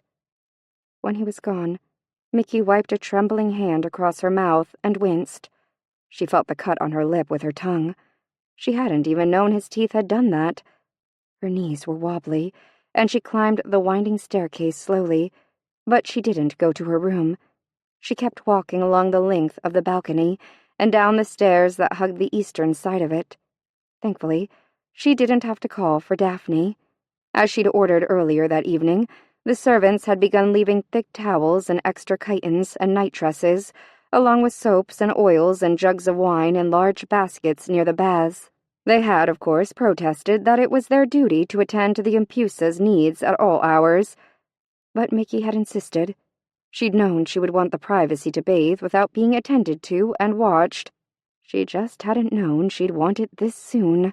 She unwound herself from the chiton, filled a goblet from the jug of red wine, and gingerly lowered herself into one of the steaming pools, sucking in a breath as the mineral water covered her back. It had scared the shit out of her. She'd been kissing him, and liking it. He'd tasted like man with something musky mixed in, something as alien as it was exciting. And he'd felt... She shivered. He'd felt like stone, only his body was warm and unbelievably powerful. And he'd wanted her, desperately. She could feel his muscles bunch and quiver under her touch. She reveled in the hard length of his erection as it pressed insistently against her, and her own body responded with an answering heat and wetness that felt so damn good it made the back of her teeth ache.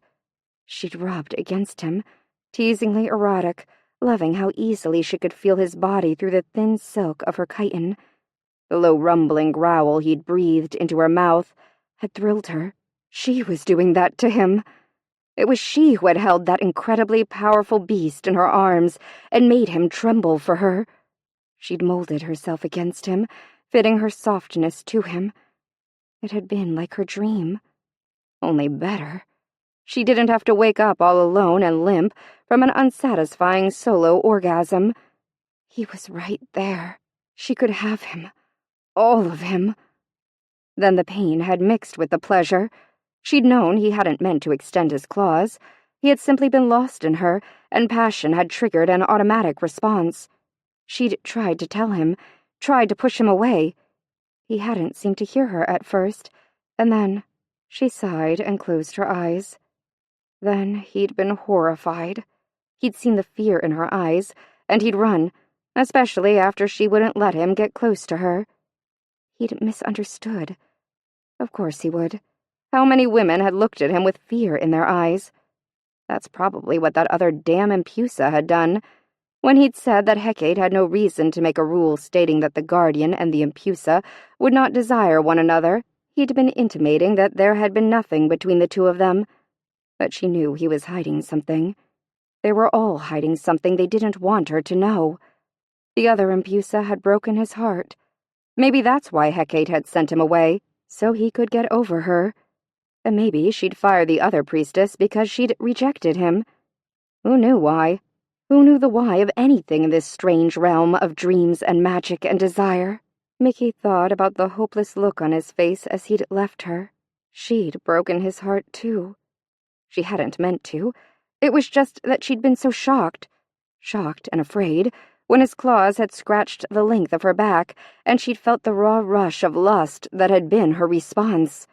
She'd wanted to sink her teeth into his lip and demand that he fuck her right there, rough and fast, over and over. To feel his strength fill her, and to know that his lust, his passion, his barely controlled violence was hers. Mickey shuddered with the pleasure of remembering how it had felt to imagine that she could claim him whenever she wished, and that he would respond with that same flame until she was finally sated as none of the inadequate men in her life had ever been able to do. It had overwhelmed and intrigued and shocked her to get a glimpse of what would finally satisfy her, and know that what was not a man, but a beast. The simple truth was that she hadn't been afraid of him.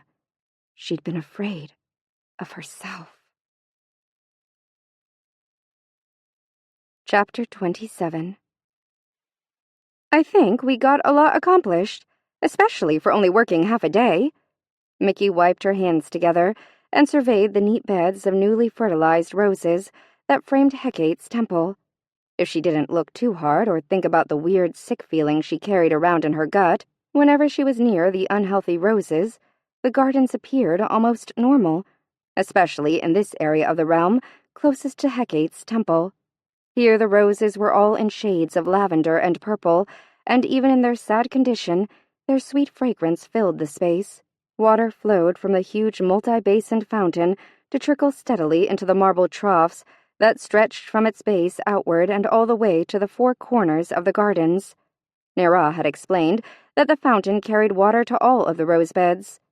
Mickey had never imagined such a beautiful irrigation system. The work proceeds well. Many of the women were smiling and laughing today, Guy said.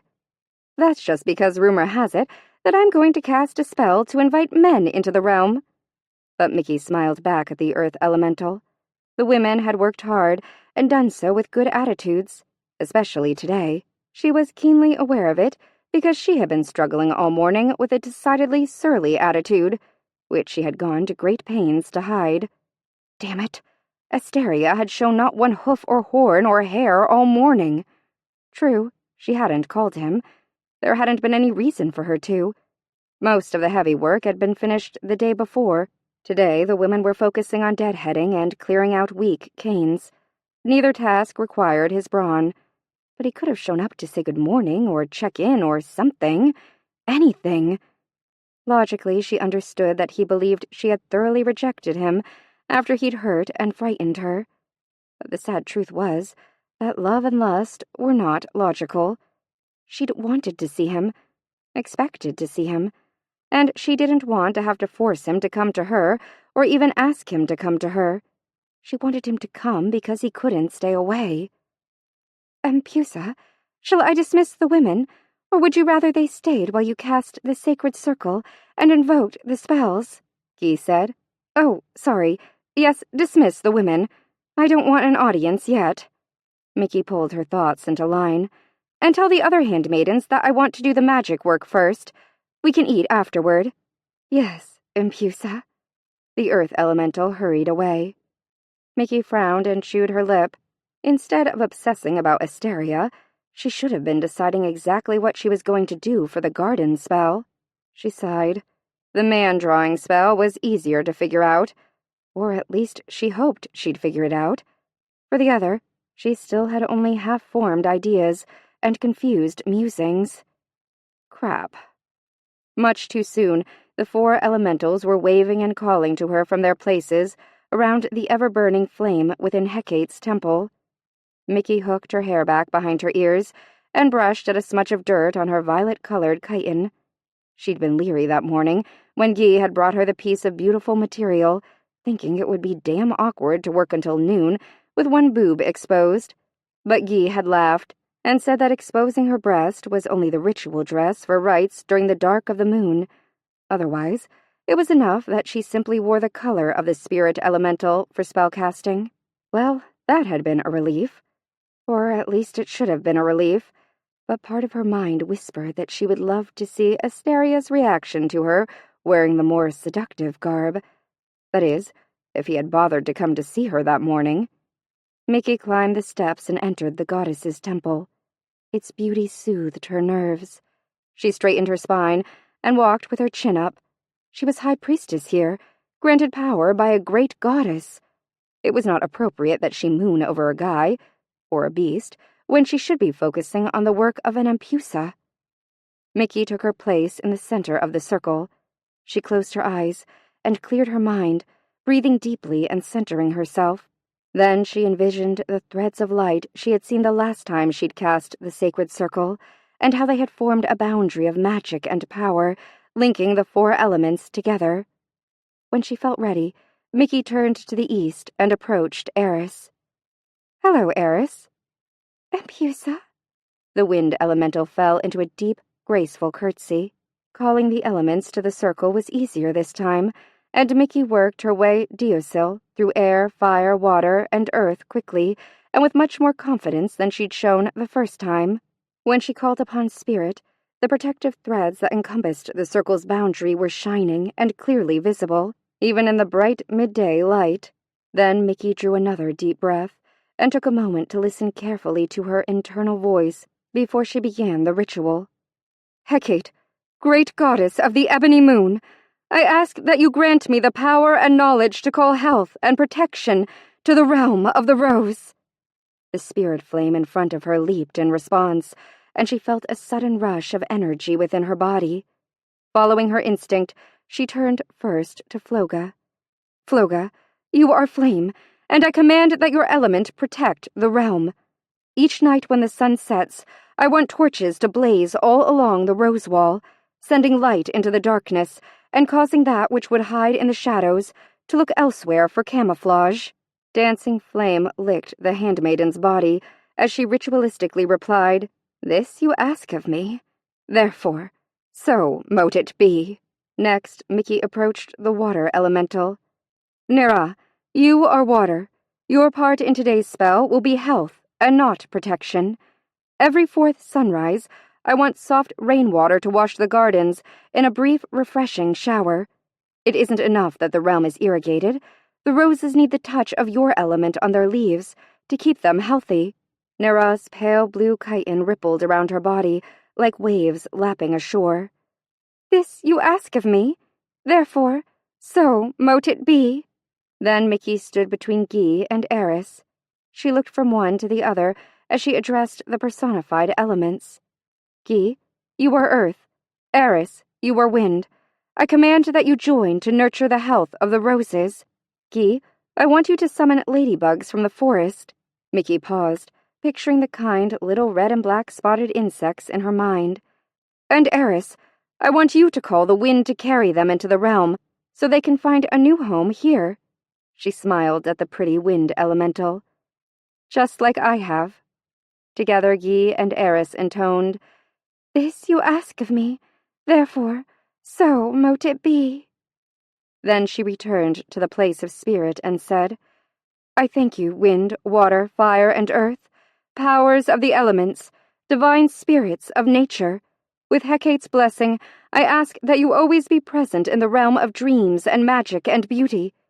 So I ask of thee, and so mote it be. As she finished the spell, she had a sense of completion, as if she had just cleared a rosebed of particularly nasty weeds. One spell down, one to go. This time she started with the wind elemental, just as she'd begun casting the sacred circle there.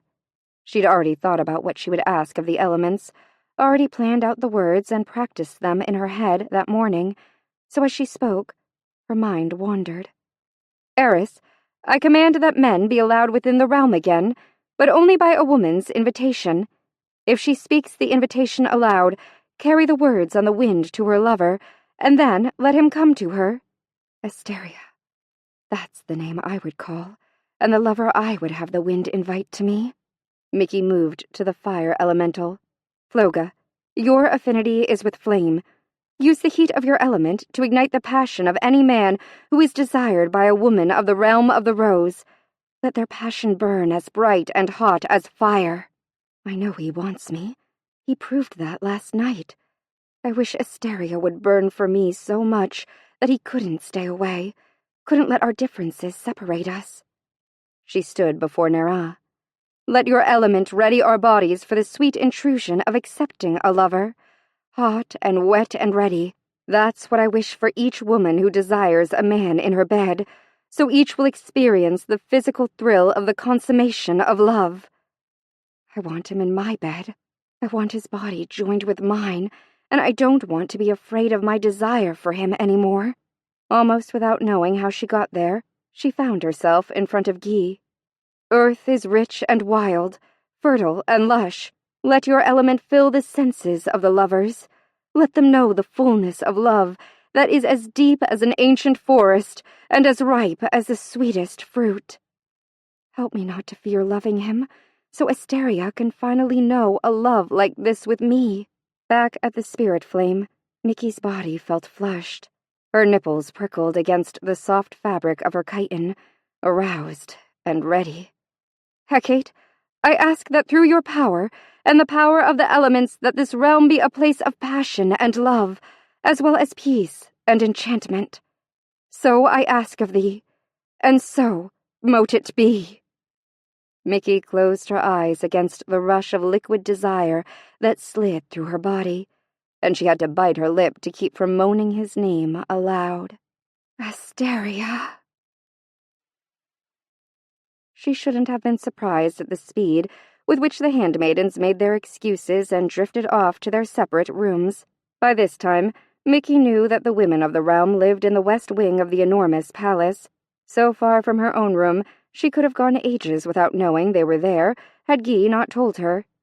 Mickey smiled to herself as she walked dreamily up her balcony stair. She could definitely imagine what was going to go on in the women's wing tonight. I wish the same thing was going on in my room, only with more growling and biting. A little bubble of laughter escaped from her mouth. She still felt hot and flushed. Giddy. No, That wasn't right. She felt hot and flushed. Horny. Mickey looked around her balcony. Empty. She'd hoped he would be there. He was male. He had to have felt the spell, and he had to have known she was the only one who could have cast it. What if he thought she was opening the realm to men, so she could call someone else to her? But how could he think that? She'd used his name during the ritual. She'd thought only of him. The truth had to be that he was staying away because he thought he'd hurt her. Or maybe because he was afraid he would hurt her if he came to her. Just the thought made Mickey shiver with erotic pleasure. All that power, a beast barely harnessed by the soul of a man. It was delicious beyond belief, and so damn poisonously seductive. Okay, she could call him to her. He'd have to come. But is that what she wanted? Of course not. She wanted him to come to her of his own free will, and that was it. He needed her to come to him. If she did, she'd be showing him she wasn't afraid of him, and she cared enough, desired him enough, loved him enough, to come to him. Guy had said his lair was below the baths.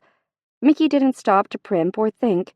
Instead, she followed her gut and her heart. She hurried from the balcony and down the path that led to the hot springs. From the top landing, she descended the stairs that connected the large bottom pool to the separate baths on the landing above. She hadn't been down on this level before, but it didn't take long for her to find a second stairway, one that clearly was not as well used as the others. It declined sharply, turning to the north. The end of the stairs emptied into a grassy area that hugged the side of the cliff on which the palace and the spring sat. To her right, the grounds opened up to the labyrinth of Mikado rose beds that were, by far, the healthiest roses in the realm. She knew her private temple sat in the middle of the spiral arrangement of beds. She'd been through the whole area with Eris and Asteria the day before, so she also knew that there was no lair stuck out there. Mickey studied the wide patch of grass. It ran along the base of the cliff, just like a path. She smiled and followed where her instincts led. Turning the corner, the cliff wall abruptly opened into a smoothed-out entrance to a cave. Or better yet, a lair, she whispered. She held her breath, stepped inside, and was instantly surprised. The entrance had only been a little larger than an average-sized door, but inside, magically smokeless torches lent a warm yellow light to the area, making it look very uncave-like and welcoming. The cream-colored walls were high and smoothed like the baths of the hot spring. They were also covered with lush paintings. Awed by the talent of the artist, Mickey gazed at the walls. The scenes showed a rocky island surrounded by white sand beaches and water that was a brilliant turquoise. The only person in the landscape was the faint outline of a tall, golden-haired woman. Great. These have to be images he remembers from the island of his birth. And the woman? Is it his mother? Or the Impusa who rejected him? Not sure if she really wanted to know, she turned away from the beautifully decorated walls. There was a large wooden table in the middle of the room. On it was a bowl filled with cold meat and cheese and a pitcher of wine. There were also several rolls of parchment and glass bottles filled with a thick, dark liquid. Intrigued, Mickey came closer and realized the liquid was ink. One of the parchments was unrolled and held into place with smooth stones. An almost finished ink drawing was on it. She walked around the table to see what he had been sketching, and gasped. It was her in the ritual dress she had worn her first night in the realm. She was standing in Hecate's temple, in front of the spirit flame.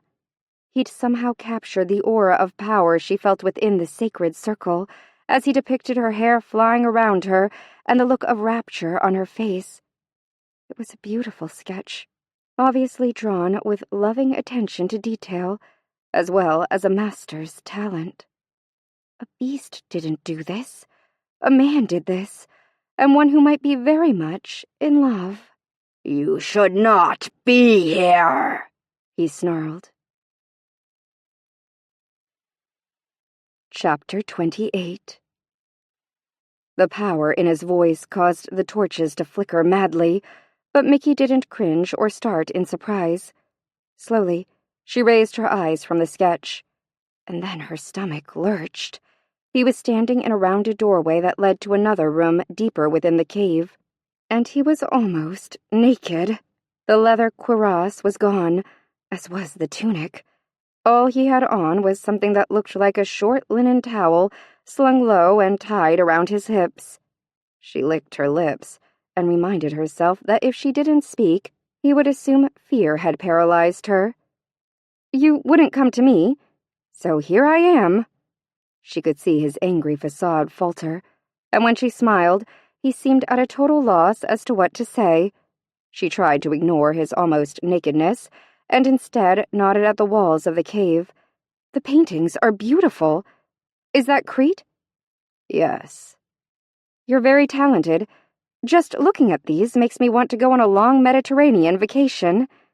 Before he could formulate a response, she pointed to the sketch of herself. "And this is flattering. I didn't even know you were there that night." "It wasn't meant to flatter." "I didn't mean that in a bad way.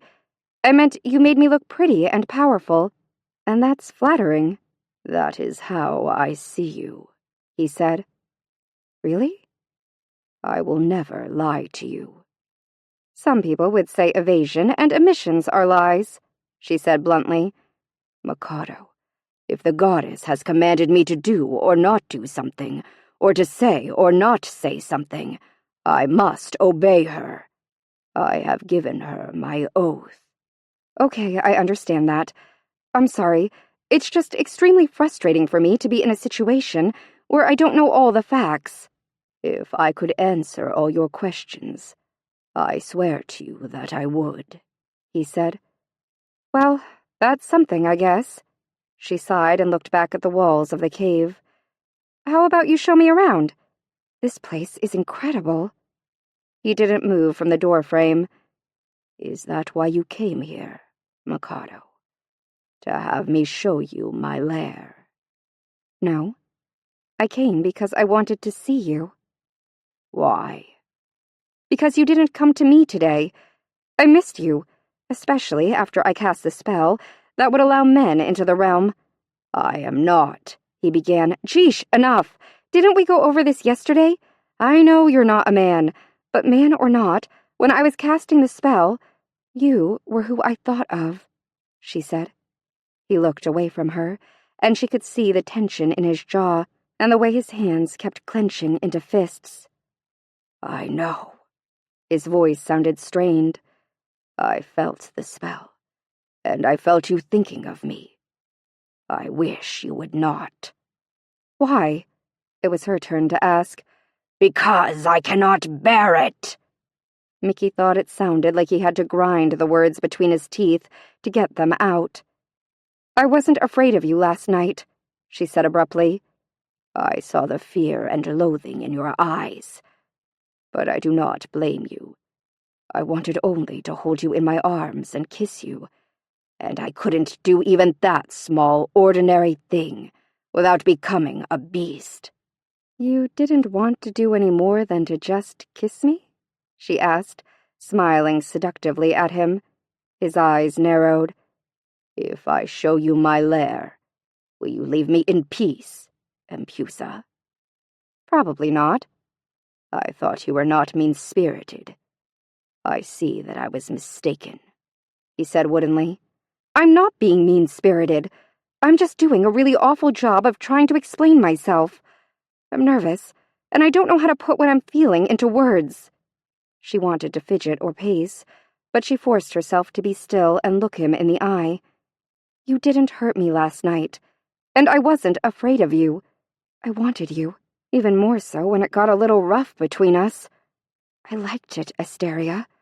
Your power, the strength in your body that you barely hold in check, is more passion than I've ever known in my life. Until I met you, men were inconsequential to me. And now I think I know why. They always seemed weak, especially when I compared them to the women who had raised me. You see, Asteria, I need someone who is more than a man. Last night when I realized that, The truth of my passion did frighten me.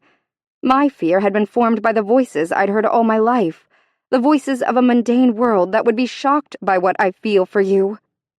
Asteria didn't speak for a long time. He just stared at her as if trying to comprehend something she had said that was very important to him, but spoken in a language she barely understood. Finally he said, "Would you like to see the rest of my lair?" "I would." He stepped from the doorway. "This is my bedchamber." He gestured for her to precede him into the room. She walked through the arched doorway and entered the room. She could feel him follow her. Her whole body was attuned to his presence, as if he was a cobra, and she was attempting to charm him.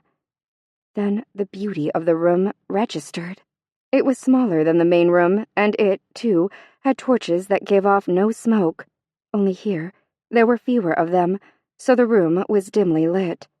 The floor was covered with thick animal pelts, in the middle of which sat a huge pallet covered with more pelts. This is where he sleeps. The thought sent a wave of wet heat through Mickey's body. She looked quickly from the bed to the walls and was amazed all over again. The walls were filled with scenes from a garden covered with tier after tier of magnificently blooming roses. Each level of the garden held a water element, and in the central tier sat a large statue of— "It's Tulsa's Rose Gardens!" Mickey gasped. "How could you have had time to paint this since you've been back?" She approached the smooth wall and touched it cautiously. It was completely dry. "There's so much here. This should have taken you months, or even years to paint." "It did," he said. She looked over her shoulder at him, not sure she had heard him correctly. "How can that be?" "I painted this from images I saw in my dreams." Caressingly, she skimmed her hand over the wall. "It's perfect. You got all the details right." "Does it make you long for your home?" She could feel him getting closer to her, but she didn't turn around, afraid that if she moved, he'd shy away. "No. The realm of the rose is my home now. I don't want to be anywhere except here. With you." "I ached to come to you today," he said, "and I couldn't stop thinking about you." Mickey's hand was trembling, so she dropped it quickly to her side. He was so close to her she could feel the heat of his body against her back. Then his hands were on her shoulders, and his mouth was against her ear. "When you cast the spell opening the realm to men, I felt you calling to me, beckoning, asking." He growled low in his throat, and Mickey could feel the vibration through the depths of her soul. "I thought it would drive me mad to stay away from you." "Then don't stay away from me. I don't want you to stay away from me," she said breathlessly, and she pressed back into him, feeling his erection push against the swell of her ass. His hot lips were on the side of her throat, and she could feel his sharp teeth barely graze her skin with his kisses. When his hands left her shoulders to cup her breasts, she arched to meet him. Her arms went up to pull his head down to her, and, just like in her long-ago dream, she felt his horns through the thick mane of his hair. At the same time, his teeth found the hollow between her neck and shoulder and teased her with a stinging bite. She moaned and pressed herself more firmly against him.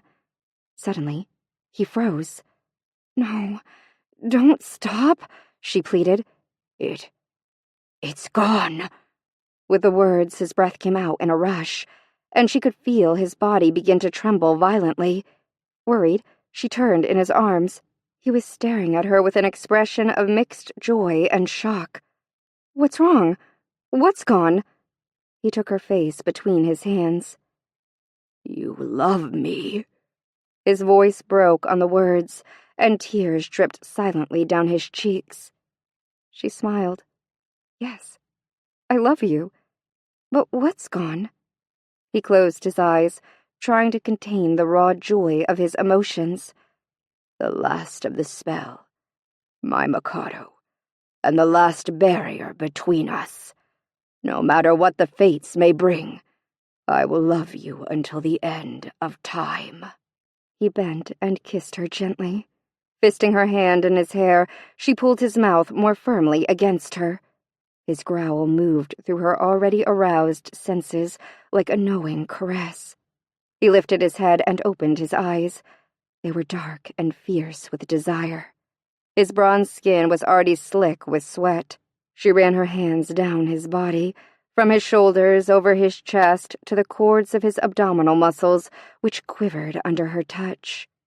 When she'd begun touching him, he'd taken his hands from her face, and now they were braced against the wall on either side of her, so she stood in a cage of his arms. "Don't move. Just let me touch you," she said huskily. "I do not know how long I can keep my hands from you." His chest rumbled, passion straining his voice. "It won't be long." She touched the side of his face, and then traced his lips with her thumb. "First, I want to see you. All of you." She saw the automatic doubt that shadowed his eyes, but he nodded slowly, acquiescing to her need. Her hands slipped down his body again, this time not stopping until her fingers hooked in the linen wrap tied low around his waist. She pulled at the fabric, and it came free easily. Mickey stared at his naked body. "Your father's wife meant to curse you, but she had actually created a creature of incredible beauty." She whispered the words into life. "You're not an abomination. You're a miracle." He was raw male power so perfectly blended with beast that it was difficult to tell where exactly the man ended and the beast began. His waist tapered to flanks and thighs covered with dark fur. From his waist down, he was less thickly muscled than he had appeared to be when his body was clothed. Naked, his lean, powerful lines were visible. Mesmerized, Mickey stroked the place where the skin of the man gave way to the body of the beast. Asteria bowed his head and growled. She looked into his face. His eyes were tightly closed, and he was breathing heavily in an effort to control the creature within. Mickey felt a hot rush of desire as she watched the beast stir. Her eyes moved back down his body. He was fully erect and formed like a man. The skin that covered his shaft was the same bronze of his chest. Mickey took its heavy length in her hands, stroking with one, squeezing with the other. When she touched him, his eyes opened to find her watching him. "You don't always have to keep the beast chained, Asteria," she whispered. Still stroking him, she leaned forward, circling his nipple with her tongue. "Let him loose, my love. I'm not afraid of him." She took the hard nub of his nipple between her teeth and bit sharply down. His snarl was a wave of thunderous sound. He lifted her into his arms. His hooves thudded heavily against the pelt-covered floor as he strode to his pallet. He laid her there, but before he could cover her with his body, she stood, causing him once again to pull back. In his pained expression, she read too easily what he was thinking. "You've got to stop believing that I'm afraid of you. I'm not. I didn't stand up to get away from you. I just thought you would like this off." Mickey began to unpin the silver rose brooch that held her chitin together over her right shoulder, but her hands were trembling, and she could not unclasp it. Frustrated, she looked up at him, and then her expression changed to a seductive smile. "Would you do something for me?" "Anything," he rasped. "Unsheathe your claws and get this thing off me." With a movement cat-like in its grace, he silently extended the daggers from his fingers. Quickly and easily, he sliced through the material at her shoulder. She shrugged, and the chitin fell from her body. His dark eyes gazed at her. He lifted a hand to touch her breast, and then jerked it back when the still-extended claw met her soft flesh. Mickey caught his wrist. "Your control is so great that you can create beautiful art with these claws. Use that same control to touch me with them. Let me feel your power against my skin." Unflinching, she pressed his hand against her breast. Hesitantly, He let the sharp points graze the creamy smoothness of her skin as his hand moved from her breast to her stomach and slid slowly, slowly, over the wet, hot core of her. Mickey sucked in her breath and shivered. "Don't stop," she moaned. His eyes never left her face as his claws trailed down her thighs and then around to rake softly over the voluptuous swell of her ass. "Turn around. I want to see your back," he said, his deep voice rough with desire. Mickey turned. She felt his lips replace claws as he kissed the raised pink lines he had left on her back. "I thought I had ripped through your skin." His breath was hot against her skin. "Of course you didn't. They're just scratches." His lips moved to the small of her back, and his tongue tasted her. "I didn't think I would ever touch you again." She turned and wrapped her arms around his neck as he licked and teased her nipples. "Don't ever stop touching me, Asteria." She sank down to the pallet, pulling him with her. He knelt beside her. Sheathing his claws, he touched her face gently. "I could not stop now, Mikado, even if Hecate herself appeared and commanded it." "Shh." She pressed a finger against his lips. "I don't want to think about anything else except you." Slowly, she lifted her hand until the same finger that had pressed against his lips traced the smooth line of one dark horn. "You are amazing. I don't ever think I'll get enough of touching you." "Mikado, you are a rare and unexpected gift." His deep voice trembled with the depth of his emotions. "I have never known the love of a woman. Never, in all the eons of my existence, has a woman touched me, accepted me, loved me." He had to pause before he could continue. "I will love you as long as there is breath in my body and beyond, if the fates and our goddess will it." "Come to me, Asteria. Show me the power of your love," she beckoned. He worshipped her with his mouth and hands. He drank in her body as if he would never get enough of it.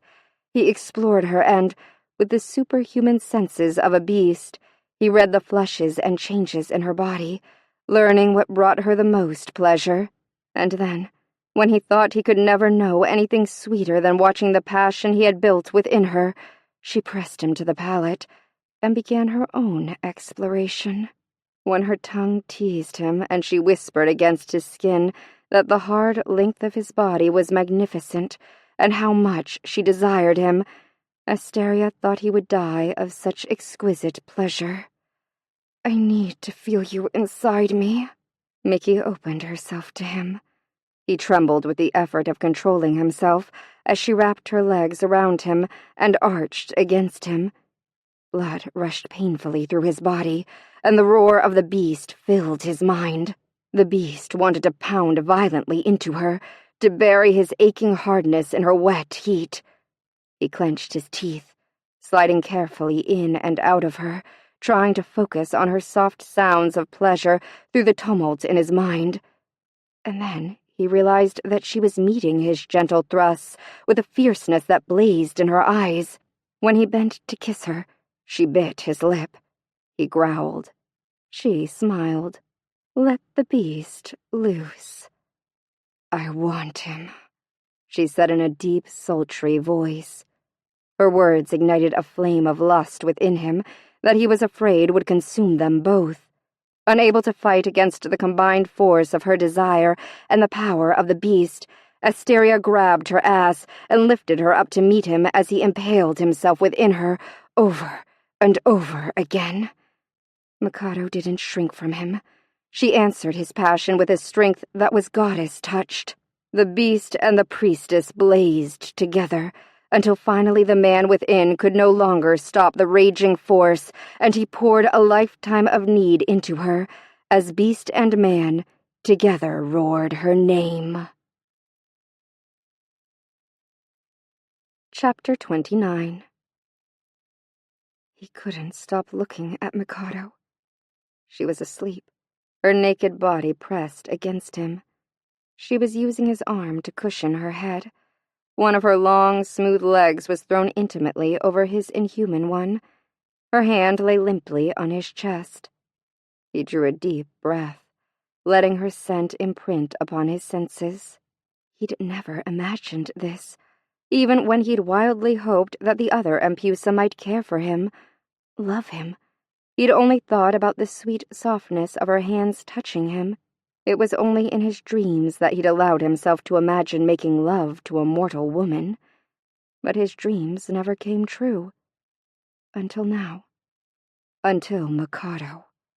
When he had touched her and realized that the pain of the goddess's spell had been lifted, and what that meant, she had spun reality into his dreams, and in doing so had healed the wound of loneliness that had been festering within him for an eternity. What was he going to do?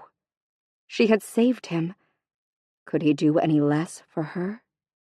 If he did not sacrifice her, the realm would die. It might not happen immediately. Hecate might find another Empusa, but irrevocable damage would already have been done. The betrayal of one Empusa had caused sickness in a realm that had never before known blight or pestilence or illness of any kind. Those things did not belong in Hecate's realm of dreams and magic. But betrayal and abandonment had caused the barrier to weaken. Asteria was certain that only Mikado's swift action had prevented further disaster, so he must choose between destroying his dream or destroying the dreams of mankind. It was really no choice at all. Only a beast could choose himself over mankind. He felt the agony of what he must do press against him, like a flaming spear thrust into his entrails. "I can feel you watching me," Mickey said. Sleepily, she opened her eyes and smiled up at him. "Don't you ever sleep?" "I would rather gaze at you." He brushed back a thick strand of hair from her face. "I should have guessed that you'd be a romantic when you put the rose in my wine." "This is not romantic. It is civilized." He tempered the gruffness of his voice with a slight smile and caressed the graceful slope of her neck and shoulder, smiling again when she sighed happily and stretched like a contented feline. "Don't burst my bubble. I prefer to think of it as romance." "Then for you, I will call it romance, too." Slowly, with a sweet hesitance and innocence that were at direct odds with the fierceness of his body, he bent and gently kissed her lips. "When you came to me today, you offered me more than your body and your love. You offered acceptance, and that is something I never imagined knowing the joy of." She took his hand and threaded her fingers with his. "That's something you and I have in common. In my old world, I didn't feel like I belonged." She took a deep breath and made the decision. She wanted him to know. She needed him to know. Hecate explained to me part of the reason I felt so out of place. Because I was meant to be her Empusa in this world, and I carry the blood of a high priestess in my veins. But there's another reason. It's why I never let anyone, especially any man, get too close to me. It has to do with my blood, too." She studied his dark eyes, silently pleading with him to understand. "The women of my family are tied to roses through their blood. If we feed roses water mixed with our blood, they grow. Always. Incredibly. In the mundane world, what I could do was unheard of. Outside of the women in my family, no one would understand. It made me feel like I was a freak. I had to hide my secret." Worried by how still and pale he had suddenly become, she felt herself shrinking inside. "I wish you'd say something. I've never told anyone else." When he still didn't speak, she started to move away from him, but with a low growl, he pulled her fiercely into the protection of his arms. "You did not feel accepted there, because it was your destiny to be Hecate's Empusa, to come here and to save the roses and their lonely guardian. The blood that runs through your veins is this realm's life force, and it is your love that sustains us." He closed his eyes and buried his head in her hair, willing himself not to tremble, willing himself not to think. Mickey relaxed and fitted herself more comfortably against him. It still amazes me. If the exact sequence of events hadn't happened, I wouldn't be here. She leaned back in his arms so she could look into his face and wondered briefly about why he still looked so pale. You know, it was my blood that woke you up. "I did not know." His voice was gravelly. "I just know you roused me, and that I could smell your scent, and knew you were Hecate's Empusa." Actually, that's one of the weirder aspects of what happened. Just that day, an exotic old woman had given me some perfume. On impulse, I wore it.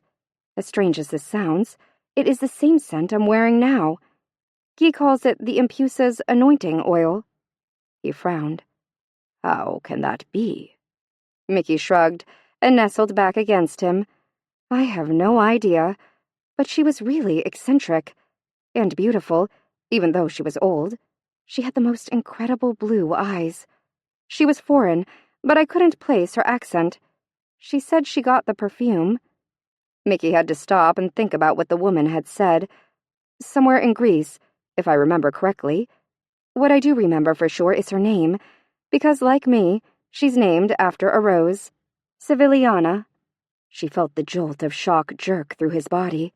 She pulled back to find him staring at her with an unreadable expression on his unnaturally pale face. "What is it? What's wrong?" It is nothing. Nothing is wrong. I am only surprised that a woman in the mundane world would carry the anointing oil of Hecate's high priestess. It is a mystery." He wrapped his arms around her. "Lie against me. Let me feel your body touching mine." Mikado lay on his chest, and as he caressed the long, graceful line of her back, his mind whirled unbelievingly. Civiliana. The name had sent shockwaves through his body. It was she. He, too, would always remember the cold beauty of her calculating blue eyes, as well as her name. The last Empusa was still alive in the mundane world. How could it be possible? Time moved differently there. He knew that, but at least 200 of that world's years must have passed. Perhaps the absent Empusa had taken more with her through the crossroads than a vial of anointing oil. Perhaps she'd managed to steal some of the realm's magic. Then the enormity of the truth sifted through his shock. Civiliana lived. In the spring, when an Empusa must be sacrificed for the realm, it would be Civiliana, and not Mikado, who must die. All he need do was to find a way to return the absent Empusa to the realm of the rose. It had to be possible. Civiliana had escaped. She could certainly return. He held Mikado more tightly. That was his answer. He would not sacrifice Mikado. He would exchange her for the errant high priestess, returning Mikado safely to her home in the mundane world. He would still be without her, but Asteria could live with that. He would miss her for all of eternity, but he could bear that. What he could not bear was knowing that it was by his hand she would die. If she left, he would lose his love.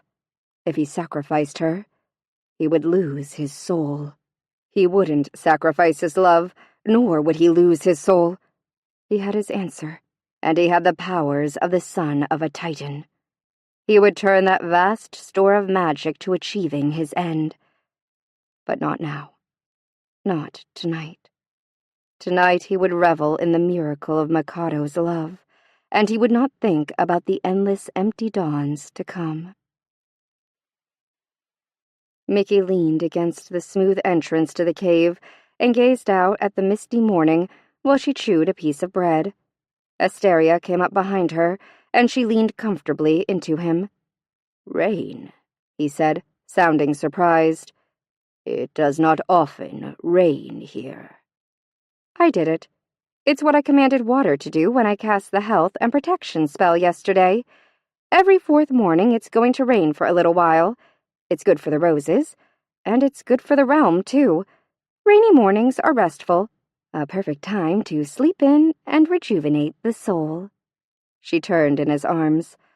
Unfortunately, I didn't think to tell the handmaidens yesterday that rainy mornings equate to taking the morning off. I imagine the 4 elementals are wondering impatiently why I haven't called them to work. And because last night was the first time men could be invited into the realm in a long time, I would bet that at least a couple of them are tired and grumpy while they wait. I should go see to them. What are you going to do? I will do the same thing I do every morning. I will follow the rose wall around the realm to be certain all is secure. Then I will collect more threads for the dream weavers. He caressed the side of her face. Only this morning, I go about my duties with your scent on my skin, and the memory of your smile, touch, taste, in my heart. He smiled. Some say rain is dark and dreary, but to me, this morning is bright and filled with promise. An incurable romantic? Who knew? Mickey tugged at his cuirass. Kiss me so we can be on our way. She wondered if he would ever lose that look of startled happiness that was reflected on his face when she surprised him with a touch, or, like now, with a kiss. She sincerely hoped not. Can you take time to eat the midday meal with me? He kissed her again before he answered. Of course. All you need do is to call me to you. And tonight? Command me, Empusa, and I shall obey, he said, dark eyes shining. You say that now, but let's see what you think of obeying my every command in a year or so, she teased, raising an eyebrow at him cockily, and was surprised to see his look tighten and his eyes lose all their sparkling humor. I would never tire of you, or of your commands, Mikado. Not if we had an eternity to share together. His words pressed heavily on her heart. How had she forgotten that he was an immortal? She would age. He would not. She would die. He would not. No, she wouldn't think about that now, not at the beginning of their love. They deserved time to savor the sweet, heady feeling of new love. In that way, they were no different from any other couple. She wouldn't ruin the honeymoon of their love with dire thoughts of a future with her, shrunken and tottering around the gardens, leaning on his perpetually virile arm. Would he let her? Would he still want her then? Stop it. I'm doing exactly what I just promised I wouldn't. Mickey made her lips smile. I wasn't being serious. I was just kidding you, Asteria. But since you mentioned the whole command thing, I'll be happy to command you to come to me tonight. She glanced over his shoulder at the cozy cave, as filled with his presence as it was with the exquisite art he created. Actually, I think I'd rather come to you. I do not believe you received the tour you requested earlier. Well, that's one of the things you'll be doing tonight. But only one. The light rain changed the appearance of the gardens, washing them with a watercolor brush, turning reality impressionistic. Mickey decided she liked it. It went with the theme of the place. Dreamy. She meant to go straight to the palace and call the elementals. The poor girls were probably going to be thoroughly pissed at her, especially if any of them had kicked someone scrumptious out of her bed. But she wandered, letting herself get lost in the misty magic of the roses. They felt better this morning. Even as she made her way slowly in a southerly direction, the sickness that had been pulling at her stomach whenever she immersed herself in the gardens didn't come.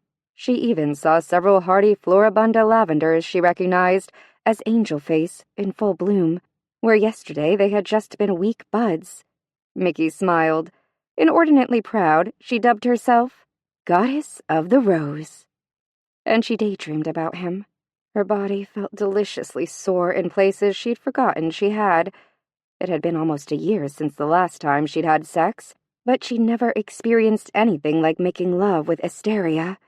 His body, the man-beast mixture, had been intriguing, alluring, But what she'd found most seductive was the freedom she felt with him. She could let her own beast loose when they were together and trust him not to turn away from her. He matched her passion for passion, and he knew her. He saw into her soul. Asteria, Minotaur, Guardian. He knew what it was to be an outlander. Well, they had finally found their home. Together. The rain was a clever idea, Empusa. Mickey thought she'd stroke out at the sound of Hecate's voice. Good grief! You scared the bejesus out of me! Then she remembered to whom she was speaking, cleared her throat, and turned around to face the goddess with a heart that pounded painfully in her chest. I'm sorry, Hecate. Mickey curtsied as she had seen the handmaidens do so often. The goddess was sitting on a marble bench just a few feet behind her. You surprised me. I shouldn't have spoken to you like that. Hecate waved her hand dismissively. My Empusa is allowed liberties few others will know. She gestured beside her. Come, sit with me. Swallowing down her nerves, she approached the goddess. The enormous dogs were at their position by her side, and they ignored Mickey completely. Hecate was clothed in the colors of night. Black, the deepest blue and gray. She had manifested as a striking middle-aged woman again, and the light misting of rain looked like jewels in her dark hair. The spell of protection and health you cast yesterday was well thought out. I agree with your instincts. The rain refreshes the roses and the realm. Also, the little insects you commanded Earth to provide were a lovely surprise, and Wind was delighted to carry them here. The goddess paused, and then surprised Mickey with a musical laugh. Although you cannot see their red and black bodies through this mist. Ladybugs feed on aphids, and roses hate aphids, Mickey said, a little overwhelmed by Hecate's effusive praise. The roses thrive again. I am pleased. Thank you, Hecate. It was also good that you instructed Flame to illuminate the rose wall, most especially at the gate. Now that men will be coming and going again, you must take special care with the gate. Mickey rubbed a hand across her brow. I didn't even think about that. Ugh, I'm a fool. How did I expect them to get in and out of the realm? It is not a bad thing that you have allowed men here again. You've made many of the women very happy. All night I heard the names of lovers whispered in invitation and carried to the ancient world, where they were eagerly accepted. Hecate's expression became sultry. Still this morning, lovers are being called and enjoyed by my women, who have long been revered as some of the most beautiful and intelligent in the ancient world. Having males about means we will have new life in the realm. Girl children are a blessing, and I look forward to the births. But dream stealers are in the forest. We have to be careful if that gate is opening and closing at all hours. You are the Empusa, Mikado. You may place limits on when the men are allowed to come and go. Hecate gave her a kind look. It is good that you understand the dangers that lurk on the other side of the rose barrier, but you need not worry yourself. The Guardian's strength will protect the realm. Couple his vigilance with your nurturing of the roses, and all will be well in the realm of the rose. Mickey tried not to think or react at all. She kept her mind blank, and nodded respectfully. Excellent. Now what I came to tell you is that I have matters to attend to which will take me far from my realm. You are not to be concerned if I do not visit here for— She moved around, white shoulder. Some time. Within this realm my powers are always here if you have need of them. I sense that you are relying more confidently upon your instincts, and for that I applaud your wisdom. Let your intuition guide you. If your blood and heart and spirit tell you something, then you may always believe it. And remember, Empusa, I applaud what you have done for the roses, but it is not so much your actions that have begun their recovery. It is your presence, and the blood tie you have with them that assures they will thrive. Be wise, Empusa. The dreams of mankind depend upon you."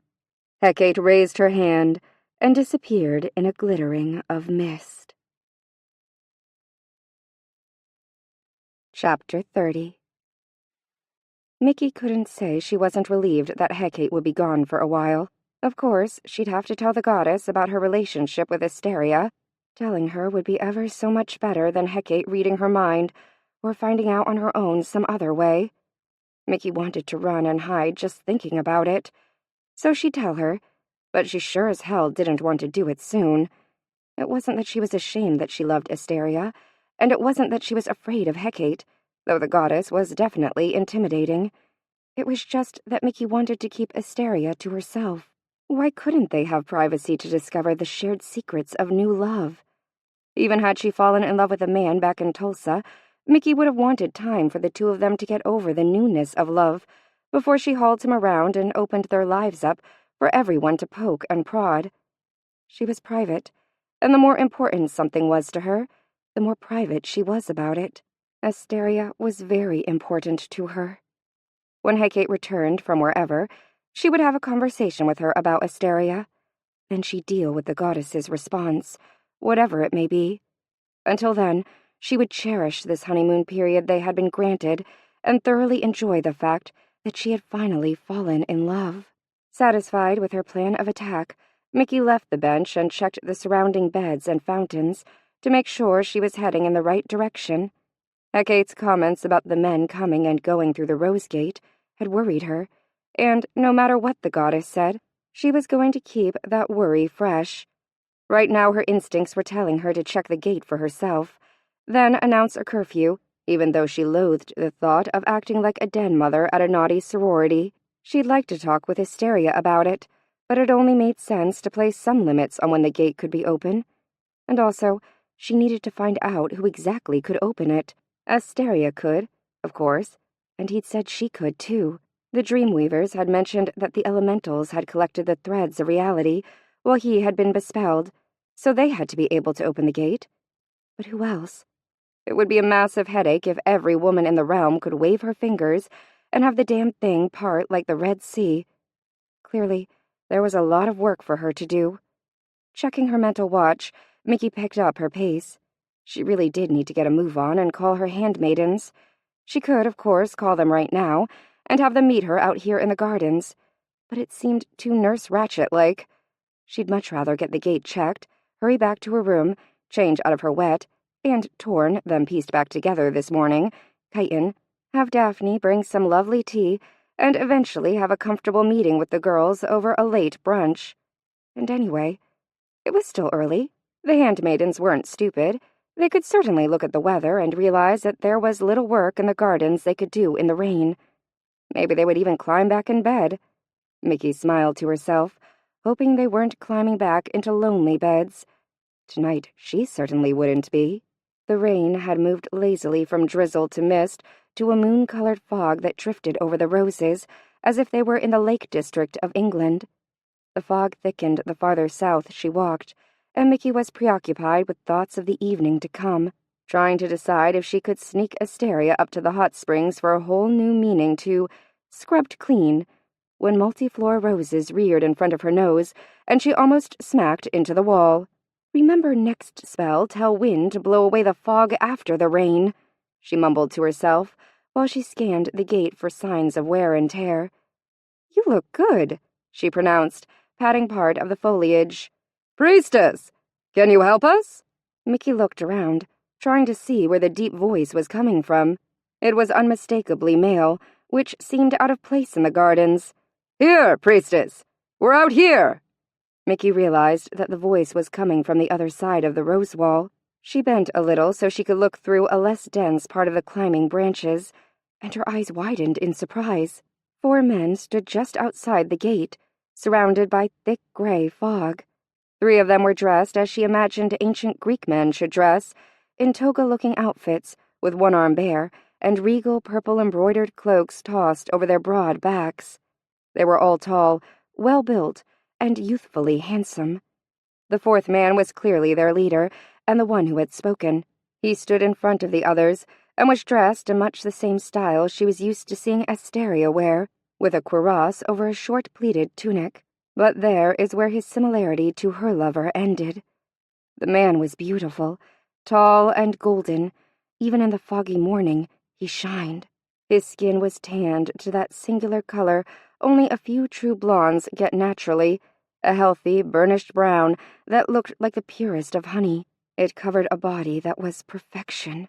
He was athletically built, without being too heavily muscled and brutish. His hair was thick and wavy, cut short enough to be masculine, but left long enough to be endearingly boyish. His eyes were so blue that Mickey could feel them searching through the roses to find her. She'd never seen a man that handsome in person. Usually such perfection was limited to Hollywood and the machinations of filmmakers and plastic surgeons. "There you are, priestess," he called, and his incredible face lit with warmth. "We're here. We answered your call." She smiled back. Who wouldn't return a smile like that? My call? "Well, priestess, I can only pray to the great goddess that I could be lucky enough to be called by a beauty such as you."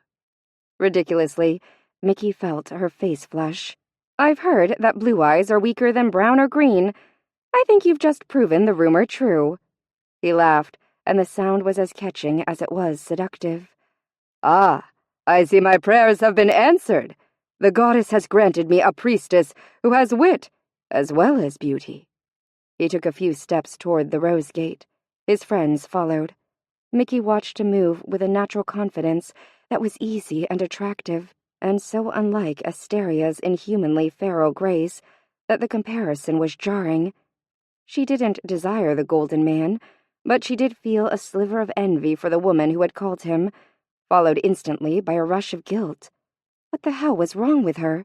She'd just left Asteria's bed after proclaiming her love for him, and here she was gawking all calf-eyed at a handsome stranger?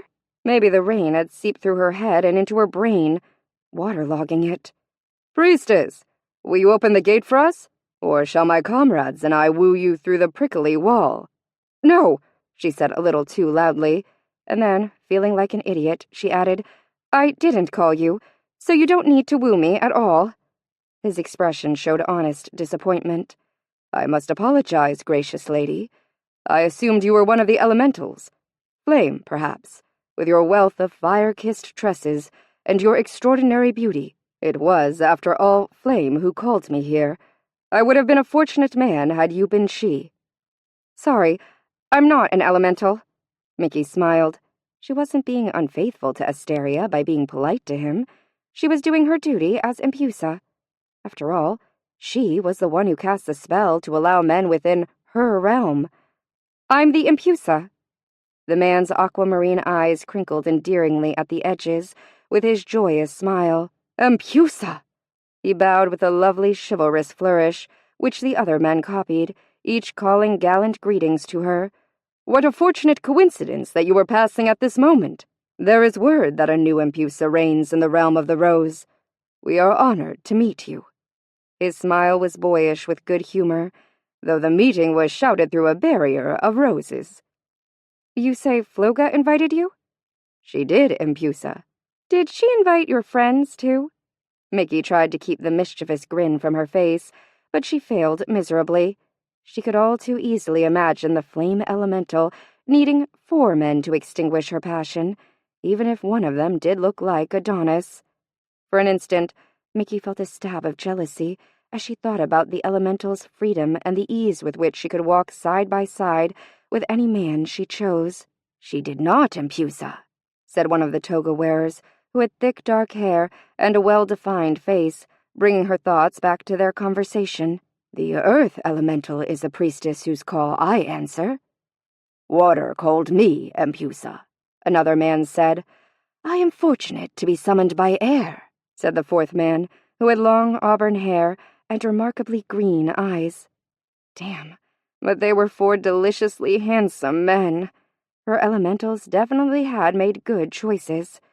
Mickey made a mental note to ask Guy just exactly how this whole man-inviting thing worked.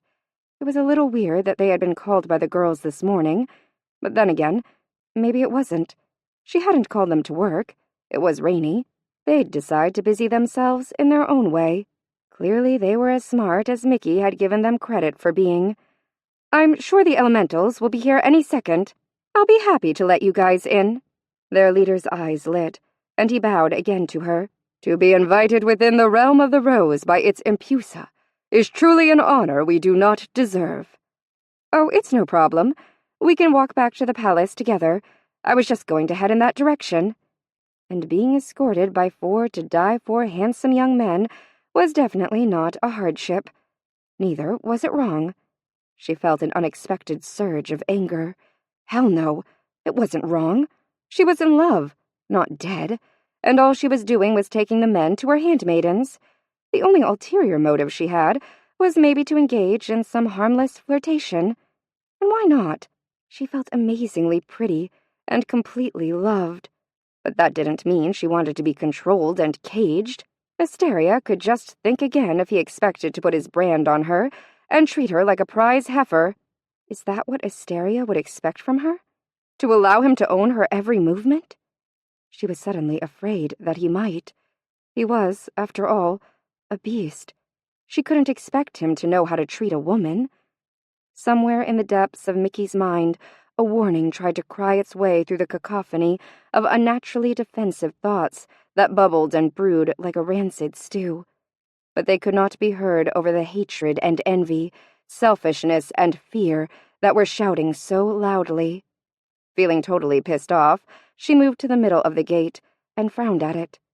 No doorknob, no latch, no bar to slide back. Frustrated, and especially annoyed at the massive headache that pounded in her temples, she raised one hand and pressed her palm against the gate. "This is your Empusa speaking. Open the hell up," she muttered angrily. The living gate instantly swung open. The 4 men stepped out of the swirling fog, smiling at her as if she had just given them the key to paradise. Mickey smiled absently back at them, wishing they'd hurry and get inside. She didn't like the looks of the gray-cloaked forest, and she wanted to get the gate shut right away. The second the last man was through, she raised her hand again and whispered for the gate to close, breathing a sigh of relief when it obeyed her. Then she turned to the men. "Okay, the palace is that way." Mickey gestured to the widest of the marble pathways. "After you, Empusa," the golden man said. Mickey began down the path, but stopped abruptly when the dark-haired man stepped in front of her to block her way. It's that way," Mickey said, pointing over the man's shoulder and thinking that he may be handsome, but he definitely wasn't the brightest Crayola in the pack. "Perhaps you would like to know our names before you lead us to the palace, Empusa." The golden man's voice came from directly behind her. He was standing so close she could feel his breath on her hair. The other 2 men stepped in to close the tight circle, so they had her neatly surrounded. And in that instant, her mind cleared. The pain in her head stopped, as did the deafening emotions that had been seething in her mind. Mickey was suddenly, horribly afraid. They were dream stealers, and she had opened the rose gate for them. Instincts that had been silenced from the moment she had begun talking with the golden man screamed at her not to show fear. Mickey swallowed the bile that had risen in her throat, drew herself up regally, and turned to face the golden man. "What is this all about?" she snapped. "We're simply saying that we would like to introduce ourselves to you, Empusa. You see, we already know you. We've enjoyed watching you. Now we'd like for you to know exactly who you have so graciously invited within your realm." His voice had changed from charming to sarcastic. His lip curled at her, and his handsome face twisted in disgust. "I don't like your tone, and I don't like how close you're standing to me," Mickey said sternly, trying to imitate Hecate's intimidating tone. "I think it's time you left. I've decided my handmaidens wouldn't like you." "Too late. You opened the barrier to us, and you will see that once invited, we are not so easily banished." He reached out and lifted a strand of her hair that had fallen over her shoulder. Mickey tried to jerk away from him, but hard hands grasped her shoulders and held her in place as the golden man bent and sniffed at her hair. Mickey struggled, Fisting his hand in her hair, he jerked her head to the side. Like a snake tasting the skin of its prey, his tongue flicked out to graze the side of her neck. Ah, the sweet taste of an empusa. It has been centuries since I've sampled this particular delicacy. "Stop it!" Mickey cried. "Let go of me!" Surprisingly, the golden man let loose her hair. He smiled at her, but it was a baring of teeth, not an expression of humor. "We're going to enjoy our visit with you, empusa, and we do appreciate the weather change you commanded. All the better to cloak our little rendezvous, though it looks like as if someone has already had the pleasure of your company this morning." With reptilian grace, he lashed out and ripped the brooch that held together the torn pieces of her chitin. Mickey was frozen with fear. She clutched at her chitin, trying not to vomit as the men crowded closer around her, grasping her with hungry hands and watching her with ravenous eyes. "Come now, empusa. Don't be shy. You can't say you don't recognize me. Or me," the dark-haired man breathed into her back. "Or me." "And me." "Look into my eyes, empusa. I'm sure you've seen me before. Can you not guess my name?" She stared into the golden man's blue eyes, and they changed. The pupils shifted and became slits. The color faded and washed from brilliant blue to the red of old blood. Mickey did know him. Who he was seared through her mind, and with his naming came a fury that burned away her fear. "Get your fucking hands off me!" she jerked violently. Surprised, the dark-haired man holding her from behind stumbled and lost his grip on her, and she was able to back several steps away from them. The golden man laughed and followed her with smooth serpentine grace. "Good. We like it when they struggle. It makes it more interesting. What do you see when you look within my eyes, empusa?" "I see an asswipe who needs to invest in color contacts." She kept backing away. He and the other men followed her. "Ha!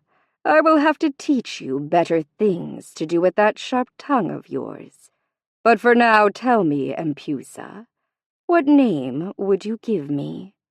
"Hatred," she said without hesitation. His smile was fierce. "Ah, you are a quick study. Perhaps I will take you with me when we leave here. Would you like that? I am a man who knows intimately the hidden desires of women." "Man?" She laughed sarcastically. "You're not a man. You're a creature. A carrion eater that feeds on the carcasses of dreams. I don't care what kind of skin you wrap yourself up in. You're no man." He lunged forward and grabbed her arms. "Not a man. I'll show you how much of a man I am." As the others closed on her, Mickey screamed the one name that filled her heart and soul. "Asteria!"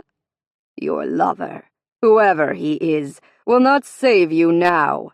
And if you truly care for him, I suggest that you remain very quiet. No mortal man could look upon us without losing a part of his soul." Hatred breathed stinking breath in her face as he grasped the front of her chitin and ripped it from her body. "Cover her mouth, and be certain she does not make a sound. In this fog, there is no chance we will be discovered until it is too late for her, and too late for them." They dragged Mickey off the marble path into a bed of sallet roses. She struggled, kicking for groins and insteps and using her fingernails to gouge any flesh they came in contact with, as every damned self-defense class in America taught. But the four of them easily overpowered her. They pushed her to the ground, and she saw that the newly worked dirt was covered with the pink petals of destroyed roses, as if blushing snow had fallen to the ground with her. One of them was choking her. She could not scream, so within her mind she shrieked over and over, "Asteria, come to me!" "And now I will show you that I am indeed a man," Hatred said, pushing aside the front of his short tunic and taking his engorged flesh in his hand. "Then fear, envy, and selfishness will have their turns with you." His laugh was thoroughly mad. "It is an interesting irony that selfishness chooses to take you last. Or perhaps it is not. Perhaps he will choose to keep you to himself, while we visit the women in the rest of your pathetic realm, Empusa." Mickey caught a blurred movement from the edge of her darkening vision, and then Asteria burst out of the fog. His roar of rage was deafening. Hatred whirled to face him. As the dream stealer moved, his body rippled and reformed until he was, as Mickey had accused, not a man, but a creature, and one that should exist only in the realm of nightmares.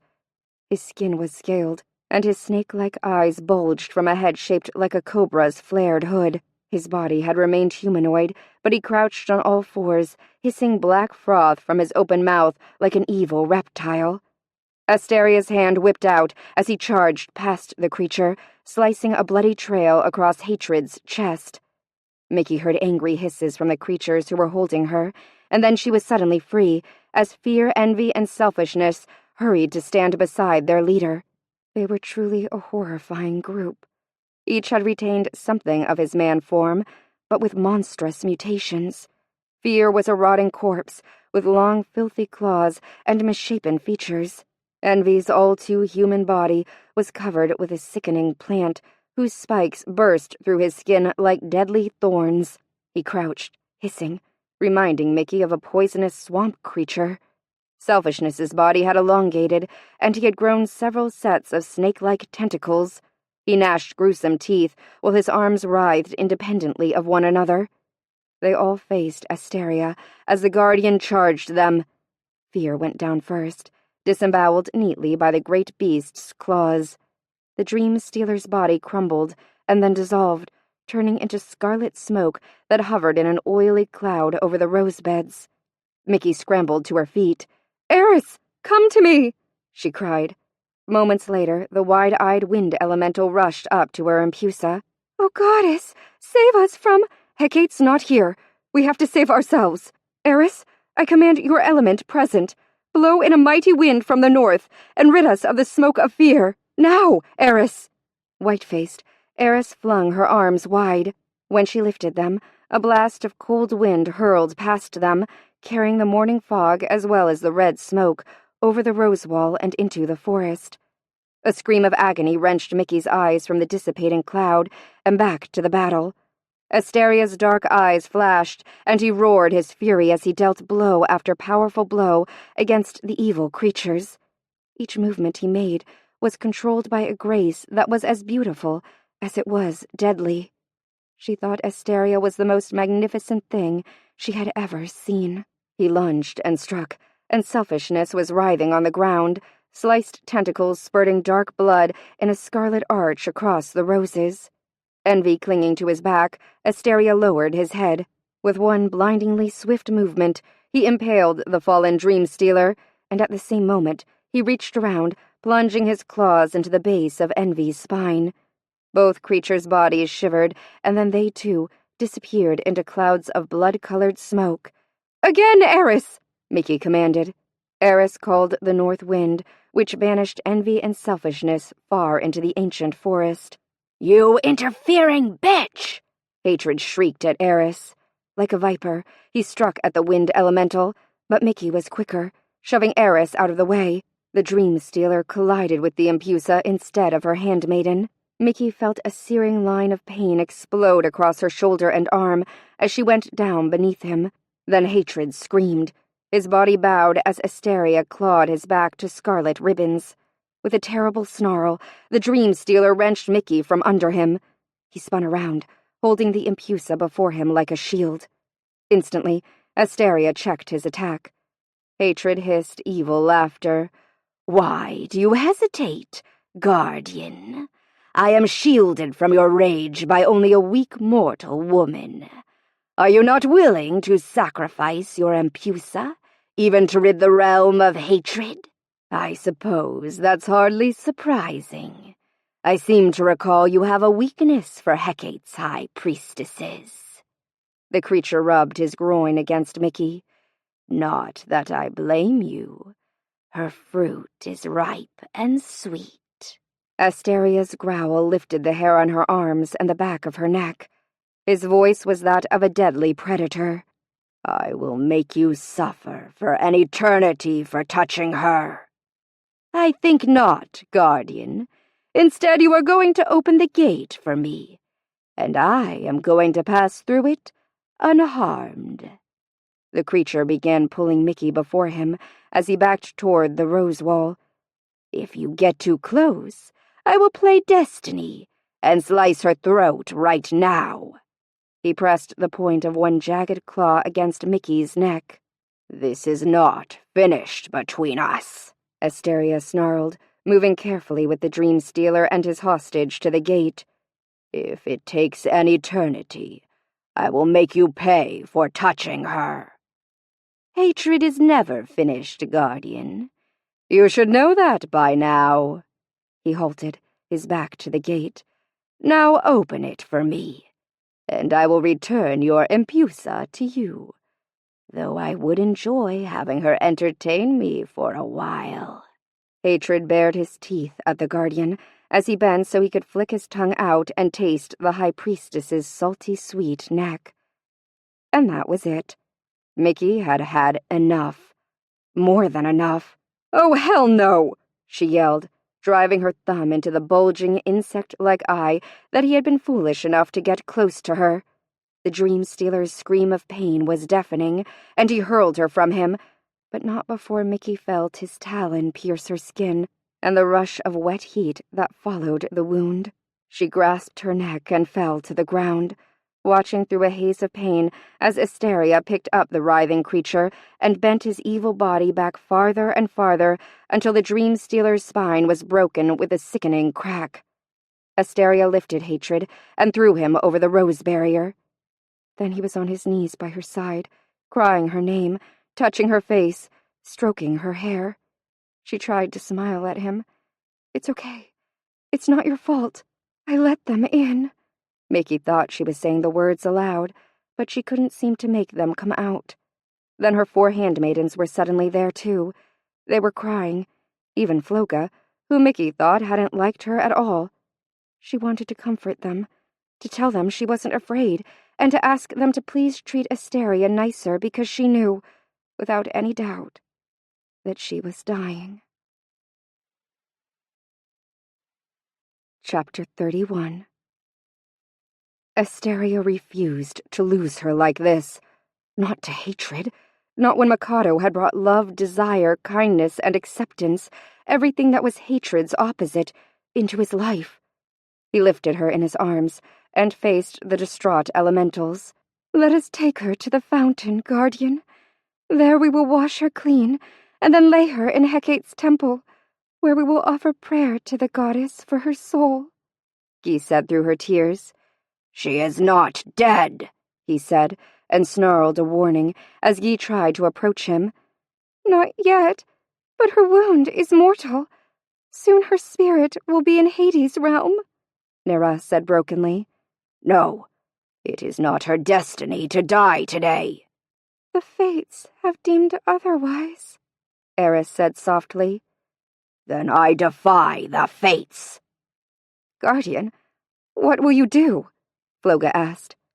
"I will claim my birthright." Carrying Mikado's limp, bleeding body, he began to brush past them, but Gi's soft hand on his arm made him pause. When he glared at her, she met his eyes unflinchingly and said, "How can we help you?" He hesitated only a moment. "Come to the temple. Perhaps the power of the elements will help my plea reach Cronus's ears." Without waiting to see if they followed, Asteria rushed to Hecate's temple, his hooves striking thunderously against the white marble path. He tried not to think about how still Mikado was, and how much of her blood soaked their bodies. The beast simply ran.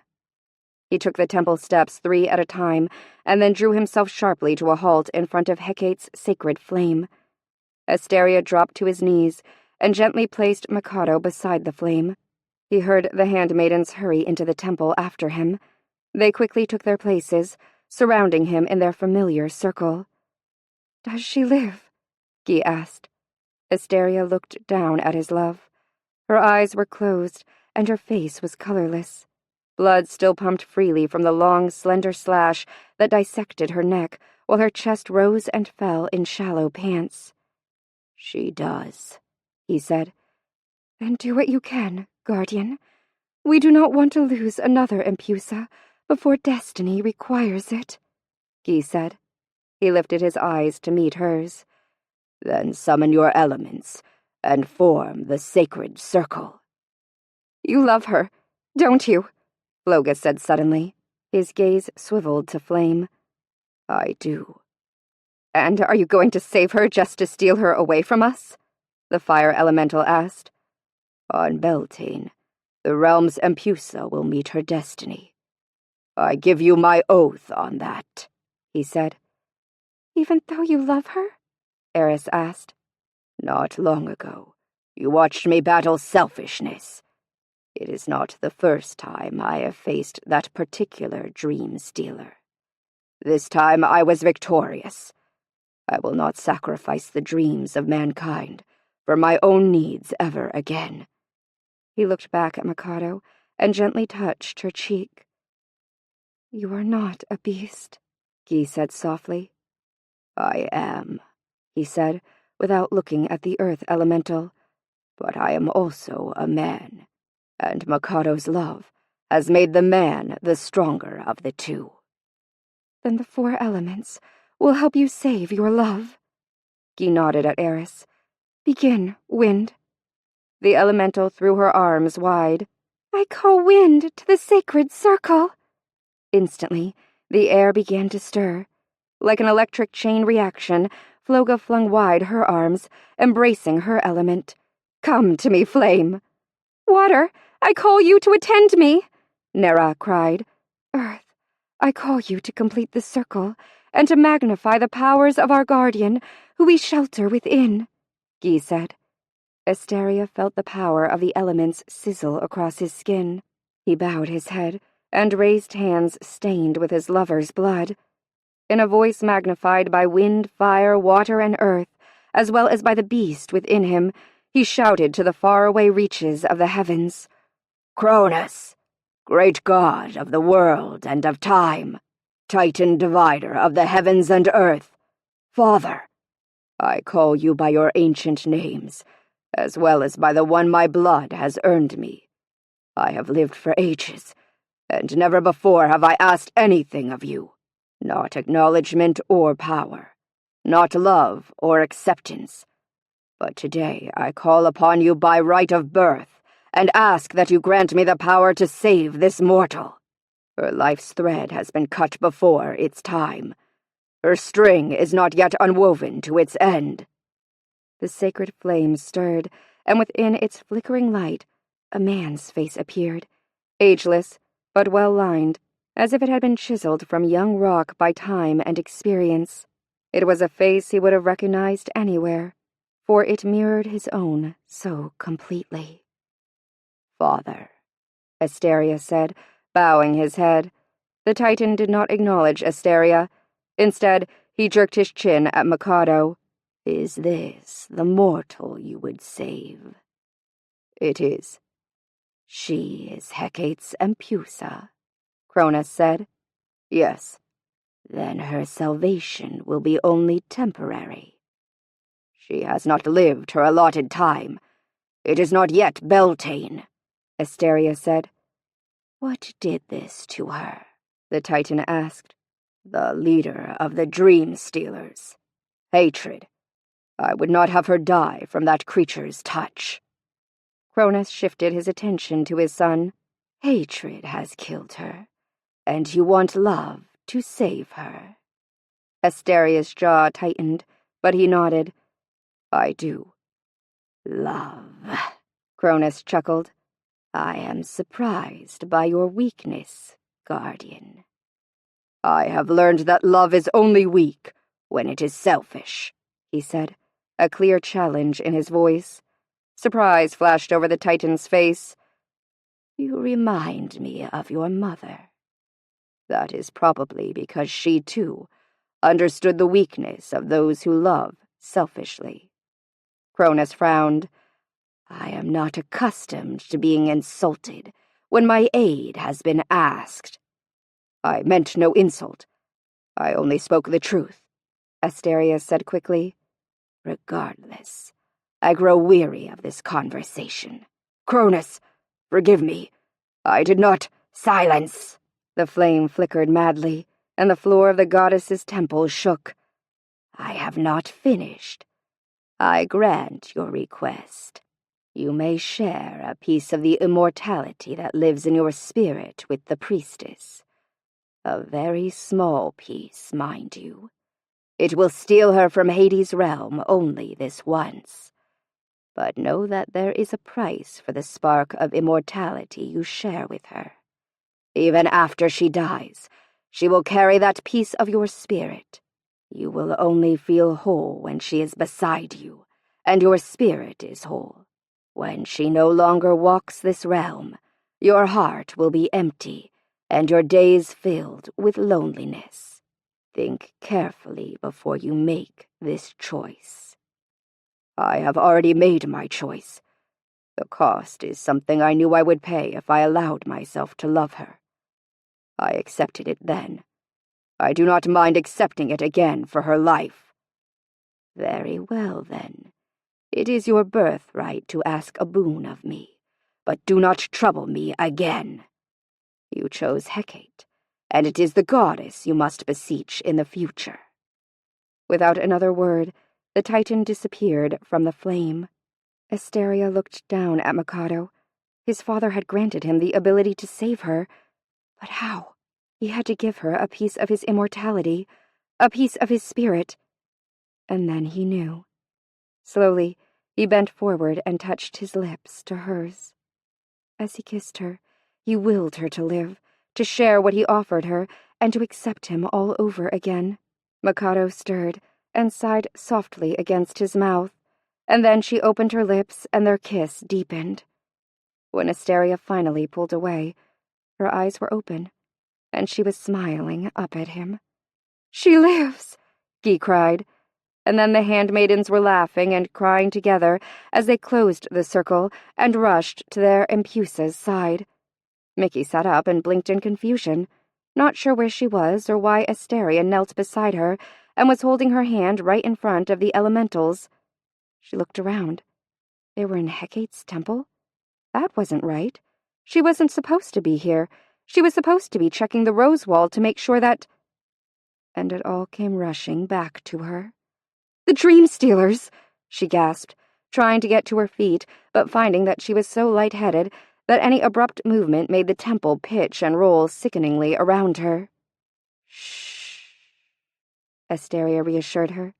"All is well. The Dream Stealers have been banished from the realm." "I'm so sorry." She looked frantically from Asteria to the maidens. "Empusa, you need not apologize. Dream Stealers are masters of manipulation. We should have prepared you better," Guy said, crouching to take her other hand. "Yes." Nera nodded her head a little frantically, as if that could convince her Empusa. "How were you to know the cunning games they play?" "But I let them in. They told me that— Oh, God, the things they made me think and feel. It was horrible." Eris smiled through the tears that washed her cheeks and touched Mickey's hair reverently. "You were very brave, Empusa. You took the blow hatred planned for me." Mickey had forgotten all about that. She frantically looked down at herself. She was covered with blood. How could anyone lose so much blood and live? She remembered the pain in her shoulder, but when she looked, she saw nothing but bloody skin. And there had been something else, something much worse. Her eyes widened, and she felt a wave of dizziness. He'd slit her throat. She had been dying, but now she was very much alive.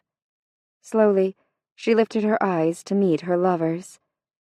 "It's over now," Asteria said. "I was dying," she whispered. "No, I could not let that happen," he said.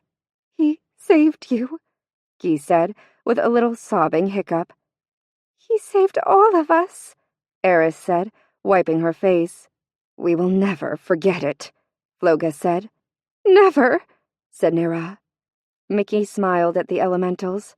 He did what any honorable man would do, to protect his home, And those he loves. Then she wrapped her arms around his neck and whispered into his ear, "Take me home." Chapter 32. Asteria carried her through the garden. Mickey wouldn't normally like being carried around as if she was a child, but she wasn't sure she could walk on her own. Her insides felt weak and sick, and she needed to be in his arms. She needed to feel his heartbeat against her own, to reassure herself that she really was alive. "Hatred tricked me," she said faintly, her head resting against his shoulder. His arms tightened around her. "That's what dream stealers do. They infect mortals until their poison actually twists thoughts so that dreams sicken and eventually die. Do not punish yourself for falling prey to that which has been destroying mortal dreams for uncounted ages." "I thought awful things. I was filled with—" She shivered convulsively, not able to continue. "You were poisoned by hatred, envy, fear, and selfishness. They weren't your thoughts, Mikado. They were sick shadows of your infected imagination. You must not punish yourself for their evil, for that is a type of a victory for them. If they can taint your life, even after they've been banished, then they haven't truly been defeated." "I'll never let them fool me again. And I'll never go into that damned forest again, either." She raised her head and stared at him. "How do you stand it? How can you go out there and collect the threads of reality and know they're out there too, watching and waiting for a chance to attack?" "It is my destiny to battle them. Many of them are old, familiar enemies." "Aren't you afraid?" "Only when I think about what would happen if I failed and allowed them to have their way with the realm." "But you won't ever fail," she said. "No, I cannot." She thought he sounded incredibly tired, and she hoped desperately that he wouldn't have reason to battle the dream stealers again until he was well rested and— "Oh God, put me down. You have to go back and make sure the rose wall is okay, and that no part of those things stayed in the realm." "The realm is safe. The north wind blew the last vestiges of their evil deep into the forest." "But shouldn't you go back and make sure everything's really okay?" "All is well, Mikado. When dream stealers have been faced and defeated, they are loath to attack again soon. They know that once they have been recognized for what they are, their power to taint lives is drastically weakened. They must retreat to lick their wounds and plot a new attack for another day." "I remember Hatred said he is never finished." "He isn't. We must always guard against him." Something she had read once surfaced in her mind, and she spoke the words softly aloud. "Good defeated is stronger than evil triumphant." She touched the side of his face. "You fight on the side of good." "And I will not allow evil to triumph." "I won't let them taint my life. They won't defeat me." She lay her head back on his shoulder and then said, "How did you save me from dying?" "I beseeched a boon from Cronus," he said quietly. Her head snapped up again. "Your father?" He nodded. "You talked to your father?" "Briefly." "How long has it been since the last time you talked to him?" she asked, wondering at the odd wooden expression that had hardened his face. "I have never before spoken to him." She studied him, feeling angry as hell at the arrogant Titan who had so cavalierly created and then discarded a son, wishing that she could erase the centuries of pain and loneliness in his past.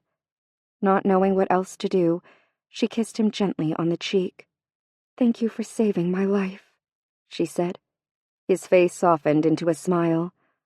"I was just returning the favor, Empusa. Remember, you brought me back to life once, too." "That's right," she nipped his jaw. "And I like you better this way." "Because you find that you are weary of walking, and you enjoy being carried about by your beast." Mickey laughed. "Well, the myths do say that the Minotaur was half bull, but I don't think bulls make very good beasts of burden. Rumor has it they're not docile enough." In this case, the rumor," he said, giving her a quick, hard kiss that ended in a growl, "is true." By the time they reached Asteria's lair, Mickey was tired of being carried, even though when he finally put her down, the cave rocked a little under her feet, especially after she realized that her chitin was hanging in shreds from her body, which was sticky with drying blood. She groaned through clenched teeth. "I'm going to puke my guts up if I don't get this stuff washed off me." She glanced up at Asteria. "You may have to carry me up the stairs to my baths." He swung her into his arms again, but instead of leaving the cave, he strode to his bedroom. "Okay, I realize that my head is truly screwed up right now, but I do believe you're going in the wrong direction. Not that I don't want you to take me to your bedroom, but after I've washed this mess off of me." "We keep forgetting to finish your tour of my lair." "We don't forget. We get interrupted," she said. "Then allow me to show you the rest of my lair without interruption." He carried her through his bedroom, and then to a rounded doorway that fit neatly within a corner Mickey hadn't noticed before. It opened to a torch-lit tunnel, at the end of which was another rounded doorway, which, Mickey noted with surprise, was framed in sunlight. "You know, this place isn't really very lairish. I mean, it's actually comfortable and beautiful. I think you should call it—" She paused, thinking, while he took them closer and closer to the light.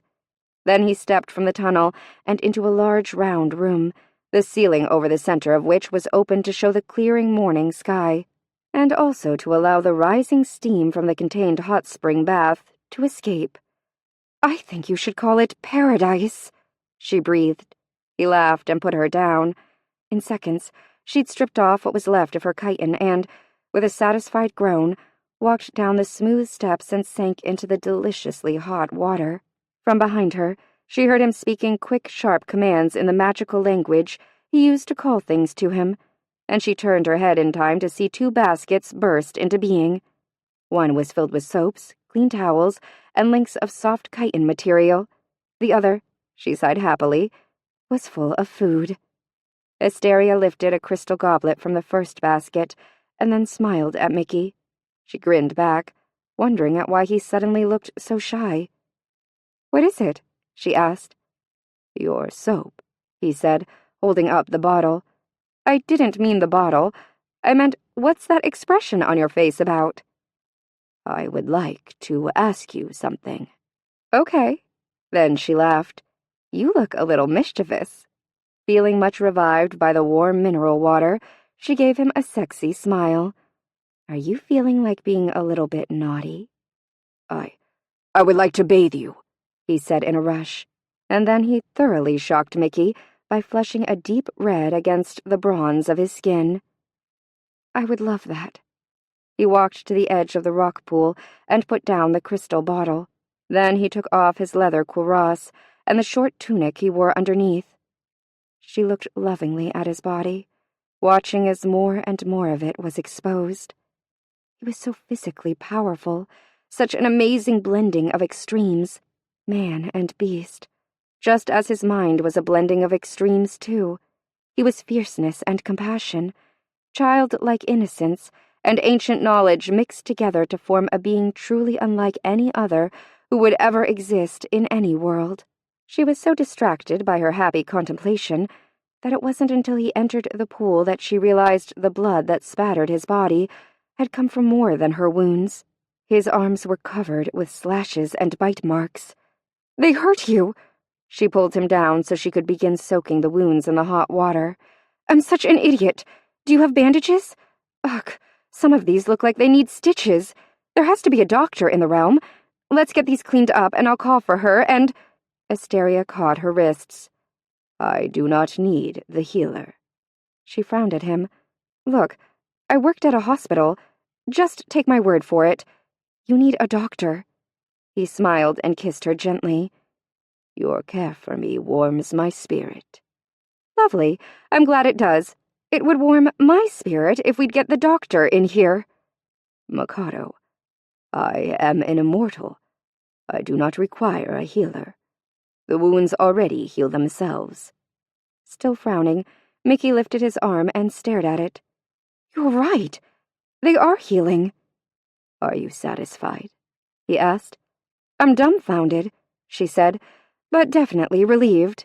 She splashed water over his arms, touching the newly healed bite marks, watching as the flesh knit itself together. "Is there any wound you can't recover from?" "If you said you no longer loved me, it would destroy me." She met his eyes. "Then you will live forever." Asteria took the crystal bottle from the edge of the pool. "Let me show you how much I cherish you, Mikado." She stood so the pool's water covered her only to her waist, and then took the bottle from him and poured a generous amount of the heavy liquid over her neck, arms, and breasts before putting it back on the ledge.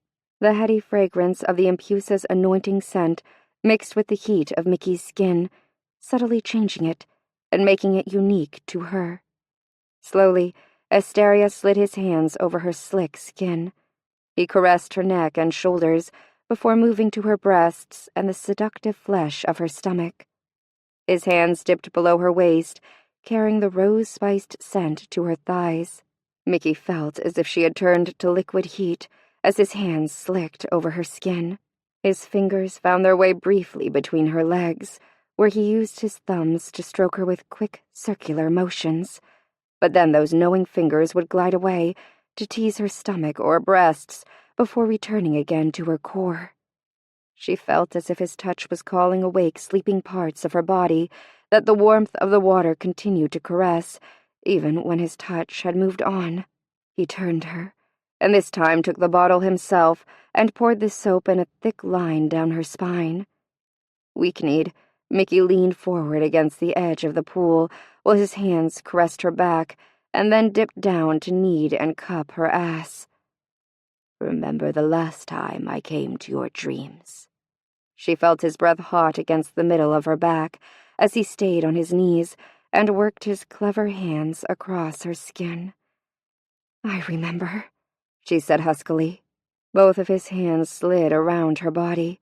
She leaned back against him as they caressed their way slowly up her thighs. "We were in a pit of roses." His deep voice rumbled across her skin, sending little ripples of pleasure through her body. "I was on top of you. You opened your legs to me." His fingers found the center of her excitement. The tempo of his caresses increased. "I was engorged, and when I pressed myself against you, rubbing and stroking, I could feel your wetness and heat, and how your body gathered itself, and then exploded with release."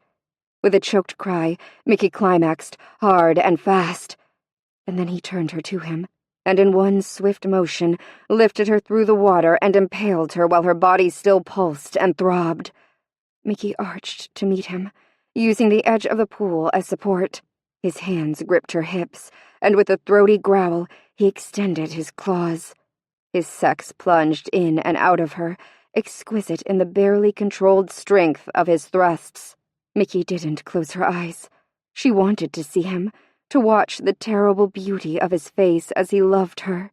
Her skin was tight and overly sensitive, and jolts of pleasure were sensual shocks every time his claws shallowly pierced her skin.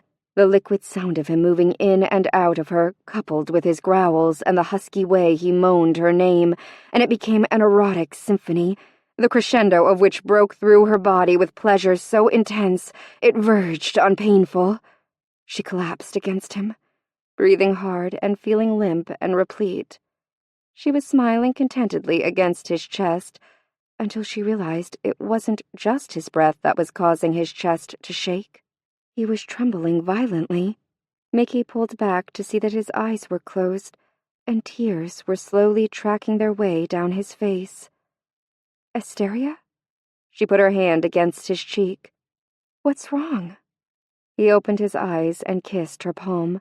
"It is only that I have been alone for so long. I find that I am unprepared for the happiness you bring me." He reached up and felt the tears on his face, as if he hadn't realized until then that he was crying. "Does this make me appear foolish and weak to you?" No, my love. It makes you appear human. Chapter 33. They didn't leave his lair. They ate and discussed more changes Mickey wanted to enact in the realm, like a specific limit to the time the Rose Gate would be opened to allow men into and out of the realm, and the fact that the weather was growing colder as winter approached, so it would be prudent if Mickey commanded Flame to warm the gardens, even if just briefly during the darkest part of the night. Blackspot, she explained to Asteria, liked to creep out in cold weather, and it was hard to get rid of once it spread. Mickey loved talking with him, and it didn't take long for her to realize why. Asteria listened to her. Truly and completely, he heard what she said. She tried to think of the last man she'd known who had actually listened to her, and she couldn't remember one. Not one man had ever shown her the quality of respect and sincere interest Asteria showed her. It was supremely ironic that a being who wasn't literally a man knew instinctively what so many real men didn't seem to be able to grasp. Women wanted to be heard and respected. It was really that simple. His power thrilled her. It was a seductive lure of which she didn't think she'd ever get enough. She loved the exhilaration she felt just to be able to touch him, to stroke that incredible body, and know he was hers. That night they made love on the fur pallet, tenderly discovering more of the secrets their bodies held. Mickey delighted in the fact that his skin was so sensitive, and that a light caress could leave him engorged and ready for her. Satiated, they fell asleep in each other's arms, secure in their love and the knowledge that tomorrow would be another day they would spend together. Empusa, you must come! Mickey thought she was dreaming. She knew she was in bed with Asteria. She could feel him tense and surge from their pallet, but she also clearly heard Guy's frantic voice. What was the handmaiden doing in Asteria's lair? Then her sleep-clouded mind cleared, and understanding burst in. "What is the danger?" Asteria boomed, pulling on his tunic and buckling his cuirass. The roses. Mickey's mouth had gone dry, and her stomach clenched. Guy, what has happened to the roses? Guy hurried to where Empusa's side, quickly wrapping the chiton she'd carried with her around Mickey's naked body, while she spoke in quick, short sentences. The elementals and I went to the Rose Gate at dawn. We thought to be certain no trace of yesterday's violence was left to disturb you. Guy's voice shook, and her face was deathly pale. They're dying, Empusa. All of them. The roses, Mickey said. Though it wasn't a question, Guy answered. Yes. The wall. Is the barrier still intact? Asteria said. Yes, and there are no dream stealers in the realm. No one is in the realm who shouldn't be. We made certain all the men departed yesterday, and none have been invited to return. I must go, Asteria told Mickey. Yes, go quickly. I'll be right behind you, Mickey said. He paused only long enough to touch the side of her face in a gentle caress, before the sound of his hooves echoed from the cave walls as he thundered from his lair. Hurry, Mickey said. I need to get out there too. Minutes later, the two women rushed into the gardens. Mickey felt the change the instant she left the cave. Her head ached, and nausea rose in her throat. Show me the quickest path to the gate, Mickey told Guy, and then neither woman had breath to waste on talking. They ran. Women were crowded around the rose beds that ringed the gate, milling like frightened sheep, and Mickey understood why. It was worse than she had imagined. She pushed her way past them, taking only a cursory look at the dying beds. She needed to get to the heart of the disease that had suddenly afflicted the roses, and she knew she would find its center at the gate. She broke through the last group of women and staggered to a halt. Asteria was already at the gate, his keen eyes studying the forest as he paced back and forth before it. The other three elementals weren't watching him. They were staring at the roses in the beds adjacent to the gate. Their faces were strained and pale. When they saw Mickey, they rushed to meet her. Empusa, it is terrible, Eris whispered. What has happened to them, Empusa? Nera said, keeping her voice low. "I don't know. I can't tell yet. Give me room and let me examine them." Mickey felt the press of the women's fear, almost as much as she felt the Rose's sickness. "Have the women move back." All the elementals except Guy hurried off to speak to the watching, waiting groups of women. "Do not ask me to leave too," Guy said quietly. "You look as if you might faint at any moment. I want to stay with you. If you fall, I'll be there to catch you." "As will I," Asteria said, joining them. "The Dream Stealers?" Mickey asked. He shook his head. "There is no sign of them. Not within the realm, and not as far as I can see or sense in the forest." He looked around at the roses. "But it seems they need not be present to destroy." Mickey drew a deep breath. "Okay, then let's see what I can do to fix it." The elemental and the guardian shadowed her as she moved slowly from bed to bed, examining rose after rose, but soon she forgot they were anywhere near her. The roses consumed her. She'd never seen devastation so horrible. They looked like they had been afflicted with a mixture of botrytis blight and brown canker, and then burned from the inside out. The leaves were shriveled and covered in a dirty-looking fungus, but it felt like no fungus she'd ever encountered. It was sticky, and it smelled like rotting flesh. The canes of the bushes were blackened, with swollen places that looked like an old arthritic woman's knuckles. The buds were shriveled and a deep, bruised purple color. Mickey straightened from inspecting another dead bush and gazed out into the gardens. Like a poisonous wave, she could see that the sickness was spreading, and she felt a bone-deep chill of fear. This plight wasn't natural. It had been brought to the realm by the evil of the Dream Stealers.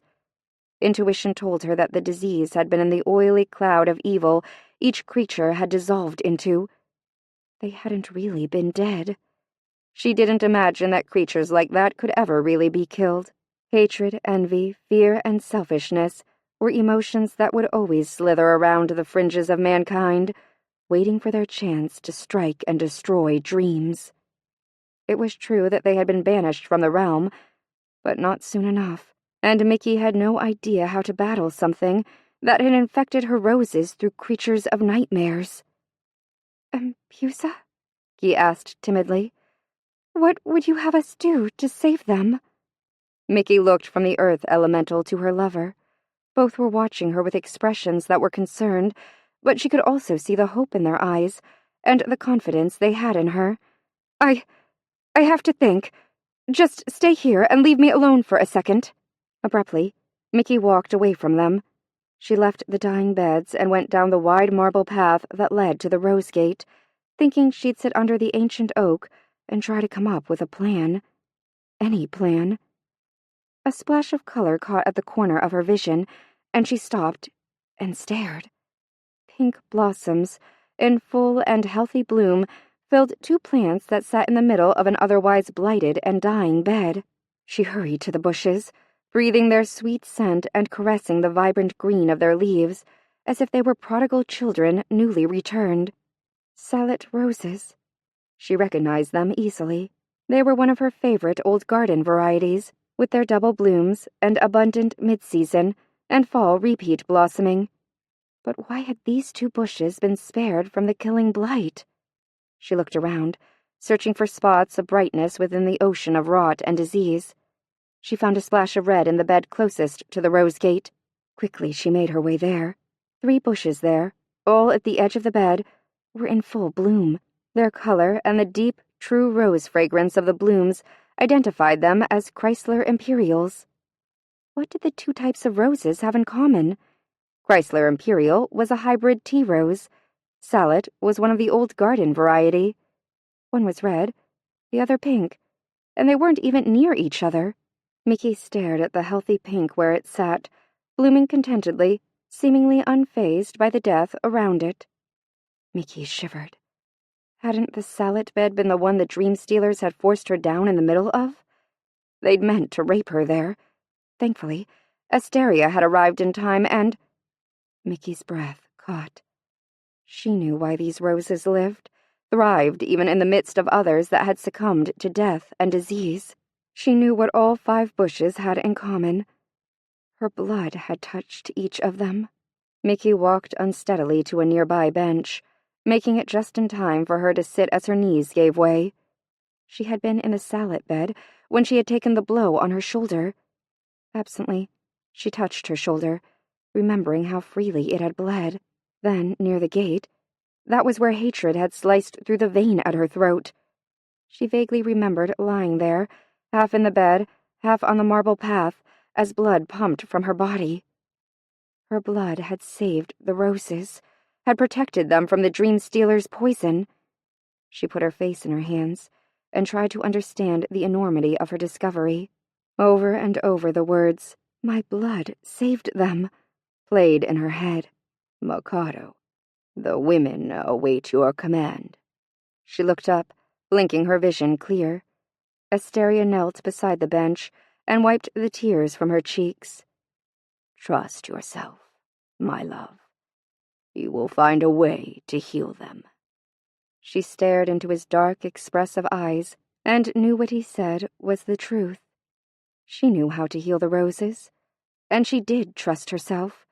Now all she needed to do was to find the courage to act. "I'm going to Hecate's temple to speak to the women. Have the elementals gather them and meet me there." "Yes, my Empusa," Asteria said. He bowed to her, and then took her hand and kissed it gently.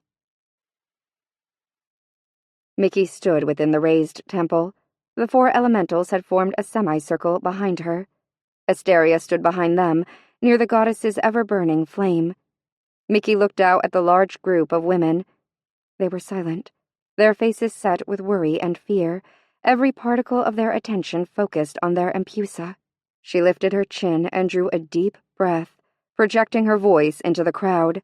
"We have a lot of work to do. We need to move fast, and we need to be focused. The disease that is killing the roses must be stopped, and I give you my word that I know how to stop it." She paused as a sigh of relief rippled through the crowd.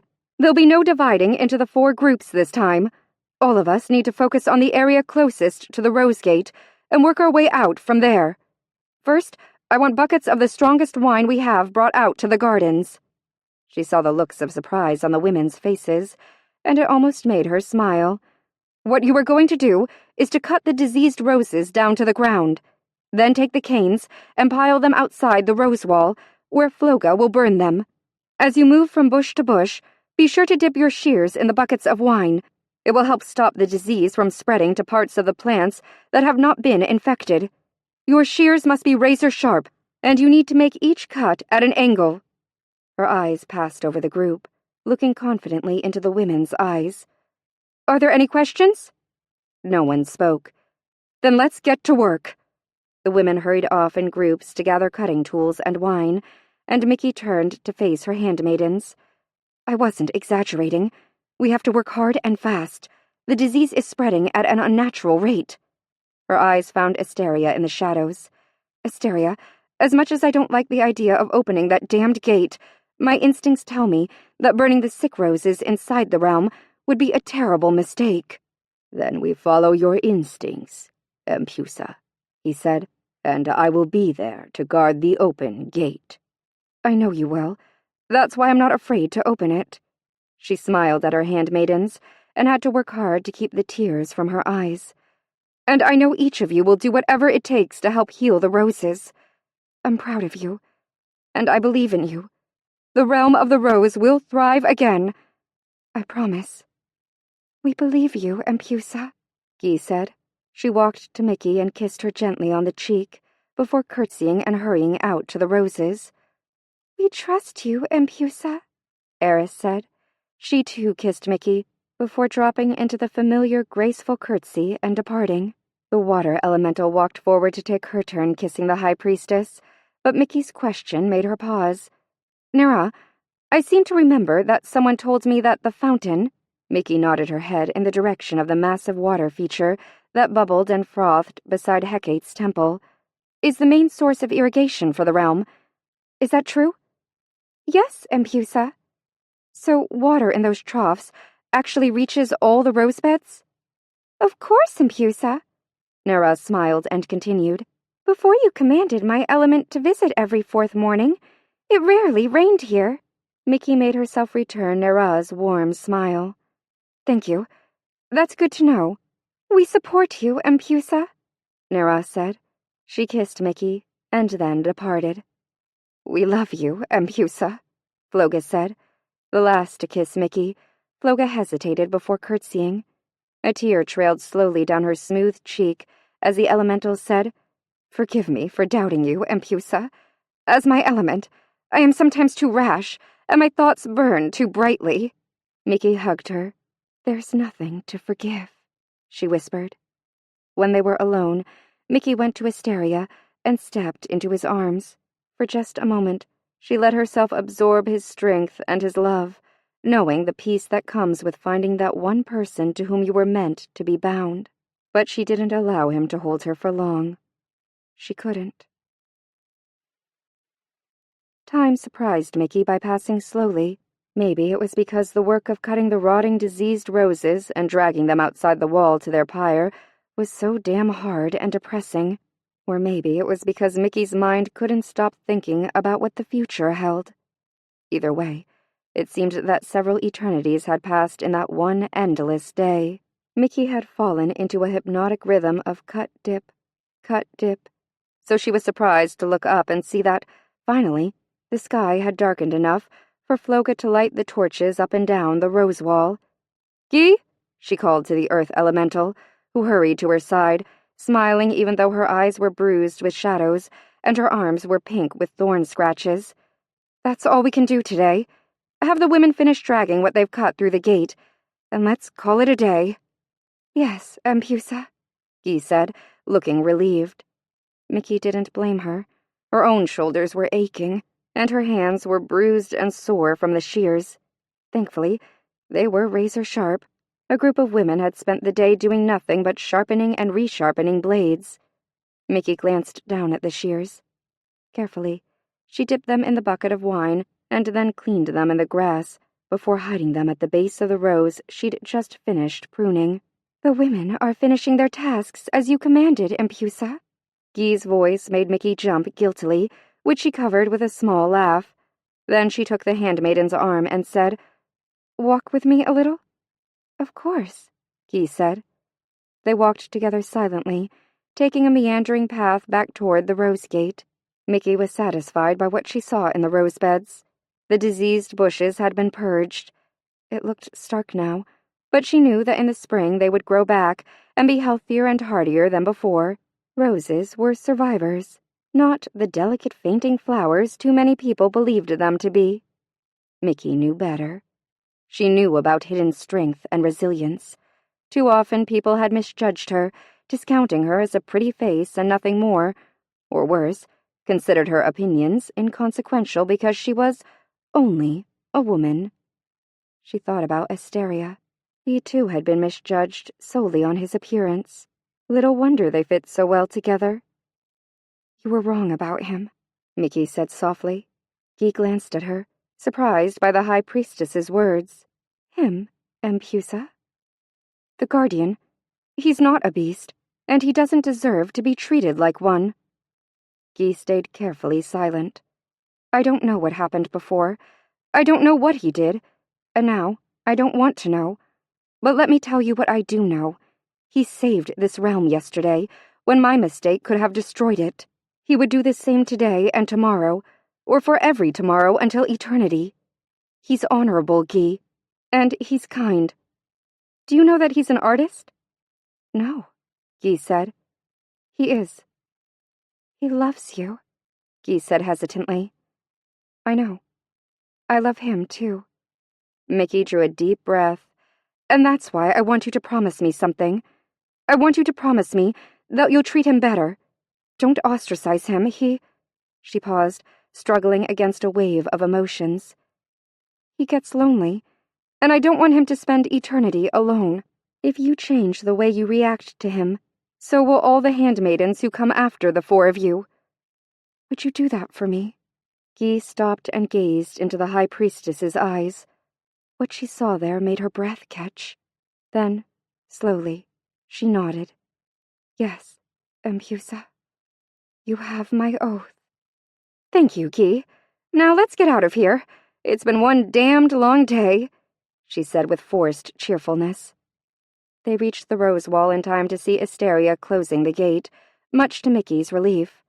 For a little while, the four elementals, the guardian, and the impusa stood with the women of the realm and watched the diseased roses burn at the edge of the forest. Then the women began to move off in little groups, calling tired farewells to Mickey, until only the elementals were left. You did well today, Mickey told them, meeting each of their eyes in turn.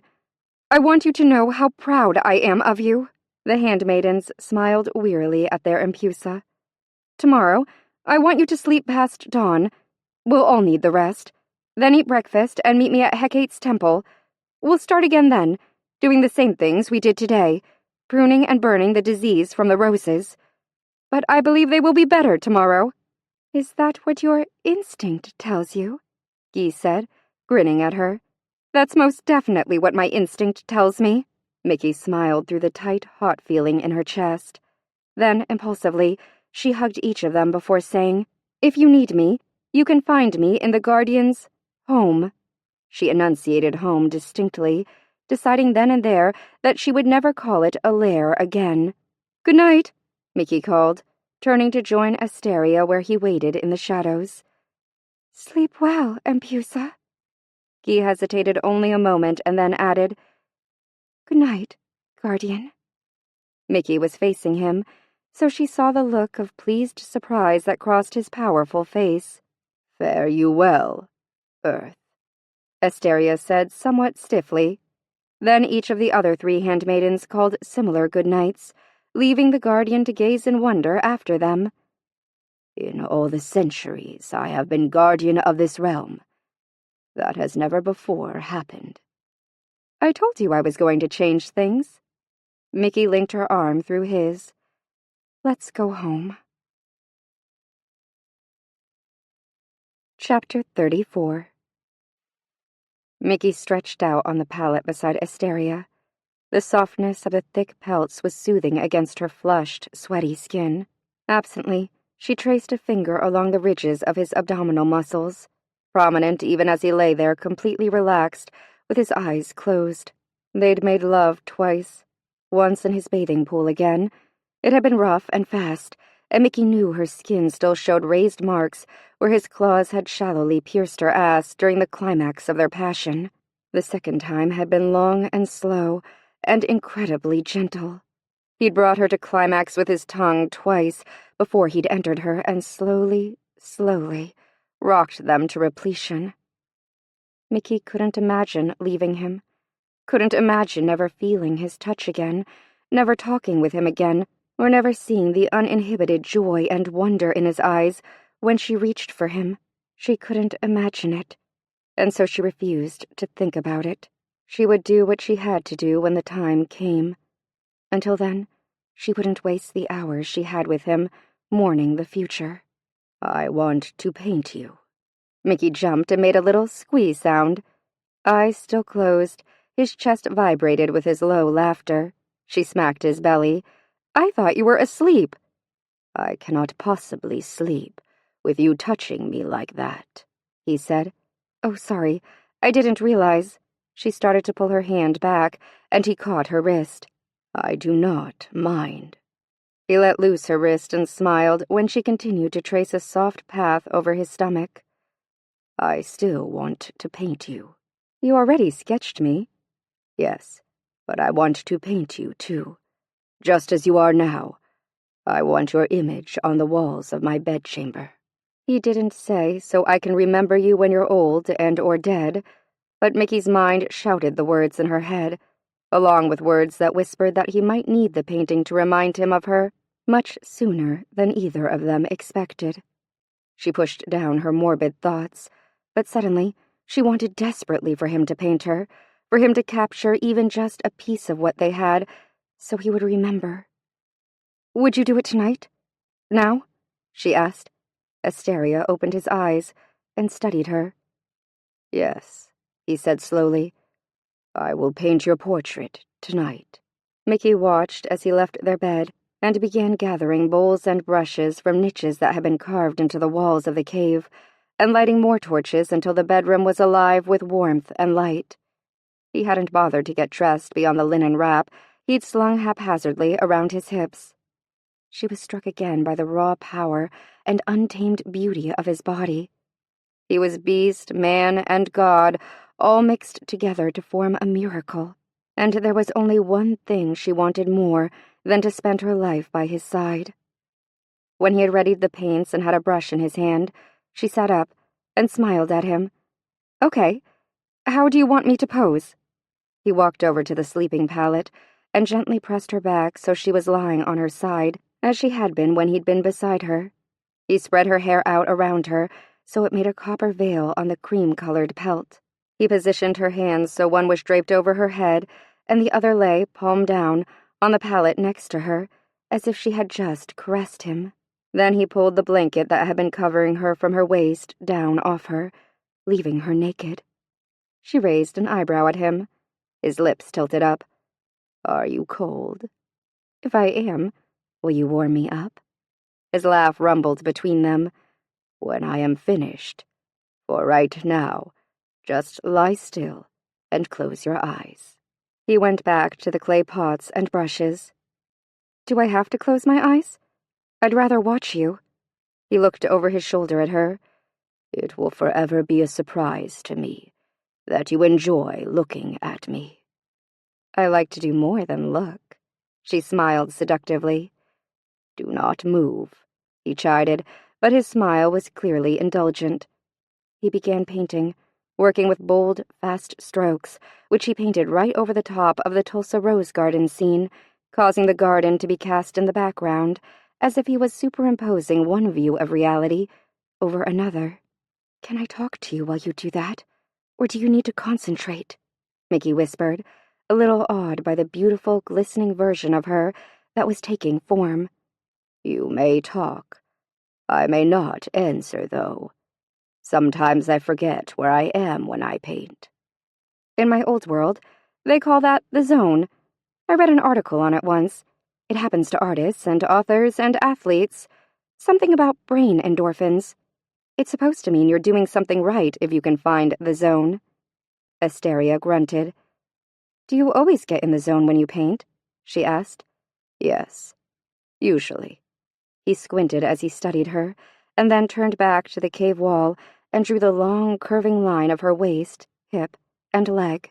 She watched him paint and thought about his talent and the beauty he seemed to so easily create, even though he had, for centuries, been an outcast. "Please, Guy, keep your word." Then she pulled her mind from the handmaiden's promise, afraid Asteria would study her face too closely and be able to read her melancholy thoughts.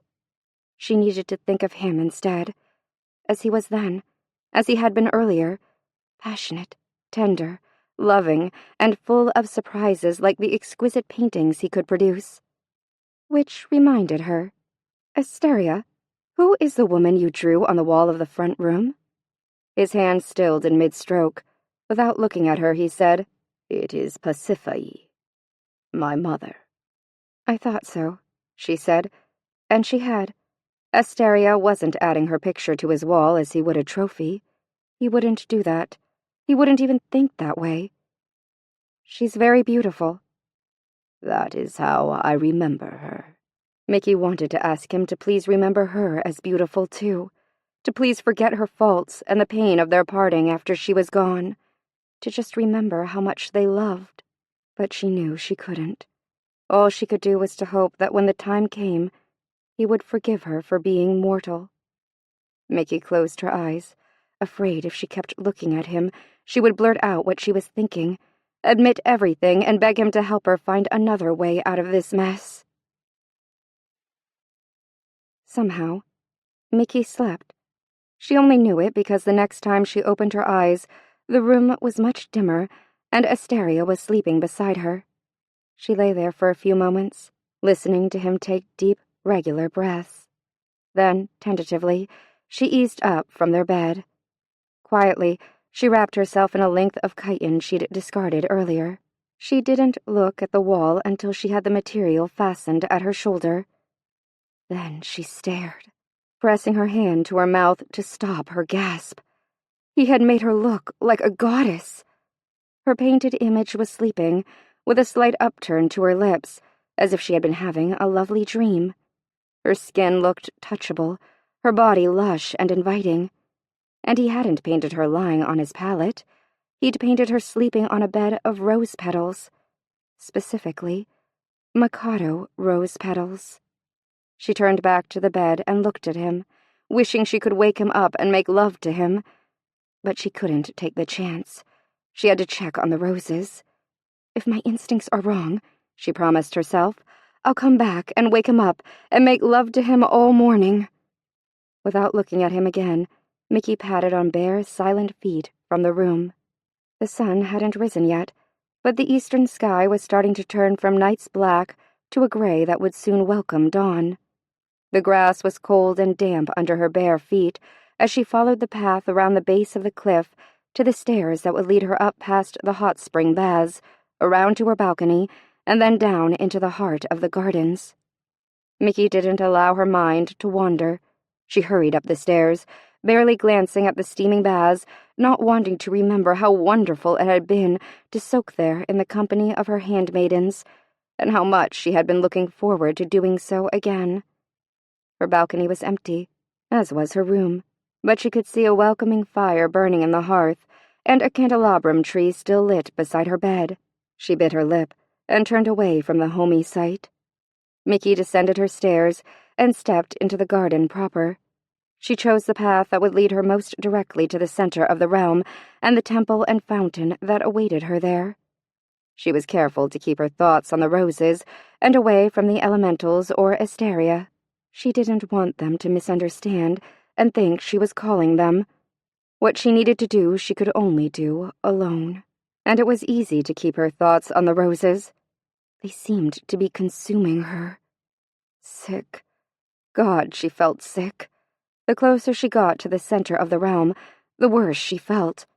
2 or 3 times she stopped and inspected beds of roses that just hours before had been already responding to the care and feeding she and the women had given them. Now they were black with the dream-stealer blight and smelled of death. Her instincts had been right, but it was even worse than she'd imagined. The blight had spread at an impossible rate. No mortal sickness could have decimated a garden like this. But the blight wasn't mortal. It was the manifestation of evil, and intuition told her there was only one way to combat it. Hecate's temple was like a torch-lit dream, and the sound of the huge fountain's flowing water was the accompanying magical soundtrack. But Mickey didn't pause there. She kept walking until the lights illuminating the rose wall blazed before her. It was easy to find the bushes her blood had touched. They were the only color in the midst of darkness, death, and disease. I was right. I wish I hadn't been, but I was right. Mickey retraced her path back to the temple, pausing only long enough to find the newly sharpened shears she'd hidden at the base of a rosebush. She climbed the steps to the temple and stood before the spirit flame. Hecate, she said softly, looking into the yellow-orange flame. I know you're far from your realm, but I'm hoping you're still attached enough to it, to me, that you will somehow be able to hear me. I need to talk to you before I finish this. I want you to know how much I have loved being here. For the first time in my life, I know I'm where I belong. The 4 elementals are good girls, especially Guy. If you could, please tell them I appreciate everything they've done for me. She drew a deep breath and wiped silent tears from her cheeks. I love Asteria. You probably don't like that, but you did tell me to follow my instincts, and everything inside of me led me to him. He's not a beast, you know, and he needs what we all need, acceptance, and someone to love. Mickey had to stop and press her hand against her mouth to stifle a sob. When she had her emotions under control, she continued, He's why I'm doing this. Him and the girls and the Dreamweavers. I finally know the real reason I'm here, and it is for the roses. I can save them. I don't really have any choice. I've seen what waits in the forest, and I can't let those creatures destroy everything I love." Mickey stared into the fire, wishing she was more articulate, wishing she had more time to learn the special words to prayers and rituals so she could do this right. "When I pledged myself to you, I did so with 2 words, love and trust. And it's those 2 words that bring me full circle here. What I do next, I do willingly, because I want to preserve the love I've found within this realm, and I believe I'm doing the right thing, because through that love, I've learned to trust myself, to believe in my own instincts, intuition, and judgment. So if you can, Hecate, I ask that you be with me for what comes next." "So mote it be," Mickey whispered. Resolutely, she left the temple and approached the fountain whose water fed the realm. The graceful fountain was really very beautiful. It had been formed by a series of huge marble dishes that eventually ran from a pool-sized basin to a series of troughs that spoked off into the gardens. Mickey dipped her hand in the water and was surprised at its soothing warmth. An odd coincidence, she thought, as she took off her chiton and folded it neatly on the ground beside her. No, there are few coincidences here. I'll just consider it a parting gift from the goddess.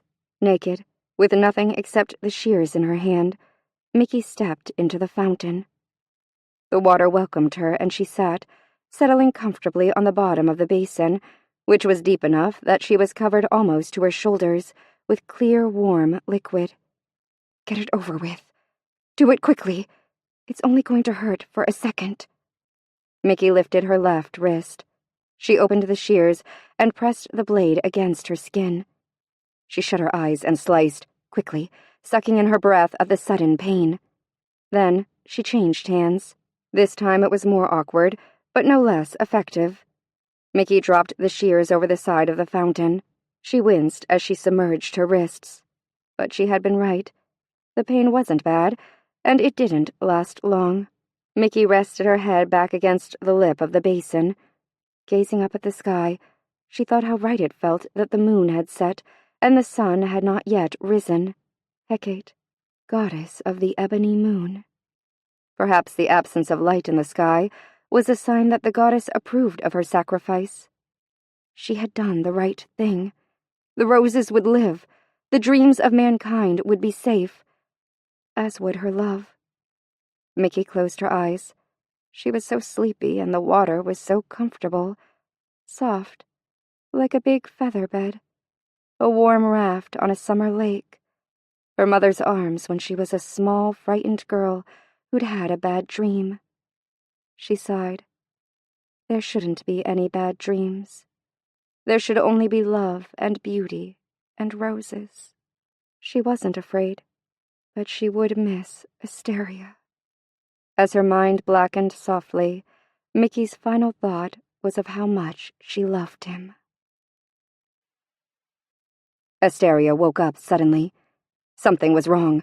He shook off sleep as he always had, instantly, and sat up, already reaching for his clothes. Then, thinking he should wake Mikado, he turned and... She wasn't there. At first, that didn't trouble him. She could be in the bathing chamber. He pulled on his tunic and strode through the tunnel. She wasn't there either. Foreboding had him lengthening his stride as he made his way back to the bedchamber and the room beyond. Still she wasn't there. He buckled his cuirass as he left his lair. The sun had risen, but it was still early morning. An unusually warm breeze was coming from the gardens, bringing with it... Asteria stopped, testing the wind. Yes, he'd been right. The wind brought with it the rich and heady scent of blooming roses. He picked up his pace, and soon he burst into the gardens. They were abloom. Clouds of color filled the beds, like the goddess had taken a divine brush to the realm and painted in life and health. But instead of feeling relief and happiness, worry broke over Asteria, and he ran, letting his instinct guide him. Hecate's temple was in sight when he heard the first cry of lamentation. The sound of it was an icy fist closing around his heart. Then another cry met the first, and another, until the gardens echoed with mourning. His mind was screaming, "No!" even though he knew what he would discover. Asteria thundered up to the temple. The 4 elementals were standing beside the fountain, clinging to one another and weeping openly. Between them he caught sight of wet copper hair and the side of her colorless face. Slowly, as if he was moving through a bog of sinking sand and mud, Asteria approached the fountain. She was there, of course. Mikado was dead. Asteria, guardian of the realm of the rose, fell to his knees and roared his grief over and over and over.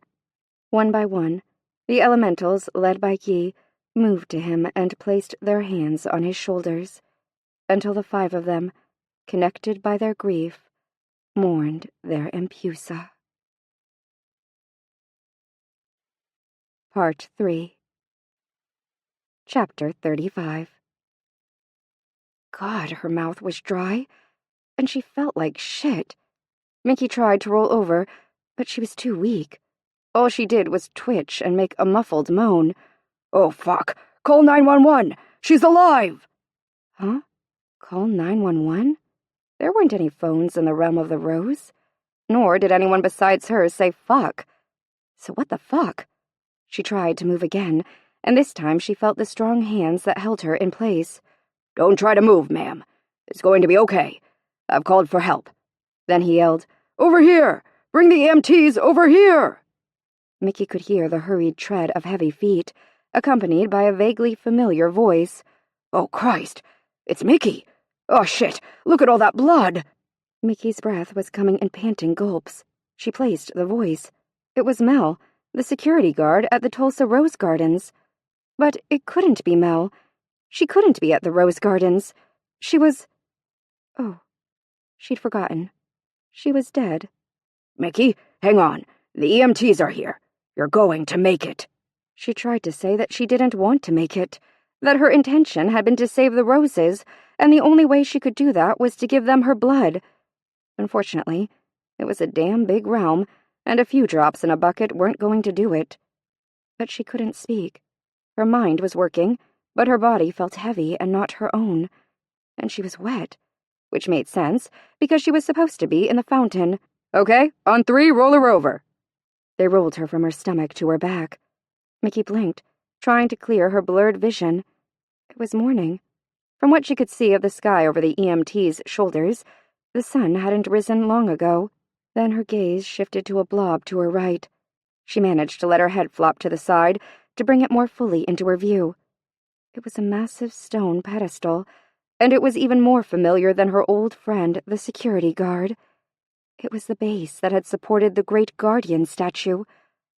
Only now, it was empty. Mickey screamed soundlessly inside her head. Then everything went blissfully black. "You look better today, Mickey. How are you feeling? Is that a professional question? A test? Or are you showing genuine concern?" she said sarcastically. Nellie flinched. "I don't deserve that, Mickey, and you know it."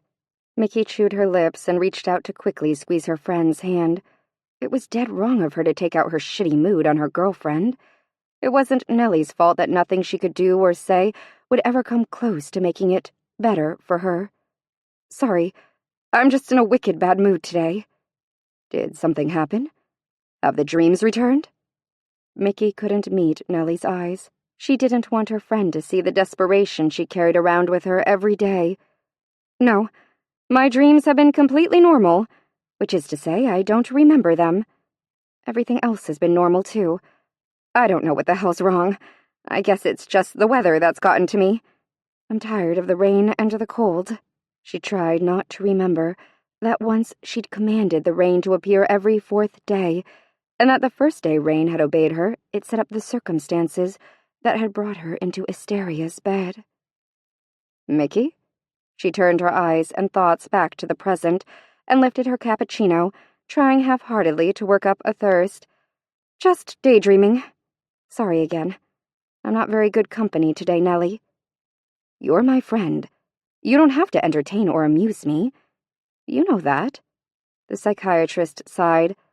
"Honey, What happened to you was traumatic. The men who attacked you and stole the statue from the rose gardens left you bleeding to death, and they have never been caught. It's normal to go through stages of anger and depression and resentment during your healing process, especially when you have no closure for the crime. Closure for the crime. Mickey had the insane urge to laugh, which she quickly stifled. She didn't want to do anything that might make her appear nuts. She didn't want her story questioned too closely. I know, Mickey rubbed her hand across her forehead. For the zillionth time, she wished Nellie was right, that what she was feeling was just a part of a healing process. I just wish I felt normal again. You will, Mickey. Nellie glanced at her watch. Oh, hell, I'm going to be late. Mickey managed to summon up a smile. Is this a real kooky appointment, or just a kinda kook? Nellie laughed, standing and collecting her briefcase and purse. Totally absolute kook. Good job, security. Exactly, Nellie said. Hey, call me later if you need to talk. I will. Promise. See you tomorrow morning. Same time, same coffee place. She grinned at Nellie, and then proceeded to feel guilty as hell at the relief she felt when her girlfriend walked out the door. It was so damn hard to talk to Nellie. She couldn't tell her the truth. Hey, girlfriend, I wasn't mugged, cut up by criminals who ripped off the statue from the Tulsa Rose Gardens and left to die. I actually committed suicide, although I like to think of it as a sacrificial act. I'm not big on suicide, which should prove that I'm not really nuts. Anyway, I had to do it because the magical realm of the rose in the crossroads between worlds was in danger, and only my blood could save it. It was my duty as Empusa. So really, you shouldn't say I committed suicide because I was just fulfilling my destiny. And by the by, I'm desperately in love with a man-beast, and the reason I'm so damn depressed is that I'm stuck here without him. No. Nellie was her best friend, but even she would be sure to have her locked up in a lovely, yet totally exclusive, padded cell if she babbled the truth. She realized that as soon as she woke up in the hospital, and they, social services and the police, had started to question her. The story that had evolved had come about more out of omission and accident than anything vaguely resembling the truth, but it still made her nervous to tell it, especially to her friend who just happened to be a savvy shrink who knew her too damn well. Mickey checked her watch. It was only 7:30. She didn't have to be at work until 8. She did have time for another cup of cappuccino before heading off to work. As she stood for a refill, she caught her reflection in the glass of the picture windows of Espresso Milano. Thin. She looked thin. And she could have done something with her wild hair besides pulling it back in a haphazard ponytail. The problem was she just couldn't work up the energy to care. Well, at least there was still plenty of her favorite, the giant orange sugar cookies that the coffee shop bought freshly made every morning from the popular Pani Delgadis bakery, just a few doors down the street. Mickey ordered 2 to go with her cappuccino, and then changed her mind and ordered a 3rd. She needed to put on weight, and the sugar rush added with a caffeine high might be enough to get her ready to face another meaningless, endless day at work. She grabbed a copy of the Tulsa World and made herself comfortable at one of the plush, silk-covered chairs while she waited for the multiple-pierced coffee girl to bring her coffee and cookies on the cafe's elegant little silver trays. When she heard approaching heels on the tile floor, she didn't look up from her paper. Just go ahead and put it on the coffee table. Oh, and keep an eye on me. I have a feeling this is going to be a 3 espresso morning. Is everything not well, Mikado? Mickey almost dropped the paper in surprise. Sevliana! I'm sorry, I thought you were the coffee girl. The old woman's amazing aquamarine eyes sparkled. I have not been mistaken for a girl in a very long time. Mickey smiled, and for a moment it felt genuine. Would you join me? Yes, I would like that. The old woman settled herself gracefully into an adjoining chair and rearranged her beautiful pale blue pashmina shawl around her shoulders. I didn't think you lived here. As on the first time they'd met, Mickey felt a little intimidated by the woman's presence. She was just so grand, in the old European fashion. There was an air of grace and culture about everything she said or did, and then With a jolt, Mickey remembered, and in the remembering she wondered how she could have ever forgotten. The perfume! Where did you get the perfume you gave me that night? Sevliana smiled, but the waitress's delivery of their coffee and sweets kept her from saying anything. Then, even when they were alone again, Sevliana took her time emptying the coarse sugar into her cappuccino and stirring carefully with the tiny silver spoon before she spoke.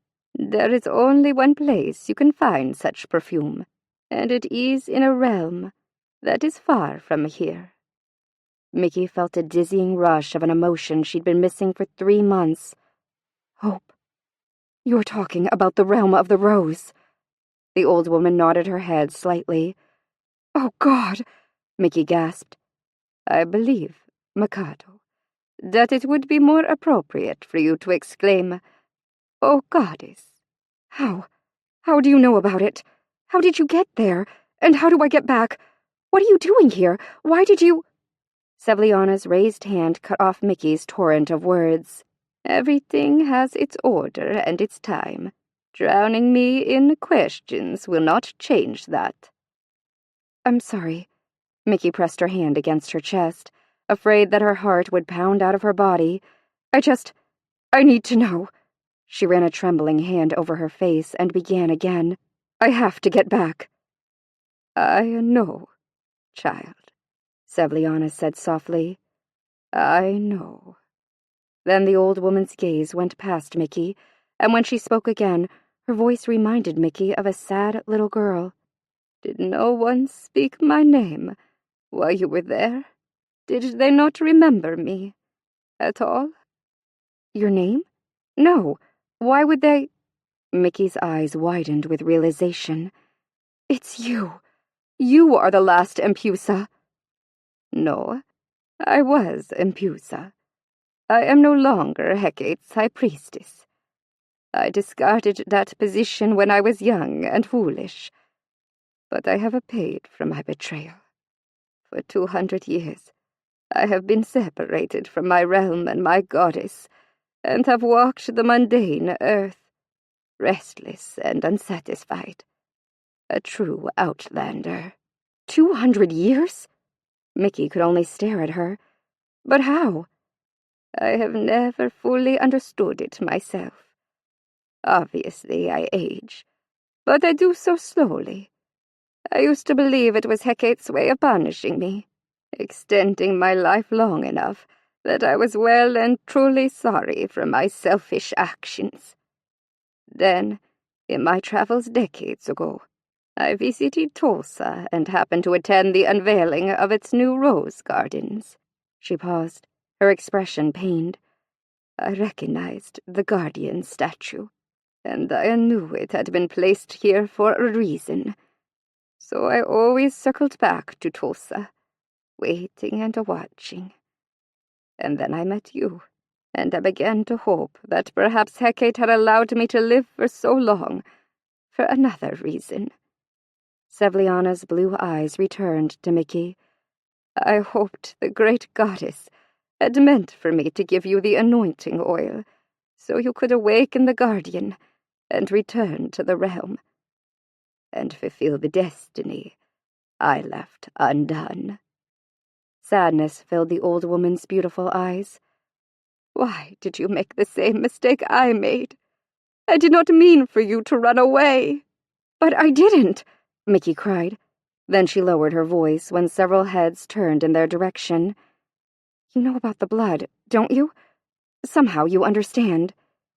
Yes, your blood nurtures the roses. How could I not know it? We carry the same blood in our veins, Mikado. Sevliana touched her hand lightly in a caress that reminded Mickey so much of her mother that it made her breath catch.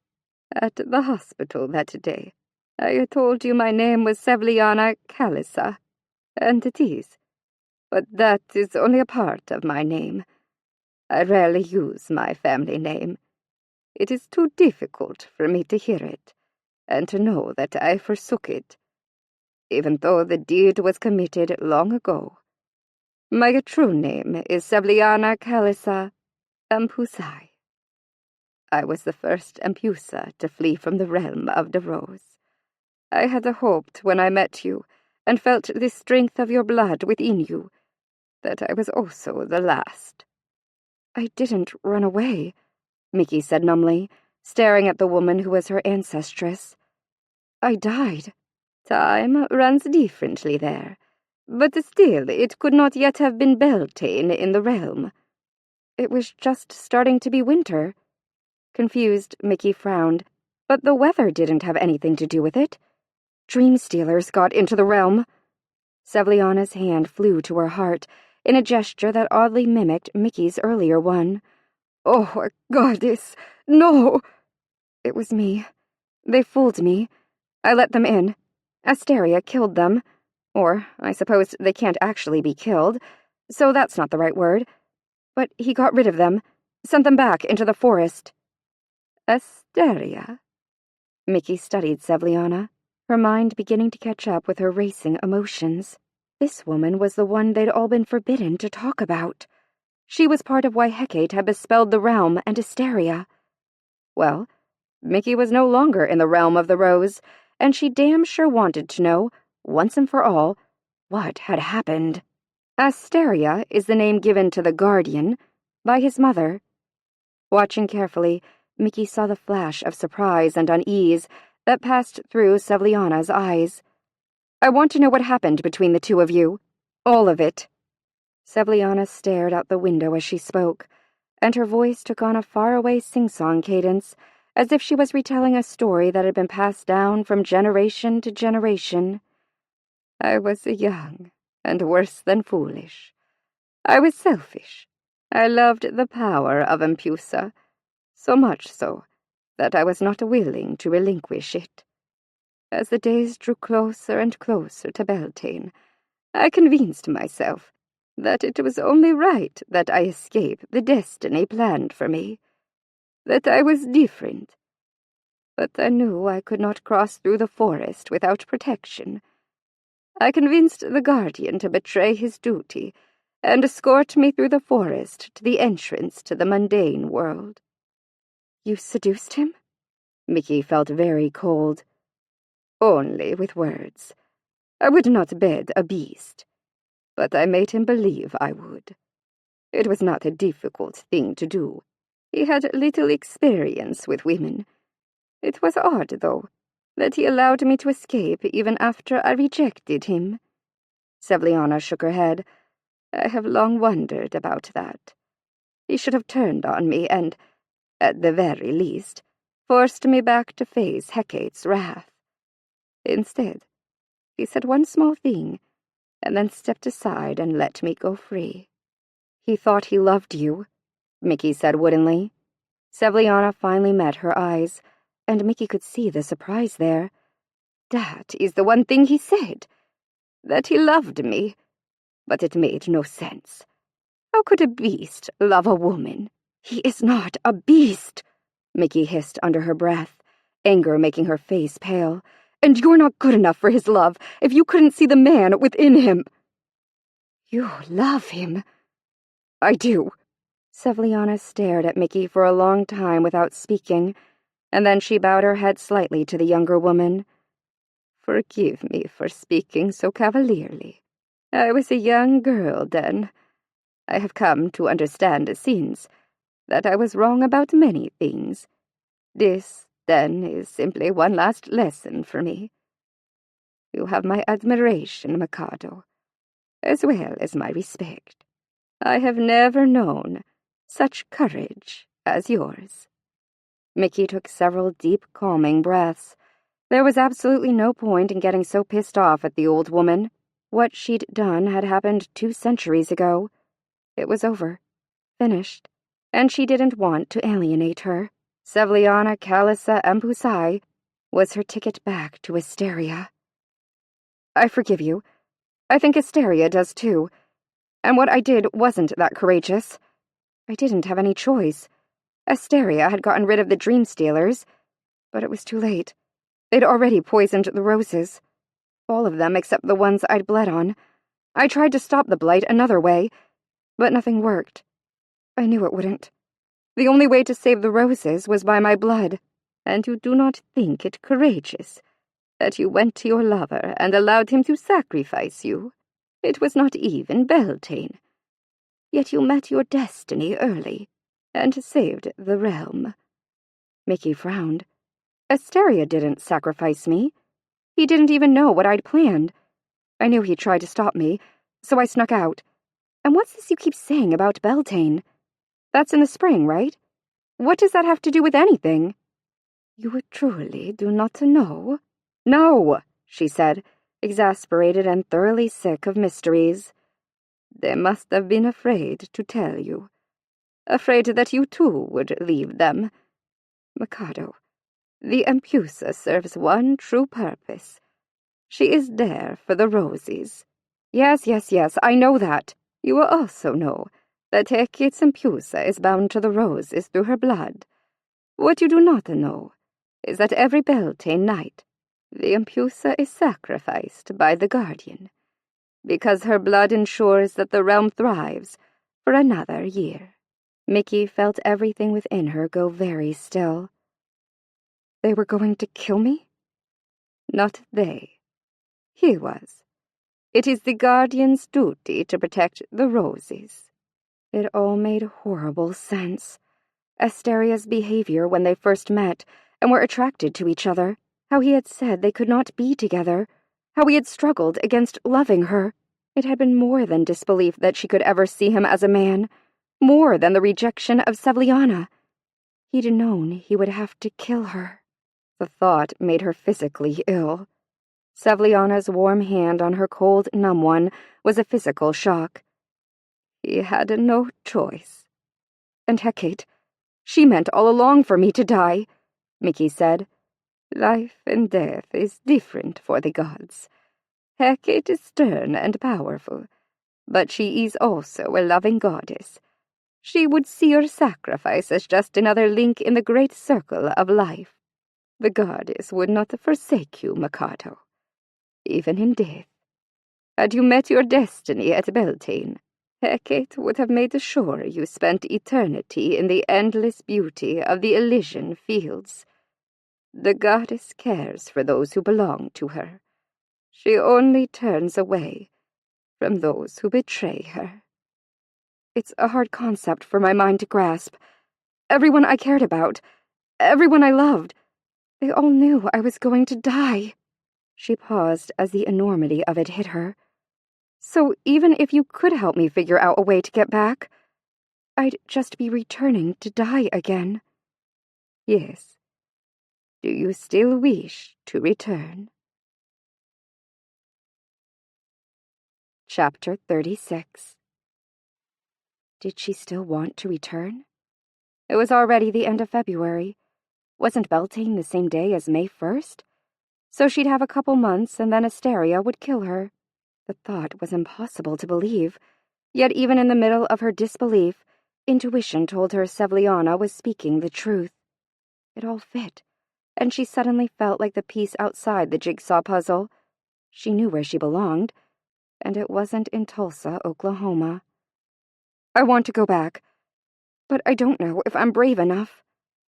Listen to your instincts, Mikado. Trust what they tell you. They tell me that I don't belong here. Then perhaps you should return home, Sevliana said. Do you know how to get me there? I can give you the anointing oil, but the rest you already hold within you.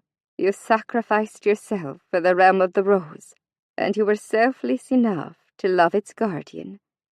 You were, my dear, the exact opposite of the realm's last Empusa.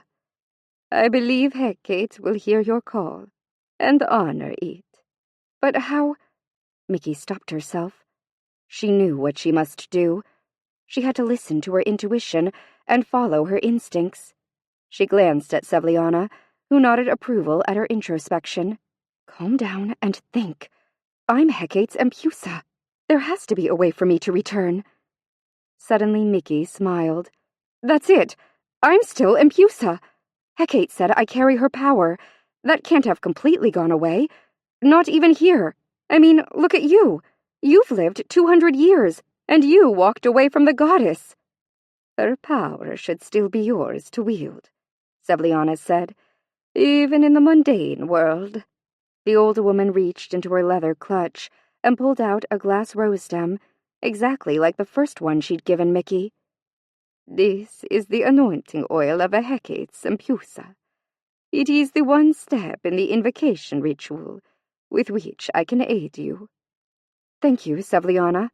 Mickey took the stem, carefully folding it in a napkin before sliding it into her purse. "I ask only one thing of you, Empusa," the old woman said. "I ask that you petition Hecate's forgiveness for me. I know I cannot return to the realm, but I am weary, and I would like to be allowed to shed this life and embrace my eternity in the Elysian fields. I cannot do so without Hecate's forgiveness." "I'll ask her. But why not ask her yourself?" "I wish I could, but I cannot return. I have tried many times over the long, silent years. The goddess will not hear me.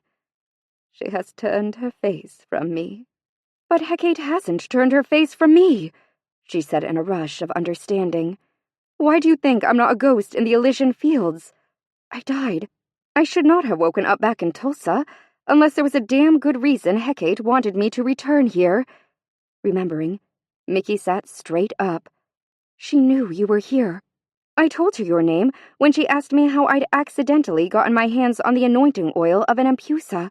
I remember the look on her face now. She knew it even then." "The guardian statue. The goddess put it here so I would find it and find you," Sevliana said through a voice thickened with tears. "Hecate meant for me to come back so I'd see you." This time it was Mickey who took the old woman's trembling hand in hers. "Hecate's forgiven you, Sevliana." "Oh, my dear, if only that was true." "Let's find out. Tonight is the night of the new moon. Come to the rose gardens.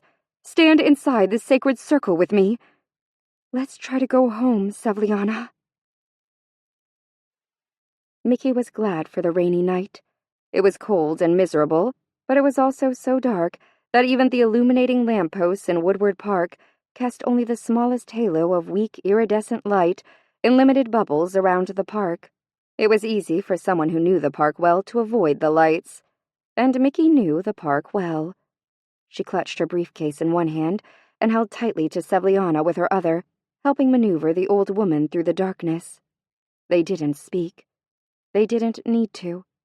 Mickey kept up a running commentary in her head that prayed over and over that no one would be in the park or the gardens.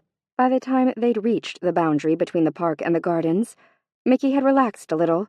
Clearly no one was crazy enough to venture out into the park on a night like this, especially a couple hours past midnight. Still, Mickey didn't say anything until they passed beneath the rock archway and stepped lightly onto the third tier of the gardens.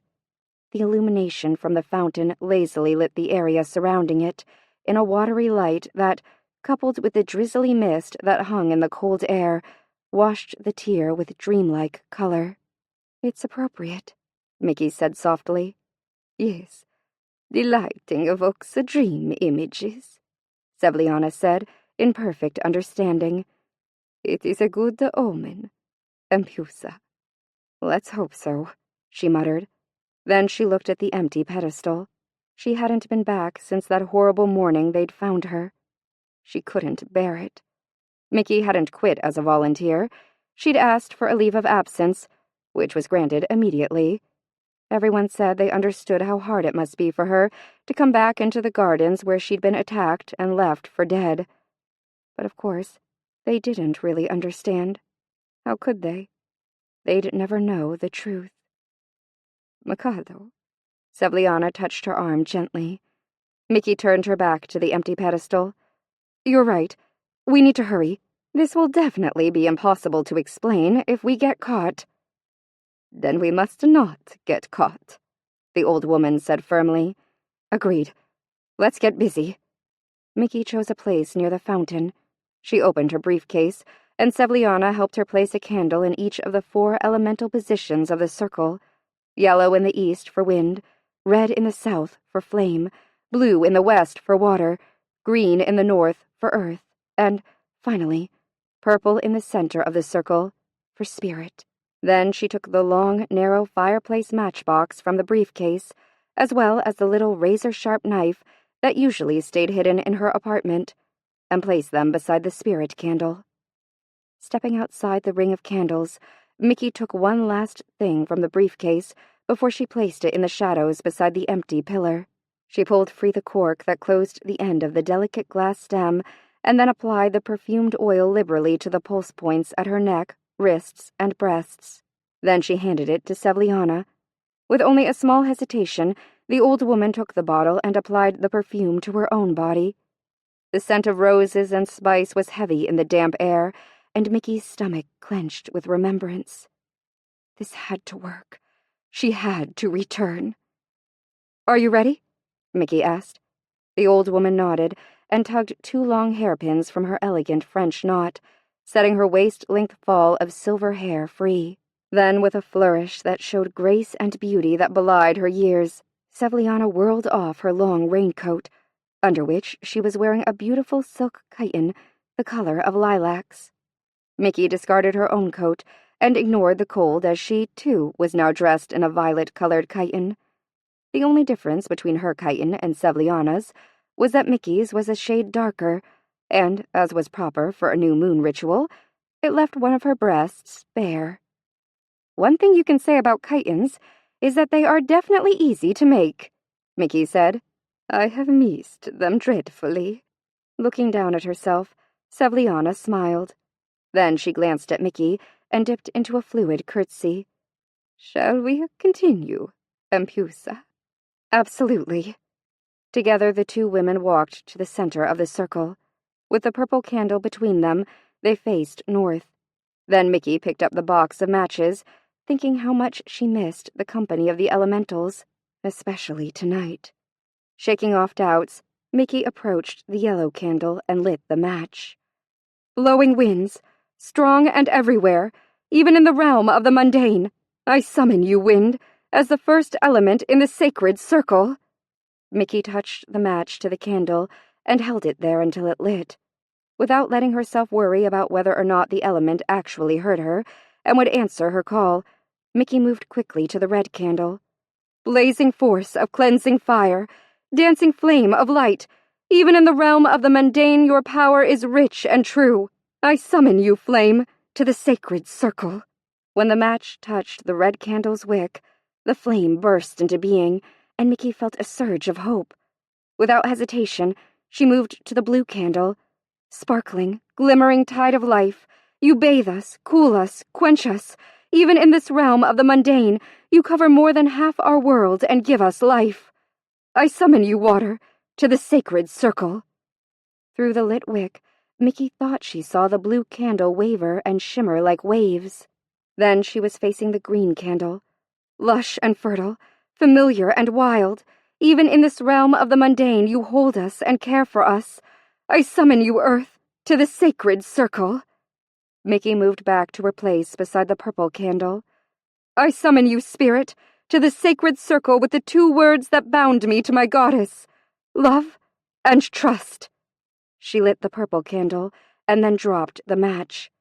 Staring around her, she was disappointed that she saw no luminous threads weaving together to bind the elements to the circle. "Do not despair that you cannot see them in this realm," Sevliana said, as if she could read Mickey's thoughts. "See them within your mind. Believe they are there. The power of an Empusa's belief is a magic all its own." Mickey nodded, and within her mind she imagined the gossamer threads outlining the circle. "Now, let's finish it," Mickey said resolutely. She bent and picked up the knife. She looked at Sevliana, and the old woman gave Mickey her hand, palm up. With a quick, practiced movement, Mickey pressed the sharp blade against Sevliana's thin skin and drew a long line across her palm. As her blood welled, Mickey handed the knife to Sevliana. The ex-Empusa took Mickey's hand firmly, and with one quick stroke, cut a similar line in her palm. Then she dropped the knife, and the two women clasped their hands together, palm to palm, mingling the blood of generations of Hecate's high priestesses. Mickey closed her eyes and cleared her mind. When she spoke, she gave no mind to lowering her voice. If it worked, if the goddess was really invoked, the circle would hold, and no mortal would be allowed to intrude. And if it did not, then Mickey didn't care what happened to her. Hecate, great goddess of the ebony moon, crossroads of mankind and beasts, I am Mikado Empusai, high priestess and Empusa of the realm of the rose. In a land far from you, I have anointed myself, cast your sacred circle, and by the right of my blood, I call upon your name. We have a pledge between us, an oath sealed with love and trust, and by the power of that oath, I invoke your presence and ask that I be heard. Suddenly, wind whipped around them, causing the candles to shiver madly. The mist swirled, and as Mickey watched, it became filled with glitter until from the center of the vortex of wind and sound and light, Hecate appeared. The goddess was dressed in full regalia, robes of night, the headdress of stars, and the golden torch. At her feet, the massive hounds snarled and snapped at the misty garden. Mickey started to cry the goddess's name, but Sevliana's tearful voice interrupted her. The old woman pulled her hand from Mickey's and fell to her knees. "Great goddess, forgive me," Sevliana sobbed, tears falling freely down her well-lined face. "What I did was wrong. I have spent lifetimes trying to atone for my unforgivable error. The foolish, selfish girl who betrayed you no longer exists." Hecate's face was unreadable, but her voice was soft. "What is it you have learned, Sevliana?" "I have learned that there are things more terrible to lose than my life." "And what are those things?" "My honor, my name, and the love of my goddess." "You have never lost the love of your goddess, daughter." Sevliana pressed her hand to her mouth, trying to stifle her sobs. Mickey put her hand on the old woman's shoulder, lending her strength through touch. "Will you forgive me, then, Hecate?" Sevliana was finally able to say. "Child, I forgave you long ago. It is you who have not been able to forgive yourself," said the goddess. Sevliana bowed her head. "May I rest now, goddess?" "Yes, Sevliana. All you ever needed to do was to ask. I would never turn my face from my Empusa, even an errant one. Behold!" Then Hecate swept out her hand, and a section of the mist opened, like a door made of night. Suddenly, a lovely scene came into view. It was a beautiful meadow, filled with clover and ringed by tall pines, whose needles looked like giant feather dusters. As they watched, a lithe figure skipped and danced into the meadow, followed by a group of young, beautiful women. Their flowing chitons were draped alluringly around their bodies, which looked strong and young, even though each of them had an odd, semi-substantial look. And then Mickey felt a jolt of shock as she recognized one of the women. "Mama!" she cried. Before Mickey could rush forward, Hecate said softly, "It is not your time, Mikado. Your destiny is not complete yet." Through streaming tears, she stared at the goddess. "But it is my mother, isn't it?" "It is indeed. And look closely. You will see your grandmother as well." Mickey watched breathlessly. Yes, she did recognize the stunning young woman who danced holding her mother's hand. She had looked into that beautiful face countless times. Only when she'd known her, it had been lined by life and wisdom. "Where are they?" "The Elysian Fields," Sevliana said, her voice filled with awe. "There they will be eternally young and happy and free. Take your place beside them, Sevliana. Your banishment is over." Slowly the old woman stood. She turned to Mickey and hugged her tightly. "Have a blessed life, my dear," she whispered. Tell my mother and grandmother I love them, Mickey whispered back to her. I shall. They will be as proud of you as I am, daughter. Sevliana walked through the boundary of the sacred circle to the goddess. She stopped before Hecate, and, sobbing again, she curtsied deeply. The goddess reached out and embraced her, kissing each of the old woman's cheeks. Enter Elysian with my blessing, Sevliana. The old woman walked through the door the goddess had opened to paradise, and as she did, her body changed. Old age fell from her like a discarded cloak, until with a shout of joy, the beautiful young Sevliana took her place with the group of dancing maidens. Then the door faded, and was once again nothing more than rain-heavy mist and darkness. I am pleased to see you again, my Empusa, Hecate said. Mickey wiped the tears from her face and smiled at the goddess. I'm unbelievably glad to see you too. If I had known I could do this, invoke you here, I would have cast the circle and called you months ago. Ah, but then you would have been missing one piece in the invocation, the anointing oil of an Empusa. You needed Sevliana for that. You're right. I don't know. I've learned so much today that my mind can't seem to hold it all. I'm so glad you forgave Sevliana. Then Mickey blinked in surprise, as more of the pieces of the puzzle fit together. The first night I was in the realm, you said you'd made a mistake and you wanted to fix it. That mistake was about Sevliana and Asteria, wasn't it? It was, Hecate sighed, a sound that Mickey found amazingly mortal and fallible. I should not have punished them as I did. Sevliana was young and selfish. I knew that when I chose her as my Empusa.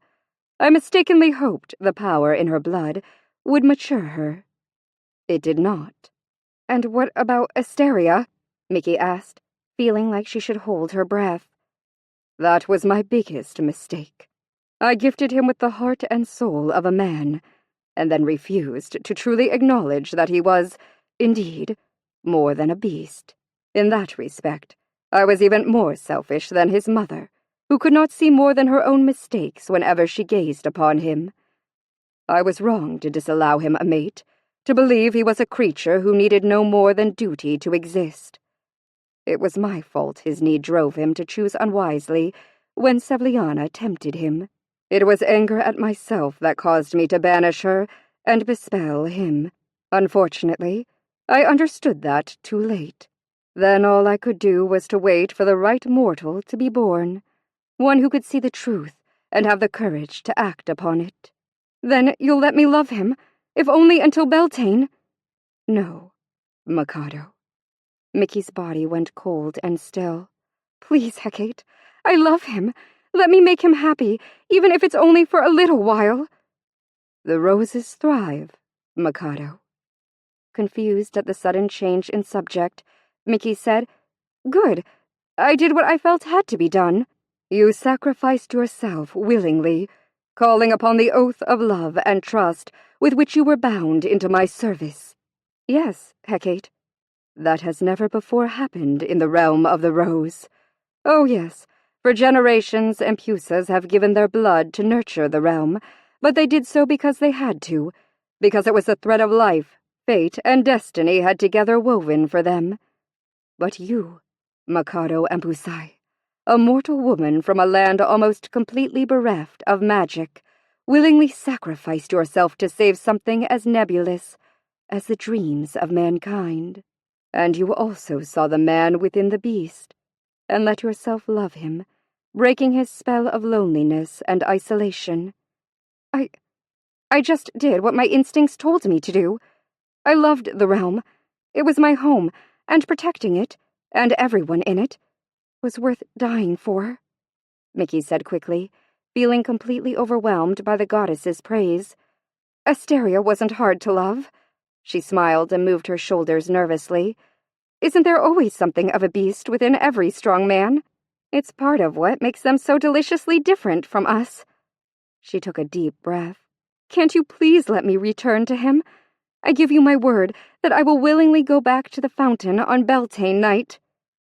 What you have done has changed the fabric of the realm, Empusa. Your sacrifice was pure, unsullied by the bonds of duty or force or fear. There need never be another Beltane sacrifice. Your blood has ensured that. When Mickey began to speak, Hecate raised her hand to silence her. But simply returning is not that easy. You have also been changed by your sacrifice. As long as you stay in the mundane world, you will live a normal lifespan. But should you return to the realm of the rose, your blood ties you to it irrevocably. Which means you would be an immortal, reigning in the realm eternally as more than my Empusa. You would become Goddess of the Rose. Mickey heard Hecate's words, but they were almost drowned out by the dizziness and disbelief that hummed through her mind. Did Hecate just say that she would never die? That she could become a goddess? But you should know that a goddess's path is not an easy one to tread, Mikado. Eternity is a daunting companion. Sometimes he is glorious. Sometimes he is melancholy and petulant as a spoiled child. Think carefully, Empusa. I give you a choice, but that choice is irrevocable. You may stay here, in the mundane world, and live out your mortal life's thread, at the end of which I will not desert you, and will welcome you to the Elysian fields as I did your mother and her mother before her. But, Asteria, she began, because I regret the mistakes I made, I will grant him a boon. If you so choose, I will gift him with a mortal man's body. The goddess smiled, and her eyes glittered mischievously. I will gift him with a mortal man's body. But for you, my favorite Empusa, I give you my oath that his new form will be more pleasing to look upon than Adonis. But it is impossible, even for my powers, to change his form in the realm of the rose. I will have to bring him here, to live out his mortal life by your side. You will have children and grow old together, and find solace in each other's arms when your lives are finished. Or I can return? Mickey prompted, when it didn't seem like Hecate was going to continue. Yes, you may return as Goddess of the Rose. I will relinquish the realm of dreams to you eternally. But remember, in that realm I cannot change Asteria's form. He will remain eternally a beast, but with the heart and soul of a man. Make your choice, Mikado. Mickey started to consider, and then realized that she actually had no choice. She knew exactly what she had to do. I choose the realm of the rose, and my beast. I don't want to live anywhere else, and I would not ask Asteria to change. I love what he is, not what others would have him pretend to be. Hecate's smile was radiant. Then let us return you to your realm. Chapter 37. The forest had certainly not changed. It was still dark and creepy, especially now that Mickey knew what lurked out there. Of course, now she was a goddess, so the Dream Stealers would have a whole new ball game to play if they tried to trap her again. And they would.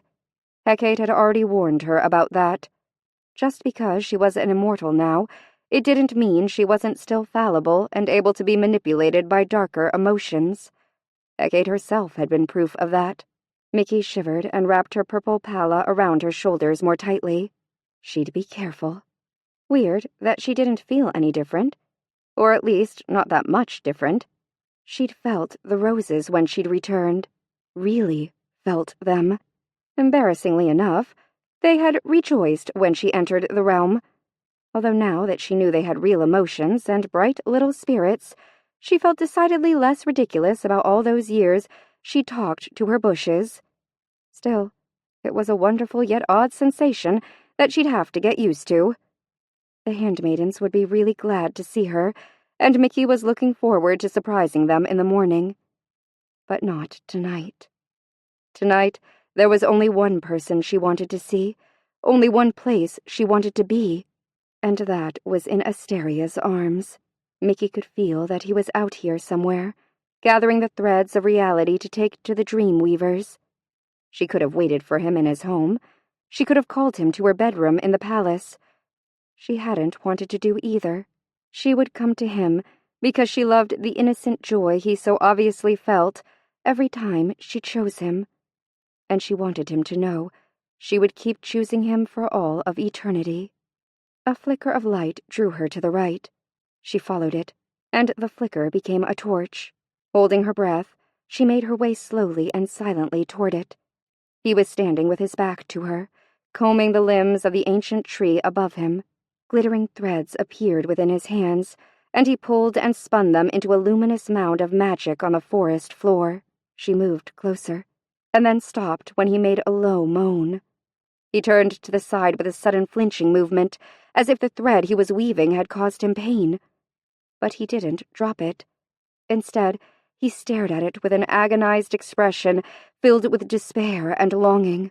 Mickey looked within the thread and saw herself. She was heavy with child, which was truly a shock, but her shock shifted to joy as she watched Asteria enter the frame and pull her into his arms. He kissed her, and then dropped to his knees, placing his lips gently against her swollen belly. In the dream vision, Mickey saw herself smile contentedly and reach out and stroke her finger down one of his ebony horns, just as she had done long ago. With an anguished cry, Asteria hurled the thread away from him.